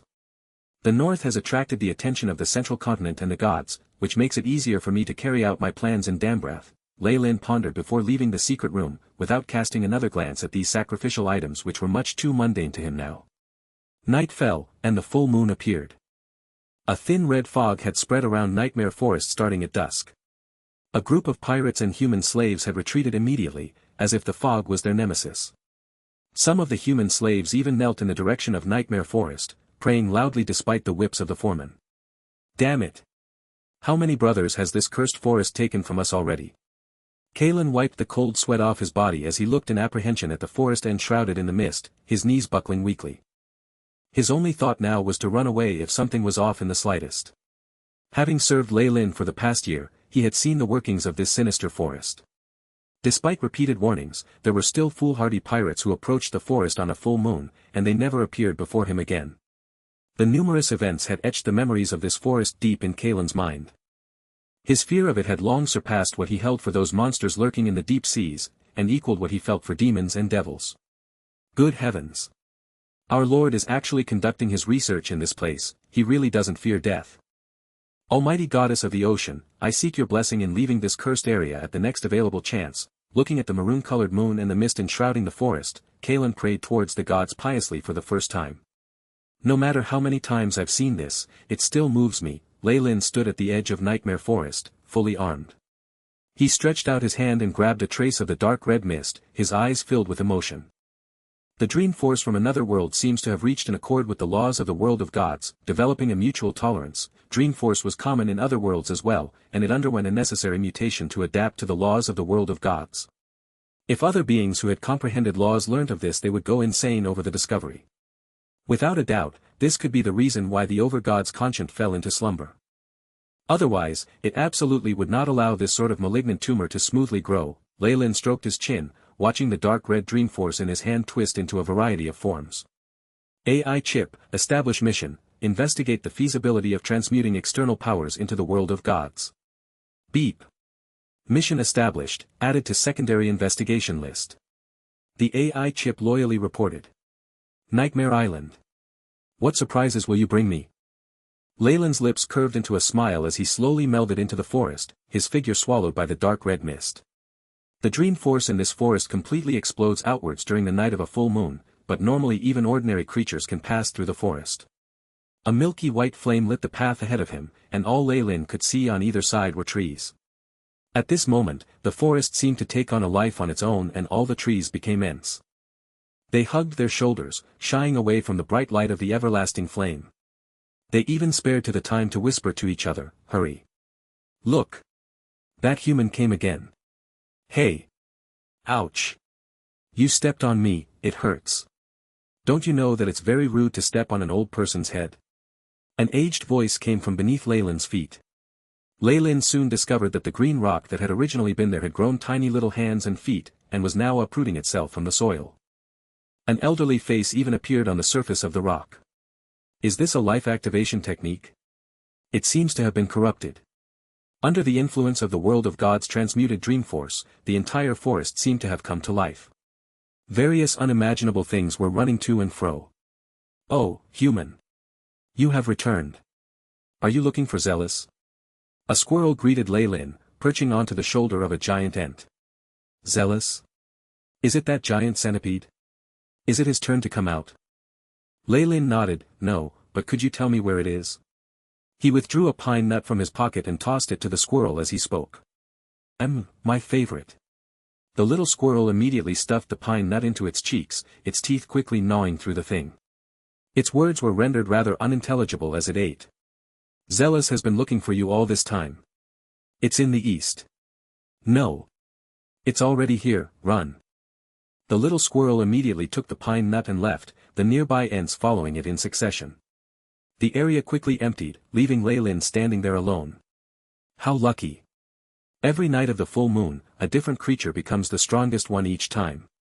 I've seen a nightmare and a walking piano before. Compared to them, unraveling the mystery behind a giant centipede is much easier. Lei Lin had a relaxed smile on his face. Asterisk bang. Bang. Asterisk an enormous black shadow suddenly erupted through the soil. It had innumerable feet, and a humanoid face rose out of its shell. The face, that of a youth, turned its crimson eyes to gaze coldly at Lei Lin. We meet again, giant centipede. The red dragon staff in Lei Lin's hand suddenly shot out a red light. No, I am Zealous the Third. What you met before was my father. You should not have trespassed here, intruder. A droning voice came out of the youthful mask. Very well, this damnable dreamscape period has complicated everything significantly. Lei Lin looked at this giant centipede with a serious expression. Are you going to obediently get out of my way, or do I have to slaughter you? Vile human. It was clear that his attitude had infuriated the centipede. The giant monster roared loudly, bearing down quickly on Lei Lin with its entire body. Memory. Asterisk bang. Asterisk rocks and soil were sent flying everywhere, and the place where Lei Lin had just stood immediately turned into a giant pit in the ground. Extremely fast, with great strength. As expected of a defensive creature that was contaminated by dream force, Lei Lin assessed the centipede indifferently from the very edge of the pit. Human, you have provoked me. I, Zealous the Third, will make you pay the price. The giant centipede shouted. Face after face separated from its body, each transforming into a strange, humanoid figure. I'll be honest. You're much easier to deal with than a nightmare that can use dream force skillfully or a walking piano that can't be dealt with via normal magic. Finishing this earnest declaration, Lei Lin pointed the red dragon staff at the centipede. Soul burn. Roar, a powerful draconic aura erupted from the staff. The red dragon's soul seemed to endure some torturous force on the staff's tip. It shrunk as its spirit withered considerably. A surging red energy glowed at the end of the staff, transforming into the upper body of a mature red dragon.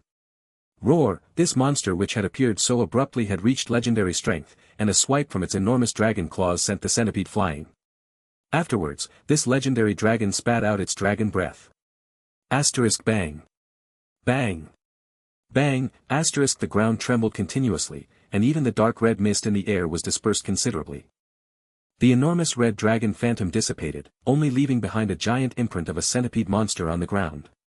The monster looked very miserable and the summoned masked creatures had been completely exterminated. Even the armor it wore seemed to be rather damaged. Ow! How could the power of the normal world harm Zealous the Third? The centipede monster had been torn in half, its breastplate shattered to pieces. Its fiery red energy core was even exposed, but the mask on its skull did not show the slightest hint of suffering.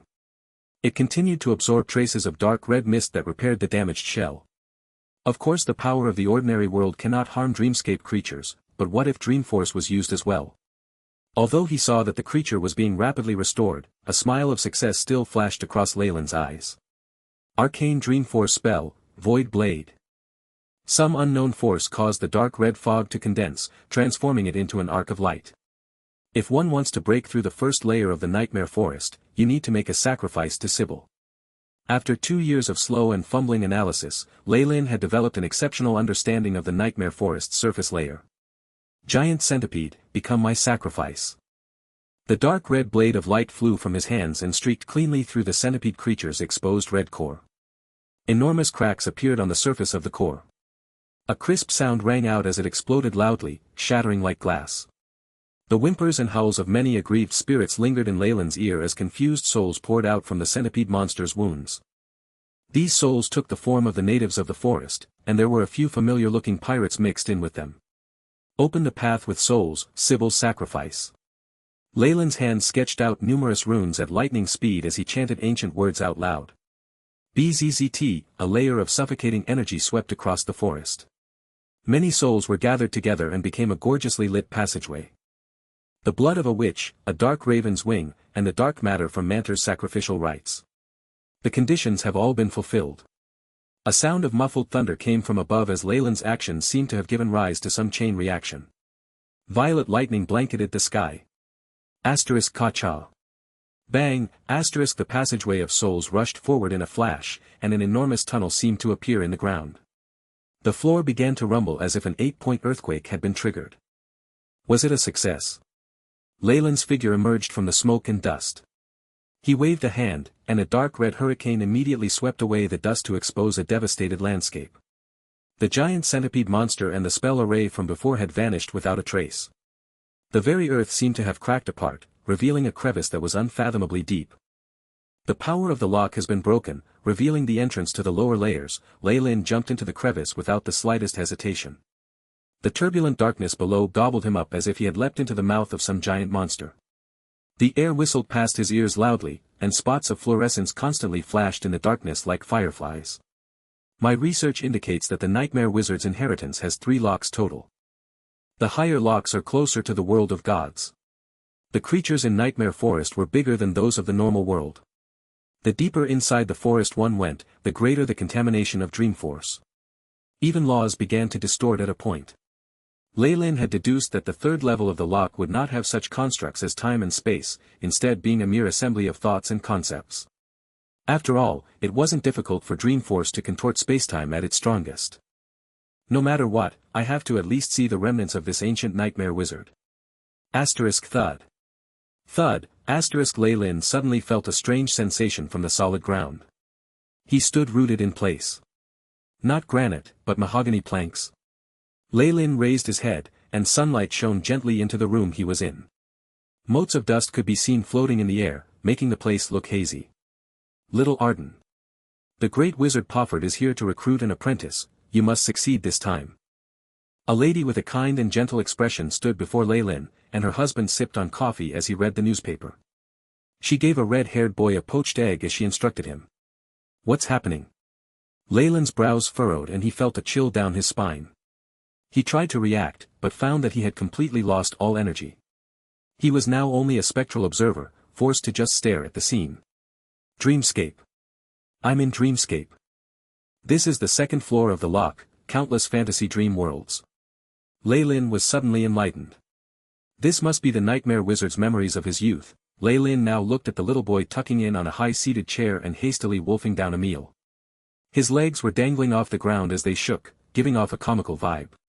I know, mother. The red-haired boy promised and began to quickly finish eating his food. When I send you to the wizard later, you must remember to be polite at all times. Honey, why don't you say a few things to him too? The wife glared at her husband. It was only then that the dead husband raised his head from the newspaper, revealing a perplexed expression. Yeah, you can do this. Ah, the grace of gods. Someone save me, I can't stand this any longer. Don't you know how important today is for little Arden? The wife seemed to turn estranged. I know. It's just Pofford, isn't it? The middle-aged man reminisced the past. Stop boasting of those adventures you claim to have had. No matter what, you're just an inspector on the roads of the city. It was apparent that the wife did not believe a word that her husband said. I'm done eating. Arden pushed his plate away as he stood up. Oh. Wait. Milk. Your milk. The woman called out behind him. Arden ran very quickly, soon leaving his mother in the distance as he left the simple house. Boom, a fiery explosion suddenly occurred, and blazing flames filled the scene. Shrapnel grazed past Arden's face, leaving behind a cross-shaped wound on it. Leyland felt like he was watching a movie, unable to help in a time of tragedy. No. If I go all out, I might be able to. The flames engulfed Leyland whole, but could not affect his body in any way. A phantom Targaryen appeared as terrifying devouring power took form in Leyland's right palm. He grabbed a broken glass. Boom. He felt an immense force immediately, as if he was clutching onto the claw of a dragon. The whole world began to shake as if rejecting his existence. Even if it's Dreamscape, I cannot tamper with this. The memory is just too vivid. Lei began to deliberate over the situation. Soon after, the trembling of the world stopped and the void swirled. Hey kiddo. Are you awake now? The scene changed as little Arden opened his eyes and rubbed his face. The sharp pain from the touch caused him to inhale a deep breath. Don't look anymore, you're disfigured now. Hee hee. Not bad, you're to my liking, an ancient voice spoke with a tinge of mockery, as if it contained all the evil in the world. It would cause one to cower in fear. Little Arden raised his head, and only saw darkness in front of him, just having taken on human form. Hoo. I'll give you a chance because of your father. As long as you manage to survive, you will become the disciple of the nightmare wizard. The darkness disappeared after the black figure spoke, revealing a pack of hungry grey wolves which eyed the little boy ravenously. Lei had learned his lesson this time, and only watched on coldly at the struggle between little Arden and the wolves. His gaze was indifferent, only with the occasional flickering of light from the AI chip. This should be a small world close to dreamscape. Also, the way this Magus chooses his students is rather savage. Lei knew that back when he was still a human, he had no chance of dealing with these creatures. Transformation. The second layer of Nightmare Island was constructed of numerous dreams. Lei now wandered through many dreams, looking for an opportunity to break through. He felt weightless again, and found his surroundings changed once more. Arden had now grown into a young man, but the scar on his cheek had not disappeared. He'd activated some sort of talent in that life or death fight to successfully survive the attack, and was now an apprentice of the Nightmare Wizard. The Nightmare Wizard's method of teaching his apprentices was very crude, and he had several apprentices like Arden who were treated almost inhumanely. Many died, and only Arden's desire for revenge allowed him to persevere and strengthen himself rapidly. Many of these dreams involved him with a female junior, creating some of his most tender memories. Next is a great darkness. That must be the reason he transformed, Lei muttered to himself, both hands waving to create strange runes as he broke through this dream, entering deeper levels. What appeared in front of him was darkness was so dense that it could not dissipate. Endless malicious intent converged to its limit, attacking his senses and almost turning him insane. Nothing can hold me back. Lei looked indifferent as he took a step forward. BZZT. BZZT, the darkness separated, revealing orange dots of candlelight. There were many fragmented and incoherent scenes here. Kiki, dear apprentices, your last test is to kill each other in this pocket dimension. Only one can survive, and that person will absorb all of your life forces and ingenuity, becoming my most outstanding disciple. The Nightmare Wizard laughed wildly, sending all of his apprentices to a bloody pocket dimension. Arden clenched his fists, glancing at the female apprentice who was like a white lotus next to him. She now looked slightly pale, and while she at most could be considered graceful, she still had a unique aura that captured his heart. No. There has to be another way. There has to. Arden bit his lips till blood was spilt. The next dream should be in a bloody pocket dimension. This level of darkness was nothing to Lei. With a slight caress with his right hand, he seemed to push a curtain aside. However, the next scene surprised him. Torrential rain fell, and terrifying dream force spread everywhere. The area looked to be full of debris, and there had evidently been a great battle here. Ha! Arden, my dearest disciple, are you going to betray me? The Nightmare Wizard formed of numerous shadows watched the young Magus in front of him.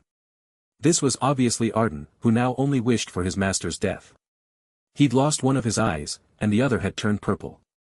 Do you not know that my nightmare clones have spread across the whole world? Without the determination to destroy the world, don't you know you can't kill me? The Nightmare Wizard laughed madly, a dream force spell forming a three-headed hell dog. Hellfire blazed as it ruthlessly pushed Arden to the ground. I was the one who taught you all your magic, so what are you going to use against me? He continued to snicker wildly as the bloody eyes of the figure stared at him. Speak, how do you want to die? I want you to die. Arden yelled, his arms surrounding the three-headed dog. A whoa, terrifying hurricanes formed at his forehead as a red eye opened up. Streaks of green veins protruded from it, shooting out rays that dissipated the fog and absorbed the dispelled dream force. Ah! Ah! Arden's clothes burst bit by bit, and he turned into a monstrous giant of 5 meters, with a horn, red scales, and a third eye between his brows. This is the physique to absorb nightmares. How is it possible? I've already checked it before, you can't have this bloodline. Nothing is impossible, old man. Die. Arden, who had turned into a giant, grabbed forward in the air. Dark phantoms were pulled out of the dreams of numerous intellectual beings, and then exterminated. So your true body was hidden in dreamscape. I found you. Arden exclaimed, and then seemed to open a channel straight to dreamscape. Powerful dreamforce forced the old Magus out. After seeing the old man, the black figures from before pounced forth, the injuries they had transferring over to him. The old man's expression quickly changed as he coughed up black blood. Hee, as expected of the nightmare-absorbing physique, the rumored favorite of dreamscape. Cough cough. He actually managed to link with dreamscape and expel my true body, cough cough.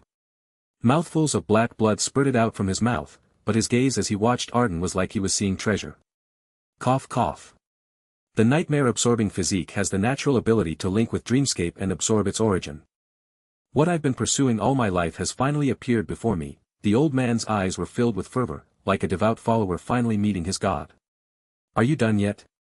The giant walked over to him, the scar from the knife wound now seeming more jagged and obvious. I ensure you that even your true soul will be crushed, and I won't give you the chance to enter the astral plane.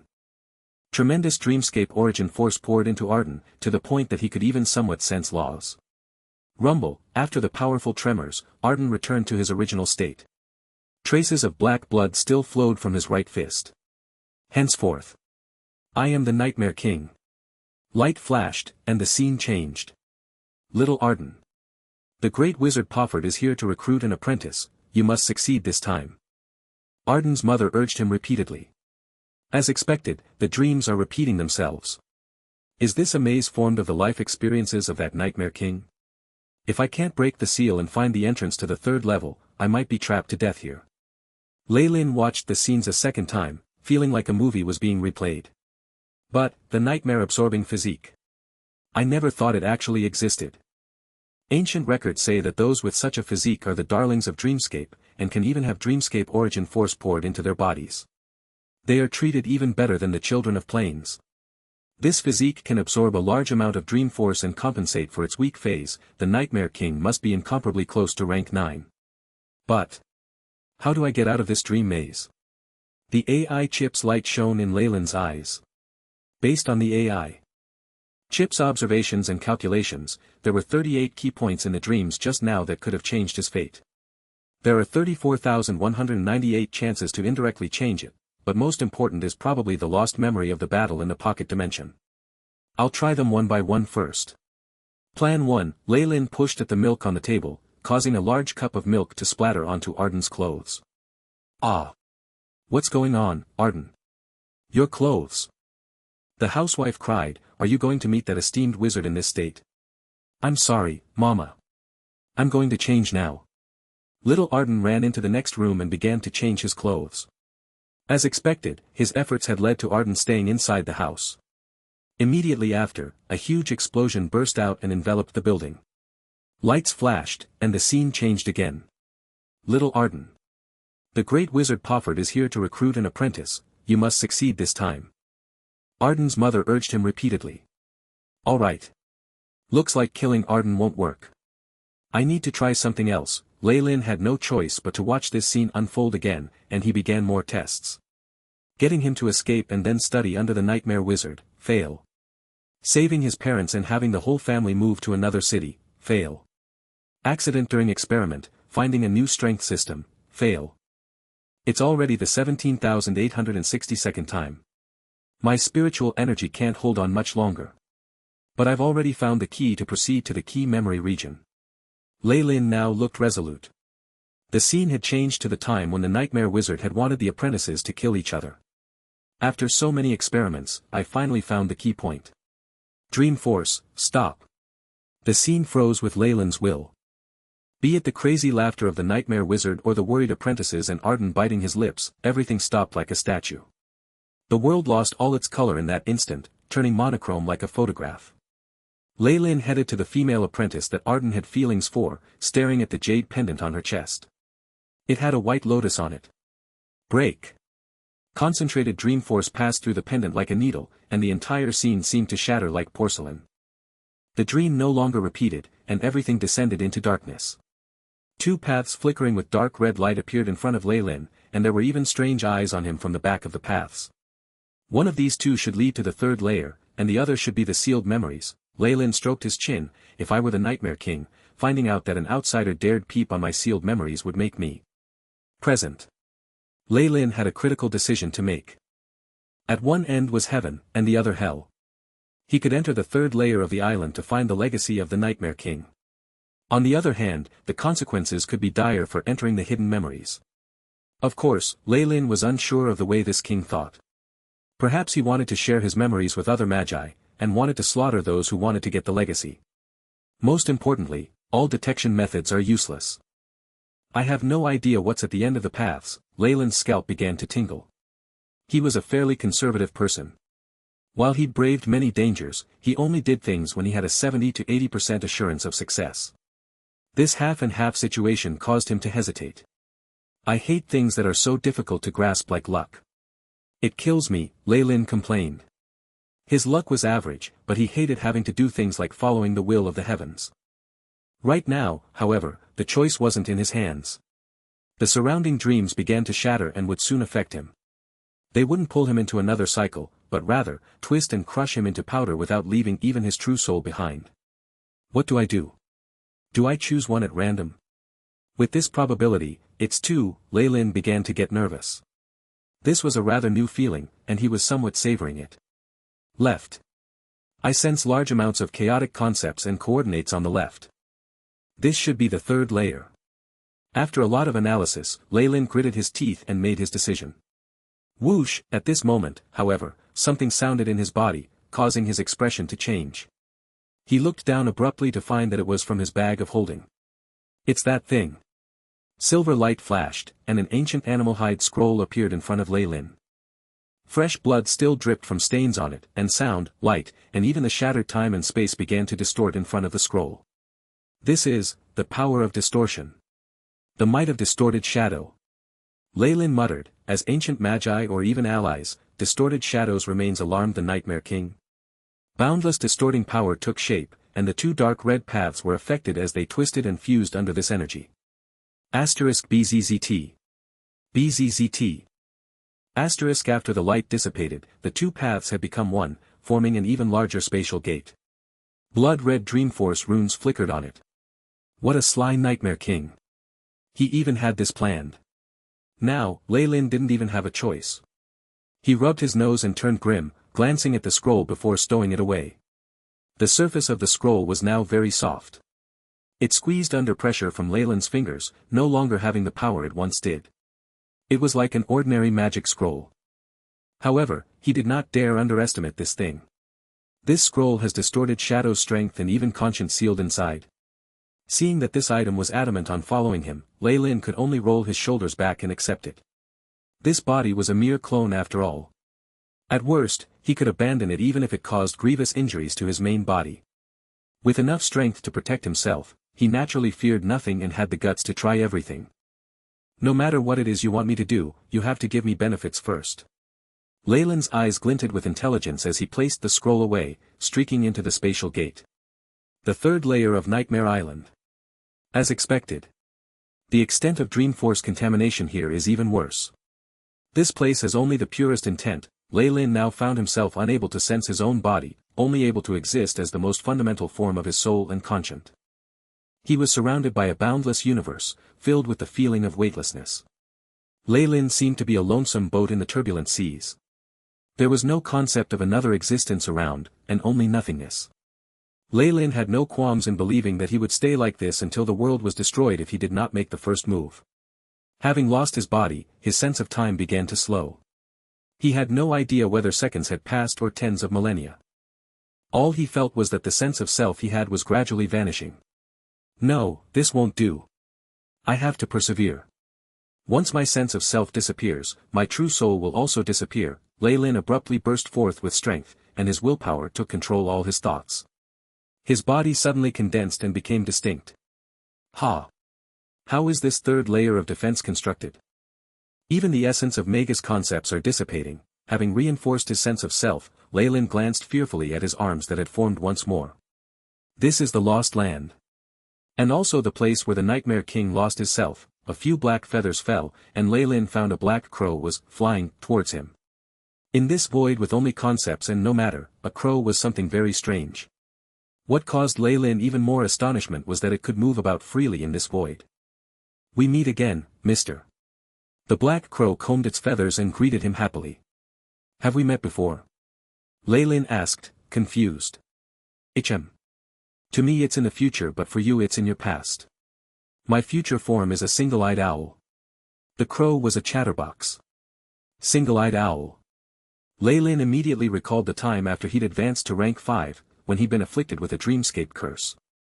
He'd obtained a present from the owl within a dream then, allowing him to come into contact with Dreamforce. "My apologies, but may I know who you are?" Lei Lin asked the question he wanted to. "Me? I'm just a mass of concepts. I shall exist as long as Dreamscape survives." Lei Lin had a feeling that this crow or owl or whatever it was wasn't speaking the truth, but he did not fixate himself on that. "You're saying this is the place the Nightmare King lost his sense of self? What does that mean? Has he fallen? Who did it?" As long as the Nightmare King did not want to die, nobody could make it happen.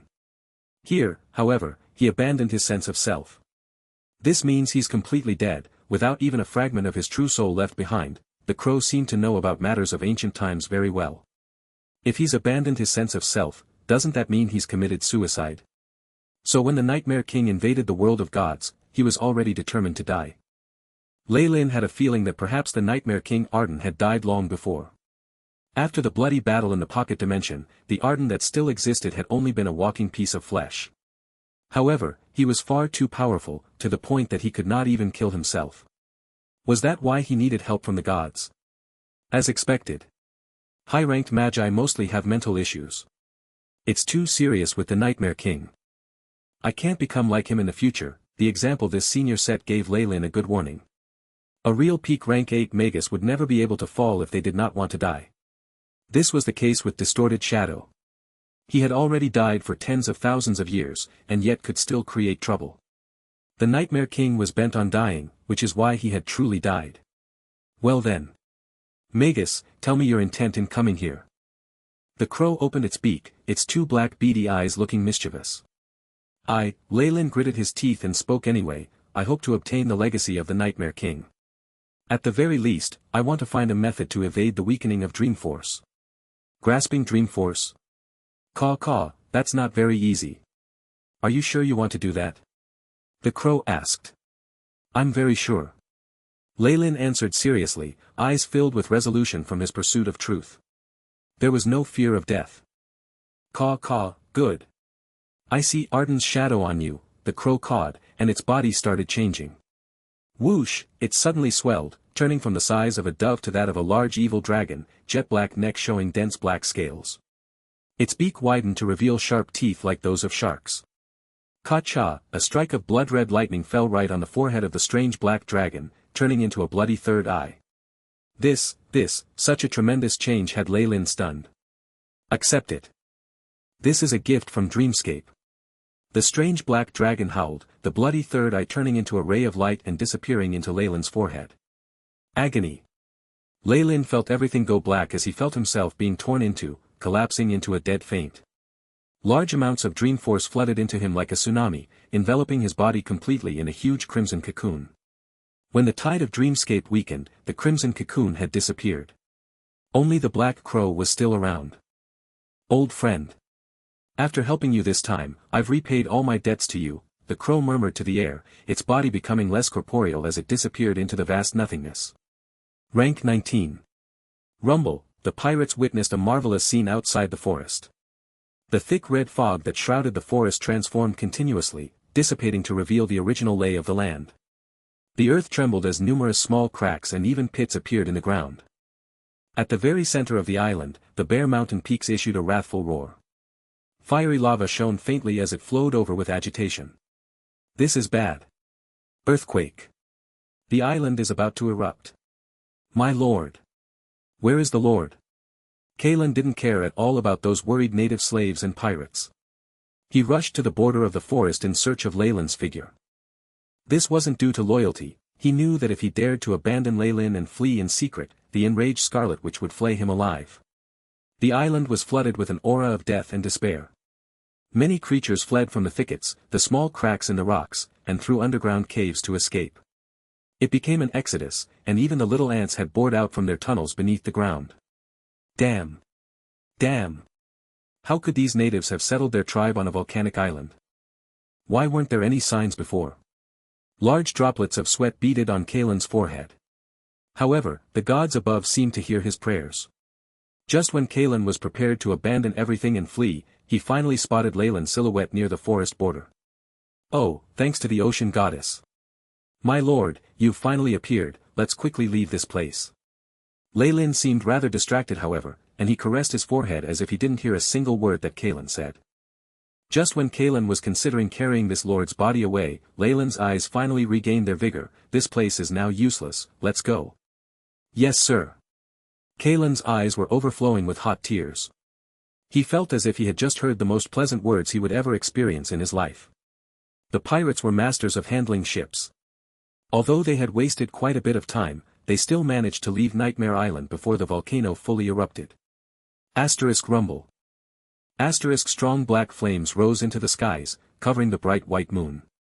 Only in the skies of Nightmare Island would the moonlight become purple on the light of the full moon, and now it would never happen again. The fiery red lava flowed in streams resembling human arteries as they snaked across the entire volcano.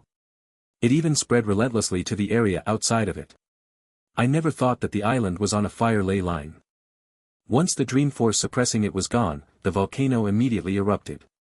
Perhaps this eruption was even more berserk because of the long suppression. This entire Nightmare Island probably won't exist any longer. Lei Lin looked expressionlessly at the distant island, which was now engulfed in lava. Right now, all his attention was captured by the AI chip's information records. Beep. Sustained unknown influence, scanning has suffered interference. Effect has been temporarily lost. Beep. Intense interference. Currently. The third level of the lock relates to memory. It made the AI chip unstable for a while too. Really terrifying. However, Leyland shifted his attention to the densely packed prompts below it. Beep.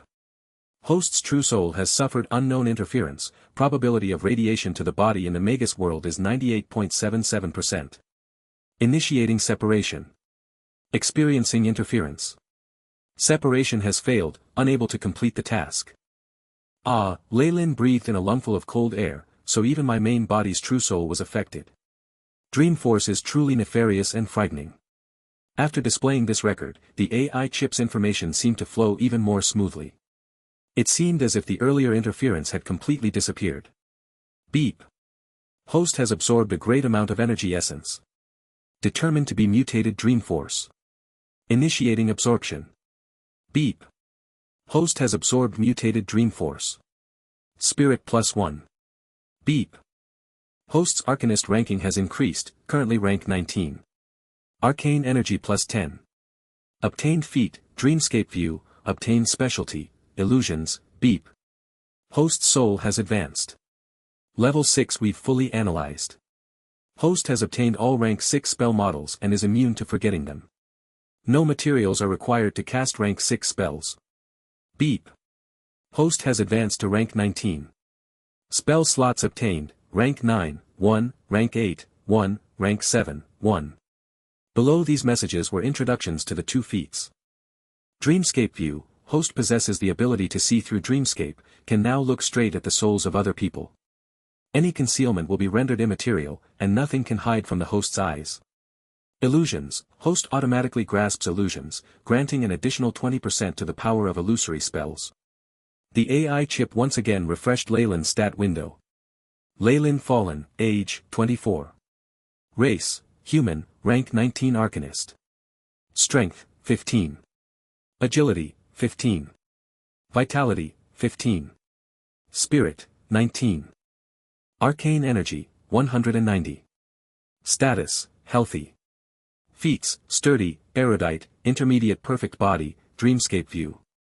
Specialties, arcane energy detection, arcane amplification, illusions, progress of weave analysis, level 0 100%, level 1 100%, level 2 100%, level 3 100%, level 4 100%, level 5 100%, level 6 100%, level 7 77.99%, level 8 38.21%, level 9 0.11%. Spell slots, rank 9, 1, rank 8, 3, rank 7, 5, rank 6, rank 5, rank 4, rank 3, rank 2, rank 1, rank 0. I've finally reached rank 9 of the weave. Is this the limit of the weave's casting ability? Lei Lin shut his eyes and sensed the weave's network across the entire world of gods. After the first 10 levels of the weave, after rank 0 to rank 9, there seemed to be an even more vast world out there. However, their souls were tightly shackled, unable to continue connecting to the weave. It looks like the forbidden domain of the gods exists past rank 9, Lei Lin muttered to himself. He had his own hypotheses on what came after the 9th level of the weave. It could very well be the gods' divine spell network, the personal network that the gods had made for themselves. Using the weave to transmit divine spells. It could very well reduce the consumption of the gods considerably, and make it easier for them to cultivate followers. These gods have calculated it all very well. However, Lei Lin controlled himself from speaking any further, as it was not something he could deal with at his current level. I'm close to becoming legendary now. Being rank 19, I'm only half a step away. I should refine my own power as quickly as possible, stepping into the domain of legendaries. Only true legendaries have a say in the continent. A rank 20 only had a few extra spell slots, not much different from a rank 19. The difference came in the refinement of their power, something that allowed them to perfect their theory. Lei Lin thought of records chronicling the advancement of wizards. Although every legendary could still advance further, they had all walked to the peak of their own paths. Their theoretical knowledge was extremely rich. It's even more complicated to become a legendary arcanist. I need to condense my theories into a skill tree or a circulating energy loop. However, this won't be a problem for me.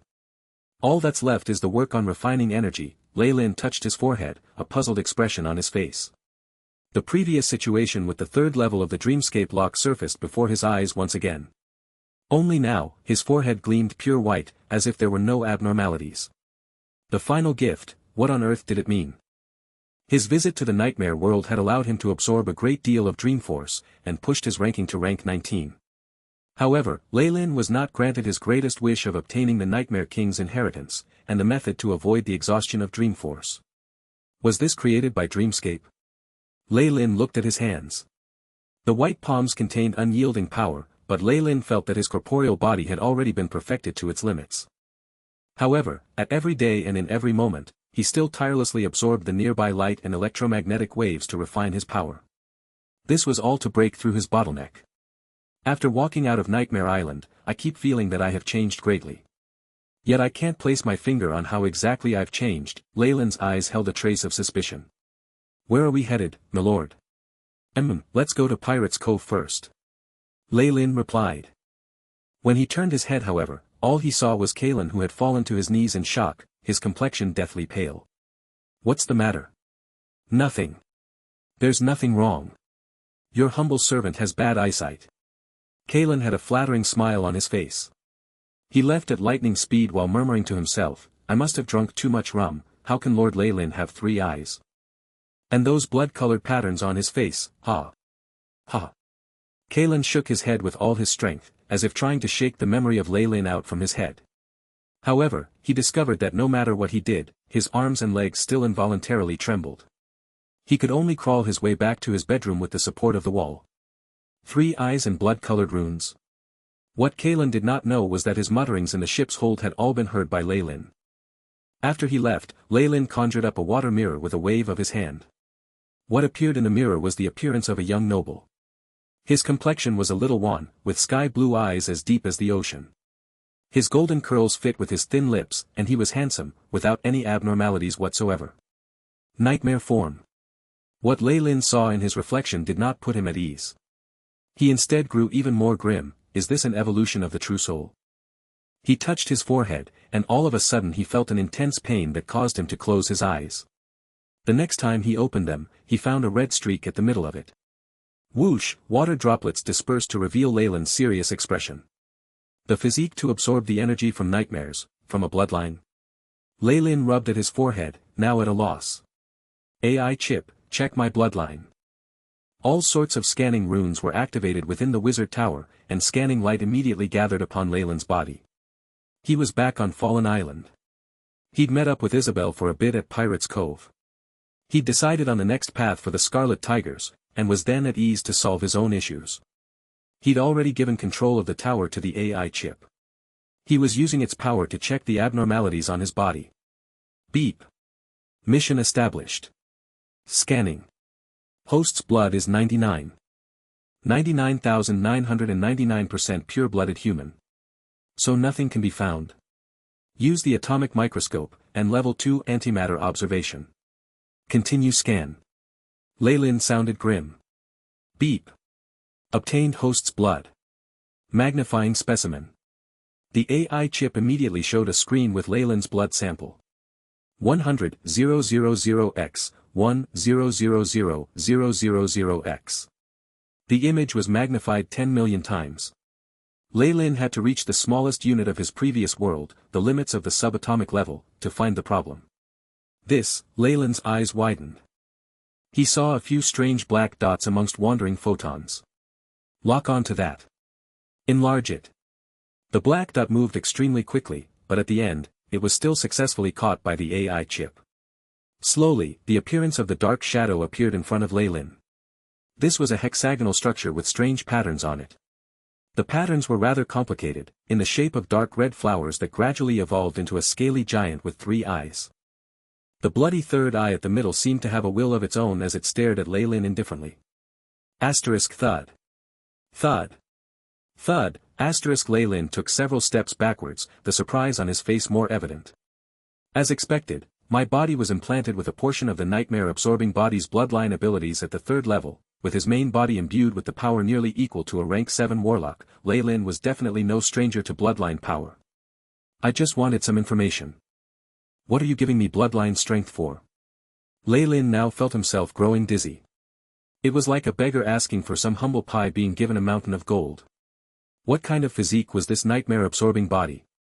It was one of the most powerful bloodline abilities, something that allowed the Nightmare King to immediately start a massacre the moment he activated it. With the origin force of Dreamscape, he'd shot up to become a peak Magus of the ancient world in one go. Leylin was very vigilant of such good luck. It's too impractical. There has to be something off about a strange event like this. Even if Distorted Shadow was giving me benefits in exchange for making use of me, this is a little too much. Leylin was never afraid to expect the worst of his enemies. These sudden benefits implied a huge danger was to come. But I never thought this nightmare-absorbing body wasn't a physical thing. It can even affect the true soul, including my main soul in the Magus world. As an outstanding bloodline warlock, Leylin knew that sort of bloodline ability would fuse inseparably with his soul. It would also radiate into his main body in the Magus world through strange channels. The power of Dreamscape can bypass the crystal sphere. Just a temporary energy transmission path alone would be terrifying. I must definitely grasp this strength.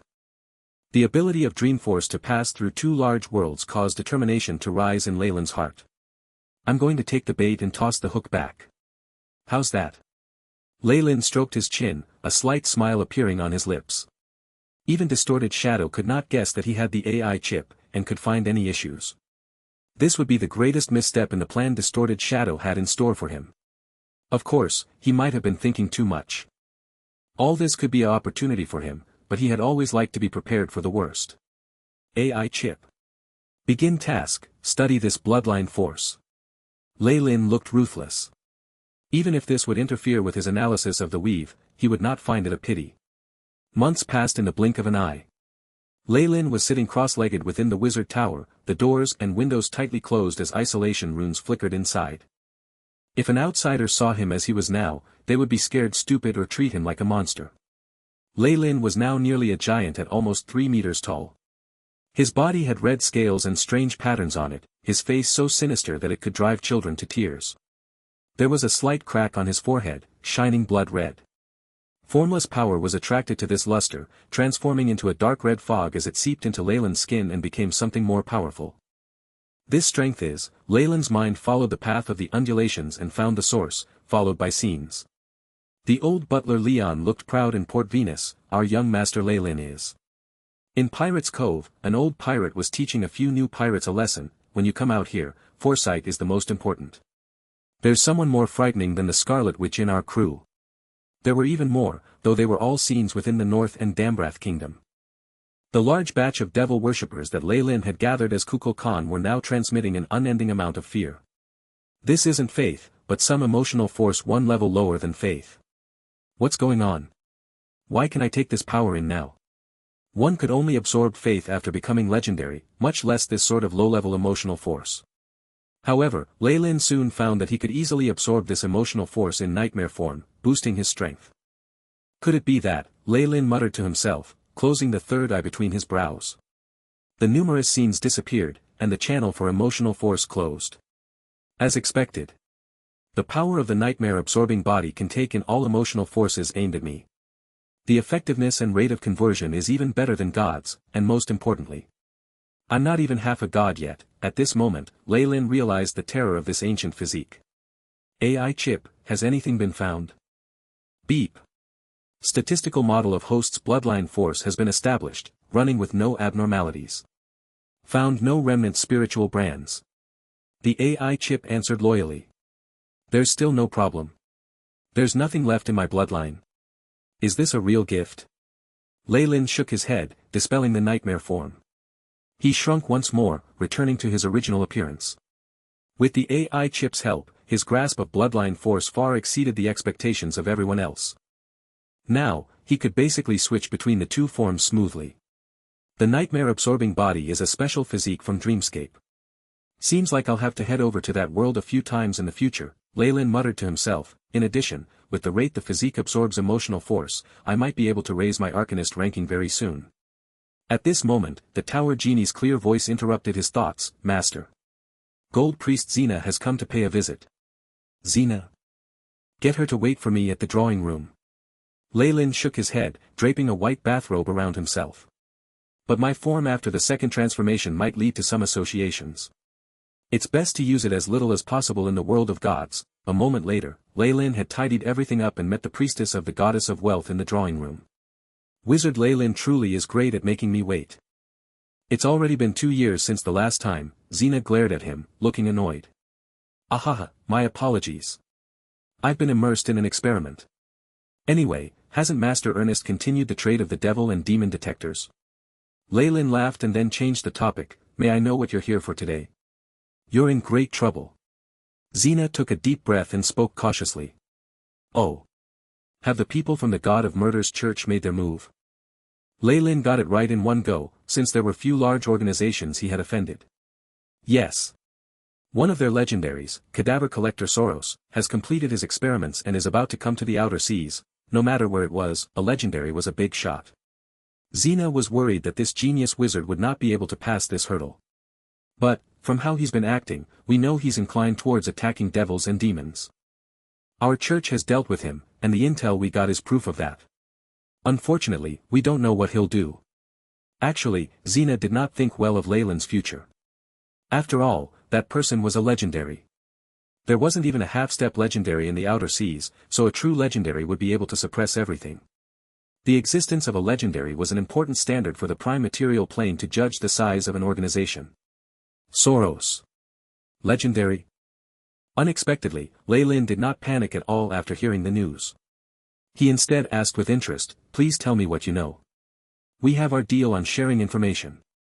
Xena rolled her eyes at him. Cadaver Collector Soros is the honorary executioner of Syric's church. He likes to torture his target's mind, causing them to crumble and commit suicide before he takes their body. He shot to fame 281 years ago. She spoke as if she was making a report, expressionlessly introducing this person generally. Still, she couldn't keep up the facade and ended up staring at Lei Lin. Lord Lei Lin. You're still young and possess such astounding talent. It isn't a mere dream to become a legendary, but you need to accept reality. Pledge to join Goddess Joaquin's church and hide in the mainland. Our goddess will shield you. Xena was sure Lei Lin would understand, even though he would have to abandon the outer seas, including Port Venus and all other industries. After all, the Church of Wealth was more conducive to Lei Lin's potential than all the organizations in the outer seas. With the value he was showing and how he was steadily raising his strength, he seemed to have more than a 50% chance to become a legendary. This was definitely an investment worth making for the Church of Wealth. However, Lei Lin's answer did not match up to her expectations. Thank you very much for your kind intentions, but I won't give up my work here. She frowned slightly, watching Lei Lin discontentedly. Do you know what a legendary is?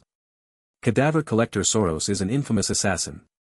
Even if we sent out a legendary to protect you ourselves, you could still be killed, much less. I know all that. Lei Lin interrupted her, looking apologetic. I saw Her Highness Illustrial at Silvery Moon. I read and studied about legendary wizards, and I know that numbers are nothing to a legendary. Lei Lin knew the terror of a legendary better than anyone else. They grasped the power of domains, similar to what a dragon's aura cast. No matter how many low-ranked professionals were pit against one, it was useless.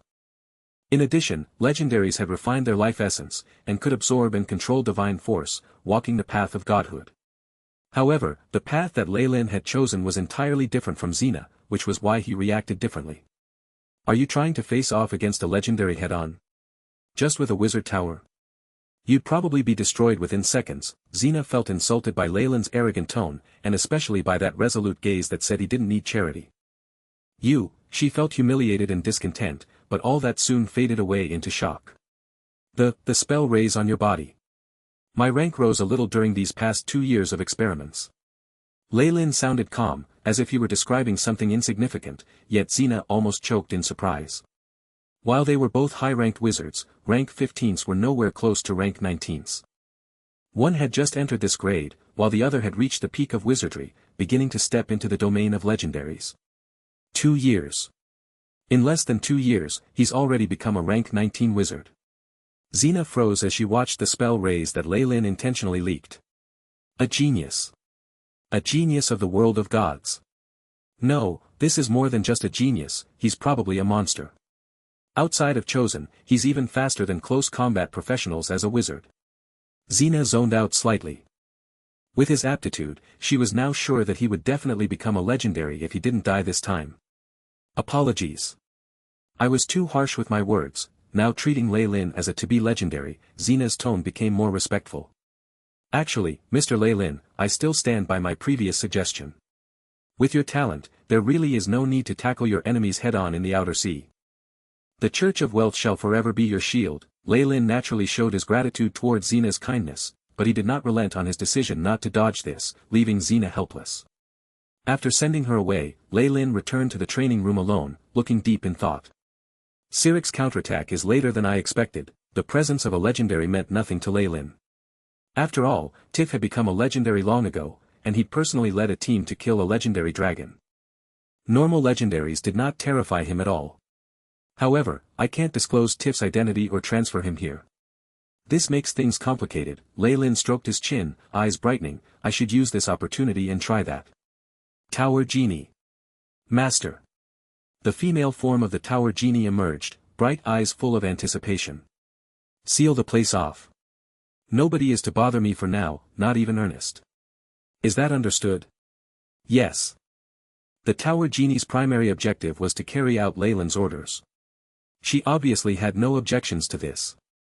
With Lei Lin's will, the apprentices and even Ernest were moved out of the tower, emptying it out. Sigh. I don't know if this kid can do it. Ernest naturally knew something only higher-ups did here. While things were calm in Port Venus, he could tell that this was the calm before a storm. The pressure that a legendary could cause was far too immense. Lei Lin's operation was thus misunderstood to be a dangerous action to raise his strength quickly. Ernest was naturally worried. He definitely knew how intelligent his student was. There were a few materials to raise strength quickly in the research of ancient wizards. However, there was a steep price to pay. I hope he doesn't go too far. Ernest had a helpless smile on his lips.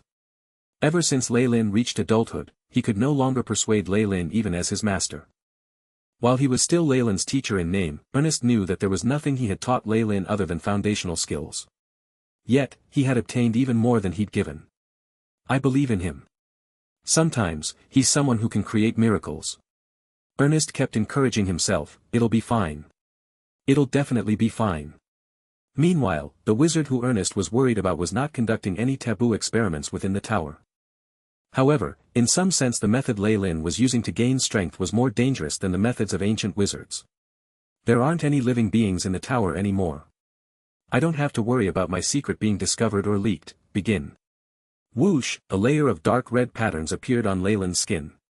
He swelled strangely, and broke through his casual clothes in an instant. His forehead also split vertically to reveal the third eye. Nightmare form.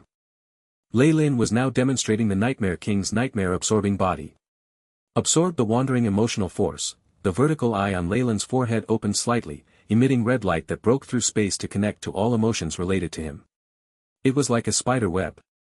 Reverence, fear, love, hatred. Dense emotional force was originally formless and therefore useless. However, the vertical eye turned it into a dark red fog that was then devoured by the nightmare-absorbing body. This force was intensified, and the blood-red runes on his body grew more dazzling. In essence, faith is just extremely dense emotion. It contains energy dispelled from soul undulations. The nightmare-absorbing body is terrifying. As long as it has to do with the host body, any emotional force, no matter how meager, can be used. Lei Lin's eyes were now completely blood-red, and a large serpent appeared behind him. This was the Targaryen, big as the world, with black scales, devilish wings, terrifying claws, and a single horn at the top of its head. HSS. The Targaryen had now transformed slightly. Traces of dark red fog shrouded its body, causing its scales to begin turning dark red. A strange vertical eye appeared between the two snake eyes, splitting open. Ah! Devouring power, erupt. With Lei Lin's control, the power of devouring and dream force worked together flawlessly. The nightmare-absorbing body took in the vast jumble of emotional force, and transformed it into the purest energy. After who knew how long, the AI chip's robotic voice sounded, like the sweetest melody he had ever heard. Beep.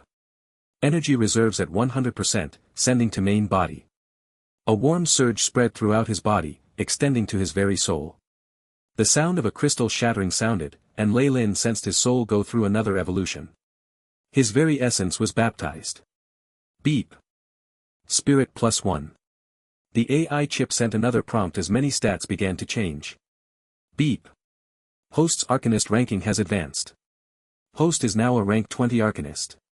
Arcane Energy +10. Beep. Host has advanced to rank 20. Spell slots obtained, rank 9, 1, rank 8, 1, rank 7, 1, dot. Beep. Host stats have changed. Lei Lin fallen, age, 24. Race, human, rank 20 Arcanist. Strength, 15.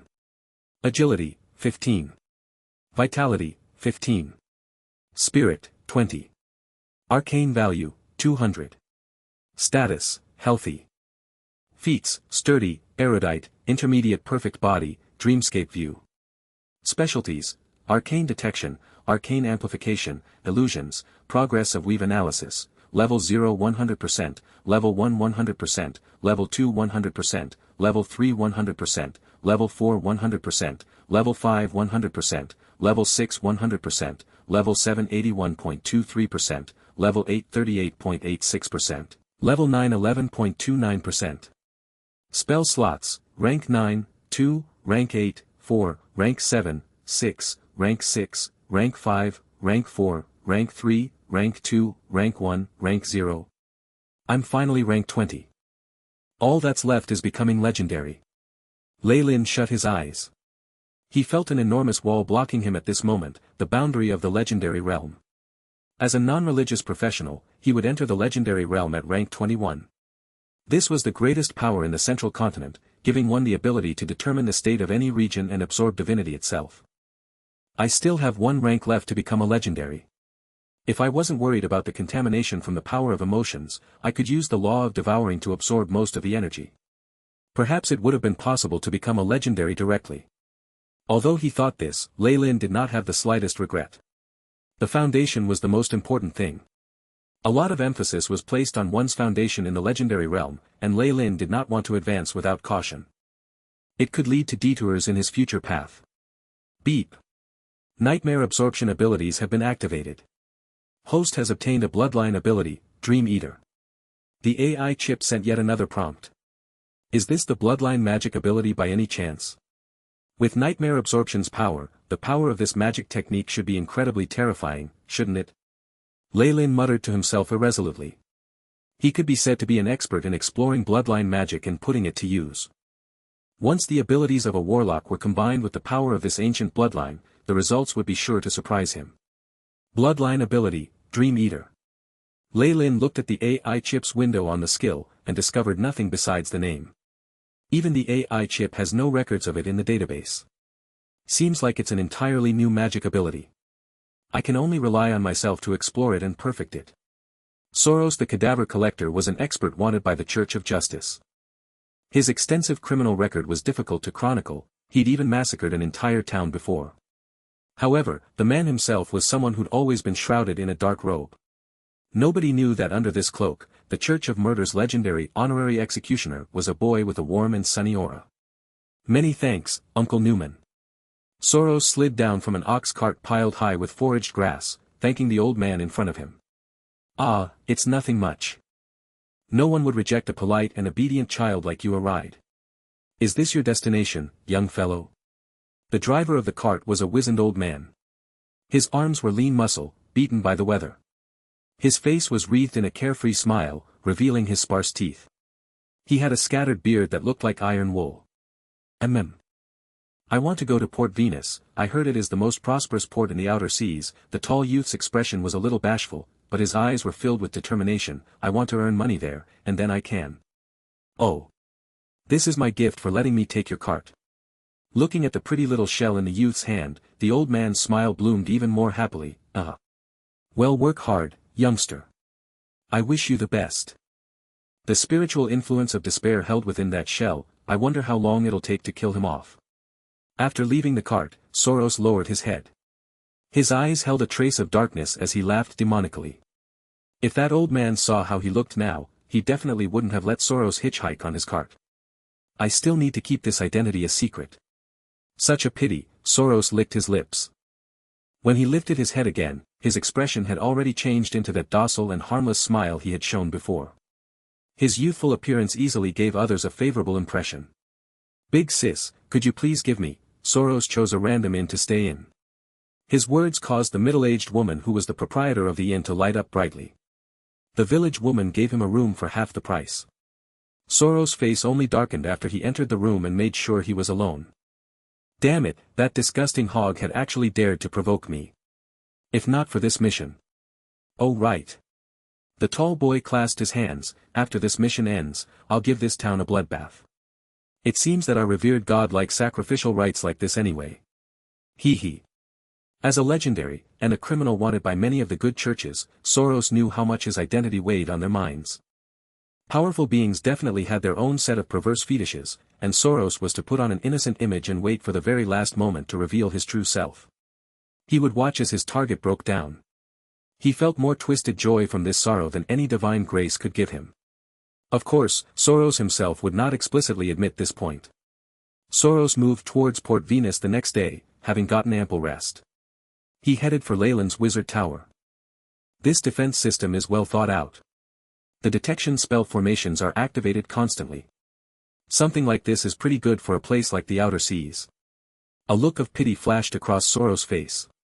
Leyland is extremely wary, he'd see through any disguise straight away. Well, it isn't a big deal. I have many other skills, and this will be a good time to test them out. Sudden strike. Soros' body floated up into the sky, and an illusory gold claw struck the wizard tower. Red alarms flashed immediately. Warning. Detected energy waves with legendary power. Tower has taken 35.99% damage. Found it. So it was here all along. Soros' pupils contracted as he merged into the shadows. He followed the energy pathways of the tower, and arrived at a laboratory before he emerged once more. This place was likely where the core of the tower resided, and he looked at the frightened noble wizard in front of him. Lu. Legendary. You are waging a holy war. The young wizard seemed to be frightened silly, and his teeth clacked when he spoke. Only a legendary ranked wizard tower could hold me back. Soros' face was full of mockery, the same way a golden lion would look at a rabbit. As if in accompaniment to Soros' voice, the tower genie gave off a high-pitched tone, intruder alert. Current location, core laboratory. Deploying magic gargoyles, BZZT. Soros made a slicing motion with his finger, cutting the image of the tower genie into pieces. You don't have to take out these toy gargoyles. Bang, he immediately turned into countless black figures, and the gargoyles that surged from the defense mechanism were all destroyed, with no life left in them. Tower core 87.99% destroyed, operation ceased. At this point, the tower genie could not even muster a hologram of itself. Only its voice rang out, as if coming from an old gramophone. How is this possible? The young wizard's legs buckled as he sat on the floor, staring listlessly at the ceiling, but I'd spent. This place is just like a backyard for someone in the legendary realm. Soros enjoyed the process of toying with his prey. The young wizard cried out, his eyes bloodshot as if he was a gambler who had lost everything. No. I still have. Roar, the young wizard's robes tore apart into pieces, releasing a mighty draconic aura. He'd become half-dragon, and his skin was topped by scales. He spewed flames from his mouth, destroying all the glass apparatus in the laboratory. A half-dragon? The bloodline of a dragon species? This is your trump card? Soros' brows furrowed, before he released his own aura. The air in the vicinity was blasted away, giving rise to a vacuum. What a pity, everything you do is in vain. The only thing left for you is death. Rumble. The mighty tower collapsed, sending smoke and dust billowed high up into the sky. Soros walked out of the rubble, carrying a freshly severed head that still had blood trickling down it. The draconic scales faded, revealing the pale visage of the late wizard. His eyes no longer had any trace of life, glazed like that of a dead fish. Death. Something seems off. Soros raised his right hand as he stared into the aggrieved eyes of the incapacitated young wizard. Still, his sense of touch and various detection techniques confirmed that he was already dead. However, even Soros had to admit that this wizard was extremely talented. He'd become a near-legendary at such a young age, possessing a powerful dragon bloodline. His battle might was already greater than that of some rank 20s. You were a genius. It's a pity, mortals should never provoke God. Soros seemed to lament in pity as he gently closed the eyes of the wizard. At this moment, multiple figures from Port Venus had already discovered that something was amiss.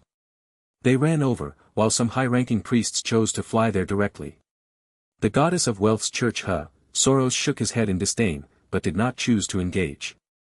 He disappeared without a trace. Within the god of murder's church, the bishop looked at Soros with a pleased smile. Well done, my child. Now, let us offer this sinner's head to our revered god. Buzz. Cyric's statue let out a loud rumble once it received the sacrifice, golden divine force rippling out into the air. The sculpture soon seemed to come to life, taking the shape of a man with a wicked face. Worshipper Soros, you've done well. You shall get the rewards you deserve. The voice of his god's incarnation was extremely deep and magnetic. Soros felt an immense amount of divine force descend on his head as it sounded. This is divine grace. And of the highest grade. The bishop cried out hoarsely from the side. Seeing the traces of dark gold light falling on Soros' head, he couldn't maintain a neutral expression anymore. The ancient scripture detailing the sacrificial rite fell to the ground. And divinity too? Are you questioning our revered Lord's decision? Accepting copious amounts of divine force and divinity, Soros now looked like a golden statue. Lightning occasionally streaked within his eyes. The benefits he had observed this time was extremely huge. The god of murder had actually raised him by a rank and even granted him divinity. No, I wouldn't dare. Our god has chosen you, and you shall be his emissary on the continent. A trace of fear arose in the bishop's eyes, but his reply was still clear and distinct. The foremost authority in any church was the god themselves. Directly under them would be the bishop were chosen, and from one standpoint Soros' status was now equal to that of the bishop. The difference between the two was merely the amount of divine grace they had. Being able to look at his former superior squarely in the face, Soros laughed in a carefree manner, forgetting the uneasiness that he had felt despite finishing the mission. He disappeared into the void without a trace, and a single vertical eye appeared. 30 years later, Soros slammed an old wizard into the ground as he laughed. Madrid, you have never believed that you would land in my hands one day, No, this is not possible. Why are you this strong? Your progression is too fast. Madrid's body was littered with injuries, and his voice was barely audible. This is all the grace of the god. Soros grabbed the collar of this wizard. Back then you were stronger than me in every way, and even managed to become a legendary and steal Vanessa's heart. But now, you're as weak as a dog. Kill me. Kill me, the helpless wizard mumbled. I won't you off this easily. You'll be repaid the suffering and anguish I felt all these years. Soros carried the wizard away. The vertical eye appeared once more, forming a crack in the void to reveal crimson light. 200 years later, in the Church of the God of Murder. Cough cough, the Lord Bishop looked at the dagger lodged in his chest, and the high-ranking officials across him. He turned his head around in disbelief, and saw the sinister look on Sorrow's face. You actually. Old fool, the cardinals and the honor guard have chosen to abandon and betray you. You're past your time now. Sorrow's smile was even more malevolent than before. Our God will never forgive. The bishop clenched these last words out of his teeth before his body combusted. An immense conscience descended to the planet, Soros. My lord, you are the emissary of death, the supreme amongst the stars. Soros knelt onto the ground. You have successfully conspired to kill the previous bishop. Well done. I hereby appoint you the next bishop of my church.